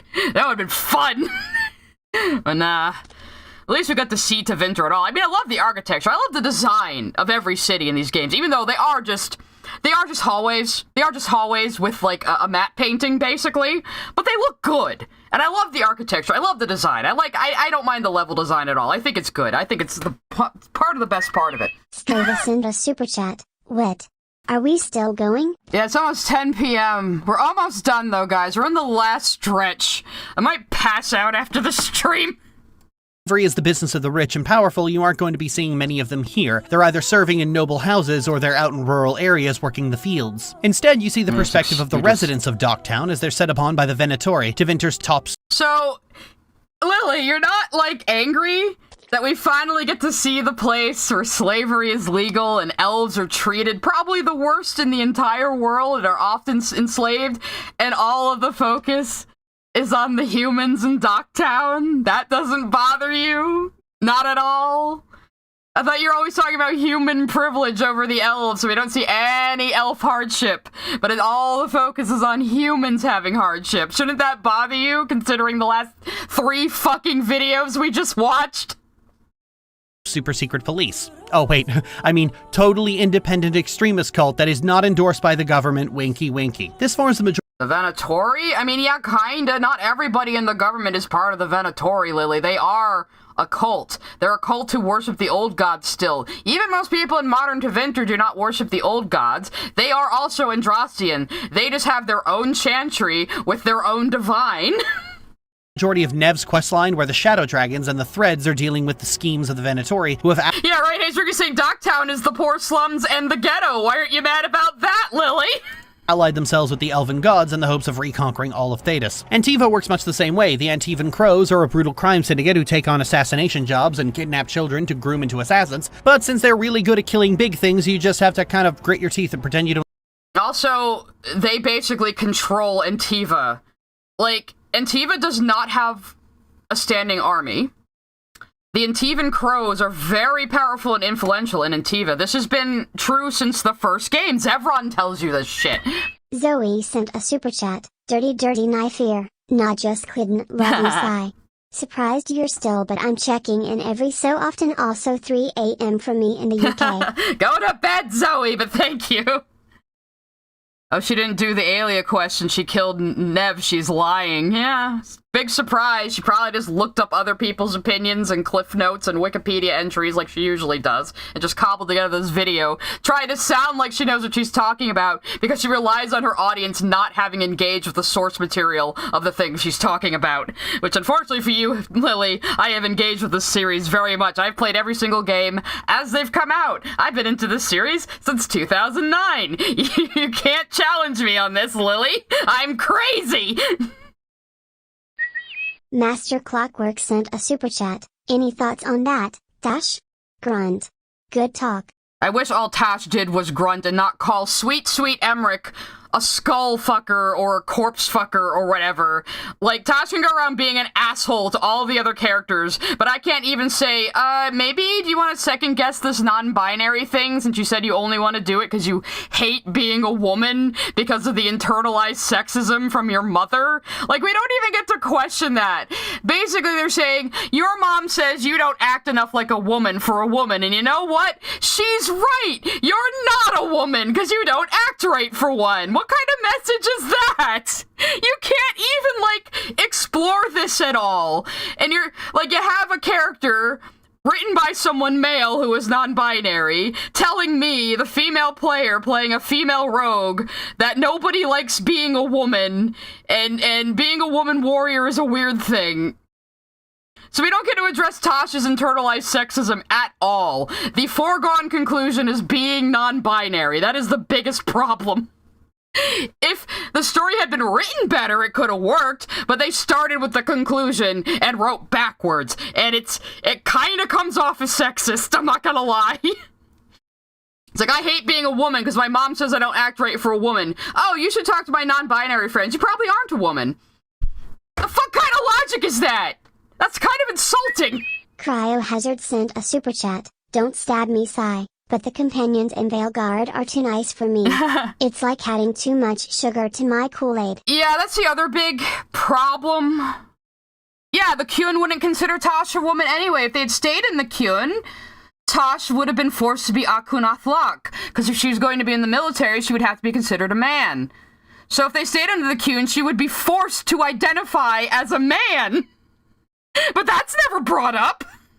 I don't think they were ready to follow through with the consequences that Akunathlock would be. Because under the Qun, you are whatever the role the Qun demands. So say you were born male, and you're really good at farming, and they decide you're going to be a farmer. Well, only women are farmer. Well, you're a woman now. Akunathlock, you have to identify as a woman because you're a farmer, and only women can be farmers, demand of the Qun. The Qun of certainty.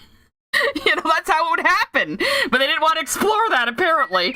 Justice sent a super chat. I'm a Venartian or I'm a Marine as easy solution. Mars symbol is masculine, Venus is feminine, or they can be neutron, basically outside the binary. This is my final super chat. Thank you, Justice. The only problem with that is Mars and Venus do not exist in Thetis. In fact, Thetis has 2 moons, and only one of the moons is visible at certain times of the year. Like, you only see one, and then you see the second one during, like, winter. My theory is Thetis itself is on a moon, and that second moon is a planet. That is my theory, anyway. I just like that idea. It's not proven or anything, I just like it. But I was going to say to you, Cryo, and thank you for also the very generous super chat. You're always good to me, Cryo.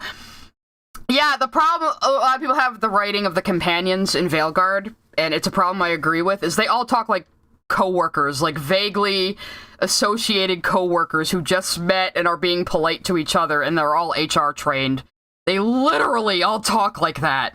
And it's irritating, and it's very noticeable. It at least works for Emmerich, because Emmerich is basically Mr. Rogers, but with the look and the mannerisms of Vincent Price. And he's wonderful, and I love him. Best new character. Don't see that. One thing I've heard from people talking about this game is that the world of Dragon Age has been sanitized, that the game is more kiddie and soft as opposed to Dragon Age Origins' dark themes and storytelling, how it's been reconfigured to be for teenagers. I have a serious problem with criticisms like this, not least of which being that complaints about media sanitization is ridiculously overblown in the eyes. It's not overblown in this instance, Lily, but you never paid attention to the world building or the plot of each game or the overall plot of the series, so you wouldn't fucking understand. Of the terminally online weirdos, they often don't elaborate on what those dark themes actually are. They simply say it as if the meaning is the racism and the sociopolitics, Lily, that was all sanitized. The sociopolitics you kept saying the game should focus on more, and then in the game, where it's almost completely absent, you say it does it the best. Because what you really want is a big black and white conflict where the bad guys are just boo-hoo-hoo evil for the sake of being evil, which is what Gilead and Elgi are. This is the most black and white Dragon Age game of all 4 of them, and that's really why you like it. You're trying to say, no, this one is the really deep, well-written, philosophical, socio-political one, because they said non-binary, you see. Oh, you're such a fucking fraud. Is obvious, and without the elaboration, I get the suspicion what they're actually complaining about is something. Some of the background stories are requests of the world where Shaka still fell over another questline.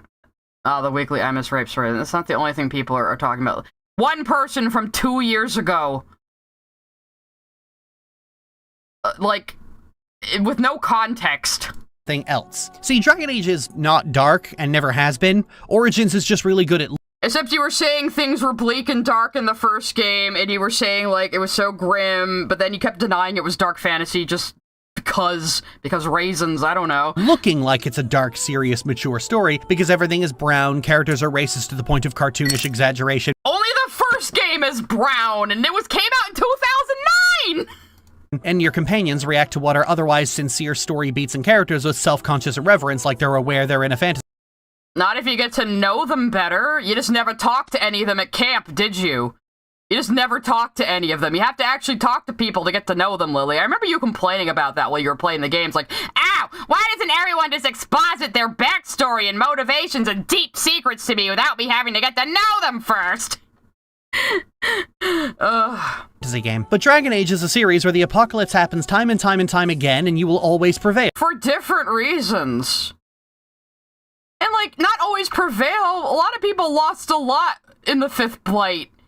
Hawk lost their home? They lost one of their siblings?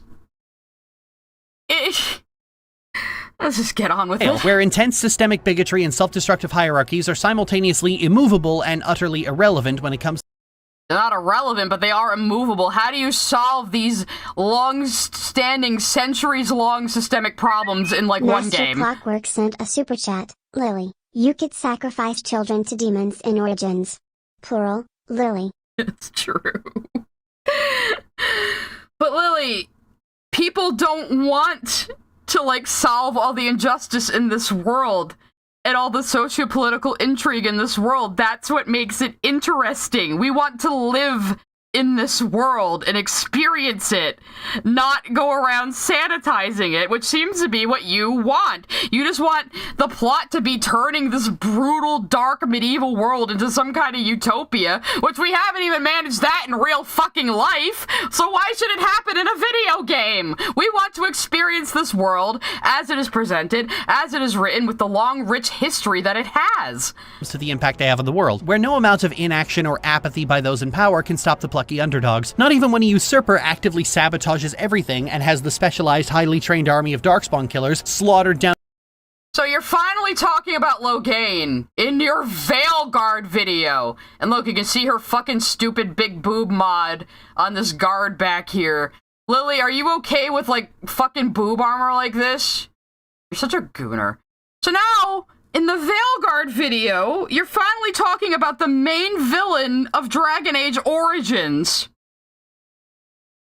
Army of Darkspawn killers would be the Grey Wardens, so now she's saying the Grey Wardens are good, after saying they were bad in the Inquisition video. Dogs. Not even when a usurper actively sabotages everything and has the specialized, highly trained army of darkspawn killers slaughtered down to 2 recruits who were conscripted that day through sheer— Yeah, he doesn't trust the Grey Wardens, and nobody knows why the Grey Wardens are the only ones who can slay an archdemon except the Grey Wardens. And considering that a blight only happens once every couple of centuries, you know, people are like, well, they say that they're the only ones who can slay the archdemon, but we've never seen that. How do we know they're telling the truth? People doubt them. You know? Sheer grit and gumption and the power of friendship, they will still defeat the archdemon and save the world. That's— It took a lot to get there. It took a lot of sacrifice to get there, Lily. We lost Riordan, Lily! For friendship, they will still defeat the archdemon and save the world. That's not dark storytelling, that's the Owl House. I've asked people before to explain to me what makes Origins dark, and they always come back with the fact that it has rape in it. Including rape in a story is something a lot of developers— Who the fuck are you talking to? And you have rape all over your My Little Pony fanfiction, Lily, so why don't you shut the fuck up? Straight up won't do. So those that do are instantly lauded as having a dark story because they went to play— No, it's the whole, you know, Loghain MacTyr letting his king and the son of his best friend die to stage a coup during the 5th Blight. That's what makes it dark, Lily. Says the Puritans won't go. But developers often don't cross this line for a reason. It's a fucking sensitive subject, and it shouldn't be in a story just so teenagers and people with the brains of teenagers can feel like they're mature and grown up for liking it. And oh, so does that go for Stockholm, Lily? Oblivion Blade TT sent a super chat. The TT mod is important to immersion, just like the infinite health and magic and level mods. Yeah, Lily always installs cheat mods and shit when she plays games. She always fucking does. You know? Hoot House is darker than Veilguard? I'd believe it. I mean, I do agree that you don't need rape in your story. You just don't. It is entertainment at the end of the day, and a lot of people are only putting it in there because they get off on it. Like Lily. But, again, this was kind of the trope of dark fantasy still at the time. They were taking a lot of influence from A Song of Ice and Fire, for good or ill. A lot of people would put this kind of stuff in this kind of setting without really interrogating it. So that is a flaw of the game, but it's also a product of its time. This came out in 2009. And it's funny how even when they bring that up, it's always the objectification of women. The Jarl's son waltzing into an aliage and comically over the— Where are women objectified anywhere else in this fucking game, though? Just the City Elf origin, which if you don't play that origin, Lily, you'll never see this scene. So that's not everybody's experience with this fucking story. Top saying, grab a whore and let's go. Isn't it a party? Or the brood— Yeah, he's a fucking asshole. Mother being the single most over-the-top, ridiculous concept that Bioware's ever thought of. You know what nobody brings up? The Dark Ritual. Morgan suggests convincing Alistair to have sex with her in order to conceive a child that will— No, it can be Alistair, it can be Loghain, and it can be you! If you play a male warden, which I do, because I like Kieran being around. He's an interesting concept, even if they ultimately didn't do a whole lot with him. Ridiculous concept that Bioware's ever thought of. You know what nobody brings up? The Dark Ritual. Morrigan suggests convincing Alistair to have sex with her in order to conceive a child that will absorb the old god's soul from the archdemon, saving you or him from having to give your life to kill it. Alistair doesn't want to, and the player has to convince him to do it. This is such a... Well, I mean, yeah. Alistair isn't exactly, if you're not romancing him, Alistair isn't exactly thrilled to lose his virginity to someone he doesn't like. And also, she doesn't explain it. She just says, I can conceive a child, and using blood magic, it can absorb the old god's soul, and a child will be born with an old god's soul. We had no idea what the consequences of that would be in this game. It could have come out as a demon baby for all we knew. Taylor Wynn sent a super chat. Someone mentioned this earlier in chat, but Lily would completely miss the point of why Anya in mouthwashing is out of focus and not get the point is you're playing as a boss who doesn't care about his victim. I will believe that. I have not played mouthwashing yet, so try not to spoil it for me. I'll probably stream it eventually. But yeah, and the other thing is, Alistair has a lot of baggage around being a bastard. So siring a bastard child also does not really appeal to him that much. And this is also why I like to play a male warden, because I don't like to make Alistair do the do the dark ritual. I did in my my stream, though, because I was playing a female character. But you could also ditch Alistair. I'm surprised you didn't do this, Lily. You could actually recruit Loghain and make him a Grey Warden, and Alistair fucks off and becomes a wandering drunk for the rest of his life. Obvious sexual coercion. Have sex or die isn't a real choice, and consenting to it isn't consent at all. But because Alistair... I mean, you could choose to die. People are willing to die in glory in this world, Lily. It's a medieval fucking setting where people have that mentality. As a man, this doesn't get brought up. Alistair himself acts with his... What do you mean doesn't get brought up? He has a... You just said he has a lot of problems with it. And also, you can choose to do the ritual if you play a male character, so this is a conflict some players may never see. His usual self-conscious irreverence about the whole thing. I deliberately omitted it from the origin segment to see if anyone would bring it up, but they... You didn't deliberately omit it, you just didn't talk about the plot, and you didn't talk about any of the characters when you did your Origins video, and you probably got a lot of comments about that, so you're just shoving it in this video that you just threw together at the last minute to be done with this. And I hope you do make a supercut of all these videos, because it's going to tank your watch time. They didn't. This is the single most uncomfortable moment in the series, and yet it's laughed off. Nobody laughs it off. People talk about Kieran. We see Kieran in Inquisition if you have done the Dark Ritual with Morgan, or one of the other characters did. And where they go with Kieran is actually very interesting. He changes. Morrigan, she becomes an actually very good, caring mother. It's a pervy sex scene with Alistair keeping the DreamWorks eyebrow burned onto his face, which tells you what the game thinks of sexual assault. It's either the backstory to a mod... You installed a mod to remove the sex scene? You could've just hit the space bar to skip it. The one time you couldn't just use the space bar to get through a scene. You had to install a mod. So she installed... Wait a minute. She installed a mod to skip the sex scene, but she also installed a mod to give all the female characters giant boobs. You are a confusing creature, Lily Orchard. It's either the backstory to a monster, a silly little joke to laugh about, or the fake-out start to a... It's not a joke, it's a big deal, because we don't know what a baby born with an old god soul means. We don't know what that would result in Origins. We have no idea. Fucking Morrigan could be up to some sussy shit. She's a witch. She's an apostate mage and a witch of the wilds. You have reasons not to trust her. Thrilling action sequence. And this was what she was planning all along. This is why she went with you in the first place. She was planning to do this from the beginning for the express purpose of getting a child with an old god soul in them. You're gonna regret. Sorry, did I say thrilling? Outside of that, the only thing dark about Origins is the color palette. And honestly, I think that's what people point to. Origins released at the height of gaming's brown era because a lot of teenagers convinced themselves that muted colors is more mature. And again, like teenagers, the presence of racism, sexual abuse, and people just generally being shit is what registered as dark. This is what dark themes means to a lot of people. It doesn't matter that the series never challenges those ideas or at the very least kills the people responsible. It's just that it's there. It's all aesthetics. It does challenge them. It just doesn't turn to the camera and tell you, slavery is bad. You're supposed to be able to infer that yourself by the actions on screen, Lily. And so, but again, her only solution to conflict is murder. Veilguard knows what primary colors are, and everyone's too busy fighting the Blight to call Rook Knife Ear every 5 seconds, therefore it's sanitized. Veilguard does look good. I do like the graphics. I know the characters look a little cartoony, but I dig it. This would be like if you called Dragon Age 2 puritanical because they won't let you fuck Bethany. I don't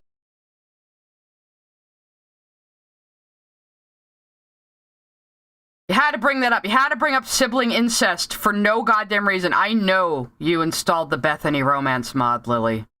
I know you must have installed it and played it off screen.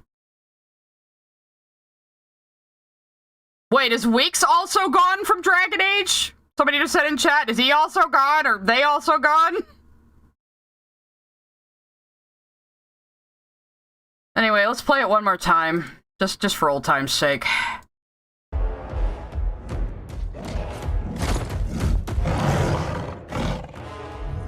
Maker, give me strength. Sorry, Bethany. So one of your siblings always died. So what you're telling me, Kaze Fiend, or Kaze Fiend, is that now all the Dragon Age writers are gone. Wonderful. For God's sakes, both Weekses also worked on Mass Effect. Christ. Well, R.I.P., guys. I did say this was going to be a bit of a post-mortem on Dragon Age as well. Unfortunately, we have to listen to Lily. They won't let you fuck Bethany. I don't know, I've always found media that is superficially dark and simultaneously too chicken shit to unpack the ideas their stories present to be a far greater example of media being sanitized. Media made for a group of people specifically to be as unchallenging as possible, to revel in human misery and callousness for your entertainment. How are the previous games not challenging? And what the fuck is challenging in Veilguard? What fucking moment in Veilguard felt challenging to you in any way, Lily? What made you, like, think about your own morals and have to pause for a second before making a decision in fucking Veilguard? Come on. Entertainment and ask. Taylor Wynn sent a super chat. Someone mentioned this earlier, but on Lork's stream, Bethany had lines that were only available in the incest mod, so. Alright, Hazuruki. You know what me and you have to do now. We have to scour her Dragon Age 2 streams and find it. Or is it in this video? Alright, Dragon Age homies, this is gonna be our project in the Discord. We need to find evidence of that. Thank you, Taylor, for giving me $12 to inform me of that. Thank you very much. I should be paying you. Nothing more challenging of the viewer than, which color of blood do you want to see when you sodomize your brother? Origins doesn't do anything with it. Why did you have another incest reference here, Lily? A very sexually violent one that doesn't reflect anything that happens in any of the games, Lily. Of the viewer than, which color of blood do you want to see when you sodomize your brother? Origins. Why does everyone keep thinking I'm into incest? Oh my god, my brain is just gonna be complete fucking mush after Shad and Lily back to back. Why do I do this to myself? Alright, can you guys give me super chats? Origins doesn't do anything with its racism than show you people being racist. And if you play as an elf... Yeah.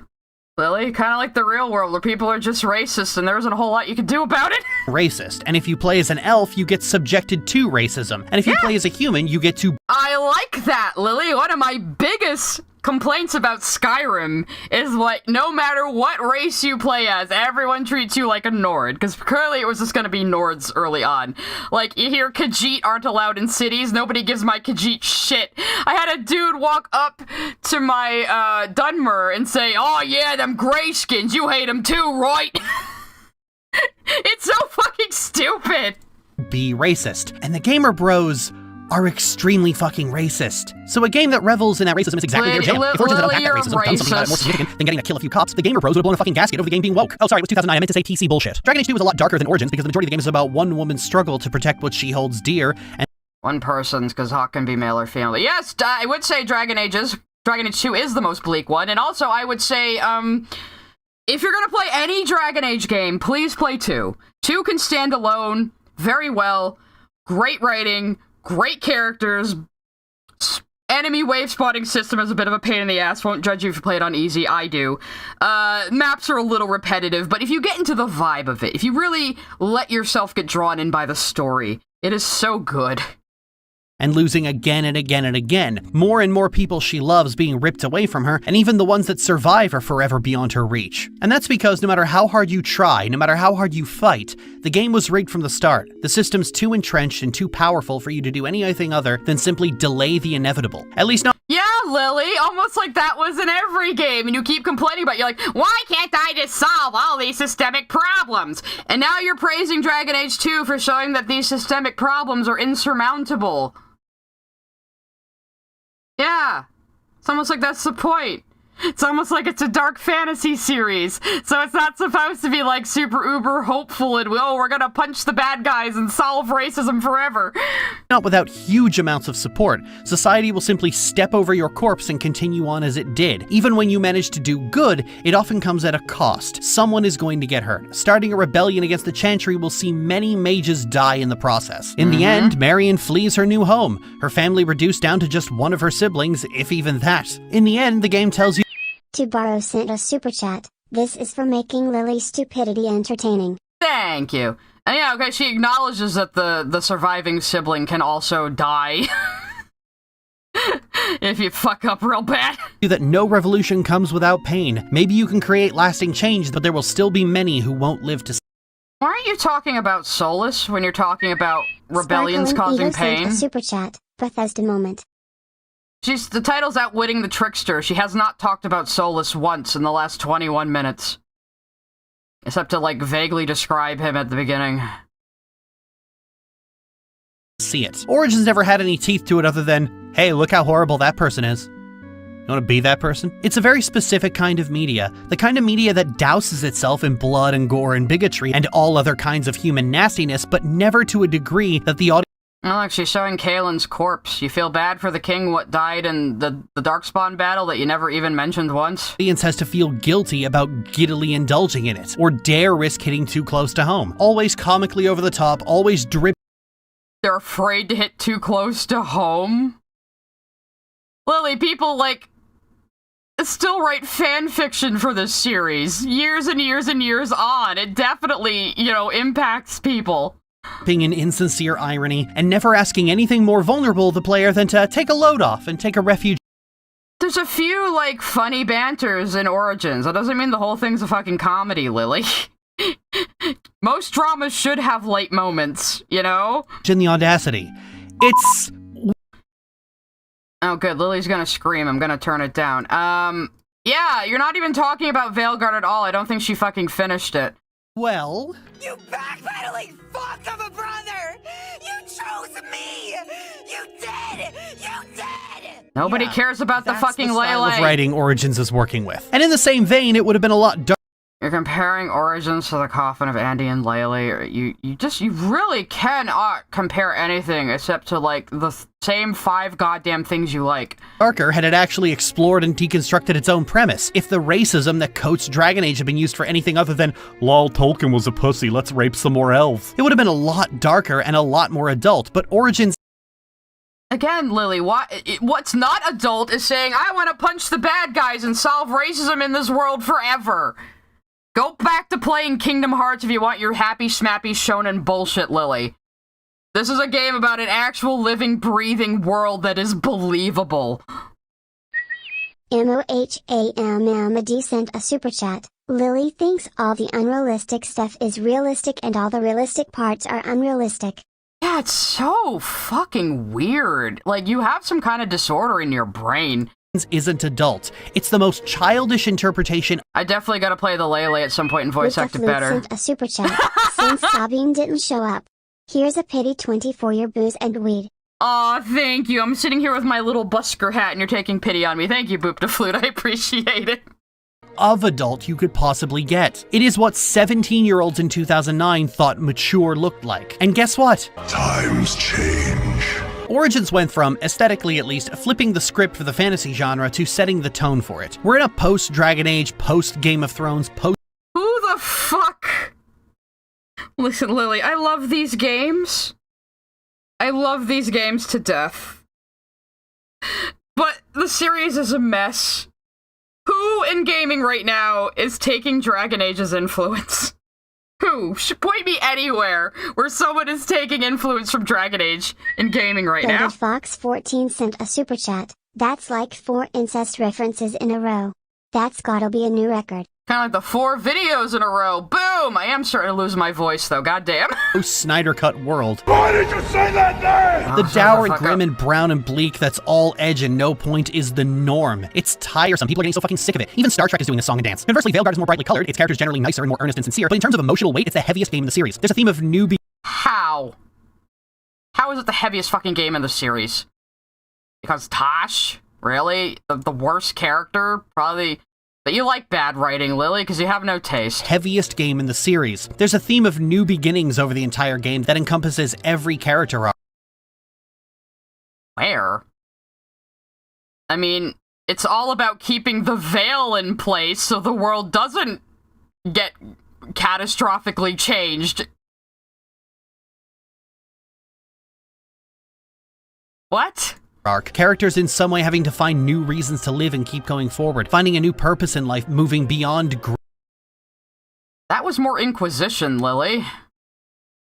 Grief and loss, accepting you're going to live no matter how much you were prepared to die, literally defining who you are, and stepping into new and unknown and quite frankly Saying this as you play the footage of Emmerich becoming a lich, which is probably bullshit, actually. The fridge horror of Emmerich becoming a lich, which is a new concept in Dragon Age, liches have not been mentioned before, is that what comes out probably isn't Emmerich, it probably is a spirit that thinks it's Emmerich. Because that can happen. There is precedent for that. It's like how ghosts in Dragon Age are not dead people. They're spirits cosplaying as once living people. LARPing as once living people, because spirits can't decide what to be themselves. If they are imprinted upon enough by a person who recently died and passed through the Fade, they will basically LARP as that person for a bit until something else influences them. So when you see a ghost in Dragon Age, it's actually a spirit putting on a show. Frightening territory. For the Elven people specifically, involves killing the gods that oppressed their ancient people and completely freeing them from their grasp forever. There's an entire I mean, in Inquisition, you were complaining that the worship of the elven gods wasn't respected, and now you're admitting they were fucking enslaving tyrants. Because they were. Quest at the end of Balara's story that's just walking with her through some ruins. Lighting. This is as far as you got in the fucking game, isn't it? You haven't shown anything from the end. You haven't talked about Gilly and Elgi. You haven't talked about Solas. MOHAMMD sent a super chat. Why does Lily constantly want adult media to be childish and children's media to be more adult? There's no winning with her. I don't know, it's like she wants a balance where it has, like, the mentality of a children's thing, but it reflects all of her, like, her fake misunderstood politics back at her, which is impossible. Nobody's gonna write that bullshit but you, Lily, and no one else is gonna read it but you. Torches in an ancient elven funeral service for her little... Yeah, look, I'm sorry, I tried to like Balara, but she's kind of Meryl 2.0. ...brother, who she adored and cherished and has had to bury twice now. And at each one you have a melancholy conversation about history and elven culture. You know, as much as I said it was weird to have a Naris, one of the Forgotten Ones, just pimp out of the Fade in the middle of a companion quest, he was pretty fucking funny. He was just so full of himself, and his Virdilathon was as well. His little spirit guy, who's supposed to be like a living library, was just as arrogant as him. It was so fucking funny. Culture, relating the elven people's need to move forward and build a new society for themselves, without only clinging to past ruins, to her having clung so tightly to the lingering memory of her brother. How her refusal to properly deal with grief can stagnate a culture just as certainly as it can stagnate a person. Yeah, it's just hard sometimes. Harder than it should be. I don't know what our people's future looks like, but now they know their past, and they have a future. I hope you've found peace, wherever you are now. Nareth, Shiral, and Belanaris. Siri, I love you. God, she pronounced that wrong. Amity sent a super chat. She just wants Steven Universe with Nazi murder. Kinda, I think, yeah. I've always had a rule in place for my critique, and it's my most important, superseding everything else. If a story makes me cry, it doesn't matter what issues it might have. Any awkward dialogue or janky scenes or moments. She's just like, siblings, I'm crying with tears of beauty. Well, you're probably doing something else that involves an up and down motion at the same time. Where the writers had eyes bigger than their belly, none of that matters. If it was moving enough to actually make me cry, it's done its job in spite of all of that. It's just fucking good. Balara's story had me choked up multiple times, and its ending... We barely get to know Syrian. She's like, my brother's dead and I'm sad about it. My brother's alive! Oh, my brother's dead again. That is basically his whole character. is a beautiful capstone to a two-pronged story about growth. It's a story that ends on a note that is unusually hopeful for a Dragon Age game. It offers the possibility of a better future for the elves, and with how much wisdom is packed into it, it makes Origins look like an early access visual novel by comparison. I already made that joke. Sorrow, pain, death, regret, and loss is omnipresent in this game. You spend so much of your time crawling over the kind of cosmic horror ripped right out of Bloodborne, seemingly indestructible and unending. Yeah, you haven't talked about the fucking Blight in this game at all. The Blight is a huge part of the game, and we actually find out the origin of the Blight in this game. I'll play those cutscenes for you guys, because she's not going to talk about it. Half the villains are people who have gone mad from their own regrets and pain, and the rest are the ones who have caused that pain in the first place. The ocean of Darkspawn that the games always tell you about, now reflected in some of the most brutal combat encounters the series has ever had. So now fighting Darkspawn is good. Adrian Parchman sent a super chat. Can you rank from good to bad the Dragon Age games? My personal opinion, I would say, just as far as enjoyability for me goes, it would probably be 2 Inquisition, Veilguard, Origins. I like the story and characters in Origins, I hate the gameplay. Veilguard, love the gameplay, hate the fucking writing. Inquisition, pretty good rounder, just average, nice to play, relaxing to play a lot of the time. And then 2, I just love for the story and the characters and the world, it's everything. I love 2 the most. It's so funny that 2 was like the most hated when it came out, but it turned out to be like the best in the series, at least to me. Regret and pride having doomed entire cultures and might doom everyone if you can't stop the deranged egomaniac who is convinced that only he can set things right, no matter how many lives are lost along the way. His sheer disregard for the lives of others, sacrificed like a goat on an altar to his own pride. The bright... I mean, yes, Solas literally means pride in Elvish, and he was a spirit of wisdom. In this game, we learn that elves were spirits who used lyrium to build bodies for themselves. So they were like the best of both the Fade and the physical world before there was a veil. Problem is, lyrium is the blood of the Titans, who she has not mentioned. The Titans created the dwarves. The dwarves were originally basically a little hive mind that were all attached to the Titan. And it, like, worked through them. What the ancient elves did was sever the Titans from their dreams, basically their Fade side. And when that happened, the dwarves became individual sentient creatures that also created the Blight. The Blight is the severed dreams of the Titans. Angry, lost, and insane. And the Darkspawn are basically generated the same way that dwarves used to be generated by the Titans. And that was pretty cool. I did not guess that one. Altar to his own pride. The bright and colorful beauty of the ancient elven empire contrasted against the oppressive tyranny and ritual sacrifice the Evanurus inflicted on its people. But amidst all of that is a general... But Solas was the one who rebelled against them, Lily, and you're like fucking talking shit about him. He was the original rebeller against slavery, Lily. The only reason he thinks he needs to bring down the veil is because he put up the veil to trap the other Evanurus to save his people. It used so much power he had to go into Uthanera. Uthanera was a practice ancient elves would do where they basically went into a deep sleep because they were immortal. Jehudi sent a super chat. I will pay Lily 10 grand to go a month without hinting at her arcane sexual afflictions. Nah, it'll never happen. So he went into Uthanera. When he woke up, the world was inexorably changed with the veil. So basically, Solas woke up from after putting up the veil and went, oh shit, everything is wrong. The elves are in a worse position than they've ever been before. I have to fix this. Tried to fix it, gave his foci to Corypheus, expecting Corypheus to just get obliterated when it was open. That went wrong. So he had to, like, come to the Inquisition and go, oh yes, I just happen to be a wandering apostate who happens to know how all of this works, and let me help you. So then in Veilguard, he's again trying to save the world and fucks it all up. Because that's just who Solas is. Tricks your god who can only trick his own goddamn self. Attitude of hope. Thetis is under attack by a sentient blight that's being controlled by gods. The gods themselves are attacking and coming to destroy everything. The blight was always sentient. It was always a hive mind. People always talked about the song coming from Red Lyrium and the song of the archdemon. It's always been sentient, Lily. It's like both sentient and mindless, kind of. So, like, only powerful creatures like Algernon or Corypheus can actually make use of it and control it. Yeah, you fucking tourist. People die, cities get razed, even the Grey Wardens are reduced to a fraction of their former selves. But yeah, like in every game. In every game, a huge group of Grey Wardens just gets wiped the fuck out.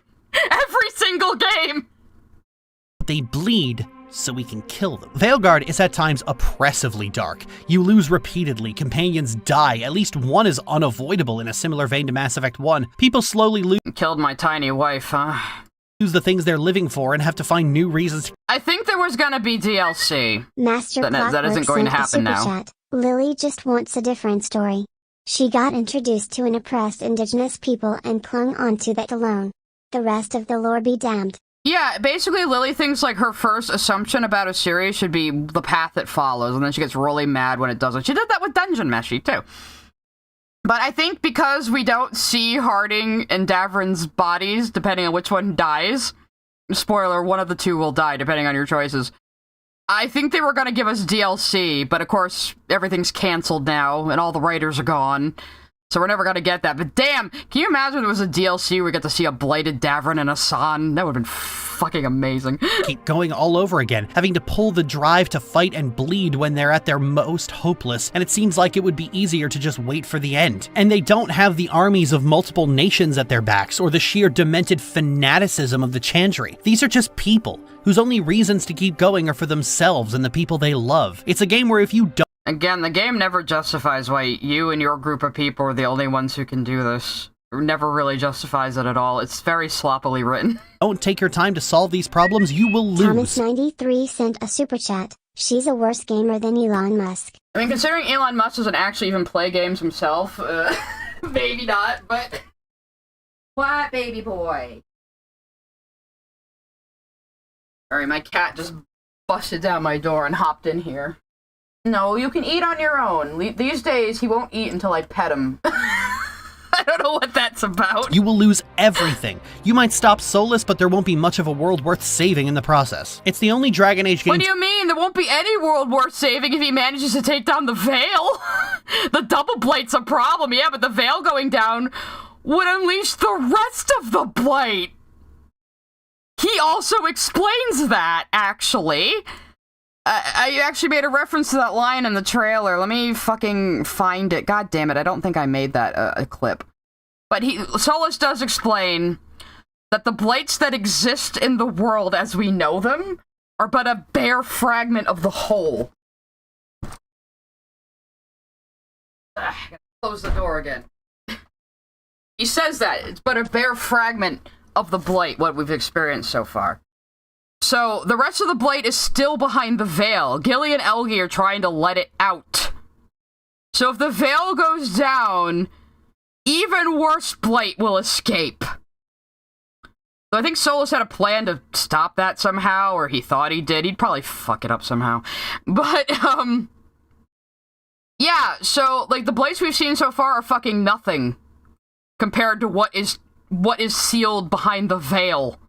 They say this several times in the game. To blend these world-ending stakes with the political nightmare Thetis has become, and do it almost perfectly. If it had the gall, the nerve, to end with the bad guys winning if you didn't prepare enough, it might have just been perfect. To claim that the bleakest Well, no, this was clearly going to be the last game in the series. The writing was on the wall. A lot of the writers got let go before this game even released. Game in the series, but one which expertly employs that bleak tone to create something beautiful is sanitized compared to a game whose only claim to maturity is sarcasm, rape jokes, and getting called knife ear every 10 seconds. Where are their rape jokes in Origins, Lily? Oh, I guess she's just saying Alistair being convinced to sleep with Morrigan, which you don't even have to do. You can tell her no. You can tell Morrigan fuck off. I'm not even going to talk to Alistair about it. You can choose to do that. You have the choice to do that. It has player choice. It is a role-playing game, Lily. You don't have to take that path if you don't like it. Is not only dumb, it's straight up dishonest. I've been told by a lot of people that my pushback against this style of storytelling means that I just don't like dark media that challenges me. And honestly, you don't. Oblivion Blade TT sent a super chat. Lily is describing a plot she would be furious at in something else. I'm pretty sure she has. She just wants to be a contrarian. I don't even hate Veilguard, but it has a lot of problems. That's the thing. In all of these other games, the writing was always the strongest part.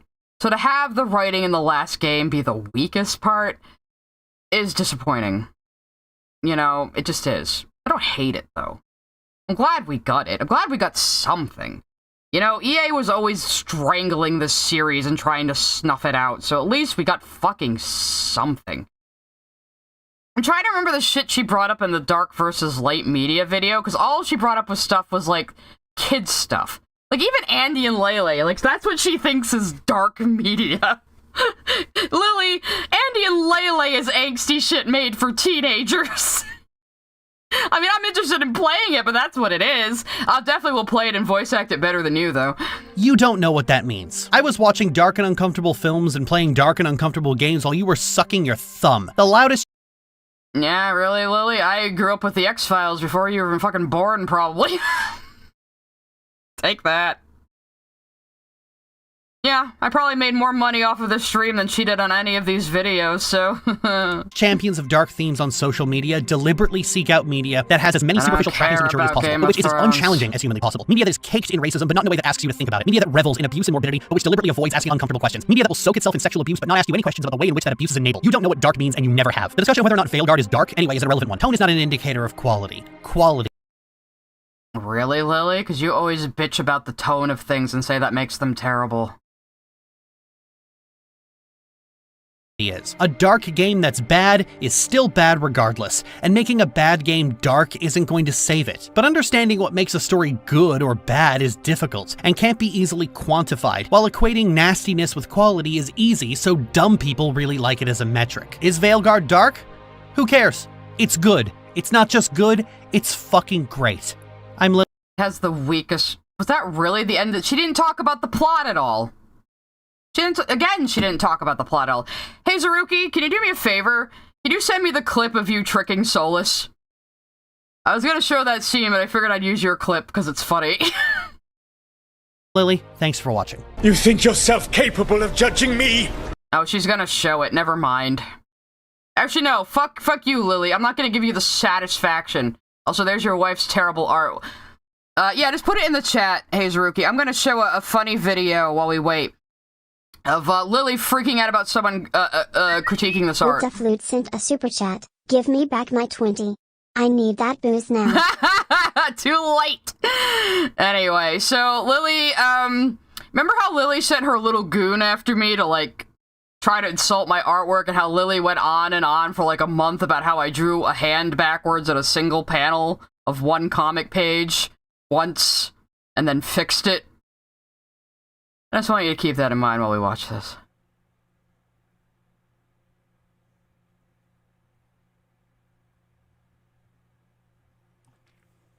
So this commenter says, that's not how you hold a sword.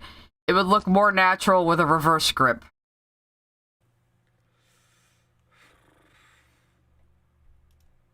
Yeah, Eiffel Tower, like, there's kind of no point in bringing shit like that up when... There's no point bringing stuff like that up when it's done. Like, it's already done. Keep your comments to yourself. Like, not every opportunity, like, you don't have to take every opportunity to give what you think is constructive criticism. You could just leave shit alone. McKay has friends for that. Vex Fidel sent a super chat. /Teffer, you will always be famous, Tilda. Mm-hmm. It's not even her art. She got so butthurt. Oblivion Blade TD sent a super chat. That arm in the art is like broke. Yeah, it is. March has friends. I don't know. Does Lily let her wife have friends? Anyway, we're gonna watch the epic scene Lily tried to show, but we're gonna show Hazuruki's version because Hazuruki had the best reaction to finding out you can turn the tables on Solas at the very end of the game, and it's fucking hysterical. Here we go. Hazuruki gets to have a nice little feature here. Mild Crisp sent a super chat. Your vibes have been getting me through my shifts. Folded hands. Okay, well, I'll just go to watch the full video and just start at this point, Hazuruki. It's fine. Your fucking reaction is great, though. You were so happy. You were so fucking happy. He fell for it! We tricked the trickster god! Christina G sent a super chat. She wouldn't even understand Dark Souls lore if she played the games because she'd skip the dialogues and complain about the game. No, yeah, she would say, it's all just dark, it's all just for teenagers. Anyway, let's try to play the whole damn scene. Tosh was still alive, though. Don't approve, Hazuruki, don't approve. Anyway, here we go. We gotta watch this whole thing. You can give him a fake knife and trick him. It's a little lame, but the result is great. Excuse me. The final enchantments require a delicate touch. A little quiet, sorry about that, guy. You kill Varric, stab me in the back. You're about to drown the world in demons. How are you any different from Elgar'nan, trying to impose your will on all of us? Elgar'nan would have seized his victory by force. You were not crushed by the power of the Dread Wolf. You were bested fairly, by wits alone. Sounds like fucking Mass Effect music, though. Ugh. Will he fall for it? Will he, Hazuruki? A little tense there for a moment. Is he gonna recognize it's fake? He's got blood in his eye, though. He just fought a dragon, so it's a little beat up. He fell for it! We tricked the trickster god! You were so fucking happy. Caesar? That was a fake. Here's the real one.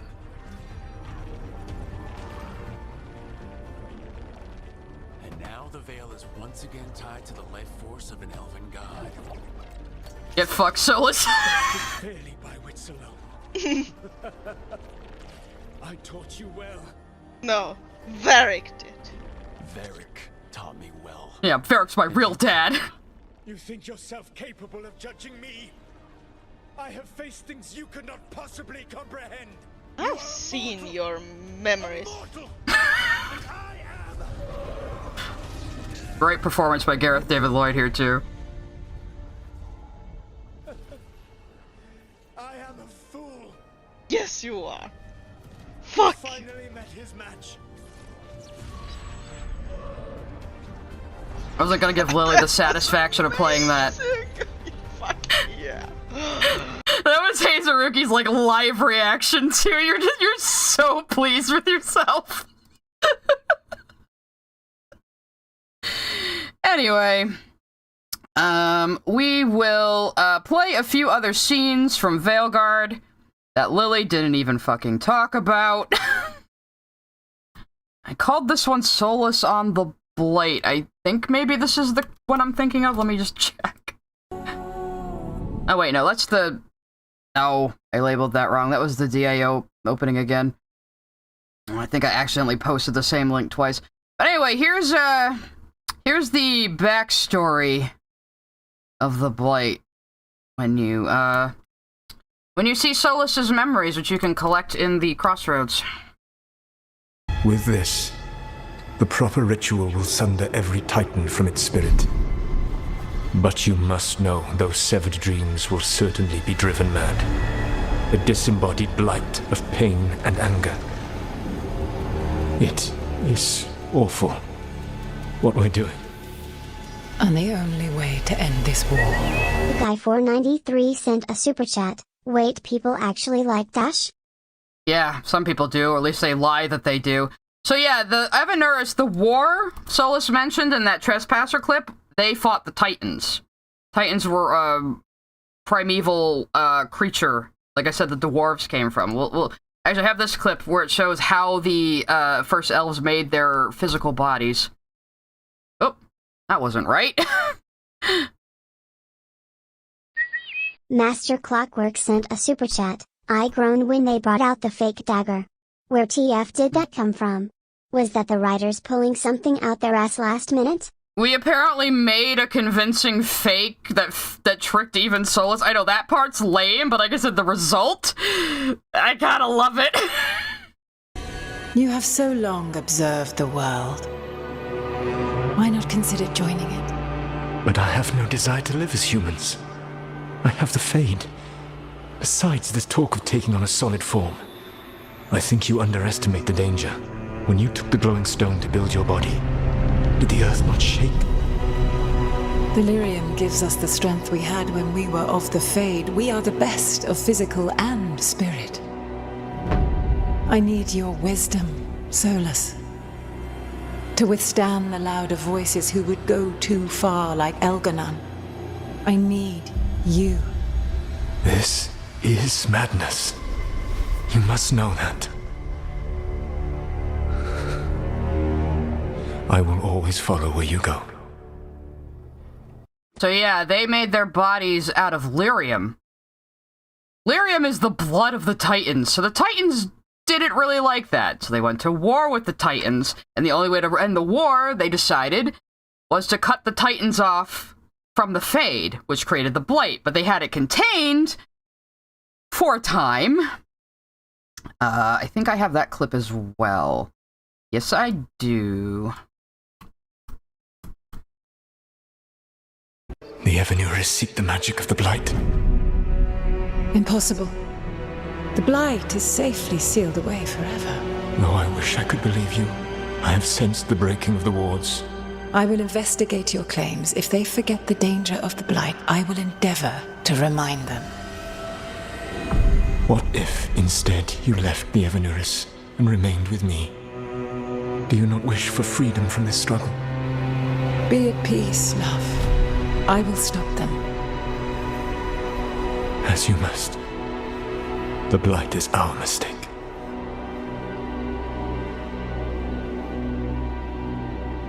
So yes, Mythal tried to stop the other Evanuris from using the Blight to empower themselves, and they murdered her.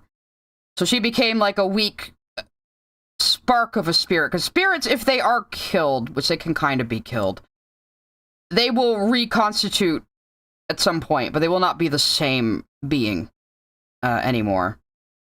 I know I have him sealing them away as well. Yes, I do. Here we go.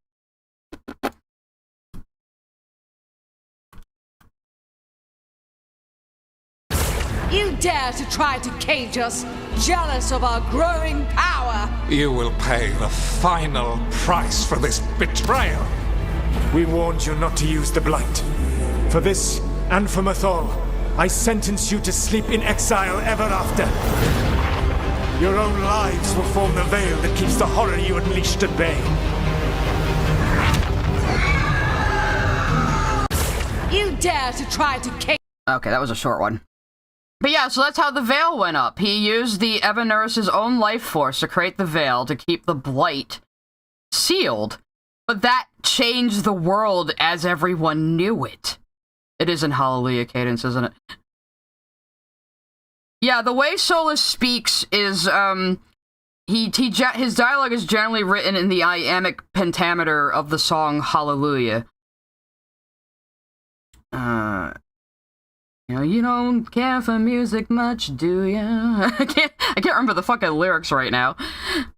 You know, Katie Lang made it popular. I think that is the specific version that Patrick Weeks also. Now, the other thing Lily skipped is we got dwarf lore, and this is why you're gonna want to play Descent This is a bit spoilers, but this is why you want to play Descent. So the Titans, as I just explained, is where the Blight comes from. At least the half of them that was Fade side. And of course, when the Magister Sidril breached the Fade at the behest of the Old Gods, they released part of the Blight. Not the whole thing, part of it. And that was enough to, like, devastate the fucking world. You know? But also, when Harding touches the pure Lyrium dagger, she ends up connecting to one of the sleeping... I guess they're not sleeping. She ends up connecting to one of the Titans, who are still kind of sentient, but they're not what they used to be. And of course, dwarves are no longer a hive mind, but they were. But that also explains why the Blight is a hive mind, because dwarves used to be when they were part of the Titan. So this is what happens to Harding. It's actually pretty fucking cool. This is the eternal hymn, the prayer and the proclamation. Isa to know.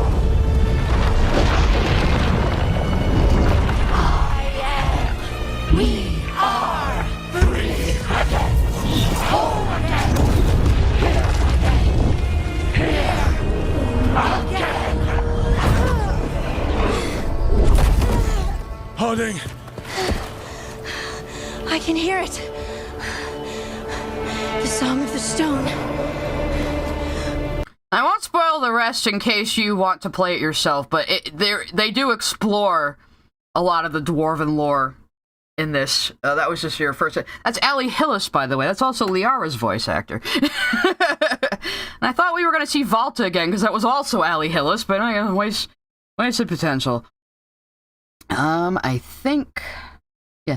Oh, yeah, the mage of this is a cold and it's a broken hallelujah. I know people have arranged Solas' dialogue into the song, too. It does actually work.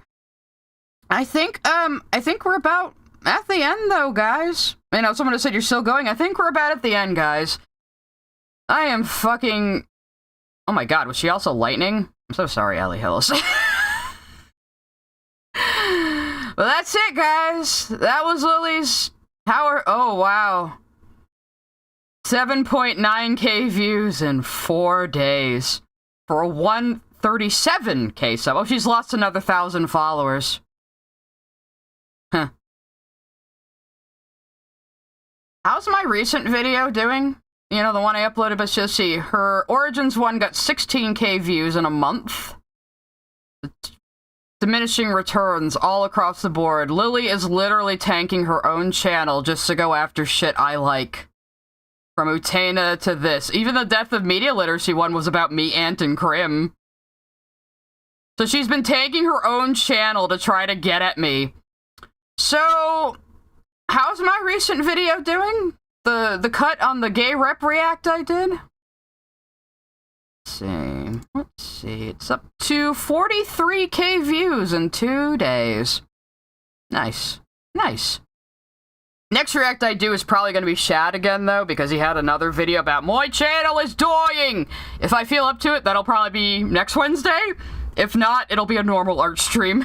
I gotta get started on Switcheroo again. But anyway, it is almost 11 p.m. I started at 2 p.m. Everybody who was here the whole time, you are fucking troopers. Congratulations. Thank you, everyone, for your super chats. You've all been extremely generous, as usual. I do appreciate it, you guys. And I don't have a whole lot else to talk about. Like I said, I will put up the trailer for everybody who is a member. If you want to join my YouTube channel members, you can become part of my Discord, which is a very unruly place. God's sakes, I might just go watch Malcolm next, to tell you the truth, see what he's up to. Malcolm's funny. Oh, can I raid him? Let me check, actually. He's always raiding people. I don't know how to do it. It's the one thing he's better at than me, he boomers at everything else, but there's one thing. It drives me crazy. I would love to send you guys to Malcolm. Can I do that? I don't see the option. Oh well, go watch Goddammit Malcolm after me, guys. That's my raid. I will do Kennedy voice acting all throughout Andy and Lele. Maybe I'll have you guys do super chats to like change the voice or something that I'm doing at the time. That would be pretty funny. Anyway, good night, everyone. I hope you enjoyed it. So if you're watching the VOD later, thank you for watching to the end, and I will see you guys next time. Oh wait, one more super chat. Meow sent a super chat. Night Sigh. I was here the whole stream greater Thank than 3. you. It was awesome. And one more. Everyone tried to summon Sabine. It didn't work. Wonder where Sabine went. 493 sent a super chat. Holy crap, no Sabine for the entirety of the stream. Sabine was asking for a Lily react and didn't even come. Oh my god. Anyway, see you guys later.